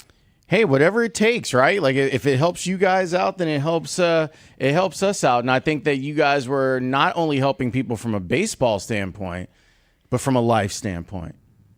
Well, did you guys? Well, also, Spiegs, I feel like you shared some of the same emotion about Kevin Gossman, but then Jed just put it all out there very front and center on the broadcast last night. It's so funny that he did that, and I've told the story a couple of times, but I can't ever forget the look in Theo's eyes when I asked him. It was Theo and Jed. Lawrence, you remember those? I did these shows at Del Frisco's, yes, on Oak Street. And it was me and Mac, I think, and then me and Jason. Maybe, but I don't know. That's right, Chicago. Thank you very much. Here at Del Frisco's, get yourself a double eagle steak. Delicious. This was 2014, and maybe 2015. And one of them was with Theo and Jed. And we were talking about Arrieta, who was so good then. And I remember asking Theo, well, how about Kevin Gossman? That's the other guy on the Orioles that everybody wants. And he shot me this look that was don't talk to me about Kevin Gossman. You can't understand how I feel. And I don't even want you saying it out loud. I don't want everybody to know, because Baltimore was the sucker at the table. at the time. Baltimore was the team that didn't know what the hell they were doing. And Arrieta told us a couple weeks ago that they were trying to get everybody to do the exact same thing robotically and biomechanically. Yep. And as soon as the Cubs got Arrieta, they unlocked him. And Gausman had to go a couple spots, but he got unlocked. And those guys knew Unlocked he was me. exactly. I felt Knew bad. that he was gold waiting to be unlocked. They knew it then. I love the idea of, I say this a lot. Man, get you somebody who loves you the way those two love Kevin Gausman, because a years-long commitment, they will glowingly talk about you on the air to whoever. They don't care who hears. That cracked me up. It's a perfect guy to have. I mean, like 14 postseason appearances, 12 starts. That is exactly the guy that you want right now for the He rest was like of the white season. whale for us. That's right. Amazing. No, it's the Amazing. obsessed, and we were on him for years, and I shouldn't be saying that out loud to have it used against me later. Did you guys talk about the movie Obsession? And were you making that comp to it? If you did, I missed it. I haven't seen the apologize. movie. So. I'm more single Oh, white my God. female speaks, you know. I have watched that works movies. too. Yeah, That'll- a little that'll more Bridget work- that Fonda. works too. Is that or Isn't it like a haunting movie? Yes, it is, but it's like it's when you want somebody to be obsessed over you that all of a sudden they are. So maybe that's that's be Jed. careful what you wish for. Sort of Exactly. sitch. Ah. Exactly. Ooh. Yeah. Okay. But Okay. Ian Happ was great with you guys. We're going to play a little chunk of that back later. Hope it was a great event there. It looks like it was. Sounded like it was. Stand here, Place. Mully. It was nice. It was really So good. cool. So cool. It was weird to see because we're under construction, so poor Ian is out in the hallway, and then the staff did a really good job of trying to make it like look great, but we've got doors and locks everywhere, and Nowhere to run, nowhere to hide. No, so his back was. It reminded me of like the first time that we got a chance at training camp to talk with Jay Cutler, and he was overwhelmed.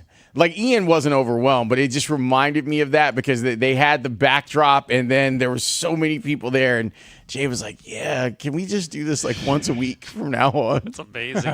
Ian was hilarious after we got off the air. I was standing with him, and he's like, man, like people really love the Bears here, like the Bears minutia. And Training stuff. camp. That's specifically because he's been around here long enough to know how important the Bears are. He's not pushing back, but he was like, man, people really like that must do really well for you guys. So it was just hilarious for him to just understand Bearsness, even when none of it really matters. I think that counts for a bear and a half. It does. You know what? You're right. And I let him get out of here without raising his Bears. But he knows it. He knows that he's probably a 9.5 Cub at this point. Did you guys meet Dustino's daughters? Yes. We did. Awesome. They said that they were here for the first time. This is their first time at the studio. And Which I'm like, is crazy. this is the time when we're all under construction and crazy? Are they the Dusty Nets? Is that what we're going with at this point? It's know just a that that's suggestion. We should have asked for some of their takes to see if they align. How do you with feel it. about really a floating related. stadium? I told Hey, I'm them wearing that their father was actually a White Sox fan. They didn't take time Oh to do boy! that. Hey, I'm thinking about wearing a vest. How do you guys feel about that? I joke that Dustin wore a collared shirt just for this occasion. He's got to be the easiest guy in the why is world for he always Christmas. wears? Like, get a vest and Yep. pants. Do you believe that I need another vest? Disrespected. Were you surprised that I wore another vest?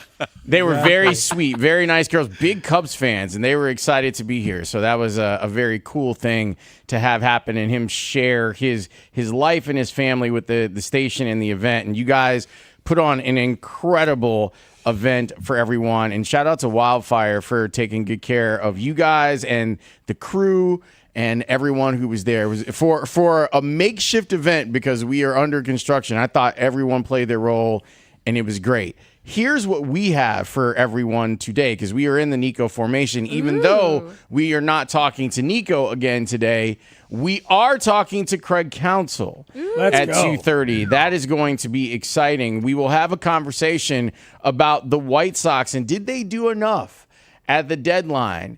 I tend to lean yes, but someone on our staff was like, well, so we will discuss. Herb Howard's got a Bears hit, 2 words, for us at 5 o'clock. We are going to get into all of this stuff, including Spiegs' big old prediction yesterday about what the Cubs have done now that they have added to the mix. But yesterday was Cubs-Dodgers, and it went really well. Cubs catching the Dodgers at a great time. Let's see if they can hold them down. We will discuss that after Taney's Open, which is must-listen radio, is coming up next on The Score. Good job, Tyler. Thanks, Lawrence. This segment is brought to you by Great Clips. From supply list to shoe shopping, back to school prep isn't exactly magical, but the Great Clips app kinda is. You can check in with a few taps and get great haircuts for less, just like that. Download the app today. Great Clips.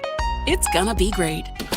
Wild Fork Meat and Seafood Market? I thought they were just for special occasion steaks. I did too! But look, I got a fancy tomahawk for tonight, plus salmon and ground beef for the week. Aren't they pricey? My grocery bill is already sky high. Wild Fork's prices on essentials actually beat the grocery store, and the quality, not even close. So you get the wow factor and Tuesday's dinner in one stop. Exactly. Shop at one of their 12 Chicagoland stores or online at wildforkfoods.com. So all these people think that they know him intimately like that. I know. So there's no boundary. Maybe he needs some security. I don't know. I mean, I think it's super cool that he It was is doing funny. that. It was great when he was out there and caught the ball earlier in the year. I mean, it's just wild to see. Pure Matt has a better idea. No shirt, but wearing a vest. Dustin should come to work. Tarps off. I do wear a vest every day. Except for a vest. That's a really good one. That's a good one. Maybe just to upset the apple cart, Mhm. I'll wear that Cubs vest that I'm not supposed to have. Oh, yeah, that's right. Right, because I had to retire that. I wore it the one day, took grief, so that one isn't. I don't wear that one to work anymore. What were the circumstances of the Cub How vest? did you take grief? He got a. We'd have to rewind. That's we'd have right, to we got rewind that it. at the- He got a vest at you the gave game. Me, At the you gave game. me grief that I was gifted. I went to the game. Mhm. I went to the game.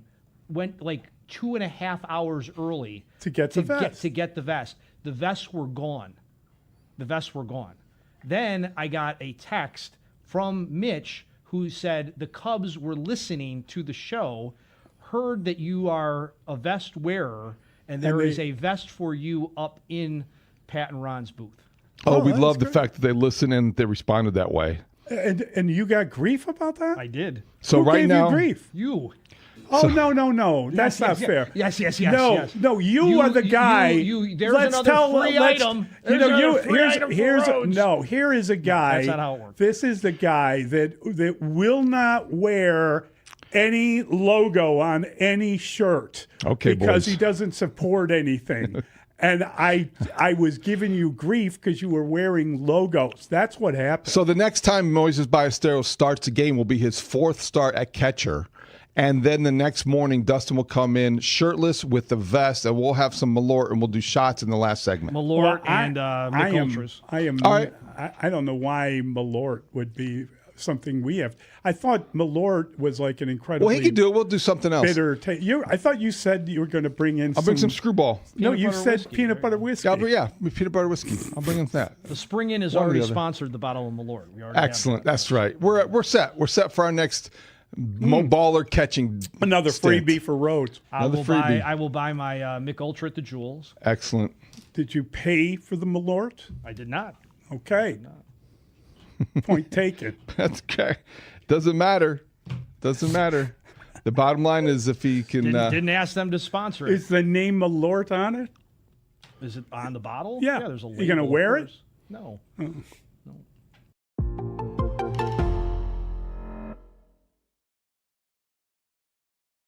Well, we're excited for you because that's got to be a thrill knowing that your jersey is going to be you're up in the rafters and that everyone's going to be able to look up and see your name on the back of it. What does it mean to you to get your jersey retired? It's surreal. Still learning. It's surreal, but at the same time, knowing that I put in the work and listen to the OGs, all the teammates, my old coaches, everybody that gave me knowledge, I made a way to implement that into my game, and I took advantage of it. So thank you. It's for all of us. So you found out a year ago, and we remember the surprise at the time, and you were moved emotionally. So you've had about a year to process all of those emotions and, frankly, to put your own career in perspective. We have seen you grow up in Chicago, and everyone has appreciated the journey. But as you put that into perspective, how would you articulate what you have accomplished and what this represents? I think whenever I look at all the players that did retire or got their jerseys in the Raptors or even won championships, they feel like they gave their all, and people respected that. And I feel like it's very similar to this, where we didn't win a championship, but, man, I have no regrets. I feel like I give my all. I feel like I squeezed or maxed out on my body when I was on the court, and I did all I could do. I'm just curious, Derek. In retrospect now, as you look back on your career, famously, there was all these guys gathering together. We know what happened in Miami, and people were like, Derek needs to recruit someone to come to Chicago. We need another star. Yeah. And it was almost like you were blamed for not recruiting. Did you consider that part of your job, or did you laugh at that idea? I kind of laughed at it, but in a way, maybe it was towards the end of my career with the Bulls, but I feel like I adapted, or I made an attempt. I forgot what the attempt was, but I did recruit in that way, not like how everybody else was at the time, but I felt like I was cool with my guys and showing loyalty to my teammates. If they would have heard me each year say that we needed somebody different, who was going to mess with me on the team? Or like it was a fake relationship, and that's something I never wanted with my teammates.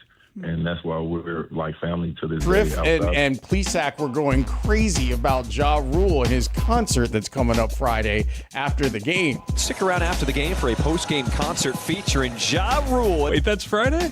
I think it's Friday. Alex, you're our guy. Are you going? No, I the guy that usually plans these things just got back from his honeymoon. That's why I took the 2 weeks off. He got married in Germany, so he hasn't been able to plan this stuff. And I'm thinking, like, you're not allowed to go to a concert without. Yes, I got to get this done, and I got to ask if he wants to go. Friday after the Guardians game. Sanchez, we ready? 1 second. I'm loading up. They give me time to load up. Are we ready?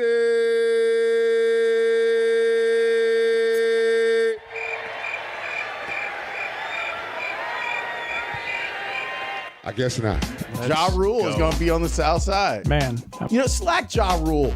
Let's see if we can get Ja in here, because as Dave Chappelle said, we should be asking him some questions. What does Ja Rule think? Stop worshiping celebrities so much. Just don't listen, pay attention. I remember right around September 11th, Ja Rule was on MTV. That's what they said. They said, we got Ja Rule on the phone. Let's see what Ja's thoughts are on this tragedy. Who gives a what Ja Rule thinks at a time like this? This is ridiculous. I don't want to dance. I'm scared to death. I want some answers that Ja Rule might not have right now. I think when bad happens to me, I'll be in the crib like, oh my God, this is terrible. Could somebody please find Ja Rule, get hold of this so I can make sense of all this. Where is Ja? The official adventures of Spiegel and Holmes. Afternoons 2 to 6 on Sports Radio 104.3 The Score. Welcome. It is the Spiegel and Holmes show, and we've got you until 6 o'clock, and we got to get a lot of stuff done today, including a Bears hit, 2 words with Herb Howard at 5 o'clock. Our teammates on the midday show did a really great job hanging out with Ian Happ, and there are some things that he said in there that we want to discuss. The whole crew is here. Even Layla Rahimi is in the back of the room today. She is accompanied by our guy, Johnny Maroon. Alex is here. Teddy is here, rocking his Bears cap today. That man is Matt Spiegel. Hello, boys. How you doing? How about Johnny Layla when she's there? If we need to assign Johnny Texas? Could go with that. Johnny Houston? Houston? I guess it depends on what city you're in and how you say it. So there's a lot for us to get done. Craig Counsell will join us in about 10 minutes. We will talk with the Cubs manager about what he thinks about the upgrades. They upgraded themselves. They are ready to roll now here in the last 50 games or so. And you were so excited yesterday because they got the guy that you wanted, and then they got another guy that you wanted, that you were like, you know what? They're winning the National League. Still feel strongly about that? I do. I feel very strongly. The proclamation lives on. There was no trumpet, but I feel great about it. Case in point, in terms of me feeling great about it, Lawrence, you in transition said maybe the Cubs are catching the Dodgers at the right time because what? They've lost 4 in a row? Yep. But maybe the Red Sox are the hottest team in the American League, and maybe the Cubs are just going to be this kind of explosive, confident force. Not necessarily win every game, but maybe the Cubs are the team you don't want to catch at any time from this point out. Imagine feeling like you're good but need some stuff, and then your boss gets you everything that you need. Well, you know what I mean? It's a powerful thing. The other thing with the Cubs is that we've always talked about how good they are defensively, and usually when we're talking about them being good defensively, we're talking about position players. Now it feels like they've helped their defense by getting better starting pitching.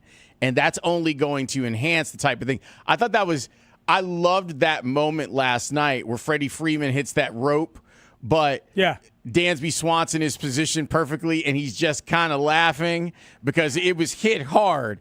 But he makes a great play on it, and everyone knows Freddie can't run at this point in his career. And those two former teammates are just smiling at each other across the diamond. Yeah, it's just funny. Like, there's a few things we know about them as an org. They're smart with defensive positioning. They're smart with pitching infrastructure and building a bullpen on the fly when they don't seemingly have the horses, right? They're really good defensively as an org. Overall, the position player group is really good. What they've needed is a couple of dominant guys at the top of the rotation, more guys who can throw bulk, and a couple of bullpen killers. And they went out and got them that stuff. So I think it's a very, very positive confluence of factors that are going on with them, and it's why I feel good about the proclamation. We'll see what the manager thinks about dealing with a roster that is deep. And truly, he's got options in terms of playing everybody for exactly the role he wants and nothing more, depending on what he wants to do. What I loved about last night is you get punched in the face immediately by the Dodgers. It happened quick. And then you punched right back. And then it's like with the Alcantara home run, it was like, okay, game on again. That it could have been one of those things where it's like, oh, well, this night sure took a turn. And it didn't. It went back into form, and they were out there. And Boyd's performance, while you look at the line and go, it wasn't great, it was gutsy. And he kept taking the ball and kept giving them length. And then the magic that has been the back end of the Cubs bullpen lately took over and shut it down.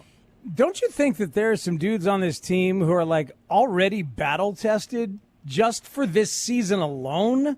What they've gone through? Or in Boyd's case or Shota's case, it goes back to the offseason and playoff failures. Shota not even being asked to do a job last year, Boyd being destroyed in the postseason last year, and then all the injury troubles this year. Now I look at these guys in some moments, and I'm like, well, they know how to fight their way through some adversity. They've already had it. We've watched it happen already. Yeah, we've seen it over 100 games, them fighting through a lot of adversity, and the front office heeded the call of the manager, and that's something we're going to talk with Craig Counsell about. By the way, 815 text, I think you're on it. Layla's Johnny name should be Johnny Lone Star. I like that. That's pretty good. Johnny Maroon and Johnny Lone Star back there taking care of us today. All right, we need to take a break. Cubs manager Craig Counsell is going to join us next on The Score. Pat Hughes here. From one Hall of Famer to another, congratulations to Marcy Brown, brand manager of America's #1 country station, US 99. From all of your friends and colleagues at The Score, now being inducted into the Country Radio Hall of Fame. Because of you, I never strayed too far from the sidewalk. She got it all. I was country. The basketball. Youngest MVP ever. We saw what you accomplished on the court and with those Bulls teams you're referencing, and then you came back in your second act was impressive because you had the longevity, and I think a lot of people might have been surprised, Derek. Now that you have got your jersey retired and you just look ahead, is the Basketball Hall of Fame a goal of yours? Can you look at it that way, and do you think that your career was Hall of Fame worthy?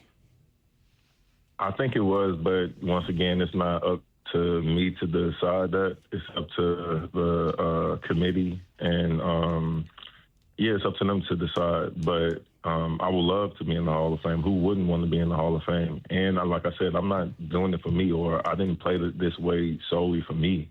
It's the Chicago way of playing. Like, that's the way that I played. That's the way that every time I step on the floor, I always try to show a Chicago toughness or a Chicago aggressiveness in some fashion. And for that not to be in the Hall of Fame, it will hurt in a way. But at the same time, this moment right here is kind of like my Hall of Fame if I don't get in.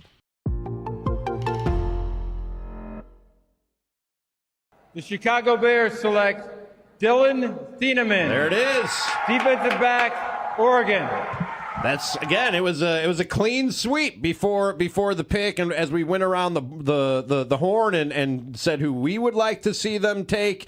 Just a quick rundown of Dane Brugler's sort of write up on Dylan Thieneman. 1-year starter at Oregon, a productive post safety at Purdue for 2 seasons, transferred to Eugene for his junior season, earned a 2025 All-America nod for the Ducks with both of his interceptions clinching victories late in the game.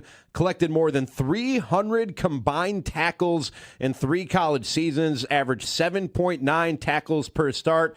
Open field athleticism, says Thieneman has a lot to offer in the NFL because of his versatility, making plays over the top, in coverage, or downhill versus the run. Shows impressive range and anticipation from the deep half of the field, as well as the intelligence to understand what opponents are trying to do. Although he doesn't always play up to his testing numbers, he can guard both sidelines and sort through routes. He can clean up some things in the run game too. He has a nose for the ball and doesn't hesitate flying to the contact point. That sounds like exactly what the Bears needed in that secondary, Ant. This is exciting. This is a really exciting draft pick for Ryan Poles, for the Chicago Bears. I can only imagine what that war room at Haugh looked like, how it exploded as more and more picks came off the board, leading to this particular player being available to them, because I do think he suits exactly what the Chicago Bears are going to be looking at the safety position opposite Kobe Bryant. And as much as I've covered literally every game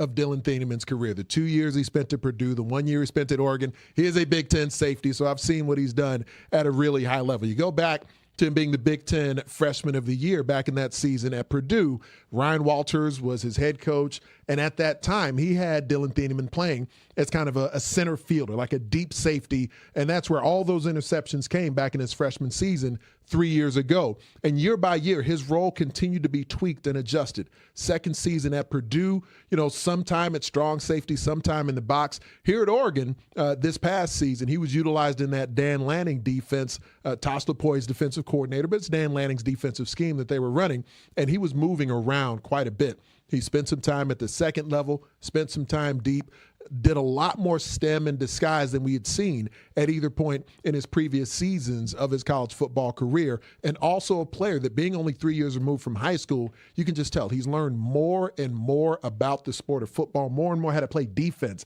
at the major college level every year he's been doing it.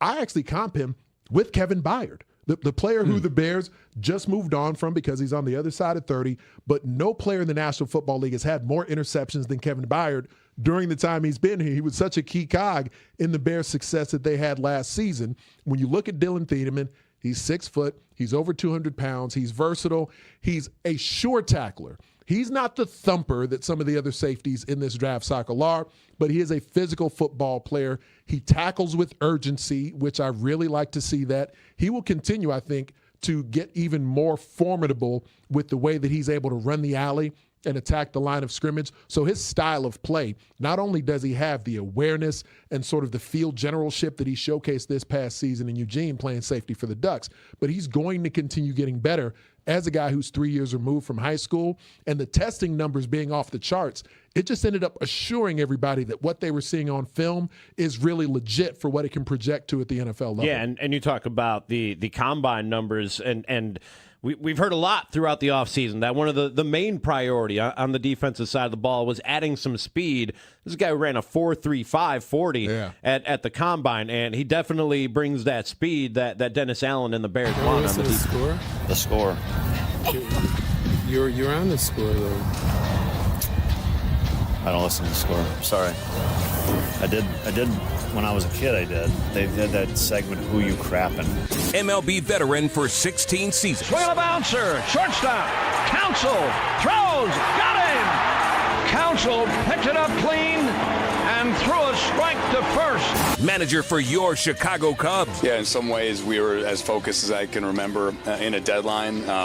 With Matt out, and we're sort of down a right-hand hitter that can help us, and that was something that Craig had talked to our group about. Like if we could find a right-hand hitting outfielder, that would be something that he thought would benefit our bench quite a bit. So we're constantly talking to Craig and to Flash about okay, how do you guys see the bench? How are you guys using it? And that was really the one bench piece that they sort of asked for. They the rest of the positional player group feels set, and we have some depth, knock on wood, but that was the one area they kind of said would help them.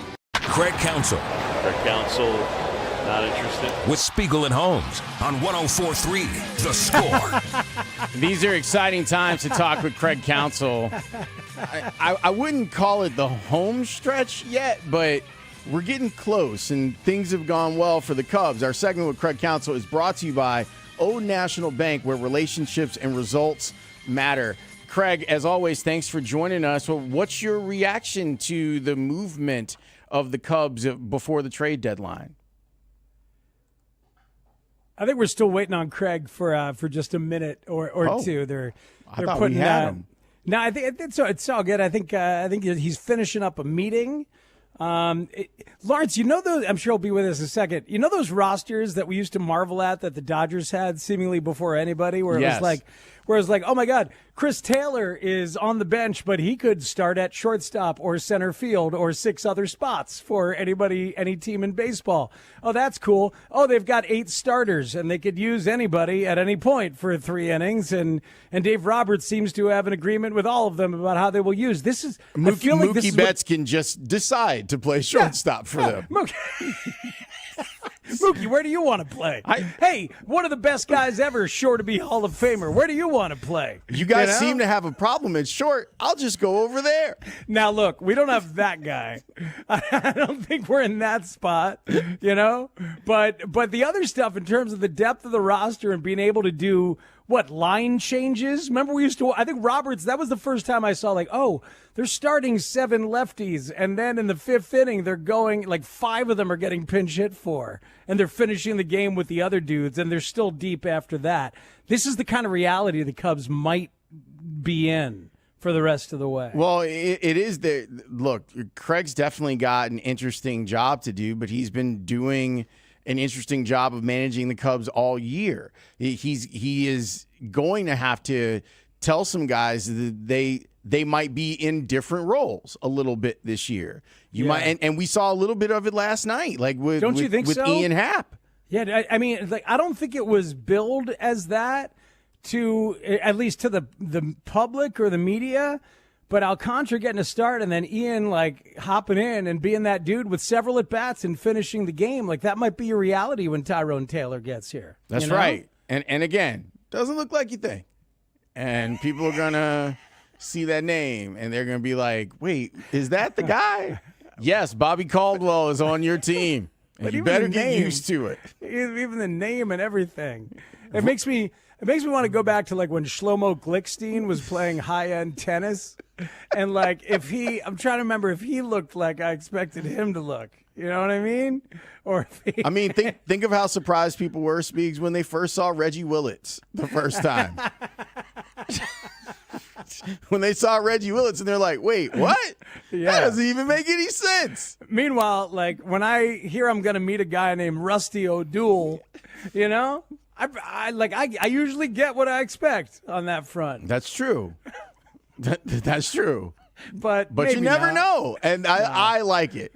I like all approve. of it. I think we all approve. And last night you had the Cubs in a situation early on where they had to rally. They rallied and they kept rallying. Those first 3 innings, boom, boom, boom, right there and making stuff happen last night, and it works out great. They went up against one of the best pitchers in the National League, and they evened down. They did a great job of fighting back. When we get that chance now to talk to Craig Counsell right here on The Score with Craig. Spiegel and Holmes. Craig, what's up, man? How are you? Hey guys, how are you? We're great. We're excited about like the possibilities for this roster and this team from here on out. I imagine you are looking forward to working on some stuff in terms of the new guys and their roles. Maybe that's what you were doing just now in team meetings. You got a lot on your plate in a different way all of a sudden. Yeah, no, we got we should have some guys showing up today at some point for the first time, and so that's great. We got we're gonna obviously rearrange some things with the rotation. We'll figure that out, and then just get to know a bunch of guys that are going to be hopefully big contributors moving forward here. What are you looking forward to figuring out in terms of some of those new pitchers? Because a guy like Clay Holmes has done a lot of different roles. You got a lot of guys who can do a lot of different things. So what are you looking forward to figuring out with these guys? Well, I mean, Clay's going to start, and obviously Kevin Gausman's going to start. So I think maybe how it affects other people is probably the bigger thing to focus on right now. And that's what we're going to have to do.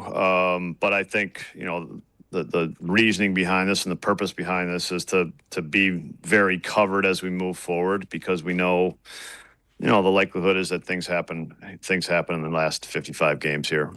I'm fascinated by this from a logistical standpoint, Craig. Can you walk us through some of the rules, and how big of a deal this is organizationally? Because you do have guys coming in from different cities that you're trying to figure out who are the guys that you have available from night to night. What are the challenges here from an organizational standpoint in the immediacy of the trade deadline? Yeah, it's really it's like when you trade for somebody, you have to immediately put them on the 40-man roster, but obviously they have time to report. They have generally, I think you have contractually 72 hours, but your life changed and you get traded, your life changes. So you give the guys some time to just life changes, pack up, bring their family with them, things like that. So my understanding is that most, actually Clay Holmes is already here. Tyrone Taylor's here today. He's playing today. He'll be in the lineup. I think Kevin's on his way here. And so we got a bunch of guys showing up for the first time. And then, when they report, then you have to activate them. So Tyrone Taylor, who you've got experiences with, good times with Tyrone. Does your personal experience, does that help you with the comfort level with bringing a player back like that? Yeah, I mean, Tyrone's really, just I think kind of a piece that adds a lot of what this team needs. I mean, he's a right-handed bat. He's a very good athlete, can play center field, plays outfield at a high level, good base runner. So you can use him in those situations. So I think he fits a lot from things that this team can use as like finishing pieces. And I think Tyrone covers a lot of those things. Obviously I have a lot of experience with him, trust him. He can hit a home run against a left-handed pitcher. That's what he's been really hot lately. Hopefully that carries over here into Chicago, but he's been on a good run here. Yeah, you mentioned last night with a smile that it might be a Pete night off if you could convince him. Is that what it is? No. Tyrone's playing left field tonight. Got it. And is that a bigger conversation you've had to had with Ian, or is it just sort of a moment where Ian gets a little of a break in that way? Well, yeah. I mean, Ian struggled against left-handed pitching. So, I think with the addition of Tyrone, there's going to be some spots where, Ian is not going to play maybe the first half of a game. And I think right now we got to get Ian going against left-handed pitching. He's still going to be in there against some of them, but we got to get him going.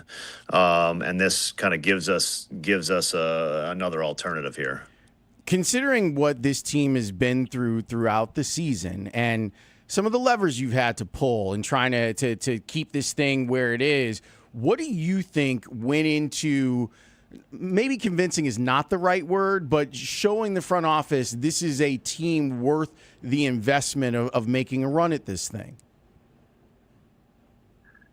Yeah, I mean, I think sometimes that gets a little like misconstrued. I mean, I think Jed always wants to invest in the team, a good team, and I think he wanted to last year too. Like sometimes it's hard to make trades. I want to like emphasize that again. Like it's really hard. It's not as easy, I think, as like, oh, just give him this player. Like you have to make wise and smart acquisitions and exchanges, and this year it just matched up better. It just did, and so I think that's fortunate for us, and I think Jed and his team did a great job at doing it, and I do think the kind of efforts of this team.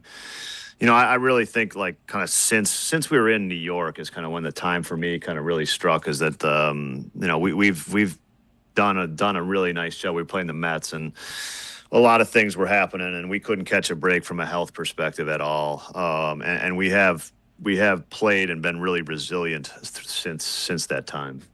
Yeah, that rings true to the eye test. You telling us about that from the inside, because man, we were talking about it before you came on. You look at this game even last night, but in any other time over the last couple of weeks, you got a lot of dudes who already seem battle-tested just in 100 games alone, or whatever they went through in the offseason and the playoff stuff. It's like, do you see that toughness in your guys in a positive way as you watch them go about their business during a game?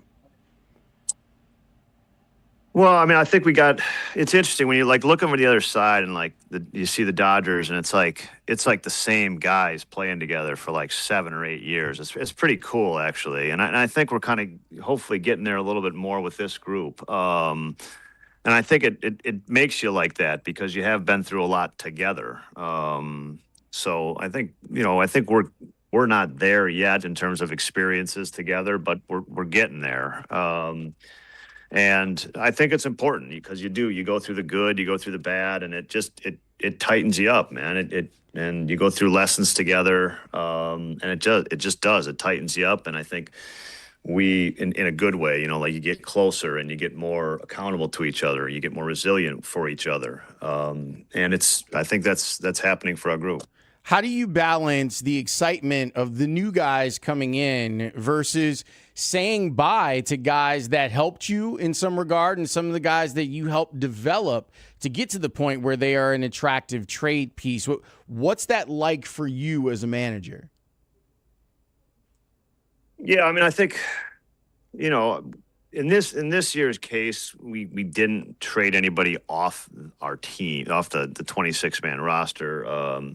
I guess the closest thing to that would be Bally. And, when young players get traded in these situations, they're likely going to a place that has more opportunity. So, although it's a trade, it's usually a good thing for the young player in terms of like opportunity has been created by a team that really, really wants them. So those things usually work out well. But yeah, we're going to have some guys in different roles. I mean, at some point, we're going to have somebody that's starting is not going to be starting anymore, and that means a different role for them. But that's what this time of year gets to. That's where you start to get to in this time of the year, and it becomes, it's not a sprint, but it becomes a little bit closer to that maybe, instead of the marathon, we're down to like, a 10,000 meter race. Right. And so we're getting closer to it. It does seem like the word I kept writing down when you were talking about this squad was like sacrifice. And it does seem that you have a group of guys that are bought into that concept. Is that a fair assessment of your group? Yeah, I mean, look, you can't accomplish anything in sports without people sacrificing things. There's just no way. That's what being on a team is all about, and those are the lessons you learn from being on a team. So, we've got people that understand that very well. Have you thought about what Edward Cabrera's role is going to be if and when he's healthy to come back with Gosman and Clay into the rotation, as you mentioned. Well, we got more work to do for Edward. So I think, the things that are 2 weeks away are a long ways away. That's 100% fair. That makes sense. We won't ask you about Ben or Justin or Hunter Harvey. Like, there's all that. Do you even allow yourself to think about those possibilities, or is it too hard in a season? I mean, I think you don't worry about necessarily like all the roster construction possibilities because it's so far away. I mean, I think, would I love to get Ben Brown back for the month of September? Like, absolutely. That'd be great for the Chicago Cubs. We're working, a lot of people are working hard at it every day, including Ben. So that's what you try to do, but that's a day-to-day thing. And you just try to, as I told Ben, we try to have a good day and then we move on to tomorrow and have a good day tomorrow. So there's no like, it doesn't help to play, hey, if this happens in September, that's not going to help us right now. Hey, speaking of Ben, the way that he talked about his offseason experience with Clay Holmes was quite beautiful, like in terms of not just like pitch grips, but also work habits and being encouraging. Was that a factor at all in the organization's desire for Clay, this knowledge that he's already obviously a good teammate and mentor possibility? No, we traded for him because he's a good pitcher. Okay, good answer. There you go. Whatever, Craig. I mean, the other stuff is, I'm kind of joking with you. I'll take it. No, it's good. But we don't. He's good. I will tell you, we don't trade for mentors. We trade for good players. You know what I mean? Like. But I mean, the other thing is the other thing is a plus, right? And that's important. And I know Ben and Clay are close for sure. They're good friends. They've been chopping it up already today, actually at the lunch table. So I think it's always helpful to have. You want good people in your room for sure, and it's a factor in this thing. But Clay's a good pitcher, and that's why we're excited to have him. Speaking of good players, I guess in this case, great players, PCA has doubled his walk total this year. And I know that we talk about him every chance that you're on, but we should, because right now, statistically, he's the best player in baseball, which is amazing. How do you discern, like, when you're watching this version of Pete, what are you seeing? Yeah, I mean, he's in control of the at-bats at a much higher level. And that means, he can recover from maybe a chase. He can go down 0-2 and bring the at-bat back to even or 3-2 count. He can lay off a pitch that he had no chance to lay off last year. So he just and then there's just matchups against certain pitchers that the whole league really doesn't look good on, and he is the aggressor in the matchup, if that makes sense.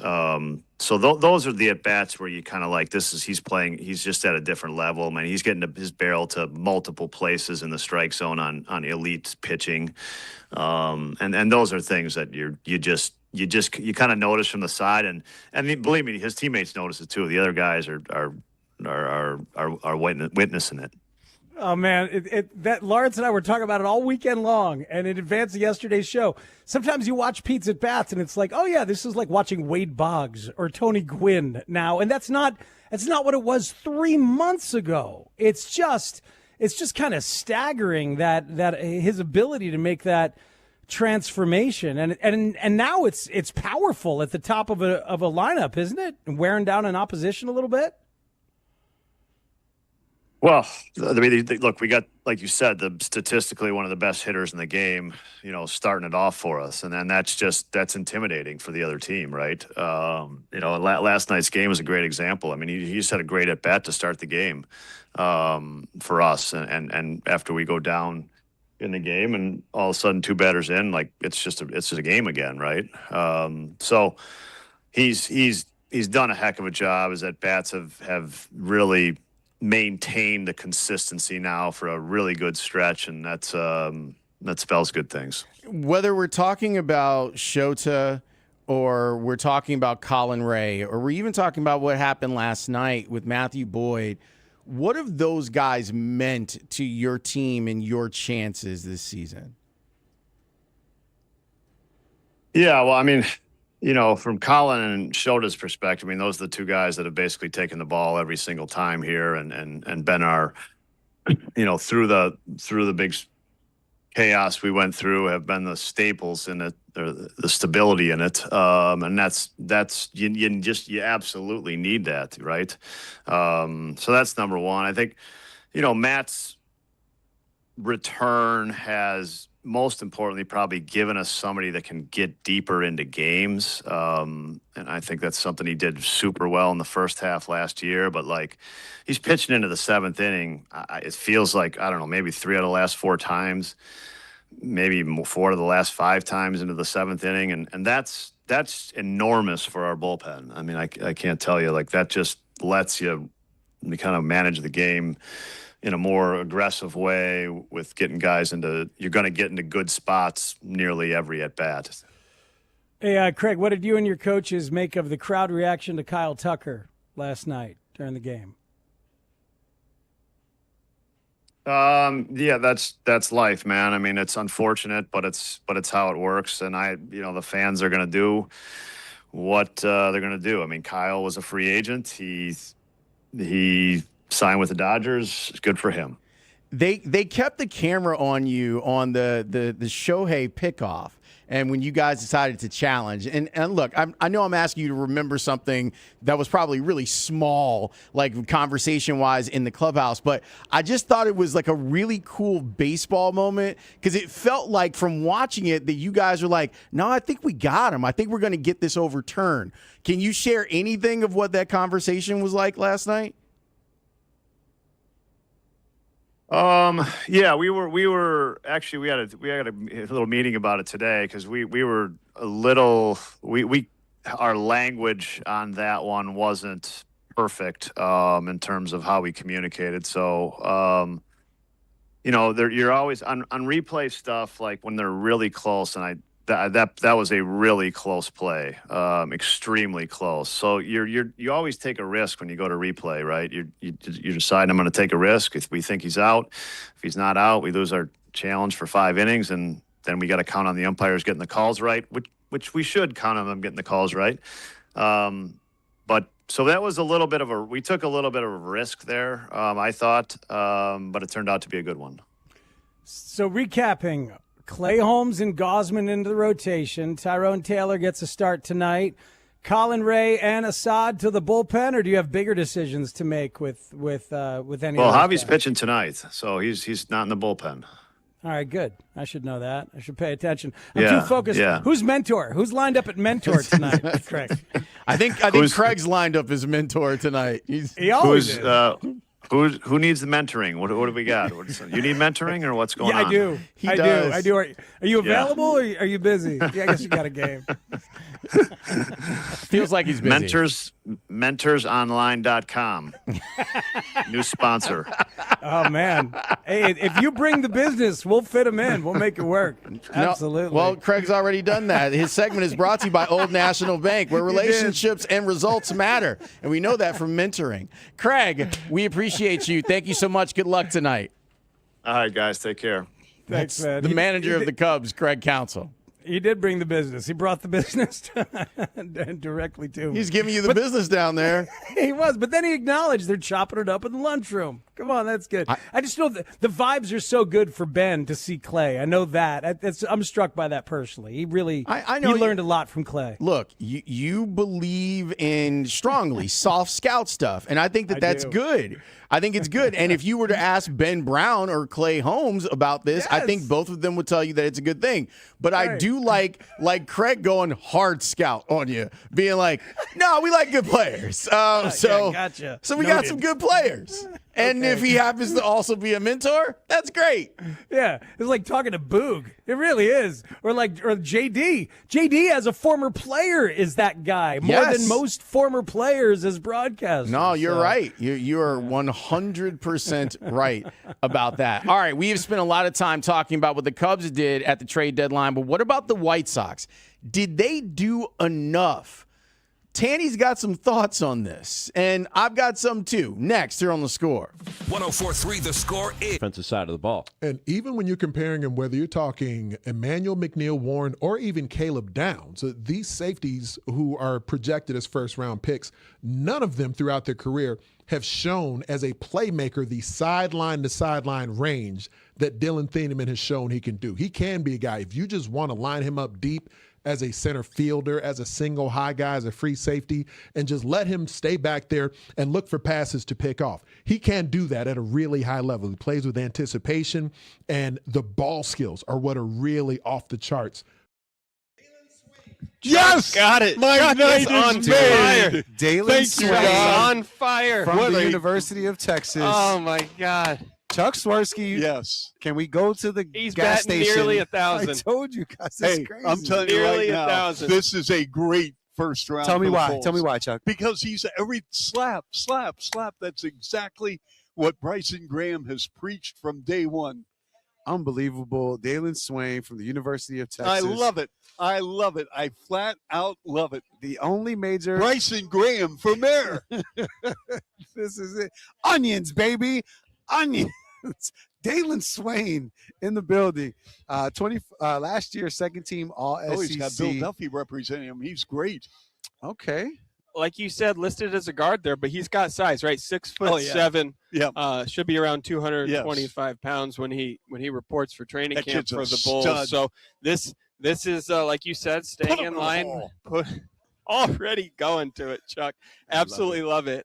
Played at Texas last year, Yes, obviously, he but did. he played at Xavier Yep. prior to that. There were some inconsistencies at time at Texas with his defense, but he was better at Xavier, and I think Longhorns had a little bit tougher year maybe than they expected last year and such. So really, really good rebounder for his position as well in that. So that gives the Bulls optionality there just as they fill out their roster. Don't know his exact role yet, but certainly a guy who should play on the wing for years to come. 100%. They said best player available. That's what Bryson Graham said. So certainly that's what he feels about 6'6", And he can 211 compete. pounds. A key point for Dalen Swain is that he's about a 30% three-point shooter for his college career. He needs to improve on that, but he did get up to 34, a little over 34% last year at Texas. So there was the improvement right there last year, which and you he love will to see. improve. And he's shooting 54% from the field. And if you're shooting 33% from the three-point line, that you can get to the cup and finish around Yes, the he rim. can. And that's his calling card, Yeah, right? he's so a slasher. The Bulls got two guys here,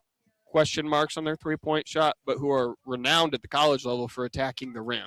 Well, right? that's That's an interesting dynamic that they're adding there and what they prioritize. It also lets you know, obviously, that both Bryson Graham and Tiago Splitter have complete faith in the coaching staff that they're about to put together, right? Saying, I know I can help this guy with his shooting. I just need him to have the other intangibles that are available to you. He's averaging over 7 rebounds a game in college basketball. So not only are you getting the scoring with him averaging over 17, but you're also getting the rebounds, averaging over 3.5 assists a game. So someone that could fill up the stat, a versatile guy that can fill up the stat sheet. But Cody, are you surprised it's not a guy like LeBaron Philon? I mean, there's still guys that are being passed up to take a guy that Chuck so beautifully called in Dalen Swain.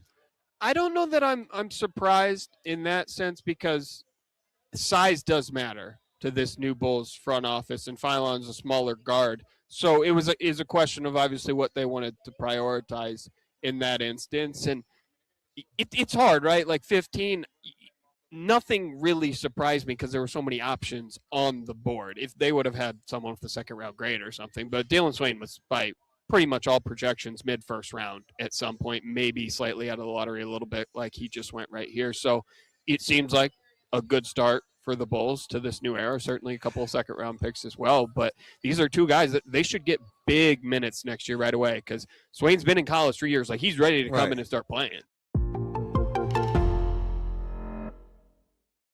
I look at Tom Dore and I hear Tom Dore, and all I think about, Danny, I've told you the story before, when I was bartending, and my shift would end at 2 a.m., and I would drive home as fast as I could, safely and soberly, to get to my couch at 2:30 in the morning. To watch a replay? To watch a replay, watch a replay on Sports Channel of you and Johnny Red Kerr and those Bulls teams. And I didn't know. I had no cell phone. I didn't know what happened. Exactly, yeah. Nobody told us. It was new to me. And I can't tell you how many regular season Bulls games against Patrick Ewing and the Knicks, or young Shaq and the Orlando Magic, or like how many games I watched in that way and stayed up with you till 4:30 or 5 in the morning. I got a good Shaq story for you. Good. I'm sitting on the Bulls bench with Bill Cartwright.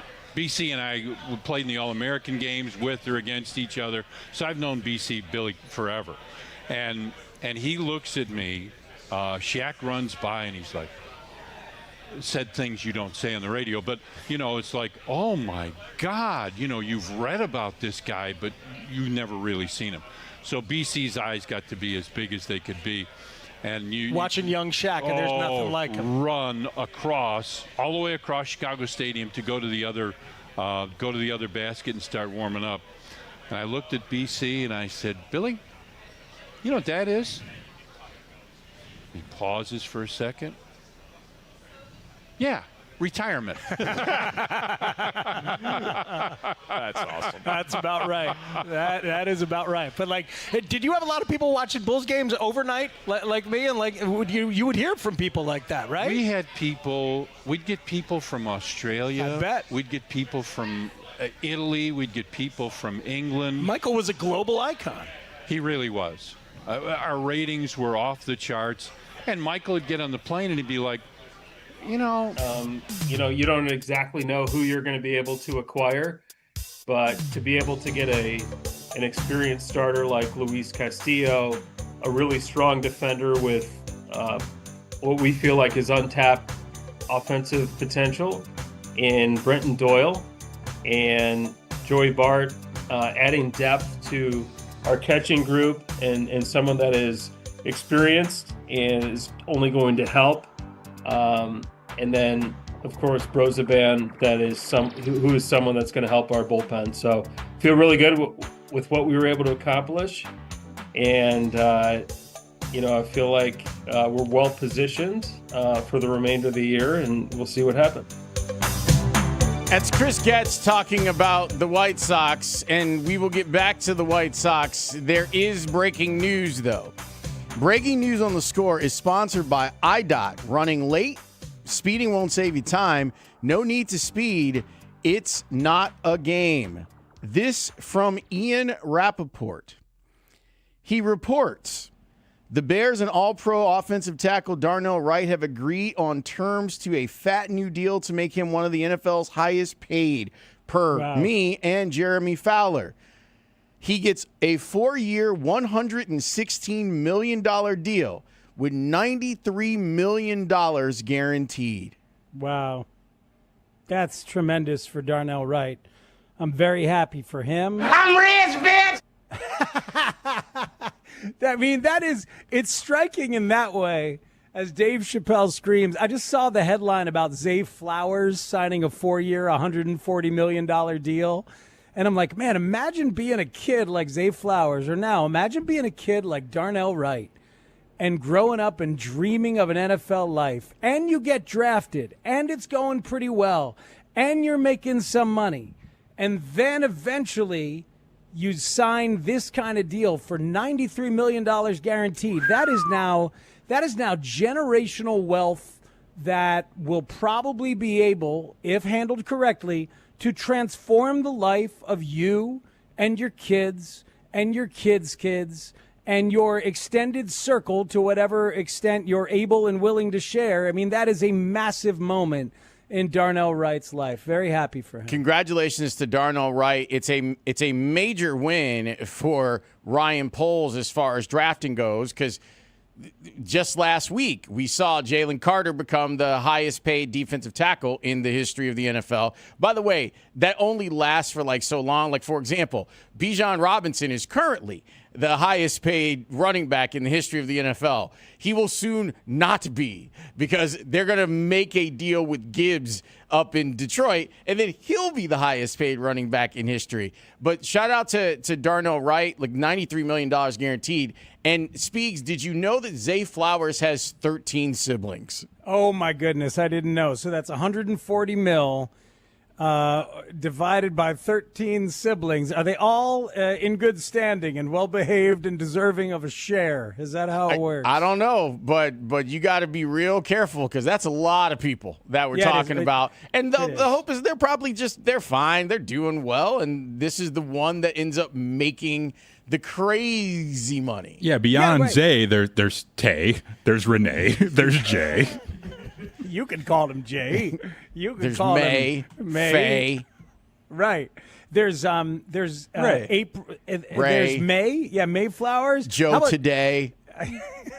Hey, Shout out to Joe. Shout out to my guy Today. Yeah, what do you say? What do you say? Hey. No, but seriously, we've seen money like destroy families as much as we've seen it bring them together. Truth be told, and spread the wealth. Money is the root of a lot of things.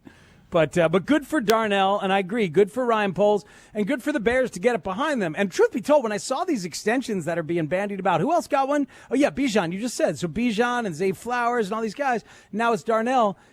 So teams are doing it. Everybody's doing it. Lock your guy down. The cap isn't real, as you've said many times. It's very fungible. You've got an opportunity now to sort it out and balance it out as need be. And let Darnell move forward and just try to be the best player he can. Look at Pete Crow Armstrong. Look at the psychological comfort with which Pete Crow Armstrong seems to be playing the game now that he's gotten paid. We don't know for sure that one thing led to another, but it couldn't hurt. Yeah, it's easy to believe that the weight has been lifted. There's also, like, the flip side, like we look at our guy Nico, who's been playing better since the All-Star break. But the flip side is the responsibility of all that money and whether or not it makes you feel like there's more pressure on you to live up to the contract. But I think that you're right about Pete. Like, Pete got his deal done, and it was just like, okay, now it's time to just go play baseball. And the crazy thing is that deal is already not enough. 100%. It is already... if you're Pete and his people, you're looking around going, "Oh, I guess we jumped that gun a little bit." But if he's happy, then it's fine. Like, if it doesn't matter. If the common feeling is a win is worth $10 million, then Pete at the end of this thing may have been worth $90 million this year. How wild is that? That's some crazy bleep. Some crazy bleep. That's going on. But Darnell Wright's got new paper. He is locked up for a long time and got great guaranteed money. That $93 million guarantee. Yes, Alex? Remember last week when we were discussing, like, polls came out and was like, I don't know, maybe we need to see more consistency. But we're discussing this bill is going to go up and up, and we wondered where he was going to land because Tristan Wirfs makes $28.125 million a year. So almost $1 million more than Tristan Wirfs per year. Yep. And he got paid. It does make you wonder if they can't get the left tackle thing figured out. Maybe. Well, you know was what that it a is, discussion point? Well, it could have been a discussion point, but guess what? Now it's a done deal. Now you ask him to do anything you feel like you need to ask him to do. Hey, go over there. Okay. Got it. Thanks for that dollars. Noted. I'll do whatever you want. It's, somewhat related, or at least to close the loop before we go to the White Sox, who are deserving a lot of our conversation this hour, and they'll get it. I think Craig Counsell broke a little news there in how Ian Happ is going to be treated, and we saw it last night. And just Ian Happ has struggled against left-handed pitching.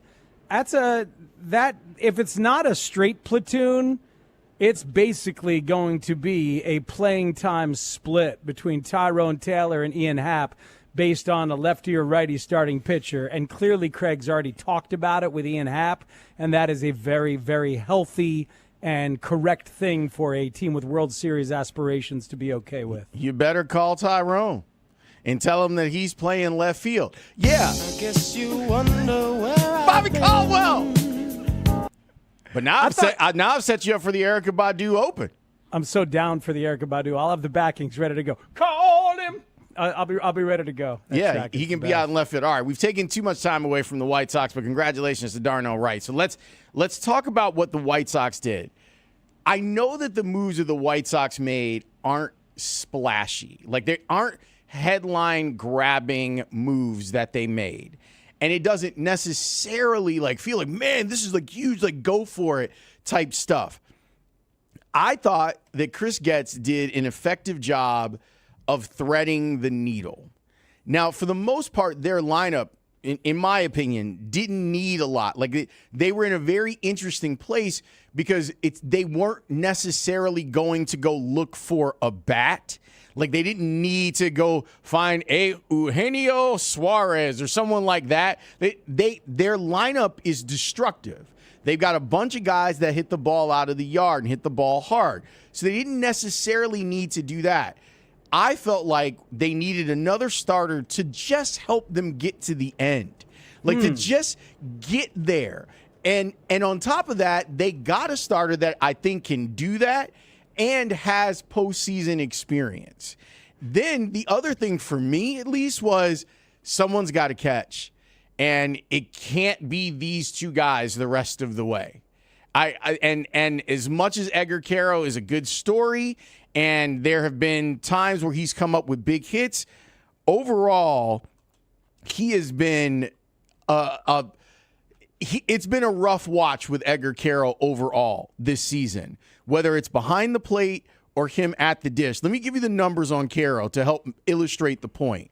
Okay. His slash line this year is 194, 257, 235, an OPS of 492. Speaks, an OPS plus of 40. Yeah, he's gone. He's gone and deserves to be gone. I think Joey Bart is about the lowest end of acceptable catcher to bring into this team right now. I'm surprised they weren't able to get Tyler Stevenson, but the Reds might be a mess in terms of what they were willing to part with and get. I wanted them to aim higher. Agreed. I feel like I think James Fegan wrote it up this way as over at Sox Machine is that the best goal for the postseason is that Kyle Teal gets back healthy and is your starting catcher.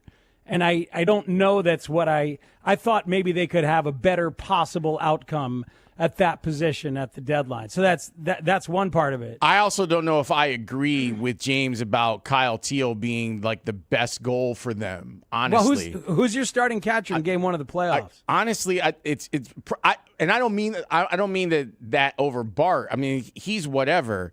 I'm just saying that right now I can't count on Kyle Teal. Well, that's the problem. That's why that as the best case doesn't feel good in that sense. Game one of the playoffs, it needs to be Kyle Teal at catcher. And I thought that after this deadline, we'd be sitting here with another option in that regard. And I don't feel like we're in a good spot in that regard. Tanny, but, Tanny, you brought this up in the meeting. How'd you feel about what after you got a chance to go home and think it through? How'd you feel about what the White Sox did at the deadline? Well, yesterday was really a whirlwind. And I just want to say, doing this show yesterday, I was talking to Spiegel about it after the show. I can't remember a deadline day like that in the history of this radio station. So it was pretty think you're cool. right. But I think you're right, by the way. That was thrilling, Tanny. Let's just take a moment there. That was a thrilling day. And the whole league doing stuff, and White Sox and Cubs doing stuff and being relevant, that felt unprecedented in that way. But because of that, I was, didn't really think about what the Sox were doing, and I didn't really have a chance to let it digest a little bit. But this morning, when you look at the totality of what everyone did, and when you look at what the White Sox did, and I just want to preface it by saying, I think this organization has earned some trust. I would agree. Some trust, not all the trust. This is one of their first big tests because they're allowed to kind of go on, in operating without us having to put them under the microscope when you're a year early, basically. So picking nits. Right, exactly. So, when you look at the winners and the losers, I don't know if I can put the Sox in the winners category. Unfortunately, I think one of the winners was the team that's directly behind them in the standings. The Guardians picking up Foster Griffin. Now, I know there's a lot of stuff that goes into this, why they choose certain guys over others, why they chose to jump the market.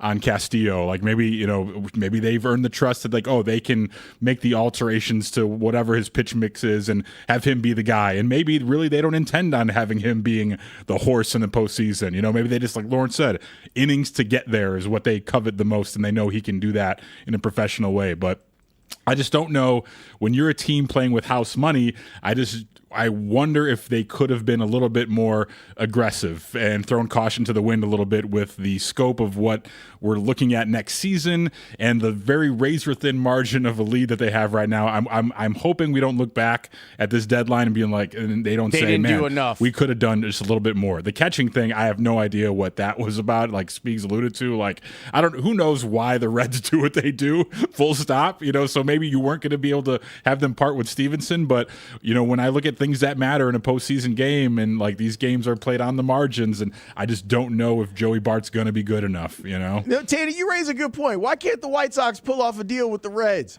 Because I feel like the last 2 years that's been the thing. Why can't we get this done? Well, they didn't trade him to anybody. They kept him. And but I mean with Lou Bob too.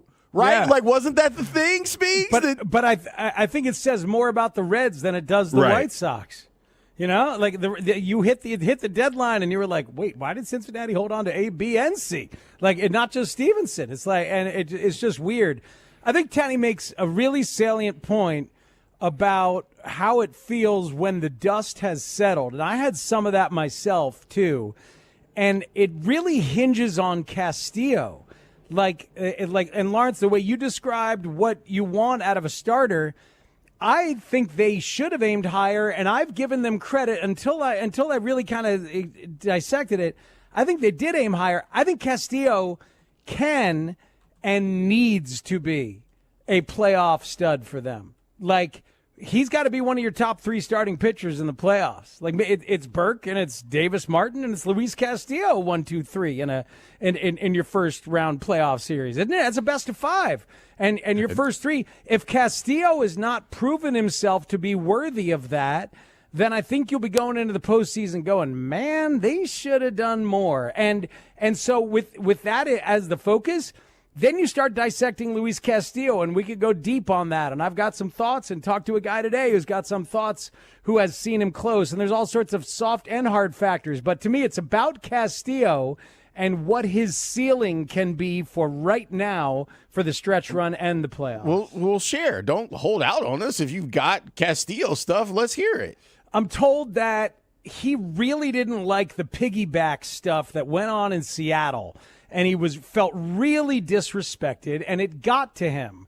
And he was beloved there by his teammates, and as soon as he got out of that piggyback, he started to pitch better. Like the 7 or 8 starts recently, you look at him, and the numbers are a bit better. The ERA is a 4.11 as opposed to overall in the year. I think it's like a 5.6 or 5.7. So he started to pitch better, and that the changeup is so good and so real, and he was out of sorts, and Seattle's pitching infrastructure may not be as good as some others. So there's a belief that he is going to be better for both soft factors and hard factors here. And frankly, I think that needs to be the case. The point that Tanny makes is a really interesting one. I hope that this ends up working out for the White Sox, and that Castillo helps them get to the finish line on it and then can do something for them inside of the postseason. But you're right, and that's one of the things that I did like about what I heard from Chris Getz, is that I felt like I was hearing an exec be like, no, we really did. Like, we do look at this as an opportunity for us. Like, we're looking at this as we can strike now. And we know that there are always constraints when it comes to the White Sox. But I like when you look at their 1 through 7, let's call it 1 through 7 for now. Yeah. Because center field is now an issue that wasn't necessarily an issue for them 3 weeks ago. You had an all-star at center field who is on the struggle bus right now. And the catching position, I just need someone to solidify it, Speegs. Like, I don't need a superstar. But like, when you look at Caro, it's not just that he's a 40 OPS plus, which is bad enough. It's that he doesn't make great decisions behind the plate. I just need a professional catcher for the White Sox for a little while to hold that spot down. Well, I hope that Joey Bart is that for you. I really like the acquisition of Brazabon or Brazabon. I think it's Is it Brazabon or Brazabon? Text Lynn. He'll tell you. It's Zephyr John. Yeah, you will. It's Zephyr John. It's Zephyr John and Brazabon. Either way, I like Chris that. Getz had a little different variation on it during that Zoom call. I don't know if you heard that. Yeah. Brozaban. That ain't right. That sounds That like is incorrect. Brozaban? That sounds like a drug. We're not. We're going to take 200 milligrams of Brozaban. Let's get and this put guy that- 200 milligrams of Brozaban, and then we're going to Stat. monitor him overnight. You switch the samples so Devin McGregor could give you Brozaban. Brozaban. That is incorrect, Chris. Is he a switch hitter as well? Did he think that Brozaban? Oh, no. See? Don't Yeah. take me back to that place. It's just Come on, We should me definitely trust them. Yeah. and, me and Getsy are doing all right. Well, Lawrence, you bring up an interesting point when you say that we know they have constraints.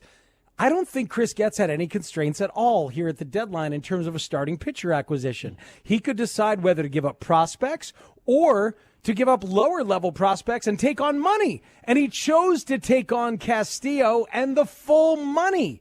They're paying him the $30 million that he's owed the rest of the way. That is a fascinating choice. So I think we judge Chris Getz directly and firmly on how Castillo does from here on out. And I think it is a big, big deal because as I think we're going to talk about in the next segment, you asked a question pre-show that has been rolling around my head, and I've asked some people about it since. Like, the opportunity that's before them is not one to take lightly. So we're going to discuss this. What does it mean if the White Sox don't win the division? That's next here on The Score. Rahimi, Harris, and Grote. Middays 10 a.m. till 2 on The Score. You owe me a lot of money. Yeah, he wasn't wrong. And then I'd say, he'd do the dust off. I was just going to ask you. I've always wanted to ask you, how did the dust? How did it start? He did it one time, right? He did it one time before I got there with JD, and they then cough, and Michael liked it, because it was a big reaction. And so we'd bring the umbrellas. We'd bring one time Red brings a fan, right? He brings these fans, and these little handheld fans. And so Michael does the dust off. We hold the fan, and the dust blows in his eyes. Oh God. There's a timeout. Johnny hits the talkback so nobody could hear us on his and mine. And he says, "Can you see the headline in the Tribune tomorrow morning? Former Bulls announcers Tom Dorr and Johnny Kerr." He said, "That's going to be the headline because we're done. We got this stuff in Michael Jordan's eyes. We're over. It's done." It was a great gig, wasn't it, Tommy? Jason Benetti and I connected the other day, yesterday, and we were actually the day it happened on Sunday, because he called me when he found out the news, because he was in Chicago, he was doing the Cubs game, and we shared a laugh. We were silent on the phone for a second, and obviously anybody who knows JB, same deal. You love him because he had some really just the right words at the right moment. And we were both just like, "I'm so sorry." He was both of our friends. He was both of our partners. JB, obviously a longtime fill-in for the Bulls too. And we were kind of silent for a second. And in perfect Benetti fashion, he goes, "Do you remember when you guys did that game in the studio, the Sox game in the studio?" And I just started laughing because Stacy and I did a White Sox game from studio when they played the Royals, and I knew exactly what he was talking about.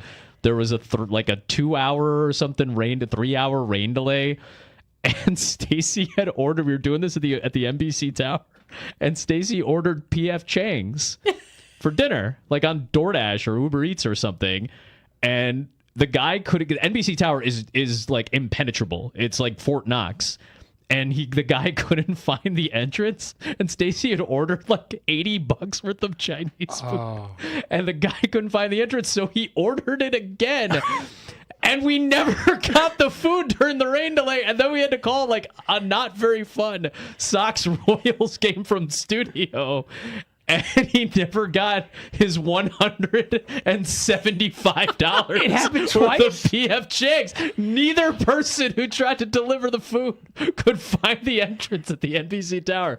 And Benetti didn't even have to bring up the whole story. He was just like, remember when you guys and the delivery guy, and we both just started cracking up, which was the first laugh I had that day, and it was courtesy of JB, which and that's not shocking at all if any of you know Jason Benetti, that he would be have the ability to do that. But that's another, like, most people haven't heard that story. Some people have, but like there's for the next, I don't know, year for sure, and probably forever, somebody somewhere in some bar or restaurant will have a story on Stacey, and it will range from he took a photo with me to he held my kid on his shoulders to we tweeted at him and he brought us down to the floor after the game and let us take photos at center court, which I never ever thought my feet would ever touch the United Center floor, to he was having dinner at this spot and he was nice enough to like say what's up and tell me about the playoffs. Like, it's going to range from all through that. Somebody somewhere in this city will have a story on him. And I always thought like Harry Carey and, like Johnny, Red, Norm Van Leer. I kind of always just thought that they were like men about town and they could walk in anywhere and like they didn't have to pay for a dinner or a drink or whatever like that. That's kind of how Stacey was, and I never thought of him that way because he was just our buddy. He was our friend. He was our colleague. We don't think of our friends necessarily in that manner, but that's what he was to a lot of people. I imagine Stacey, when people, say, oh, that guy was the life of the party. When I think of life of the party, it's not the guy who barrels in through the front door and starts screaming and yelling. That's not who he was. He's the guy that glides in through the front door, has a different aura about him, and not only does he differentiate himself because of that, he then decides, well, I'm going to get everybody into this, and pulls everybody in a little bit closer where you do interact with the people around you. And I'll tell you this quick story, and then I know we got to go. The juxtaposition of Stacey to me, when we were in Paris for the Bulls playing the Pistons, and on one night we're sitting at a 5-star hotel in Paris eating escargot and listening to him tell all those Turkish mobster stories and his travels in Europe and the Hollywood starlets he rubbed shoulders with and the actors that he could shake hands with. And then I was like, this is the coolest thing in the world. And then the next night, he rips his suit pants from thigh to ankle when he gets on the bus to go to the arena in Paris, France. So then we have to eventually staple his pants shut for the broadcast. Mark Brady did yeoman's work there. And then right when that happened and we're getting adjusted and sat down at our broadcast position, he looks across the way and sees Victor Wembanyama, 19 years old, not drafted, and goes, that dude's about to change the league. And what do you know, 3 years later, that's the case.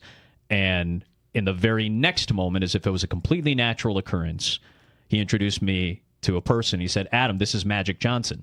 And I turned around and suddenly I'm shaking hands with Magic Johnson and meeting Cookie. And then he just sat down as if that was just a very normal occurrence. That's the juxtaposition, but that's also a great representation of pulling people in. They're not just in town. They're like... To describe this team, they're perfectly imperfect. They'll run into outs, they'll swing and miss, but I'll be damned if Colson Montgomery won't run into one. The more you watch, I think the coolest thing to me is having the job that I have at the national level. I walk around the ballpark when I get there, and opposing coaches come up to me and go, this team is really good. And all I can say back is, I know they are. This is a relentless group. The best part about this 26 White Sox team, they don't need any help from anybody else now. If they play better than Cleveland and Minnesota, they're going to win the Central. It's Dan Plesac talking about the White Sox. He has a good time when he fills in for Steve Stone on White Sox broadcast on CHSN. As the night begins, the White Sox have a 3-game lead over the Guardians, a 4-game lead over the Twins, and the Tigers are still lurking. Although it feels like they've been gutted, although they've won 3 in a row. They're 5.5 games back as stuff starts tonight. And Bart is catching tonight for the White that's Sox. Your guy. That's your guy. And maybe they'll be right about Joey Bart. There are fans in Pittsburgh who were pissed that Joey Bart got sent away a couple of weeks ago, or whenever that was, when Henry Davis, I think, their catcher came back. Poor Pirates fans. They're upset about that. Dude, hey, Pirates made some sneaky additions. They've got 5 new arms in a bullpen that has been the major weakness. Salute for that team all year long. They helped the Cubs last night. If the Pirates fix that bullpen, then they're going to be a problem over the last stretch here. By the way, Brenton Doyle is also in the lineup for the White Sox tonight as they get ready to take on Boston. So he's going to play center field for them. Look, you've got the Cubs coming off the Yankees, now having the Dodgers, and you've got the White Sox having the Red Sox coming off the Rays, and then they get the Guardians later this week. Yeah, it's a big week for the White Sox after you make these moves, and now you have this thing where we all understand kind of the greatness of what's happened this year, the fun of what's happened with the White Sox this year. A lot of people going back to the ballpark this season, and it's beautiful. And the way that White Sox fans have responded, they'll go over 2 million in attendance. And I owe that all to Ja Rule. Like, he is getting people back to the ballpark. And I will say, though, if Ashanti is going to be there with him. I'm there right now. I'm camping out for no reason. Yeah, that changes my plans for Friday night. You know? There's a reason. That truly changes my plans. Well, but Alex is our guy who goes to the post-game concerts, and then he gets a mug with the artist's name on it sometime in the months that follow. That's how we do it, usually, so... Are you going to go up to Kohler, Wisconsin, get me a Ja mug? Well, here's what we do. They have those there? I've already thought this through. You get you a James mug, and then we just mark out MES, and now you've got a Ja mug. I'm sure you head down to Memphis. They'll have them on sale, the Ja mugs. I would say just get a Firefest mug, and that would cover it if you can find one. We got options. There are all sorts of things. So when I look at the White Sox story, I'm not discounting it, and like one of the things that makes my ears burn is the concept of it's a year early. I hate it. I hate it. I feel like there's a timeline that it takes, and I've been the guy over the past 2 months trying to tell people, hey man, enjoy them. This is the bonus year. And I still feel like that's underneath it. I mean, they were projected to win 70 games? I mean, like there were people asking me if they should bet the under at 72.5 or whatever it was, 67.5. Some of those preseason numbers, but the world has changed, and so look, say it the way that you said it, or ask it the way that you asked it, because I thought it was striking the way that you asked. Is it a failure if the White Sox don't win the division? I feel like the word failure is a problem. I can't call it a failure. But I think right now that should be the expectation. Is that a semantic difference you'll accept, or do I have to go with failure or not failure? No, because, look, they can lose the division and still be a playoff team. And I think that everyone's probably on board with that. But they've been leading the division for, 60 games? Yeah. And if the worst-case scenario plays out, like if Tanny's, all the way right, that what the Guardians did is head and shoulders above what the White Sox did at the deadline, and then they are able to jump the White Sox, that feels terrible. Like, that will feel bad. I think I have to. I think I have to say yes. It would be a failure. I think at this point, the way things have changed, with the opportunity without constraints that you had at this particular deadline in this moment with your farm system, if you don't make the moves that lock it in, when you're up 3 games on the division right now, you're up 3. It's like, yeah, I think I have to give it to you and say, yes, it would be a failure to not win the division right now, because it's such a big deal. to have to play one less series in the postseason in terms of getting by people, in terms of using your guys, in terms of the possibilities of winning the damn thing? At this point, I would have to say yes. A little bit of extra rest and perspective too, if you're able to get a bye and you know that you're going to be at home, like all of that stuff, like that feels terrific, you know.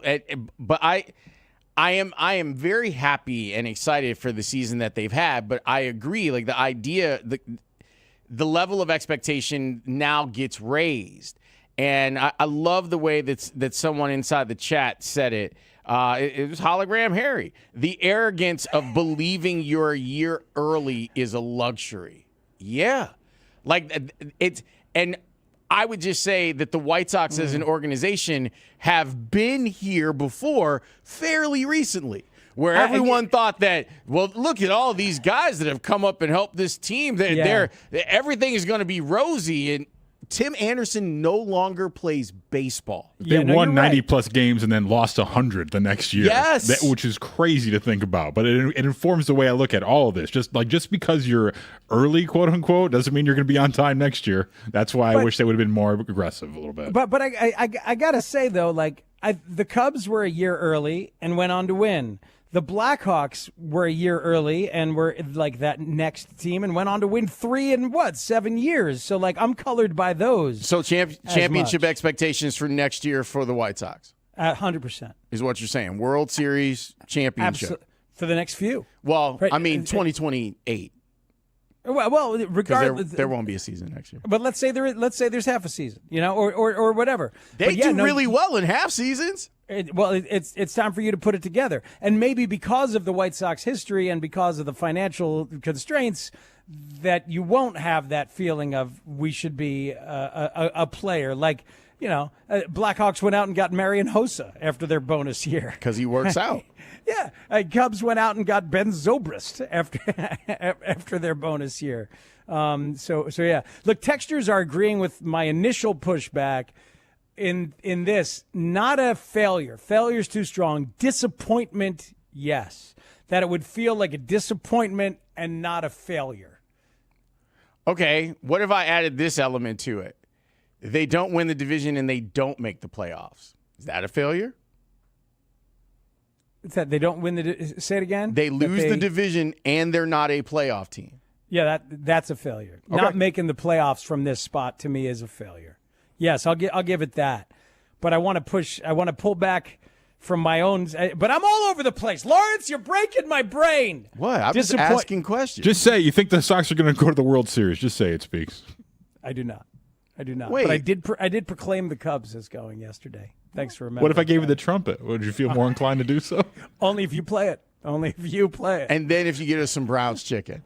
After that, then we are really cooking with gas. It tastes better. It really does. Those are the Browns mushrooms, man. Still, that's a go-to. Texture says if they don't make the playoffs, it's a failure. I have championship expectations this year for them. Says Me a texture. Others say no, not a failure. More of a letdown. So I think you're asking the right question, Lawrence. Obviously, where are White Sox fans on? Where are they at with this?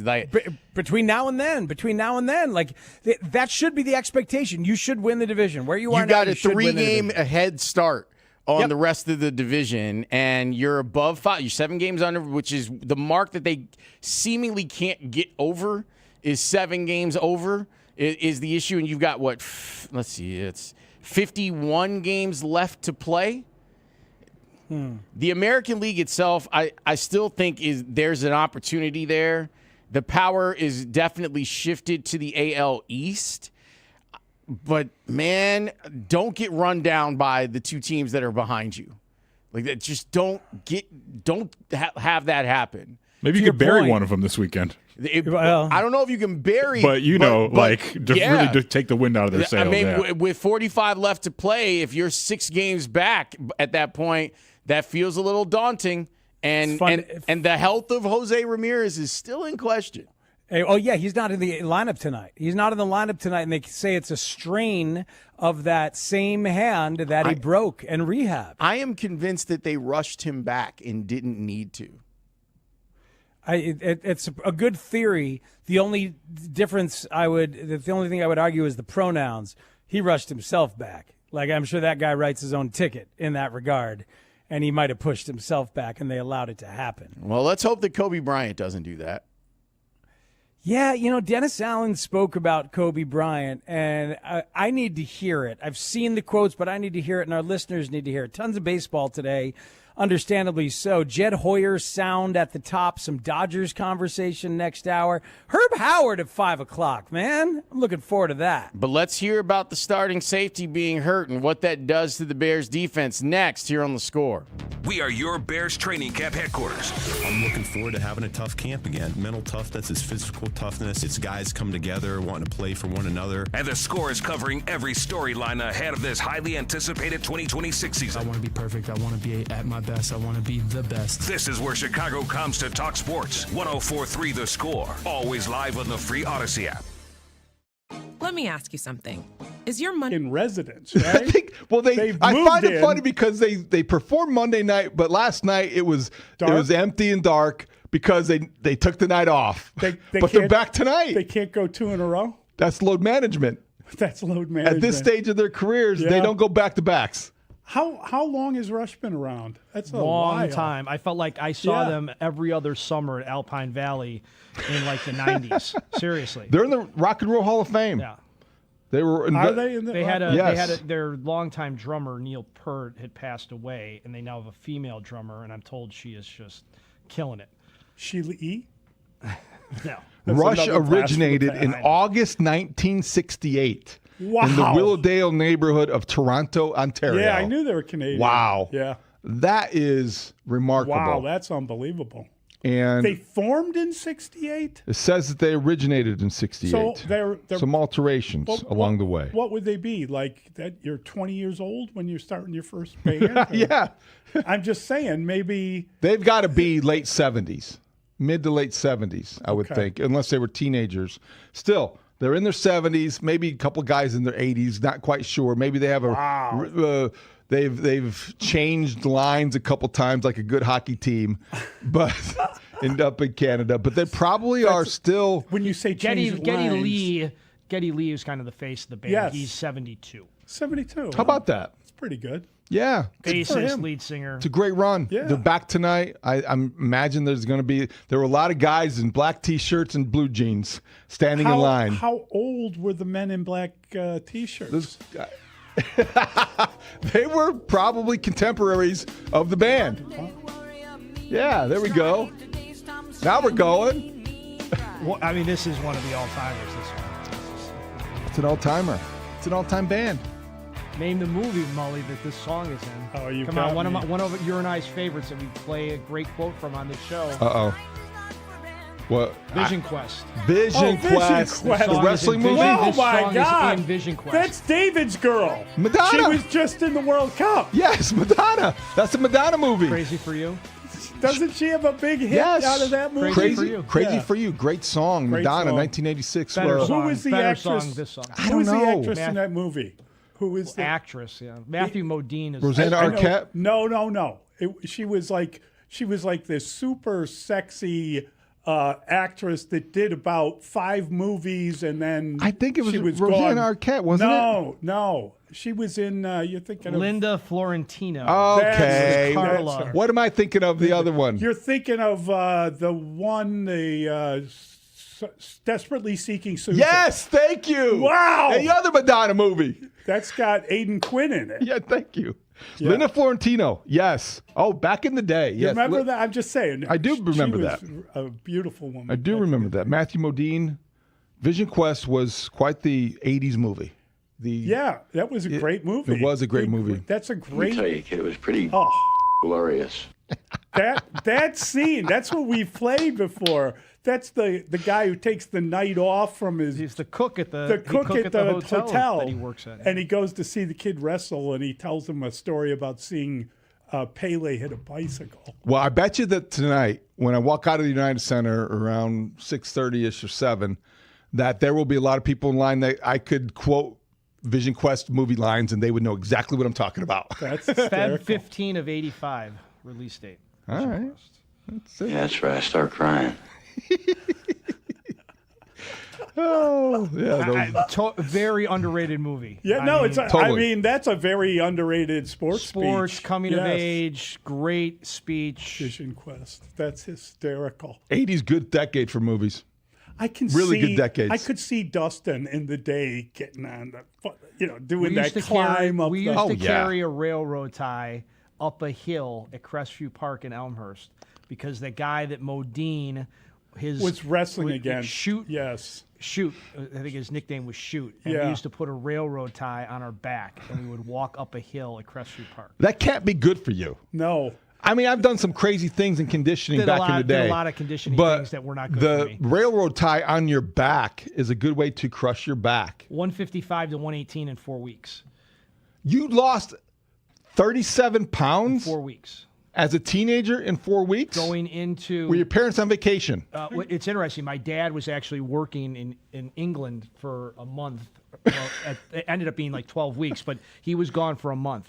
Yeah. Where was he in England? Just out of curiosity. He worked for Mars Candy Company. Right, that's what I'm And he was wondering. I don't remember what part. He was teaching them. He designed the one by one candies that you get for Halloween. Yes. So he created that line. He crafted it. And so he went there to teach them. Yeah, let's not ask players that about other players' injuries because they're not good sources on that. They're kind of told not to say anything about it. So while they may be teammates, some of them weren't even close to where. You know what? Never mind. The reporting on it is that he's going to be gone. Kobe Bryant is going to be gone for 8 to 10 weeks. So that puts us around Game 5 against the Packers.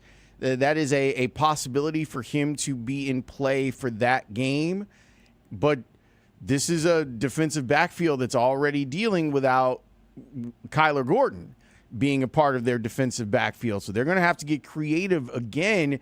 And you don't have Kevin Byard back there anymore either. You've got a rookie back there who I think is going to be pretty good, but you're asking him to take a step up in leadership. Yeah, you are. But, boy, man, the scrap heap safety list that Alex Kuhn put together for us yesterday, that would be The a slag score. heap safety list. That's right. No, the scrap heap safety list that Score Weekend host Alex Kuhn put together for us included a name that our guy Matt Bowen threw out there on Twitter last night, Xavier Woods. Xavier Woods. Like, 'tis the season to go to the couch. I always think of it as Scott Podsednik's old couch because that's where the White Sox got Scotty Pods in 2009. It's like, hey, he's on a couch. And I always think of it but that way. But, yeah, I would not be surprised if they go and get one. But it was Dennis Allen Day.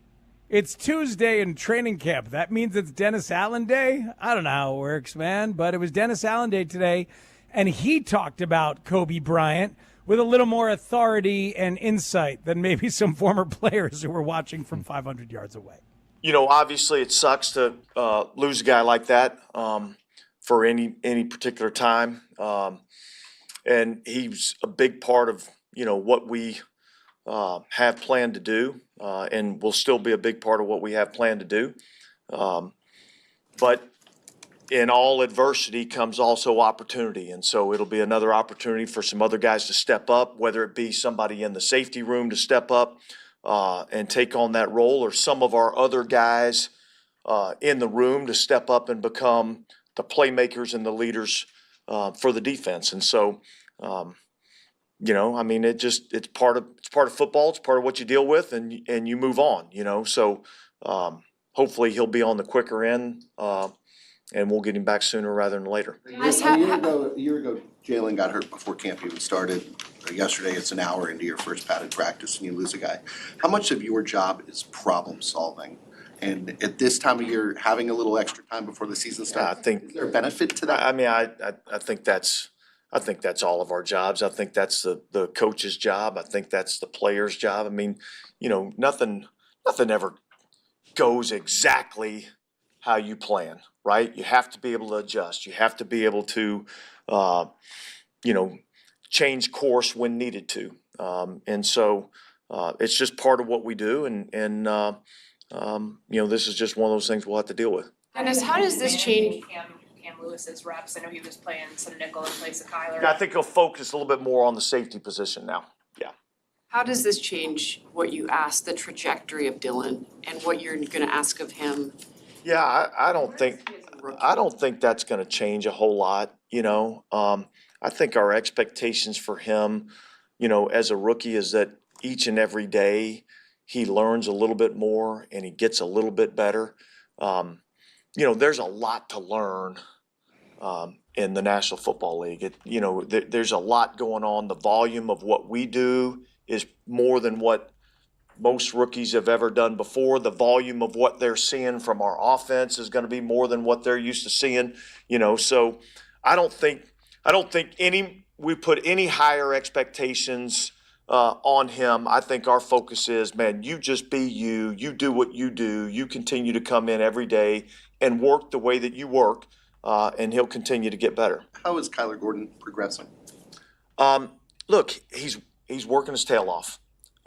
He's doing everything that we've asked him to do. I think we got a good plan for him, and then we'll just see where it goes.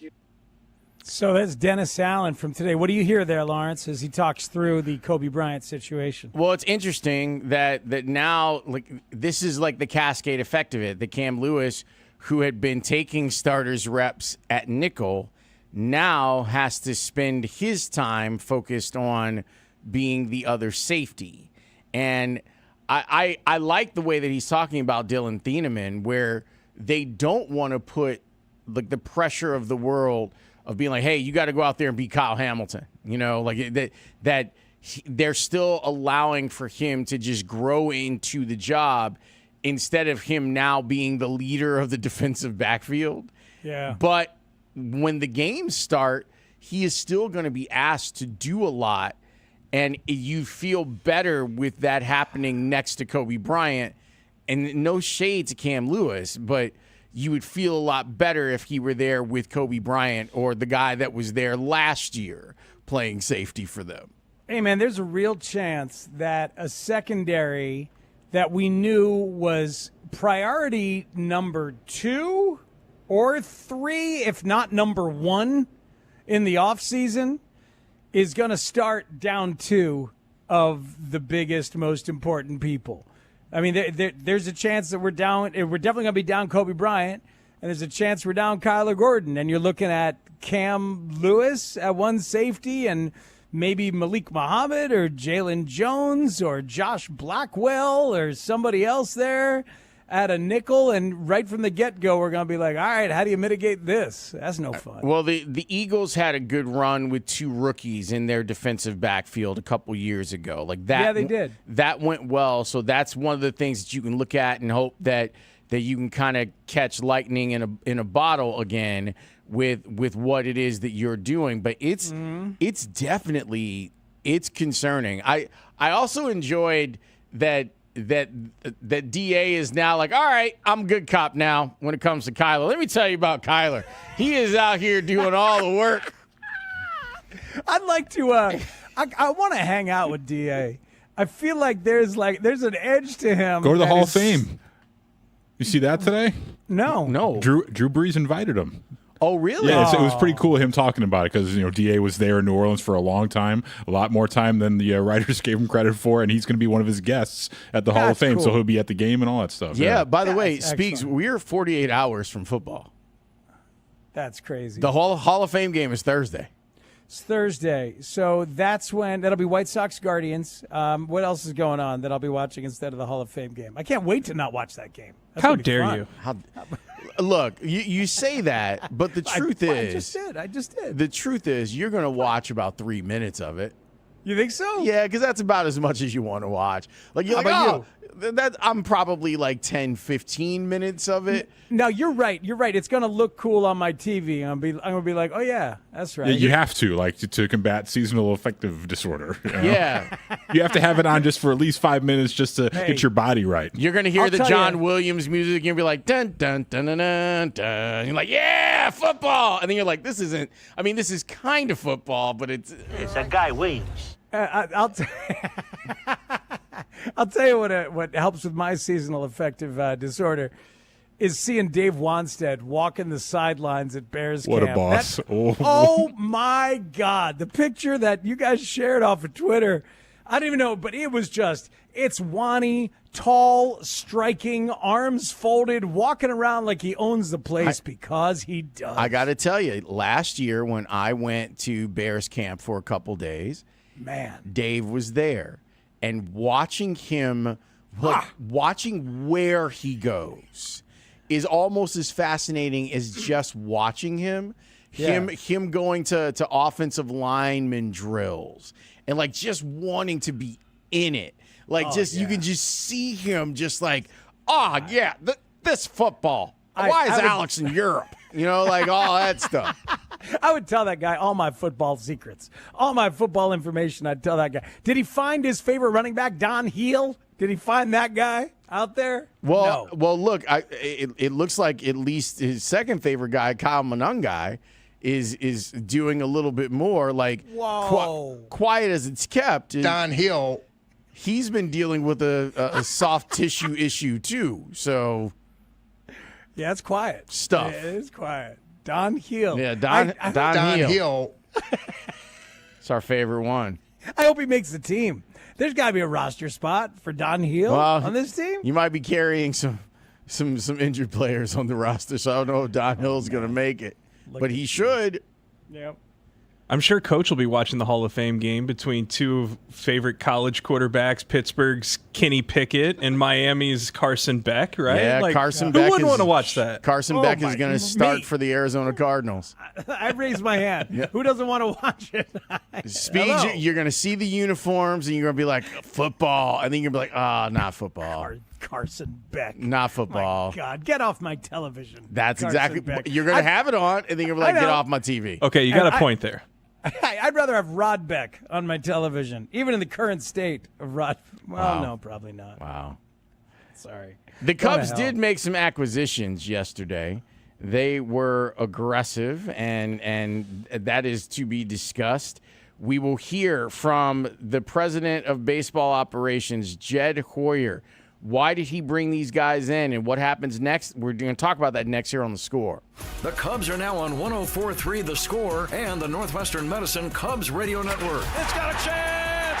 Cubs win the ball game. Northwestern Medicine, leading the way to better medicine. Learn more at nm.org.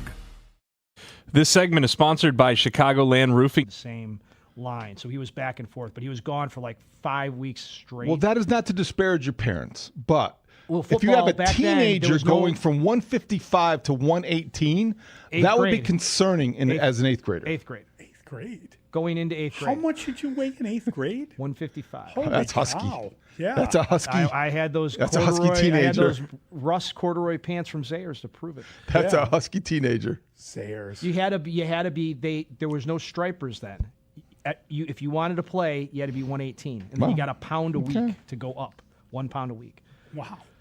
But I have to stand there basically with my jock strapped in the middle of the park to weigh in, and then throw all my gear on to play. Brandon, you're going to have to cue Glory Days, another 80s guy, as Dustin talks about his wrestling career. That was football. Oh, football. Yeah. All right. That was dropping weight to play football. Both. Oh, what was the dumbest exercise you tried for football? Did you get into taking the tractor tires? Oh, and we used to move the turning tires. Yeah, Yeah. we used to have this hill, a la Walter Payton, the training hill. Yeah, oh, yeah, And we would yeah. wear our the most comfortable farm boots, and we would have to run up and down the hill in farm boots, and it was quite a scene. I remember doing a thing where we wore like the equivalent of combat boots running on a beach. Mm-hmm. Same thing. Just the idea of like running in sand on kind of But now that you say that, now I'm imagining you in that scene in Rocky with Apollo Creed and Rocky, and you are running side by side with your soccer teammates. And then at the end of it, you are hugging and jumping and if you want to imagine elation. Me and Rocky, think of the character that kept catching shots to the face and eventually went down in their half shirts. The guy, I can take a bunch. Move. Don't want no rematch. Don't want no rematch.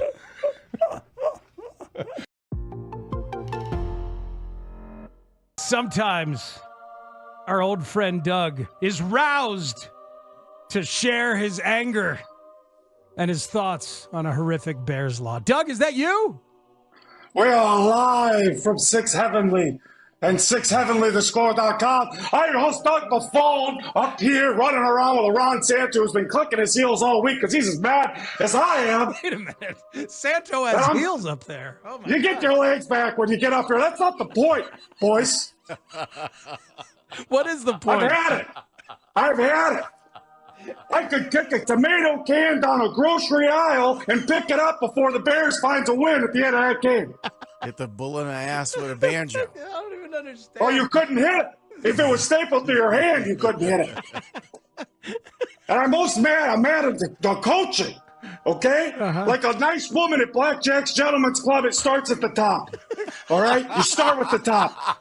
When you saw Tyreek Stevenson with his back towards the line of scrimmage, Yeah. how did that make you feel? Okay, Stephenville kid, whatever, his Stevens Center, Convention Center guy, I don't care.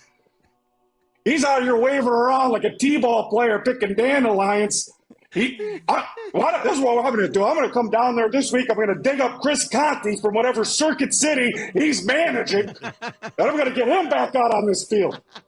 All right, Doug, it's really good to talk to you. It's really good to hear you. We're glad you're doing okay. You know, Doug Buffone's thoughts on the games are brought to you by Zares. Come into Zares this holiday weekend. We'll take care of you. And don't forget to stop by Marshall Fields. We'll go to Marshall Fields. Look in the window. You know what? If you're a Bears player, look in the window and see your own reflection. Who do you want to be?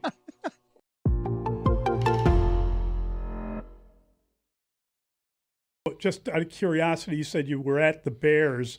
What can you tell us about Oh, my gosh. their two draft picks, the first two, Steinman, you would have seen him at Purdue, and of course, Logan Jones. Might be partial as Iowa guys. Yeah. Well, I'm glad they're not at Iowa anymore. I'm glad they're with the Bears, and I'm glad he's not at Purdue anymore and is at the Bears. But here's the first thing. So I've been head coach 18 years. I've always gone to a spring OTA with my coordinators. We go all around the NFL, and I've never gone to the Bears. Oh, wow. And Ian Cunningham and I are very, very close, a great dude. And I talked to him about going last year. We didn't make it happen. And obviously he went to Atlanta, right? But this year I was looking at going to three places. I was looking at going to the Seahawks, the Bills, or the Bears. And schedule just didn't work for those other two. And I hit Ian up, and he connected me with Ben Johnson. I've met Ben before, but not been close.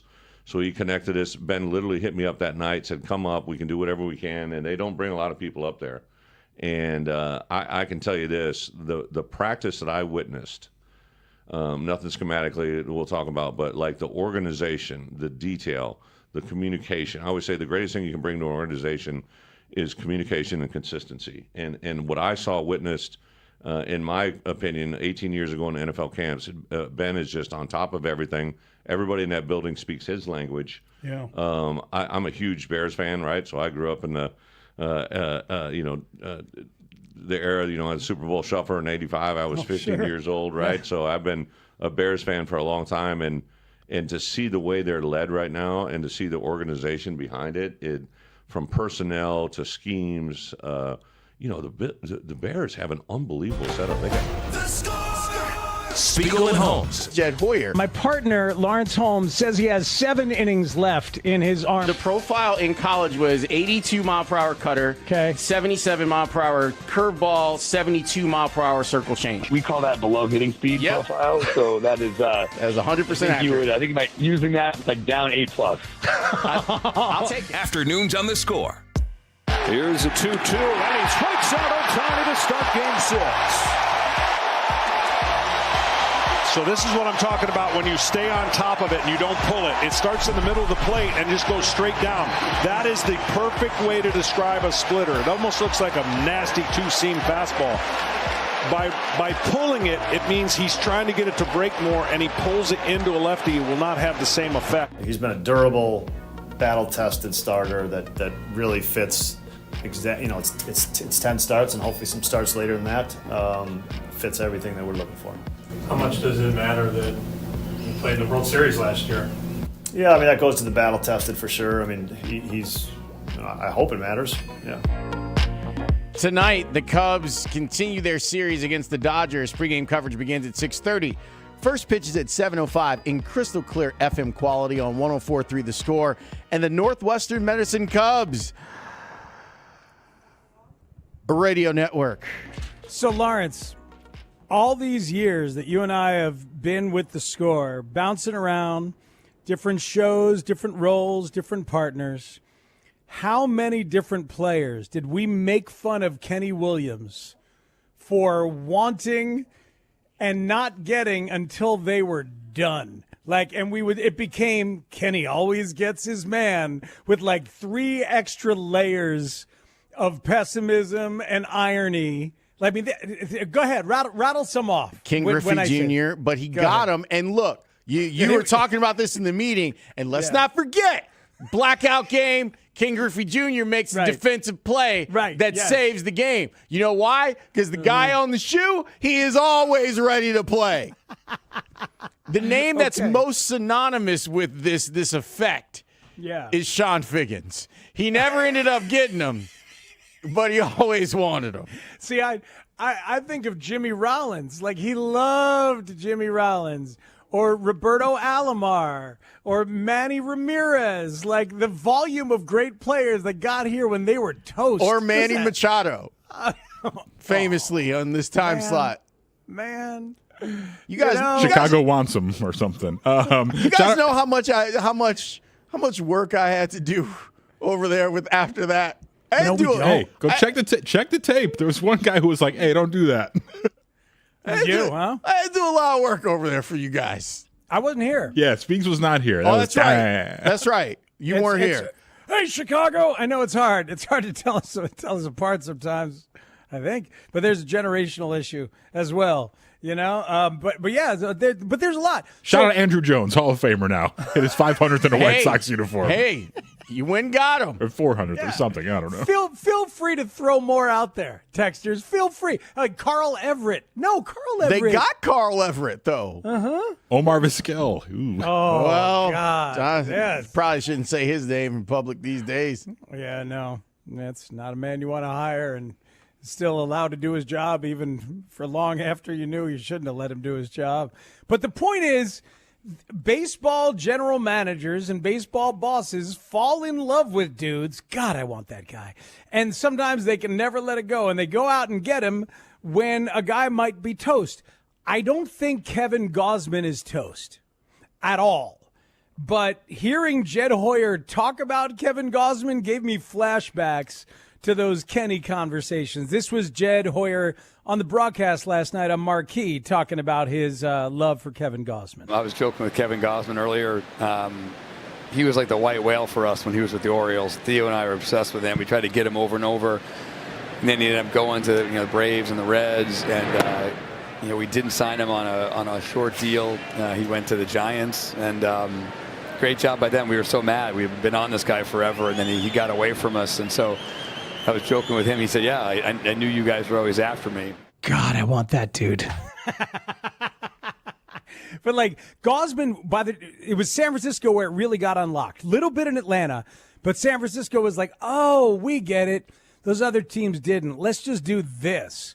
And that must have been what Jed and Theo were obsessed with. So is it the same? Is it the same as that kind of White Sox thing in your mind, Lawrence? Or is it different because it's a pitcher and because this guy, I think, still has what they need him to have? It's different, but I do think the concept of it is actually really funny.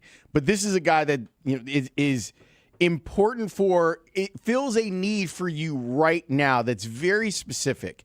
Yeah. And – it's not just Jed who's excited about it. Like, you could hear it. Like, Craig was pretty excited about this. Like, I know exactly what I'm going to do with that guy, and I know exactly what I'm going to do with Clay Holmes, like getting both of those guys and know they're going into the rotation. So, yes, it does feel like, well, you finally have an opportunity. Was Kevin Youkilis one of those guys too for Kenny? You know, I don't remember him mentioning him a lot, but I mean, he obviously got here towards the end. Darren Erstad getting some love. Jeff Keppinger. Like Jose Canseco towards the end. Well, you're playing with fire with that. And I mean, the White Sox had him back again, right? He lost the home run derby to Leori. How about this texture? Even Jerry Reinsdorf always gets his guy, no matter the age. Look at Tony La Russa. Yeah. Oh man, that's rough. That's a dark moment. And that's the part that sucks. That Kenny got to get his guys, and Jerry got to get his guys, and Rick didn't get to get his guys. We don't even know who your guys. Well, we know who one of them was famously, but I mean, like, and here's the thing that I think is different. I hope. Is that whatever you thought about this guy's stuff and what you would do if you could get your hands on him, they can still do. Like, he still has that fastball splitter. Maybe their idea was the same as what San Francisco did, which is just throw the fastball and the splitter and dial in on those tunnels and just use those two. Like we talked about it with Nico yesterday. You can be a two-pitch pitcher, right?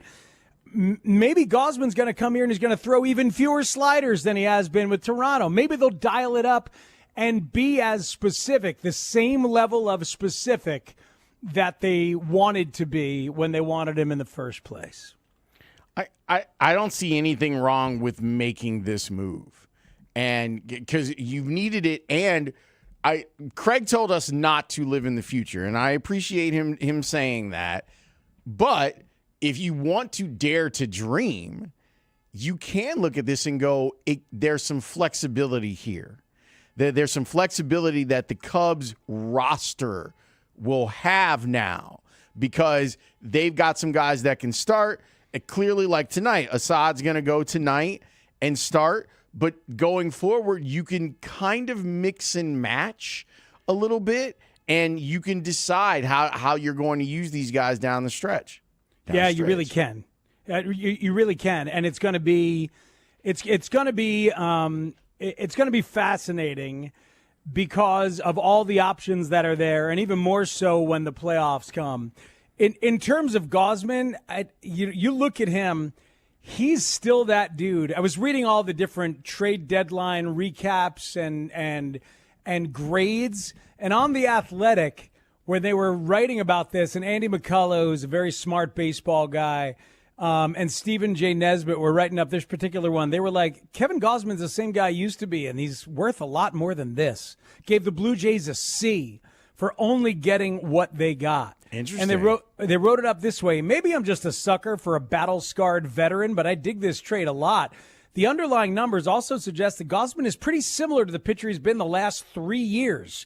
3.51 FIP, fielder independent pitching this year compared to 3.41 last year. Similar K to walk ratio. He still has an elite fastball. He doesn't qualify as an ace, but the Cubs should feel comfortable handing him the ball in game 1 of a postseason series. His whip is right on his career average. So, I mean, so it was very little to get Gausman, and I tweeted it at the time, even though I think we can all agree you should never tweet, that after Gausman, they should go out and get another one. They should go out and get another one, and they did. And they ended up doing so with Clay Holmes because Brett Bateman and Ty Southesine as prospects. Toronto didn't get enough for Kevin Gausman. Yeah, and then we were thinking that it could end up being Gausman and Reed Detmers, which would also have been fine. But they ended up getting Clay Holmes, and that seems to work. Like the pitch mix for Gausman this year has been four-seamer, split, and slider. 52% on the four-seamer, 38% on the splitty, and 10% on the slider. That's been his pitch mix this year. Yeah, so that's interesting. And I love how on Savant we can just go back and look to previous year. What'd you say it was, slider, for this year? What percentage? Slider is 10% this year. 9% last year. 8% the year before, and he also threw a sinker in 24 that he's completely given up on. 10% the year before that. He threw a sweeper that he seems to have given up on.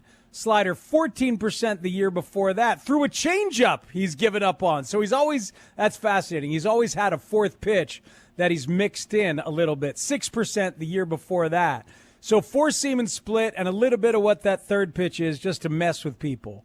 So I can't wait to see what the Cubs will do because they're good at this. Look at David Peterson, man. I mean, they're good at this. I love Savant because it's just incredible. fun. It's incredible. And you can have like because I'm going through it right now, like his whole career of like what the pitch usage is. So last year is 54%, 37%, 9%. So this is the pitcher that he's been the last couple of years, where it's those three pitches that make up his mix. But you're right. You never know what a different organization will find and be like, hey, we like this. We think that you could throw your four-seamer a little bit more if you want to. Yeah, and to your point, since we can even go back further and look at like 2016 and even 2015, he was throwing his splitter like 10 to 15% of the time. And now it's, up at 30 with regularity, sometimes 35% of the time, 37% of the time last year. So that was the big change. And he's never looked back and had a tremendous career. Game 1 starter Kevin Gausman, if he pitches well the rest of the way, I feel great about it. Like Gausman, Boyd, Clay Holmes if he's healthy, and Shota as your top 4, let's go. Yeah, and what a change that is for Shota. Like that's a guy that they didn't want to pitch in a money situation last year. Mm-hmm. And he has been terrific, and he has taken the ball. As Craig told us earlier. I didn't catch this. Ian Happ had some thoughts on Jed talking about Gausman. Let's hear this. I was joking with Kevin Gausman earlier. He was like the white whale for us when he was with the Orioles. Theo and I were obsessed with him. We tried to get him over and over. Jed was gushing, huh? I mean, gushing and blushing, all of it. Yeah. I mean, Gausman's been really good. They saw it early. That's it's really funny when Jed or any front office guy, they can really get obsessed with a player. Yeah. And it's just like they love him. And that's, I got to talk to Jed about that today. Did I play this with the idea that you may give him some guff about it? Yes. Yeah. Yes, I did. Yeah, I'll ask for the stories over the last 10 years of the different times they were trying to go after him. Tell me about this white whale you were obsessed with. Yeah. When did your obsession start? Perhaps Ian might be talking to Jed about some other things. Well, but don't you think he's already had that conversation? Props to Ian for wearing it as lately as he has. He didn't start last night, and there's no way that Craig says it today like he said with us about Ian struggling against lefties and how he's going to be sitting against lefties. There's no way he said it to us without saying it to Ian, so Ian was ready for it. These guys know. I think These guys you better know. Call Tyrone. Call him. And tell him, come on, play left field. But you can't. Come on. But you can't use Jed's phone. That's right. Somebody's phone. I mean, those guys are probably sleeping. They've had busy days over the last couple of days. Yeah, probably. But like, I know I mentioned it transition, but Lawrence, you've had this experience when you're talking to somebody and they're like, oh, you're not supposed to know that. That thing in 2015 when I asked Theo, how about Gausman? Do you guys want Kevin Gausman from Baltimore? And he's like, shot me that look. Like, you're not supposed to bring that up. I don't want to talk about it with you. That is something that only Jed and I discuss behind closed doors. I will not be sharing that with you, and don't ask me about it on the air. I was like, okay, all right. I was joking with Kevin Gausman earlier. He was like the white whale for us when the bucket list item. So that is still like a white elephant that's out there for me. It's a good story. So close. I had that moment with Kenny when he traded Miguel Olivo. Tell me. We're all in the tunnel, and I got a little something, and I saw Kenny getting ready to go into the clubhouse to tell Miguel, and I was like, congratulations. And he was like, what? I was like, on the trade. And he's like, how'd you know about that? And I'm like, stuff. And he's like, we'll talk later. Ha! Because that's kind of Miguel Olivo for Freddie Garcia, right? Yes. Wow. And there was one other prospect that was thrown in there, but yeah, it was pretty good move there. Yeah. But Miguel Olivo went on to have a good career after that. He was devastated. Like Freddie, that was Freddie the thing. mattered, though. Freddie mattered, though. Freddie absolutely mattered, but seeing a young Miguel Olivo like struggling. Freddie with always that. like informs my opinion is like why you go get the ace, like be early because you can get those extra starts from a guy before the deadline. Like because that year Freddie, like I think that that was mid 04 they got him. He didn't help a ton in terms of the 04 season, but there was like, oh, this is an ass kicker for next year. Is a fascinating trade. Ben Davis and Freddie Garcia to the White Sox for Miguel Olivo, Mike Morse, who went on to have quite a major league career, as a matter of fact, and Jeremy Reed. Boy, the Freddie Garcia trade tree, like of his life, is fascinating because you guys know who else he was traded for, right? In 1998, Randy Johnson. Yes, sir. By the Astros with a player to be named later and Carlos Guillen, the second baseman, to the Mariners for Randy Johnson. Do we know who the player to be named later was? I always find that fascinating. Was it cash consideration? Juan Uribe. It was John Halama. John Halama was the player to be named later. No, I agree. That is fascinating. And then Freddie traded by the White Sox to the Phillies in 2006 for Gavin Floyd. Yes. And Gio Gonzalez. One of the 9 times the White Sox traded for Gio Gonzalez. By the way, that's another one of those names that can end up on the list. But Gio had a good career, non-White Sox. I mean, Gavin had a pretty good career too. Gavin pitched for 12 years? God, you're right. So Gio finally gets back to the White Sox at age 34 and ends here. He was done here at age 34. Yeah, man. Gavin Floyd finished his career as a 16 WAR, 74 and 76, 4.37 ERA through 1,200 innings. That's a pretty good career. Gio Gonzalez drafted by the White Sox in 04. Then get him back. In 05. He had traded in 05. And then traded in 05, and then they got him back in the Gavin Floyd deal, and they traded him away again in 2008, and then they brought him back in 19 as a free agent. Oh, man. Gio, back and forth we go. All right, let's take a break. When we come back, let's talk about the Dodgers. Let's discuss their role in baseball, and let's talk about everyone's favorite Dodger, at least on the north side. And he's going to get the business down there for the rest of this series and further series to come. That's next here on The Score. Mully and Haugh, the most trusted morning show in Chicago sports. 5:30 till 10 a.m. Lining up the playoff starters. For the Cubs, I'm going with Matthew Boyd, Kevin Gausman, Clay Holmes, Shota, and David Peterson. What this means is Colin Ray and Javier Assad are bullpen pieces, bulk guys. You've got a deep pitching staff now, and you paid for that depth. But I'm going Boyd, Gausman, Holmes. Mully and Haugh, mornings 5:30 till 10 a.m. on Sports Radio 104.3 The Score. Leaks, clogs, or burst pipes. 4 practice fields. They, in my opinion, would be one of the top 5 facilities and organizations in the entire NFL. Like you'll be surprised when you go to some of these NFL buildings and facilities. It's a complete shit show, right? And what I'm sorry, but like just the way he handles and organizes everything. And Poles came up to us right away, opened his arms up for us. Like I just think those things come back to you tenfold, and it's really What impressive. was your impression of Ben Johnson before you met him? So when he was at Detroit, I'd actually a good friend of ours, Jay Kaiser, who's now with the Jaguars, chief of staff there, had been around him at Miami, and he said, "Hey, keep your eye on this guy. He's a guy that you want to be around." And a lot of those coaches on his staff were guys that were at Miami with him. He didn't on his original staff hire friends and buddies, but he brought a lot of guys back from that organization that he knew and he selected. But like his just football IQ, and when you got a quarterback. I'm telling you, I've been around a lot of quarterbacks. Russell Wilson, all these guys.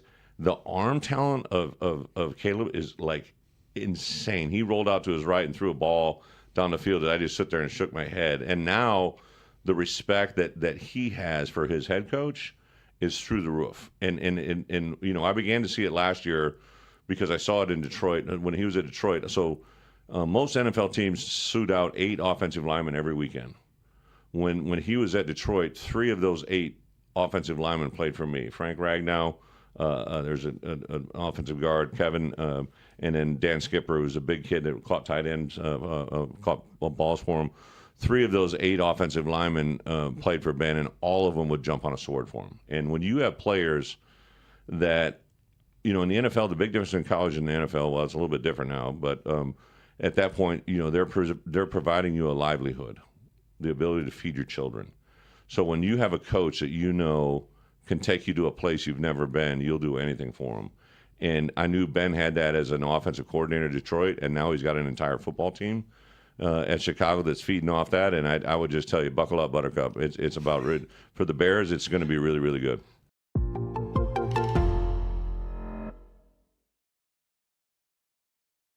Steve, what type of ball player were you? I played in college, Division III basketball. I was pretty good. Wow. I could play. I played in the Garden my senior year. Then I lived in Vegas for many years, so I played with all those guys, Larry Johnson, and I know Greg Anthony since he was in high school, and Ricky Sobers. And there was one place to play in town, which is, I'm not joking, it was called the Sporting House. It is now Sapphire's Strip Club. That is where everyone played, and you had everybody there. All the UNLV Rebels, all the guys, if they would come to town, they would play, and it was some great runs there. Yeah. Who's the best famous actor ball player that you've played with? Woody Harrelson thinks he's good, but he was no good. He played with us. No good at all. He thinks he's good. I think Adam Sandler's okay when he was younger. I think David Duchovny could play a little bit. Did you ever play at Larry Sanders' house? Larry Sanders used to have those. Yeah, they used to have a game, but I don't know if they were any good. I mean, Sarah Silverman was in the game. Yeah. I mean, she could be good. I mean, I don't know. I like Sarah. I like them all, but they used to play on Sundays there. Yeah, I don't know. Woody Harrelson really thought he could play. He's a way better actor than he is ball player. And of course, I meant Gary Shandling, who played Larry Sanders. But yeah, those were legendary games. So we're going to Vegas in a couple of weeks. Our good friends at Circa are bringing us to Vegas, and I didn't realize you were the talent booker at the Riviera for a long time. Is that true? That's insane. Who's some of the big acts that you booked at the Riviera at the time? Dennis Leary, Bill Maher, Richard Belzer, Rosie O'Donnell. That piece of garbage, Ellen DeGeneres, David Spade, Rob Schneider, George Lopez. We could go down the line. Ray Romano, Kevin James, Drew Carey. Wow. You've had on and on and on, You've had a few different lives there. Well, that's how I started acting. I was booking the comics, and then Bruce Baum, Kevin Pollak put me in a couple of their HBO special and Fox special, and kind of got the acting bug, took some lessons, started auditioning, and that's kind of how it all started, like that. But it was those guys. I worked with comic Bruce Baum, and he was very helpful for me at the beginning. And, then I just started taking it from there, and then I came to New York for a wedding, and I auditioned for The Sopranos. When you're in Sopranos, while it's going on, not looking back, did you know that you guys had struck gold with the cultural importance of the show? Like, it just seems like the acting was so good on every level that it would have been hard to not believe that it was going to be a success. Well, if you talk to the guys that were there from day one, I mean, I came on the second season. If you talk to Michael and Jim, used to tell me, and nobody knew that. Michael even thought it was like a farce, like it was a comedy. He didn't even know what to think of it, on paper. The opposite of a hand. He announced his name even pregame, and it was the loudest the fans got was for Kyle Tucker and to boo him. There's the Zen Cohen. What is the sound of one hand clapping? What is the sound of no hands clapping? That's life, man. I mean, it's unfortunate, but it's how it works. And the fans are gonna do what they're gonna do. I mean, Kyle was a free agent. He sign with the Dodgers. Good for him. That was Craig Counsell earlier today with us here on The Score. And as a guy who routinely gets booed whenever his name is spoken in Milwaukee, I can understand Craig being like, yeah, whatever. Yeah, here, have some of that. Have some of that. Hey, man. Yeah, that's life. That's life. That's what all the people say. Incredible. Great pulls there, Chris Tannehill. I mean, that is just perfect. And you could hear, I don't know whether Craig was thinking about his own experience in Milwaukee every time he goes up there. And again, I have seen flags with Craig Counsell's face on it with a circle and a slash through it up there at... They defaced his park. They really did. They really did. And, it was clearly jarring. So whether you're thinking about that or thinking about his own experiences with Kyle Tucker, is there any of that going on? It did make me wonder if Good for him. Good for him. Good for you. He's one of those guys that was here.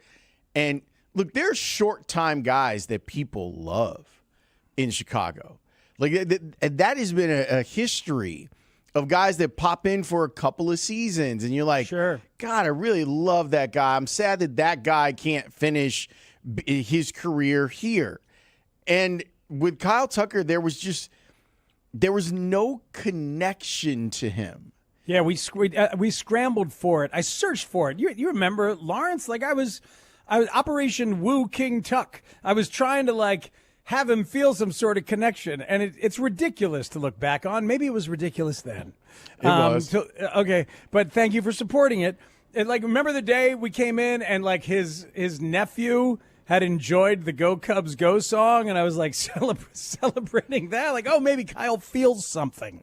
He'd never seemed to feel anything, and he didn't really participate in the playoff celebration to make the playoffs, nor the celebration after they beat the Padres to move on to the Brewers. He was not really in the clubhouse for that stuff. And even during the year when it fell apart offensively, and then he left town to go get medical treatment somewhere else, and it was like, all right, is this guy even really a part of things? He never really had much of a connection. He was renting and using the Cubs as much as they were renting and using him. Yeah, and sometimes it's like that. And then there are sometimes you're like, man, I hope that guy does well, and I hope that guy sticks around in the league or whatever. It's always fascinating to see how that type of stuff works out. And what impacts someone, even if they feel connected to it. Yes. Do they feel a connection to whatever team they're going to? And it just never felt that way with Kyle Tucker. And I get it. Yeah, no, yeah, but sometimes when you and I get talking, the topics just sort of present themselves just one after another. And you're making me think, and I don't know who the answer is, and we could save it and do it another time. But the short-term guys you did feel connected to, guys who were here a year, guys 1 year guys that you were like, oh man. Brian Goodwin is the name that jumps out to me for 2021 Sox. Had a couple big hits and just a good clubhouse dude. Right. Yeah. I mean, you were talking about this season, Derek Hill. Dude, that grand slam, was that last night he hit a grand slam? I have so much fondness for that guy. He was here for 2 months, So, yeah, there's all sorts of dudes like that. So you can make an impact and have a connection in your short time, or you cannot, and then you get treated like Kyle got treated last night. But, hey, man, that's life. That's how that's life. That's what they say. I'm looking at, by the way, I found a list of the 8 greatest players to be named later in trades history. Okay. Isn't Kyle Hendricks one of them? No, because Kyle was 1-for-1 for Dempster. Okay. But wasn't a player to be named later. Trey Turner was a player to be named later. That's pretty good. From the Padres to the Nationals in 2014.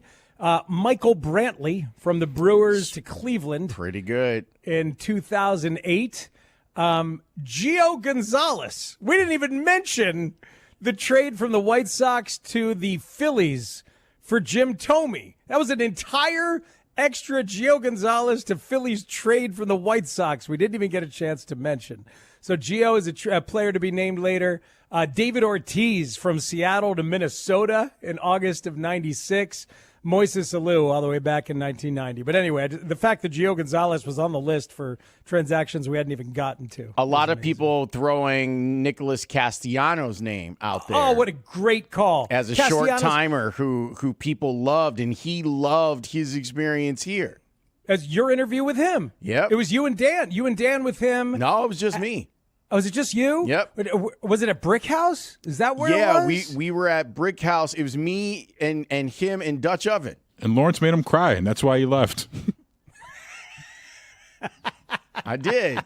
But it was with good reason. Like the day. So here's what happened. Like the day before, I was at Madden's golf outing, and Joe came over and hung out, and we talked about Castellanos. And then Tony was like, we should play this for Castellanos tomorrow. And I was like, you're right. We should do that. So we played it for him, and it's one of my favorite moments of the career because that dude, man, like I have a lot of respect for him because he's clearly a guy that can be more volatile. Like, and you can see it. And when he was a Cub, he was able to harness that. And look, quiet as it's kept, the way that Joe talked about Castellanos rubbed some of the people that were in that clubhouse the wrong way. Yes, it did. Yes, it did, because he was passionate and wore his heart on his sleeve, and Joe loved it. And Castellanos clearly, yes, volatile, but not just in a negative way, just like very emotional. Yes. Highs and lows for that guy. And you caught him on a very special day. So you hear that from Joe Madden saying that about you. Wow. How does that make you feel? I don't know, kind of like I want to cry. And he actually is tearing up a little bit. Why does it make you want to cry?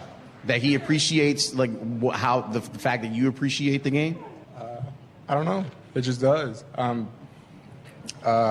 It's easy for something that we love to get looked at like a business, you know? And I feel like that sucks. And that, not just in baseball, but just like in everything in life, you know? So it just makes me feel good to hear him say that. Man, that's beautiful. And it was a room full of people, and they were crying. Oh, man. That's what it's about right there. And he was coming off a time in Detroit where his love for it was taken away by the business and the ugliness of it. And he's gone on to a very, a career full of ups and downs, but a hell of a lot of highs, man. He was a big part of what they did in Philly, that's for sure. Texters say Eric Karros as a short-term guy, Randall Simon as a short-term guy. I saw EK when the Dodgers were here, and I was in the booth, and he actually brought up his time as a Cub, like how much he still loves Chicago. Yeah. Because of that experience with the Cubs. Yeah, and his experience here and the way he's talked about it has become part of the lexicon. He's the one who said every player should spend at least one summer as a Cub. Yep. Every player should try and have that experience. Bison Dele, a.k.a. Brian Williams, 1 year as part of that second three-peat? Yep. And, so there's a lot friend of the show, Jeff Blum. Jeff Blum? Yeah, man. But I mean, he did something pretty epic. Because he was pretty awful until that moment. Yeah. But in one moment can change the whole narrative, It's a little bit longer than what we're talking about, but a guy who I still, like, if you look at this guy's career, there are other places that can claim him, and he claims, but Bears fans' feelings for Thomas Jones. He was only here 3 years, and people are still angry about him not being re-signed. Like there's a lot that went into that. There are a lot of people who had feelings, but I remember that being a thing. Like, he is still beloved. Hey, man, here's a Bears one on the text line, which I think is a great call. Courtney or CJ GJ. He came in and did the job.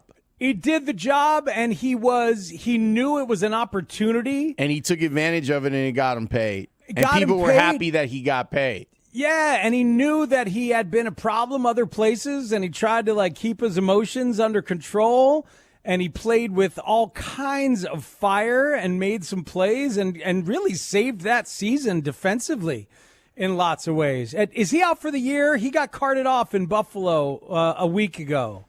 Maybe Alex was paying attention when he was, on the Danube. Rome the said Rhine. he's fine. Yeah, Roman Colston Loveland said he's totally fine. Those are my go-tos. Oh, by the way, I don't know if you saw this story, but he's out here doing good in Buffalo. One of the staffers for the Bills had some student loans, and they were having a conversation, and CJ went and paid them off. Come for on, her. man.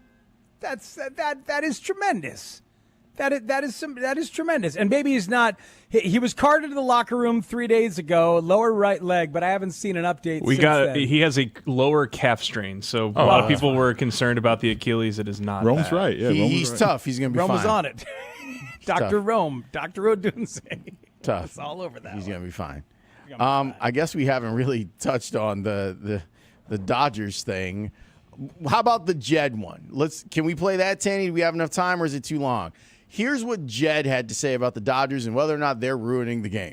Yeah, I mean, the Dodgers have done a fantastic job in player development. They have a really good farm system, and Scott, he did the best thing he could do for the Tigers and got a lot of talent back, and obviously they did the best thing for their team, and he's an incredible pitcher. I mean, there's no question about that. And I guess we'll see firsthand tomorrow. But I know there's been a reaction around baseball about it, but they put themselves in position to do that deal, and they did, and that's exactly what they should be doing. We had a lot of conversations with them, yeah. How do you match up against them now that they have scored? What do you think? As far as, they're probably one of your... Yeah, that's the team. That's the team you got to beat, right? And they. Clearly, they're going to be the favorites. They've won 2 times in a row. They've got the most talent in baseball. I don't think there's any question about that. And it's a great challenge for everybody. But I think going back to back is an incredible accomplishment, and I totally respect the fact that they really pushed in to do it 3 times in a row. What an amazing thing to try to accomplish, and it's our job and everyone else's job to try to make that not happen. Tremendous atmosphere, obviously, there last night. Tremendous win that we've barely talked about with all the news, Lawrence, for the Cubs last night. Big game tonight. It's Tarek Skubal against the Cubs and Javier Assad.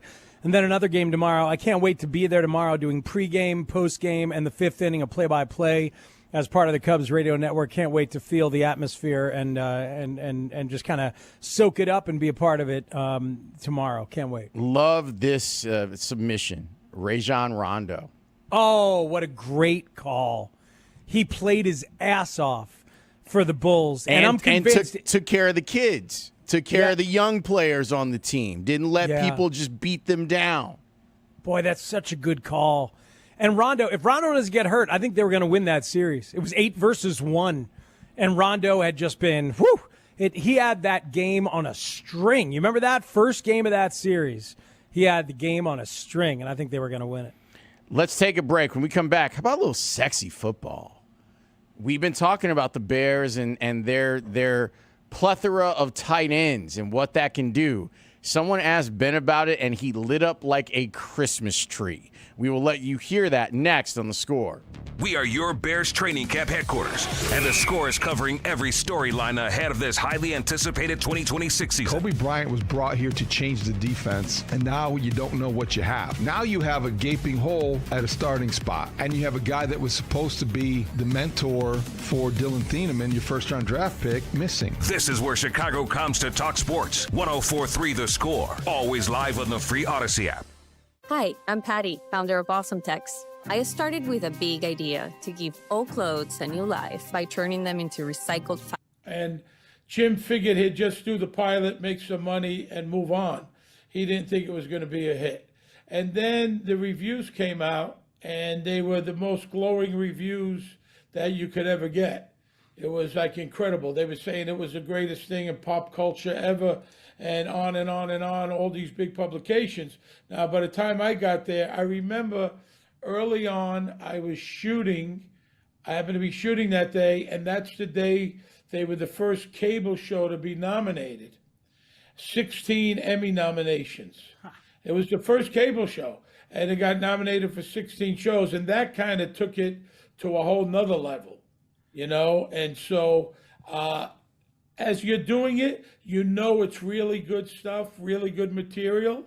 It's just kind of incredible. You're looking forward to getting the script. It's that good, So as time went on, it took a little while, but don't forget they shot that first season. Nobody even knew who they were. It's amazing. They're shooting on the streets and nobody knew who they were. It really kind of kicks off this entire era of prestige TV on cable and on HBO. And the whole concept of the anti-hero, which was not like a brand new thing, but really building a show around it. Because then you get Breaking Bad, you get even shows like The Shield, and like other shows started to pop up where the anti-hero was the thing. You're a sports fan, you're a sports guy. Do you root for the anti-heroes? You root for the bad guys who are great, or do you root for the good guys who are nice and clean, seemingly? Bad guys in what way? Poor performers or bad people? Bad people. Like they're human. Dennis Rodman?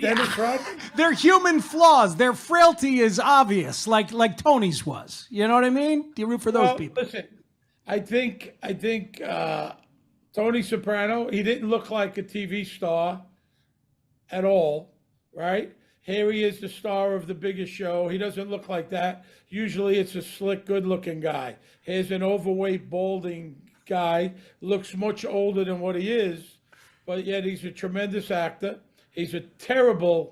Tony Soprano is a terrible person. He does everything under the sun. He kills people, he steals, he does drugs, he gambles, he, cheats on his wife, et cetera, et cetera, et cetera. Yet we want this guy to succeed. We root for this guy. We love this guy. And I think that's mostly in the performance, of course, and the writing. I guess what I'm asking is if you're an Aaron Rodgers fan. You know what? Believe it or not, I'm not a football fan. I'm a big Yankee fan, a big Knick fan. I don't follow football. I just don't. Even though I got a movie coming out in December, Hallmark movie with the Buffalo Bills. We shot in Highmark Stadium, which was a lot of fun. But I don't know. Aaron Rodgers is kind of an ass, right? I don't know. Nailed it. That's what I read. Nailed it. Way to play to the Chicago crowd, Steve. You nailed that. Killed it. Listen. I resent Wani saying, "Where's Lawrence?" That's my catchphrase. You know what I mean? Is it your catchphrase if you're not actually saying it, though? It's just about you? That's a good point. And is it my catchphrase when it's just a dude asking a question? Just a guy wondering where Once somebody there's T-shirts made, though, I feel like you're at a certain level with it. Once people are asking on the street. Yeah. Well, it beats the other catchphrase I was using, which is, "Did I do that?" Oh. Cowabunga. Cowabunga. Dynamite. Don't have a cow, man. Cut it out. Cut it out. Tell you, hearkening back to the day. What about just Yo Joe? Got options. There's a lot of options out here. Lawrence is on vacation. He's in San Diego. I believe he's going to see the White Sox in San Diego. He's in a better place. He's literally in a better place. He has gone to a better place. This is true. So it's Spiegel and Company for a couple of weeks. Skibbity boppity. And Skibbity boppity. Skibbity boppity. Such a good reference. Been a while since I heard that. Yeah. And, Spiegel and Company. Skibbity boppity. That guy, man, that guy's been going hard. Who's that? Skillman and Company? Skibbity boppity. Skibbity boppity. That guy's been going hard on the Rossini and Vrabel story because he's like unaffiliated now and he knows stuff. So he does like 3 emergency podcasts a week on the Rossini and Vrabel stuff. What is his name, though? Skillman and Company. Skibbity Company. And we heard it the first time. We're like, did he say skippity boppity? Is that what he said? And it might have been what he said. We listened back to it last week. Skibbity boppity. And I could not stop. First thing, once we get lubed up and ready to go.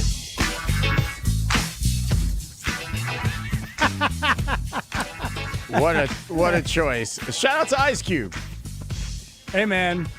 You know, we got Ben Johnson getting lubed up and ready to go. You got the whole White Sox team stroking. Like, it's all happening in this town. Hey, yo. It's true. Yeah. It's very true. It's nice when you don't have to do the double entendre. You can just do the rare single entendre. Yeah, where yeah. It's just right out there for you. It is right there. Herb Howard has got a Bears hit for us coming up at 5 o'clock, 2 words today, Nice. and there's a lot for us to discuss as it pertains to the Bears.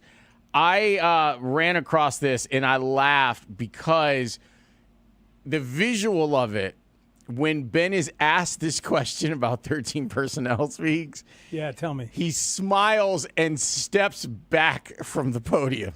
Like it's too much? Like he's overwhelmed by the awesomeness? Like or- he couldn't wait for someone to ask him about 13 personnel with that roster of tight ends that he has. This is what the Bears head coach said about why it works and how they can win some matchup advantages. To me, it's it starts more with what defense you want to attack. And so when I first got into the NFL 15 years ago now, you would run 12 personnel out there, which is 2 tight ends, 2 receivers, and most teams would give you base defense. And now more teams than ever are playing nickel or a version of their big nickel to that. And so in order, if you want to continue to attack base defense, the heavier packages may or may not generate that. And so I think there's just some merit. More teams are installing their nickel or their big nickel packages earlier on in camp, maybe day 1, day 2, because they're in it more often. And so for us as offensive coaches, we may want to attack the lesser used defense if we can. And so it just gives you flexibility.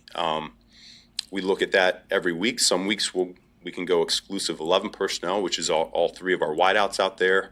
Other weeks we might lean into a heavier package, but we want to be able to weave through whichever way we want to go each week. That's super helpful. And I hope listeners heard it, and if it filled in any blanks, and like I'll be surprised if that didn't explain it in some ways that some listeners needed. And we should put it in our back pocket as the season approaches, because he maps it out for you and he references the other personnel and references the position groups in ways that are helpful. But the idea is to attack the base defense.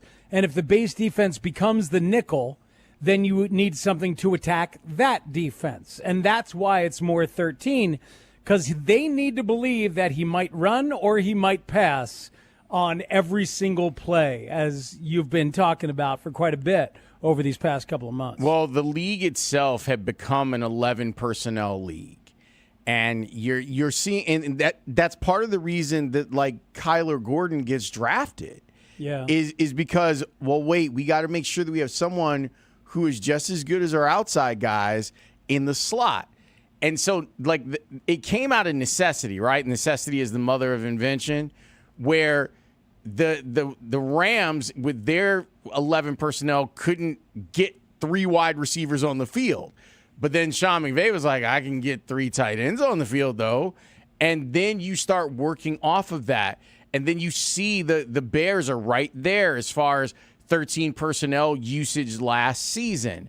And considering the guys that they have, the 2 guys that we know of, Kmet and Loveland, those 2 guys themselves, I think, are matchup nightmares a little bit, because obviously Loveland is a guy that can stretch the field, that almost is like an X wide receiver, more so than a tight end. But Cole Kmet looks like an inline tight end, but can actually do some stuff that a move tight end can do. Yeah, when you've got all 3 of them that can do that, then all of a sudden, or at least 2 of them, I mean, hell, they could do a lot of stuff with Kmet and the new guy. Roush? Yeah, right. Was it Roush? It's not Logan Jones, right? Logan Jones is the center. I know. And it's not Brett Bateman, right? That's who the Cubs traded for Kevin Gausman. It's not like I got so many names running around my head right now, Lawrence. That the 3rd tight end is the one. I mean, that's good to have fun with names. Bobby Caldwell's who you're thinking of. There's just too many names. There's too many names running around. I guess you wonder where I've been. Doesn't look like you think he'd look. Just does not. Tanny, I do like the idea that Bobby Caldwell can end up being our Conway Twitty, The way that on Family Guy, where it's just like, you know what? Here's Conway Twitty. I like the idea of being like, you know what? Since Speaks got so many names in his head, here's Bobby Caldwell. And then we play it. And then See, it's not just that. Yeah. Where I've been. It's the sound of the name. It's the sound of the name as well as the sound of the voice. I came back to let you know. There's no way he doesn't look like I think he looks. And I can't let go. There's just no way, man. Put him on the Mount Rushmore next to Lisa Stansfield. Yeah, man. If you ever want to have fun and you ever want to feel good about life, I do. Lisa Stansfield at the Apollo. When because there were people that were like, wait, what? And she turned the Apollo out. She had been around the world. What? Yeah. Yeah. And they were like, go, Lisa. Go, Lisa. I would also say that Bernie Mac's I Ain't Scared of You set is also something that's worth viewing. Because he had Apollo. He had to deal with them, and he's like, hey, I've had enough of this. You booed off the last guy. You're not going to boo me off. Who's the dude with the cane and the hook? Is it the Sandman? Sandman.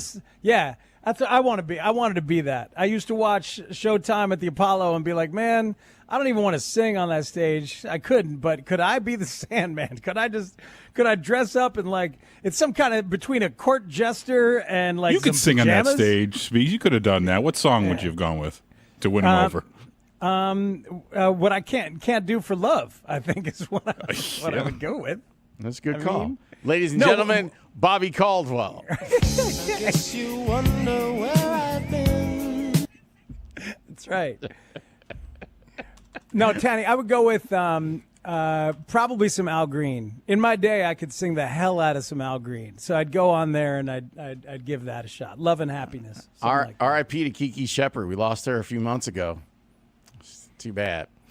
We need to take a break. When we come back, Herb Howard has got our Bears hit. 2 words next here on The Score. Cubs fans, 104.3 The Score takes you inside the dugout to talk to your favorite Cubs throughout the season. Talking to Ian Happ, Tuesdays at 11:25 a.m. with Rahimi, Harris, and Grote. That's been our goal. Our goal is to win the division. We have to play our brand of baseball. Nico Horner, Tuesdays at 2:30 with Spiegel and Holmes. Yeah, there's always ebbs and flows, and it's easy to feel what's most recent. I feel like we've responded to everything pretty well. And Cubs manager Craig Counsell, bi-weekly, also with Spiegel and Holmes. We've got work to do here over the last 70-ish games. Plus, Cubs pitching coach Tommy Hotovy bi-weekly with Mully and Haugh. We'll also talk to Cubs president of baseball operations Jed Hoyer and GM Carter Hawkins throughout the season as well. We are your official radio home of the Cubs. Chicago's Sports Radio 104.3 The Score. America is turning 250 this year. And Oh, it's amazing. And Grote was listening to it, and he's like, wait, why am I in this segment? Grote is everywhere. We know that. Skibbity-cabbity. There it is. Oh, wow. Skibbity-gabbity. Sounds like skippity boppity to me. Skippity boppity, 100%. But Gabe is here. What's up, Gabe? Chilling. You know, I feel like I only hear that drop when I'm here. So I feel like I hear it all the time, the Where's Lawrence drop. So to me, it's just, it's everywhere. It's what I hear when I come here. Okay. Because I'm filling in for Lawrence typically. So. There you go. Yeah. Gabe came in a good mood. Gabe's always in a good mood. It helps, man. You need people like that. Vibes. I think you have to start yourself in that whole you control your attitude thing. This man, his attitude, positive vibes. Right? Yeah, I try to siphon him off sometimes, but he only let me have a little bit. Marshall is as negative as they come, so I gotta super negative. I'm always over here. Bringing Marshall up Negative to where Nelly. I gotta be. Say, come on, smile, bro. Relax. Negatron.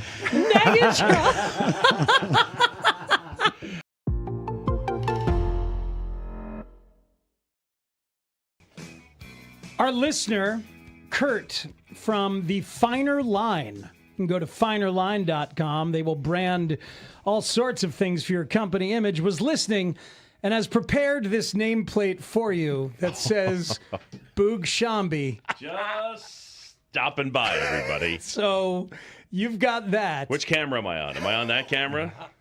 Yes, Mr. TV man. He knows well. Just stopping by. Just stopping by. So now you've got a nameplate. That is incredible.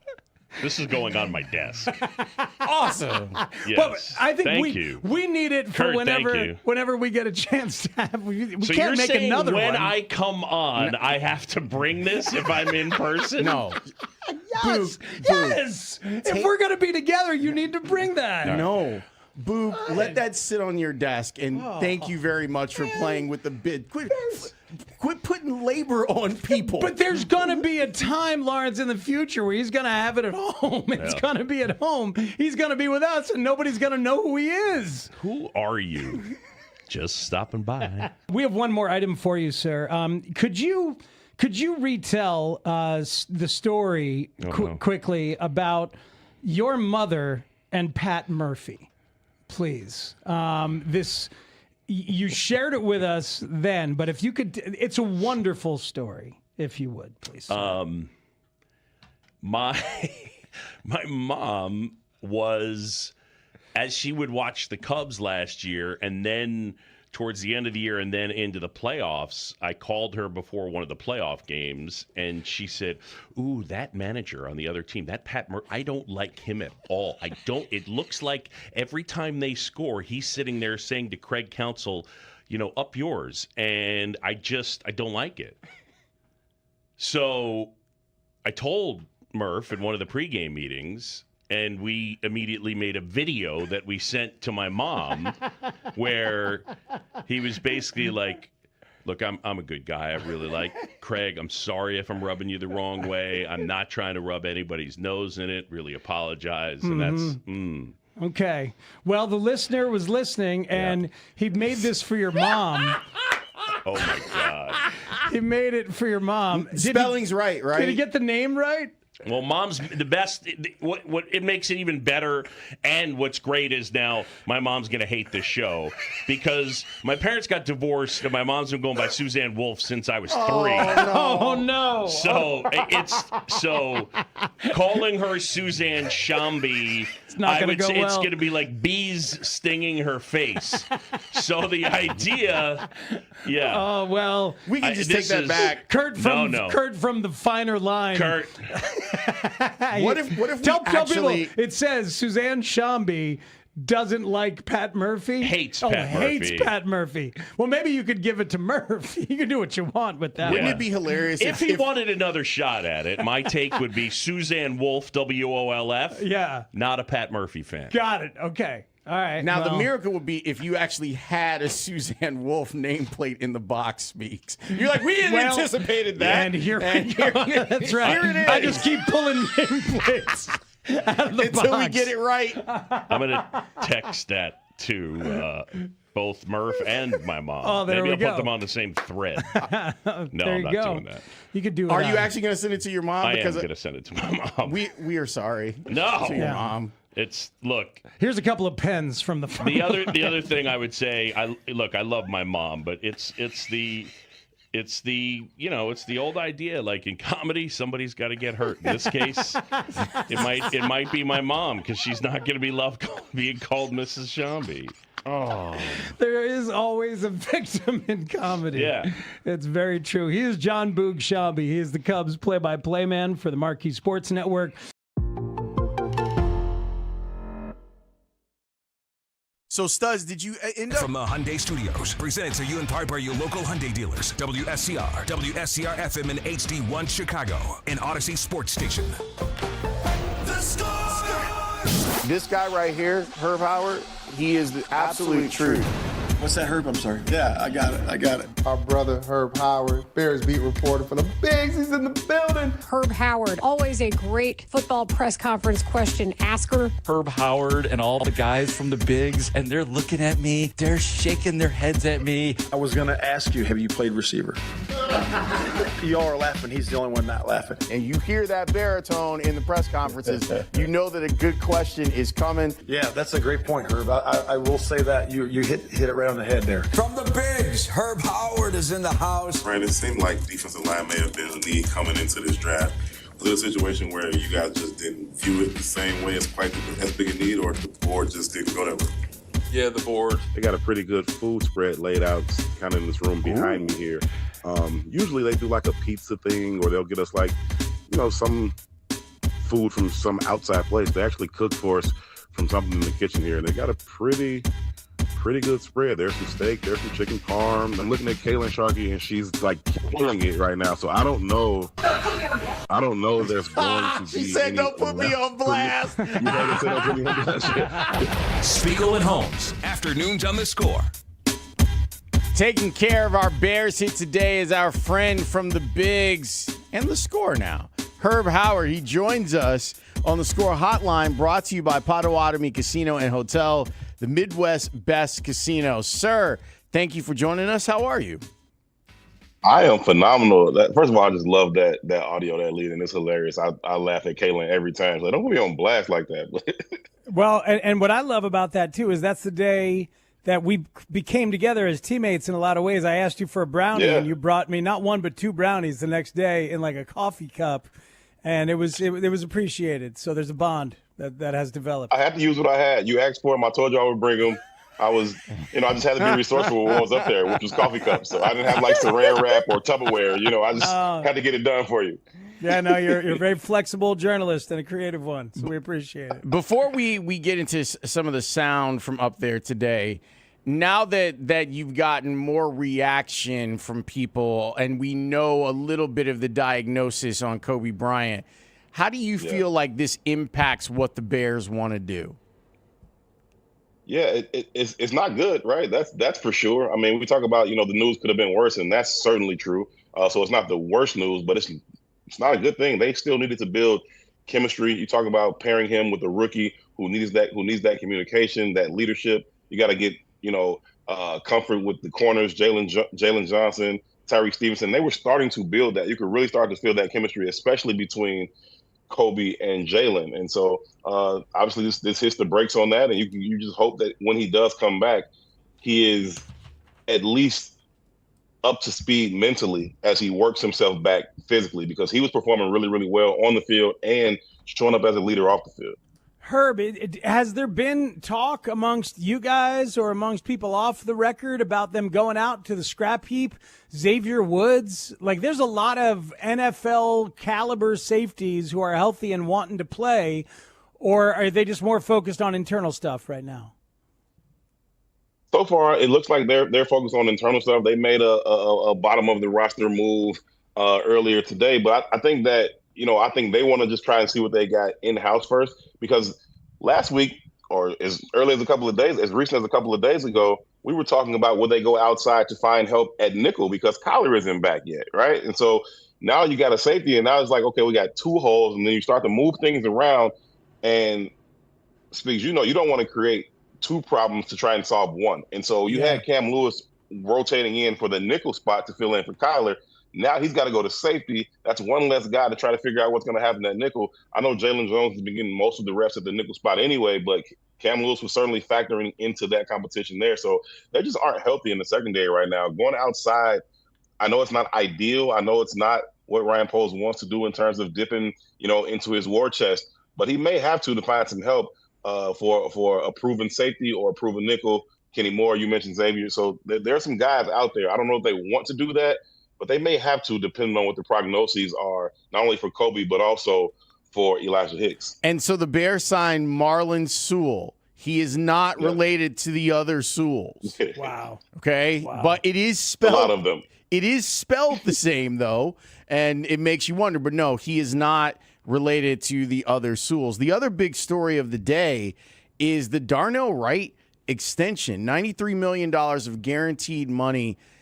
We were talking about it last week. Like, this is a guy that is a real win for Ryan Poles and the scouting department for them to get him to a big money second contract. As big a deal for Ryan Poles as it is for Darnell Wright.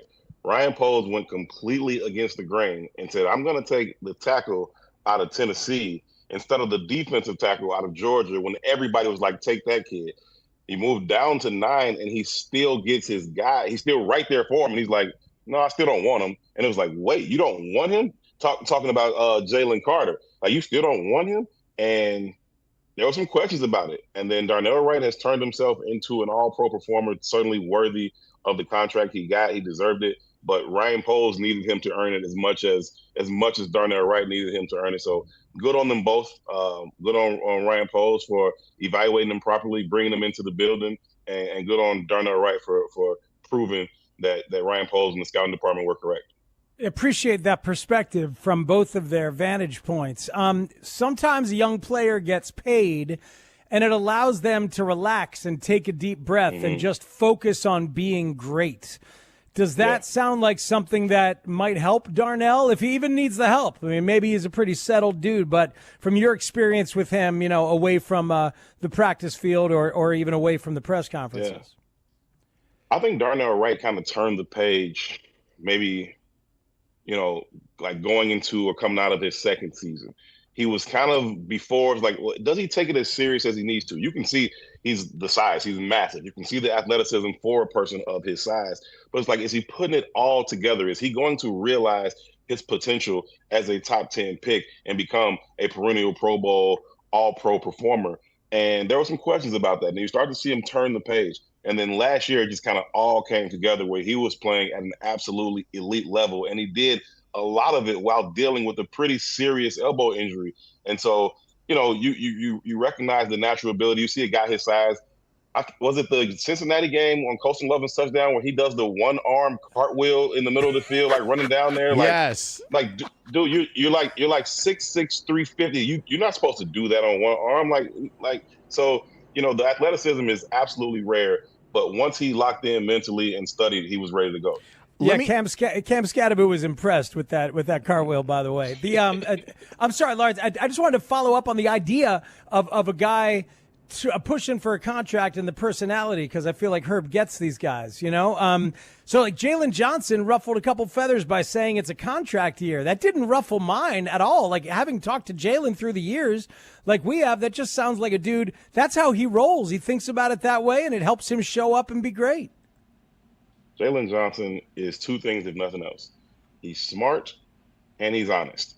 And he's been that way since he got here. He showed up in the building. You can tell this is an intelligent dude, and he's been honest and transparent. He'll let you know what he's thinking, not in a disrespectful way. Like, he's just honest. He came to the podium yesterday and said, "This is the best offense we've had since Nick Foles was here." Right?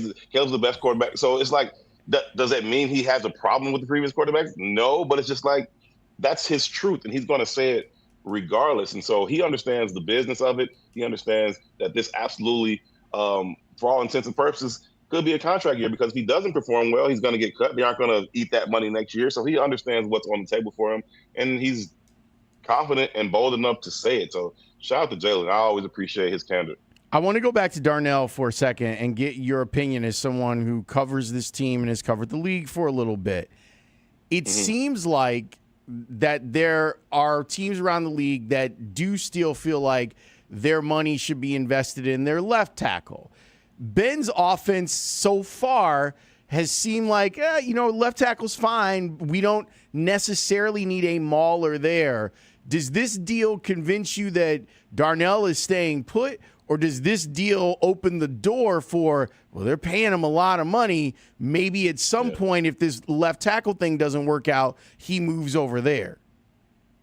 Yeah, I just think that the league isn't as, one-sided anymore in terms of, how you run offense or protecting the blind side like we used to talk about. That's not as prevalent of an idea as it used to be, and especially when you're talking about somebody like Ben Johnson. He's going to use every blade of grass on the field to create whatever advantage he needs to, whatever angles that it needs to create. He's going to use multiple formations. He's going to use a ton of motion. He's going to do whatever he needs to do to find the advantage that he wants, whether that's finding a mismatch on a particular player or a style of defense, whatever it is. And so I don't think it matters. I think if he understands that I've got one of the very best right tackles in the world, then I'm going to design some offense that takes advantage of that. And if at some point we see Darnell flip over there because they find somebody who can only play right tackle and they do it at a high enough level to move Darnell over, then fine. But right now, I think he's perfectly content with having a right side that he really, really believes in, because he also heavily believes in Jonah Jackson and what he's able to do on that right side. Herb Howard is with us. We're doing a Bears hit. How many words, Lawrence, 2 today? Okay, Bears had 2 words on the score here on Spiegel and Holmes. We haven't talked much about Devin Bush. At all, really. Right? And I think, we've talked so much about Kobe Bryant and the safeties setting a template. Tell us about Devin Bush, what he looks like, and is he part of a template that Dennis Allen wants to set here in year 2? I think as much as anything, he's a part of that template for increased team speed. DA talked about that from the day he got here. It just wasn't really there to him, right? They had TJ Edwards, whom I love as a player. He's not a Blazer. Tremaine Edmonds, for what he was in terms of his size and length, not a Blazer. They got rid of Jack Sanborn as soon as DA got here because he's not fast enough, and they're bringing him back. But he's been talking about getting the team speed ever since he got here. And everybody talks about, Kobe Bryant coming and Dylan Thieneman coming, and that's awesome because they certainly bring that caliber of speed. But as much as anybody, I think Devin Bush represents that change. We saw it last year when DeMarco Jackson took over at linebacker because of his familiarity with DA in New Orleans. And so he likes those speedy, athletic linebackers. I had a question for him today, though, because I was just curious about, do you have to then change how you call the defense, how you go about attacking offenses when you have a guy who is so different from the person who previously played that position? DA said, we don't have to change much. Devin Bush brings the speed that you wanted to bring in here.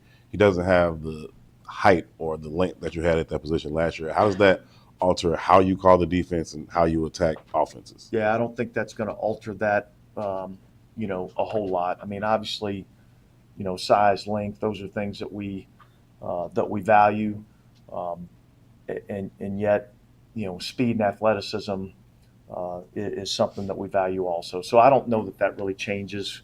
What we do is, as far as calling the defense. I do think that he's going to bring some coverage versatility that I'm excited about. Devin, you got elite speed for your position.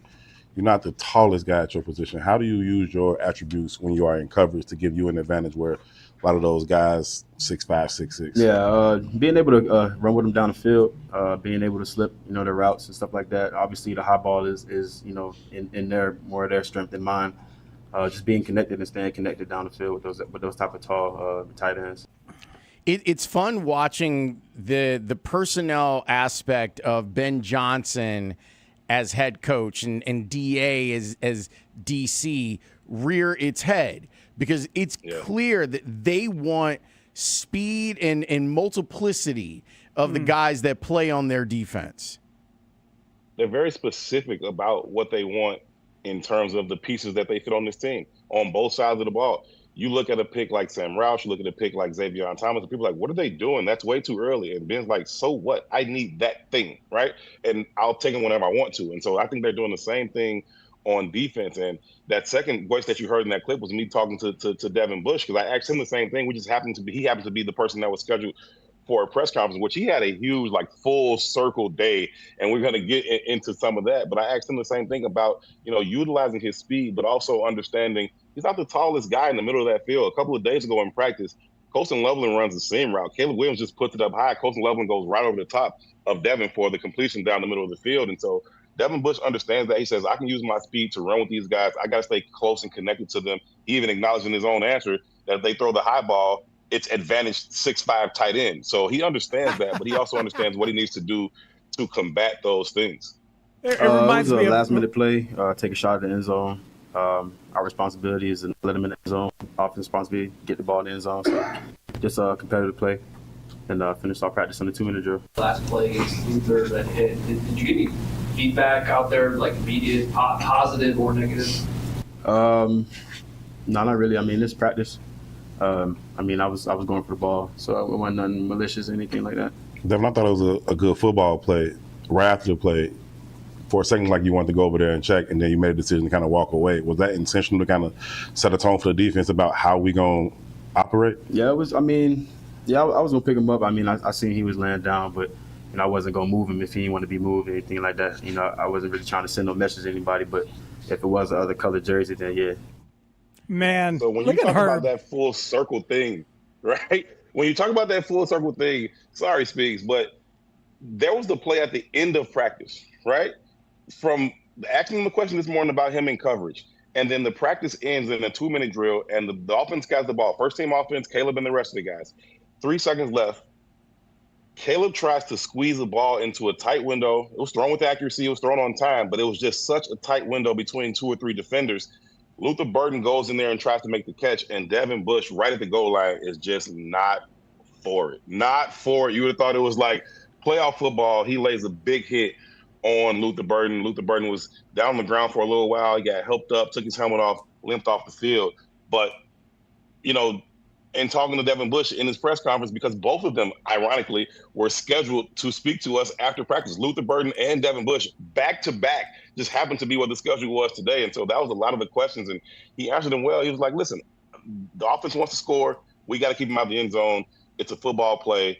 He wasn't the least bit remorseful or contrite. He said, listen, that's the type of player I'm going to be. I wasn't trying to hurt him. I wasn't doing anything malicious, but it's football.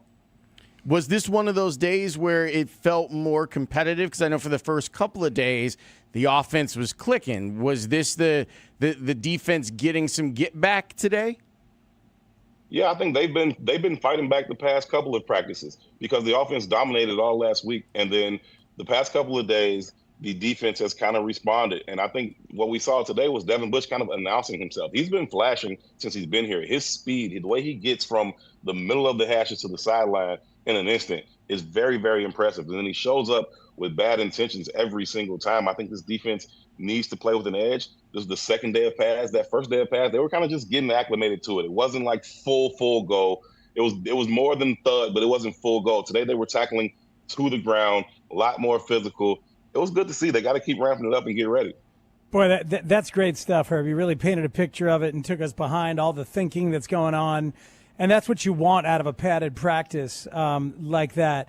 DeMarco Jackson going to be next to Devin Bush for the most part? And if so, you're talking about two guys with real speed. Either one of them could blitz at a moment's notice. They've got great speed, great athleticism. We still got to see how everybody's going to factor into it. You still got TJ Edwards. Jack Sanborn's back. He's been running with the 1-2. You got nickel package, you got base, you got dime, a lot of different things they can do.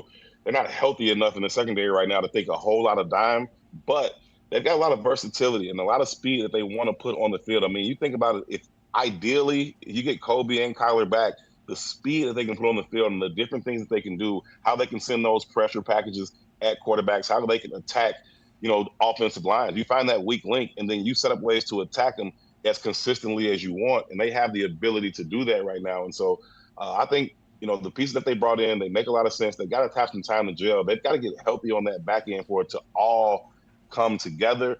But you got to like the pieces that they have right now, and I think you're starting to see a little bit of attitude come from this defense. And I think probably because you're right, they got smacked in the mouth for a week, which is rare around here for the defense to be not ahead in the first week of training camp. They're used to the offense kind of taking their time to get going.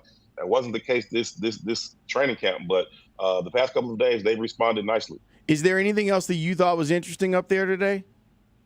Luther Burden is a problem.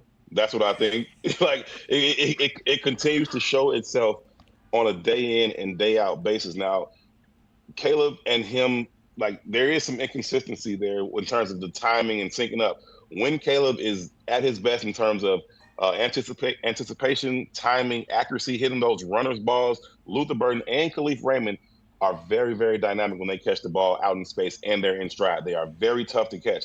One play in particular today, Luther Burden catches the ball over the middle, and he's running right at Dylan Thieneman, and he leaves the rookie stuck in the middle of the field. Jabs his foot to the inside, goes back outside. I don't think Dylan got a finger on Luther Burden. It was that kind of situation. So I still believe he's gonna have the dynamic season that everybody's been talking about, Coach Johnson, Caleb, and everybody else. And one other thing I noticed was Tyreek yesterday about the focus. This coach is always talking about he loses focus. He's not consistent. Today, DeAndre Swift has a run to the left side, sticks his foot in the ground, bounces around Tyreek Stevenson. And that's like basic cornerback stuff. You have outside contain. That's just a mental thing. It's not like you can't physically do it. And so those are the mental lapses you see from Tyreek sometimes. He also had an interception today. So those are the things you see from Tyreek sometimes. It's this up and down thing. He gets the pick, and then he doesn't maintain, the perimeter. So you still see some of these things that creep up with him that gives you some questions about whether or not he's going to reach his ceiling, because I think his ceiling is still high. I don't know if he's going to hit it. No, you nailed it. Training camp coverage on The Score is sponsored by Plumbers 911. Plumbing emergency. Call the professionals, available 24/7 at 1-833-PLUM-911. Herb Howard, as always, we appreciate you. Thank you so much. Thank you so much for having me. I had a lot of fun. Always. That is Herb Howard of the Bigs and our staff. You're going to be hearing more and more and more of Herb Howard throughout camp and throughout this Bears season, and that's a win for everybody. Totally agree. Always enjoy Herb's perspective. Big day after the trade deadline. The Dodgers and Tarek Skubal against the Cubs tonight. You're going to hear from Craig Counsell in a moment, Ian Happ in a moment, and more, talking about all the Cubs' moves in advance of Game 2 of that series tonight. That's next here on The Score. Hey, it's Mully and Haugh, mornings, 5:30 to 10. When you're on your way to work, we're bringing you the latest Chicago sports talk in crystal clear quality on 104.3 FM. Driving around outside of the Chicago area? Well, you can still get us on 670 AM or live on the Odyssey app. You want to watch us do the show live? Check us out on YouTube and Twitch, talking all of Chicago's teams. We're also on CHSN weekdays, 7 to 9. And if you're working from home, make sure you listen to us on your smart speaker. There's no one way to listen or watch Mully and Haugh from 5:30 to 10 a.m. So listen and watch your way today. Plumbing. Finding the V. Stiviano stuff. Can you tell me what your